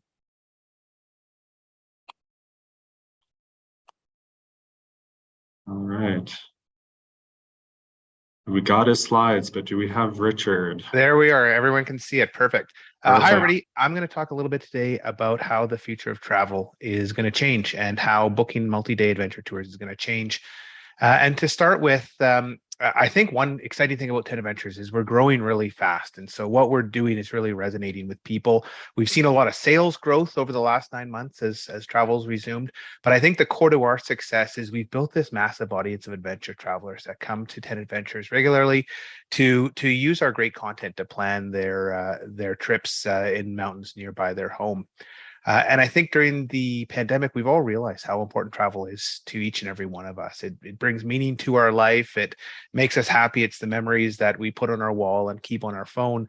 The problem with all this is it still sucks to book adventure travel, or still sucks to book travel in general. Group tours, we all know there's problems with them. When you plan it yourself, it's just a lot of work, and so it takes a lot of effort. And because you've never been to the place, you make a lot of mistakes, so you miss a lot of the best things. We're developing a new way to book travel. We're focusing on active and adventure, and essentially, it's allowing you to personalize and customize your trip and have private adventure travel. And this is really resonating with people because this is fundamentally what they want. It's kind of a third way of booking travel. What we offer to users is optimized tours for adventure and active travelers. So from all levels of skill set, from families to hardcore adventurers in over 75 countries around the world, we make it super easy to get this personalized, customized trip because you always have an adventure concierge who's a click or a call away. And finally, we allow you to customize and go private, which is what everyone wants. Now, that option has been around for a while, but it was really expensive because you're booking directly with local tour operators around the world. It's almost like you're getting wholesale prices. So this is a really cost-effective solution. Adventure travel is surprisingly big. People think this is one of the smallest niches. It's actually one of the fastest growing niches. And we're seeing a massive change in travel as a whole. Even on cruise ships, the number one type of day trip is actually adventure travel right now, with people going for walking tours, biking tours, and other active based tours. We make our money by taking a commission on every transaction. If you look at these commission amounts, you can see that each transaction gives a meaningful number. So we don't need to do 1 million transactions a month for this to be a really exciting business. Here's what we've done since October. So just a really nice trend. And what we're just seeing is that people love this option to go private with just their friends and family and have these incredible incredible experiences. And what's interesting is travel is still below pre-pandemic levels. WestJet came out yesterday and said they're at 80% for their overall network volume of 2019 levels, and we see that around the world. That we're still not in the travel boom right now. Looking longer term, we see robust growth. Everything we've done so far has been organic, and so we haven't done any paid marketing, or done very, very little paid marketing. So it's a real great opportunity to grow our business. My career has been in high growth companies. I love growing companies. I've been pretty successful at it, but it's not just the founder. It's also bringing together other people who can help build a great company. And so we have a great team of mentors and advisors that are helping Tenet Ventures grow. We're just about to kick off a seed round where we want to do three things. First off, we want to grow our revenues 10x. It's really easy. We're having consistent revenues now. So it's just improving conversion, building our user base, and doing some paid marketing. We want to add key talent, and we want to develop products that we know our users are asking for. If this interests you, if you want to learn more, if you want to talk adventure or the outdoors, by all means, please drop me a note, find me on LinkedIn, or just say hi. I'll be stopping by the drinks in Calgary this evening. Amazing, Richard. That was so good. I think those of you that were on for my intro heard me say that it was really cool to see people that I saw pitching years ago that have really got traction. Richard, you're one of them. I don't know if you remember, I was one of the judges at the Accelerator Pitch Fest in 2018 when you guys were just getting things going. And I saw you at Startup TNT about 6 weeks ago at the finals, and it was just like, wow, this has grown enormously. So anyone that's new to this pitching thing, talk to Richard and get some tips. It's been amazing.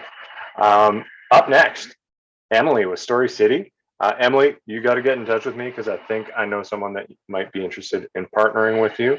But I'm going to get out of the way. You take it and pitch on. Beautiful. Thank you so much. I really appreciate that. So let us share our screen right here. Perfect. All right. Why go for a boring walk when you could be a pirate looking for pirate treasure or survive a zombie apocalypse? So at Story City, you get to be the hero. You get to choose your adventure. So Web 3.0 is here, and everybody in this audience has the opportunity to shape the content we see now more than ever before. So 15 million people consider themselves creators, and creation is exploding. There's 30,000 hours of content per hour uploaded to YouTube. There's 65 million podcast episodes created, almost 3,000 books released every day. But most of these media formats are still really one-sided. So they're passive entertainment experiences that stop short of initiating that broader audience interaction that audiences are craving.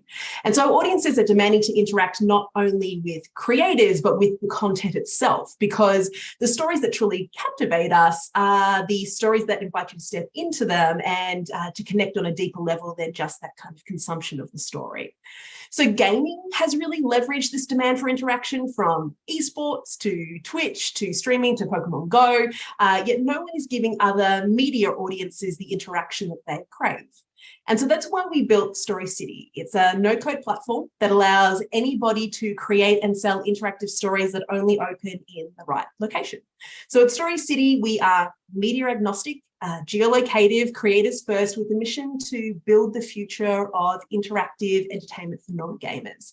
And we're empowering the creators in your city, in every city, to do this. So it's time for a platform that, not only houses located adventures or games or even historic walking tours, but also, an American ballet performance through the streets of Manhattan, or a behind the scenes film tour of Kim's Convenience in Toronto, or a Harry Potter Choose Your Adventure in London, or even stories of activism. So imagine like a digital record of the Black Lives Matter protests outside the Alberta legislature, always present and accessible.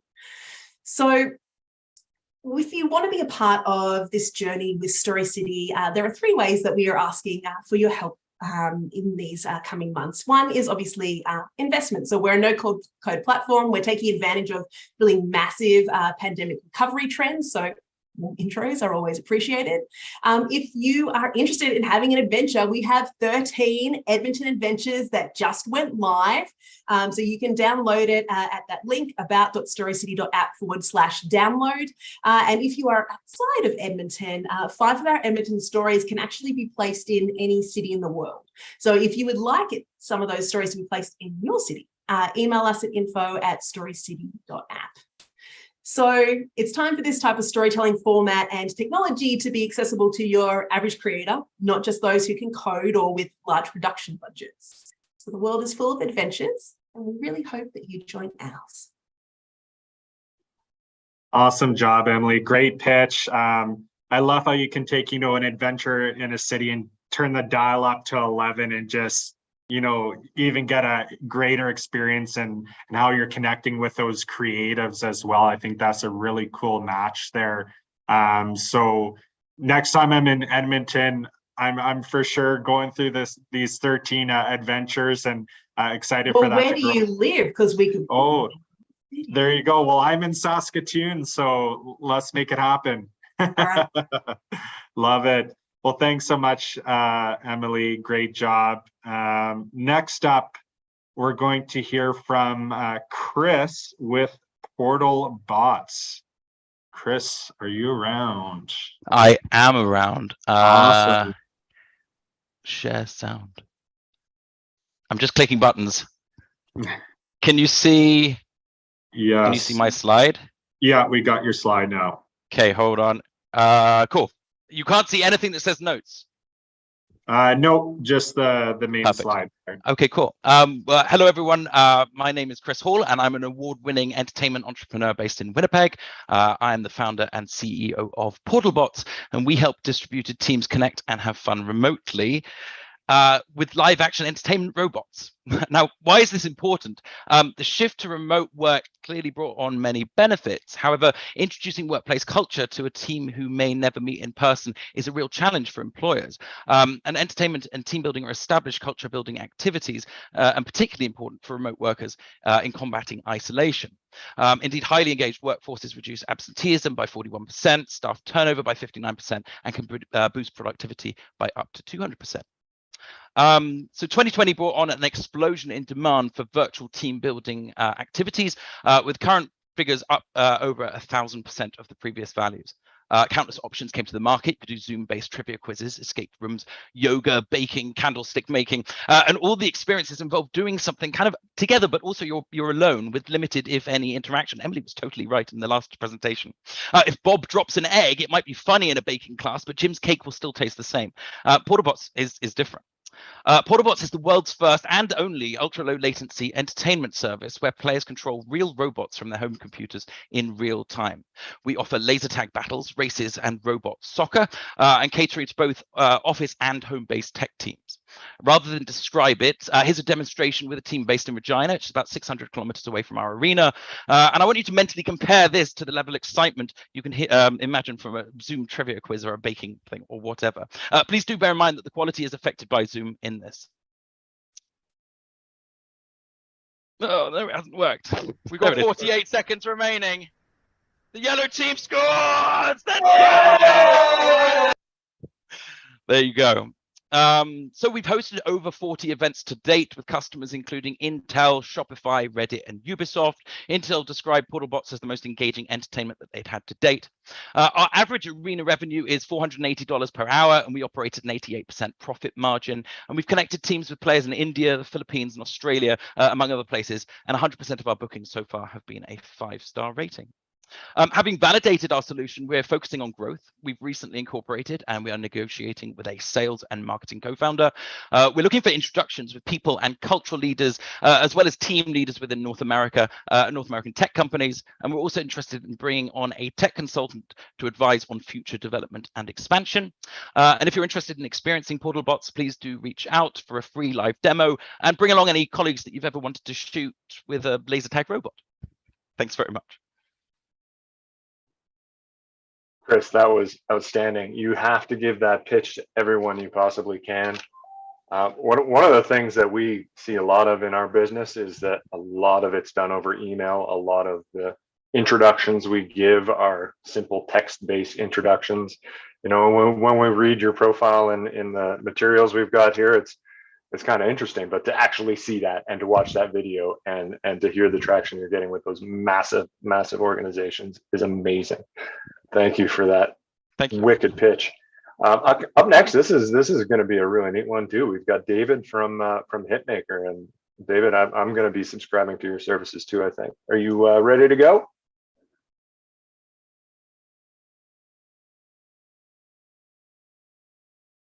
David? So you might be having some technical Am I difficulties. unmuted? Here we go. All right. All right. We can Here's hear you. Hitmaker. And I don't know how to share a screen. We can do that. Green button I at the also bottom have there. a screen. Right on the bottom bar, there's a green button that says share screen. Yeah, not on mine. Anyway, here's Hitmaker. It's a game for 1 to 7 players and 0 or more guitars. The rules of the game are based on the rules of music. So as you're learning how to play, you are learning about guitar and you're learning about songwriting. It's for seasoned professionals, for novice guitar players, and for people who have absolutely no interest in music. It's a fun game that everybody can play and everybody can learn from. You are learning about guitar, you're learning about chords, you're learning about progressions, and how all of that goes together into a song. Every game that you play, you end up with lyrics and chords that will work together on a real guitar. And during the game, you verify that it does work on a real guitar if you have one handy.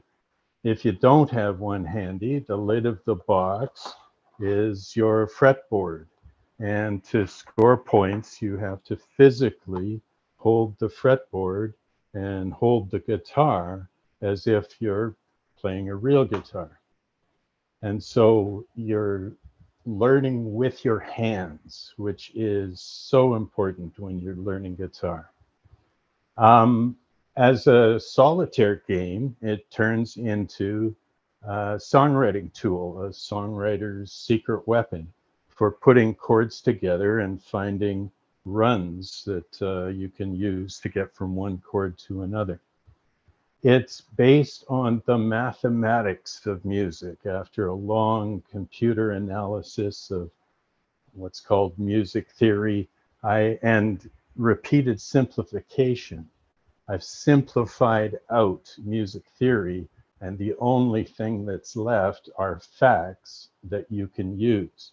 You can use them to play the game, and as you learn more strategies in the game, you are learning more strategies for writing a great song. And so you can create a hit, although I don't guarantee the results. I am not an entrepreneur. I have no interest in being an entrepreneur. I'm looking for an entrepreneur that can take some unique IP and monetize it. Thank you very much. Awesome job, David. I know for myself, I'm a huge music fan, grew up in a music family, play multiple instruments, including guitar. This would have made learning music theory way more enjoyable. I'm sure even now I could use a refresher and would love to try this out. Where can people pick one of these up? Right now they're about $250 each because I have to make them one prototype at a time. Gotcha. That's part of the issue. I don't know if you noticed my, I don't know if I said my my little catchphrase, which is no theory allowed. There is no theory. You do not have to learn theory, but you're learning the wisdom that's behind theory. Got it. I love it. Yeah, music's a big passion of mine. So if you can take music and theory and create it into a fun game, and for music lovers or maybe people who don't play music, it's a good way for them to enjoy it still as well. So thank you so much, David, for that. And we'll head on to our next entrepreneur here. We have Eric with Hudio. Hudio. Do we have Eric? Hudio. Sorry about that, Eric. How's it going, everyone? Good, good. Perfect. All right. Hi, my name is Eric Young, and I'm the founder of Hudio. The world of amateur sports is highly fragmented. Managing the ecosystem is a tremendous challenge. Parents are left with little choice but to navigate poorly designed websites, work with outdated information, and stumble through Google to find out any information they can. Calgary alone has over 500 different clubs offering for a variety of sports. Finding a suitable sport for your children to try is nearly a full-time job. These issues cause as many problems for those operating it, participating in it, and those trying to support it. Unfortunately, headlines like these don't help either. Trust in amateur sports is at an all-time low. It will take the collective effort of the entire country to fix these scandals. But we can start at the grassroots level and build tools to help amateur sports be more transparent and accountable, and give families the confidence that they're making the right sporting decisions. Today, we're introducing Huddio, a platform where families can explore, discover, and research sports programming. You can think of Huddio as a hybrid between Yelp and LinkedIn, but for amateur sports. Research and review sports clubs just like you would any restaurant. Follow your favorite coach or trainer just like you can on LinkedIn. Sports needs to be a positive outlet, and Huddio can be the centerpiece to all of this. Amateur sports is big business. In 2016, amateur sports contributed to over $1 billion to the city of Calgary, drove over 13 million volunteer hours, and had the effect of over 15,000 full-time jobs. But due to COVID, the market size for amateur sports has understandably shrunk. And in 2019, the North American amateur sports market was bigger than the NFL's. This often overlooked and underserved market is ripe with opportunities and marked for disruption. While we have not nailed down a single source of revenue, we have identified several opportunities. One of the most intriguing options, in my opinion, is exploring the possibilities of offering payment plans for registration fees and financing club operations. We're being advised by 2 executives in the amateur sports ecosystem. Together, they manage amateur sports in Calgary. This will open doors and greatly reduce our customer acquisition difficulty. We believe if we can make Huddio work in the Calgary market, it can be scaled quickly and cheaply across Canada. But for this to happen, we need your help. We're currently looking for 2 things. 1, we're interested in speaking with accelerators or incubators who think this project is a good fit. 2nd, we're looking for co-founders. They can be hackers, hustlers, or hipsters, but they need to be people who are passionate about sports. If you think you can help, please connect with me online or at the after party tonight. Thank you very much. My name is Eric Young, founder of Huddio.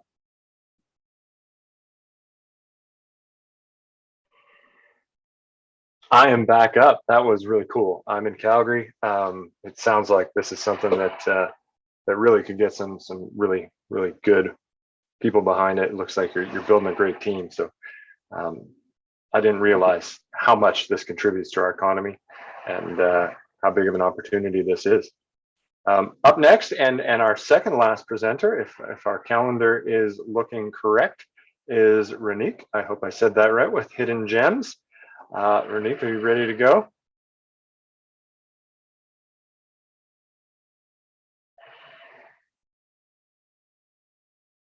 Hi, sorry about that. Yes. Take it away.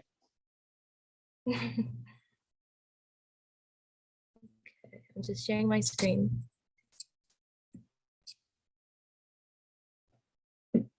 Hi, my name is Renique McLaughlin, and today I want to share with you a fun and immersive experience to explore your city or any city that you might want to travel to, while then also being able to support live street performances.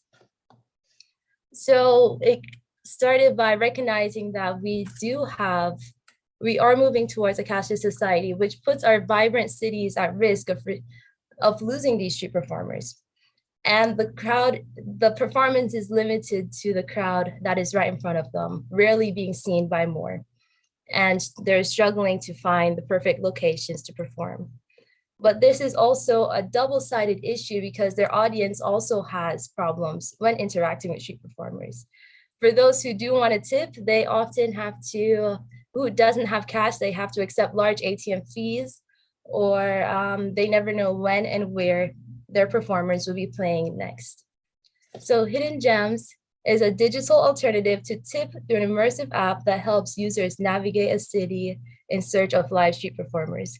So We're selling an experience. And think of it as a game where you'd want to collect as many street performers as you can while still being able to explore your city. By combining elements of Pokemon Go and TikTok, you can go on a fun community building hunt for these street performers and then being able to save and share this moment with your friends. So we have two components that we always want to balance. We have financial and social. Financially, at our core, we are a tipping platform. So we want to make it easier and more accessible for street performers to receive a tip. And from that, we'll be taking a small percentage. And socially, we offer 3 ways for our audience to find these street performers. You can receive, in the moment, you can receive live navigation, live directions to these street performers, or you can know when and where your favorite performers will be playing next, so you can plan ahead. Or for those who aren't able to watch in person, you can watch it remotely and tip. And from there, you're able to share it with your friends. And okay. So there's going to be a virtual map where it shows where these hidden gems are, where these street performers are located, and the crowd that is connected to it, that is locked into it. You select a gem to find, and then it will give you directions to the performer. And then by tapping the gem, you're able to live stream this to your friends. And by creating hotspots, these street performers become hotspots since the audience comes searching for the street performers rather than the other way around. And it can bring large groups to centralized areas like parks, restaurants, or events. And I've received interest from festivals where we'd call it a mining field because we have the opportunity to capture many gems at once. And there's the benefit of not having to market too heavily because it does it itself. And we do have strengths that we differentiate entirely from other busking platforms. And there's the opportunity of organic growth because we're relying on user-generated content, but we do have a weakness where we're currently looking for additional team members. Our competitors are status quo. This is what our buskers are currently relying on, where they have to accept only cash or coins from bypassers, and it's very short. We have PayPal, which is really just a bank without any social impact. And then our current busking platforms, which will be my most similar competitors, that accepts tips and displays a very static social profile. But we differentiate by being an immersive game and allowing the crowd to just expand beyond what's right in front of them. So it's being seen by more viewers. And if anyone is interested in joining, please reach out. Thank you. That is it for Hidden Gems. Awesome. Well, great job. Great pitch there, Ranique. I know my favorite thing about when I travel is seeing all the buskers and street performers. To me, it just makes those streets come alive and you really get a insight into the culture and vibe of where you're at. So to me, any way that we can support that, financially or creating that culture, I think is great. So awesome job. Yeah, let's show some love for Ranique in the chat there. Great job. So Hidden Gems is actually our last pitch for this block and last pitch for the Great Pitch Marathon. We did it. So man, we did awesome. It.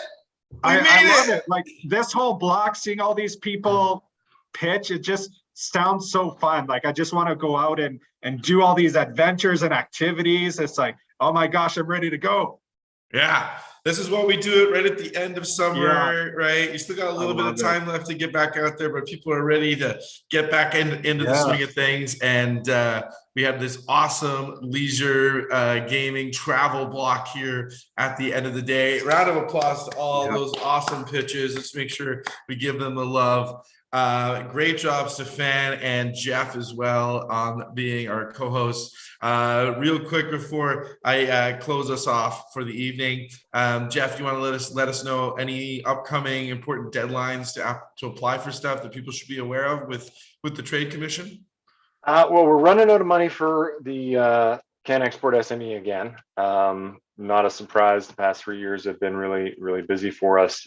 We do have a bunch of CTAs going on around the world. I'm going to put my email in the chat here. So reach out if you're interested in any more information. And if you didn't see it in the chat, I think that's one of the most solid pitch blocks I've ever seen. No one missed a beat. So really well done, everyone. That was amazing. Fantastic. Coming from someone that's seen a lot of pitches, you gotta like to hear that, Jeff. And yeah, definitely check out those CTAs. I know a number of companies in TNT's portfolio and that have gone through our investment summits that have seen a lot of positives come out of those technology accelerators, and they're a great program to take advantage of. Stefan, you just want to wrap us up? Anything that Sharita's got coming up that people should be aware of? Any cool events? Yeah, nothing at the moment. There's a few things in the works, nothing that I can share with right now, but certainly on the SaaS Startup Institute side, we'd just love to connect and have a chat with you. So feel free to book an appointment with myself or any of our other advisors. It's free to do online. We'd love to chat about your business and how we can help move that forward. And then certainly, take advantage of those free market research reports if you're still looking to do some research and figure out if this business is viable and what direction you want to go in. So yeah, feel free to reach out. Awesome. Yeah, definitely got to reach out to them. They have some great programs and supports for companies. Been a lot of help to a lot of companies that are now pitching here today across 2 Zoom calls, right? So this is Zoom 2. We're wrapping this one up. Zoom 1 is actually still going if anyone wants to hop over there and wrap up with 15 minutes of more pitches. But just wanted to just close us off on the day. We started this day off by, first off, we are acknowledging that we're here in treaty territory in Western Canada, the Prairies. We told a ton of stories today with all these different companies across 2 Zoom calls. We had some co-hosts come in throughout the day to help us get everything going. We had some special guests, some of Saskatchewan and Manitoba's best company, Vendasta, Spontively, Calia Flowers join us throughout the day. We had multiple different sectors. But here's the key, though. We came here today to support these companies and say we want to create an atmosphere for them to help them grow, create an ecosystem that is supportive of them. And I think we did that right from the very beginning. The first pitch of the day on this call was Goal Zero with Jefferson. And right after the call, I had 3 different people were posting a chat. Hey, I've got synergies in my company. I got some connections I can make for you. And I literally saw that happen all day long, all this positivity, all these connections happening, people signing up for each other's pilots for these apps. I bought somebody's product already online and had it delivered to my place. So that's going to be coming soon. I'm excited to try some of these food products. So this is just super, super exciting. And I'm so thankful for all the people that made this happen. All the people here still on the call with me, the folks that are already at the after party here in Saskatoon, they're listening to me out on the patio, and everybody that's supporting.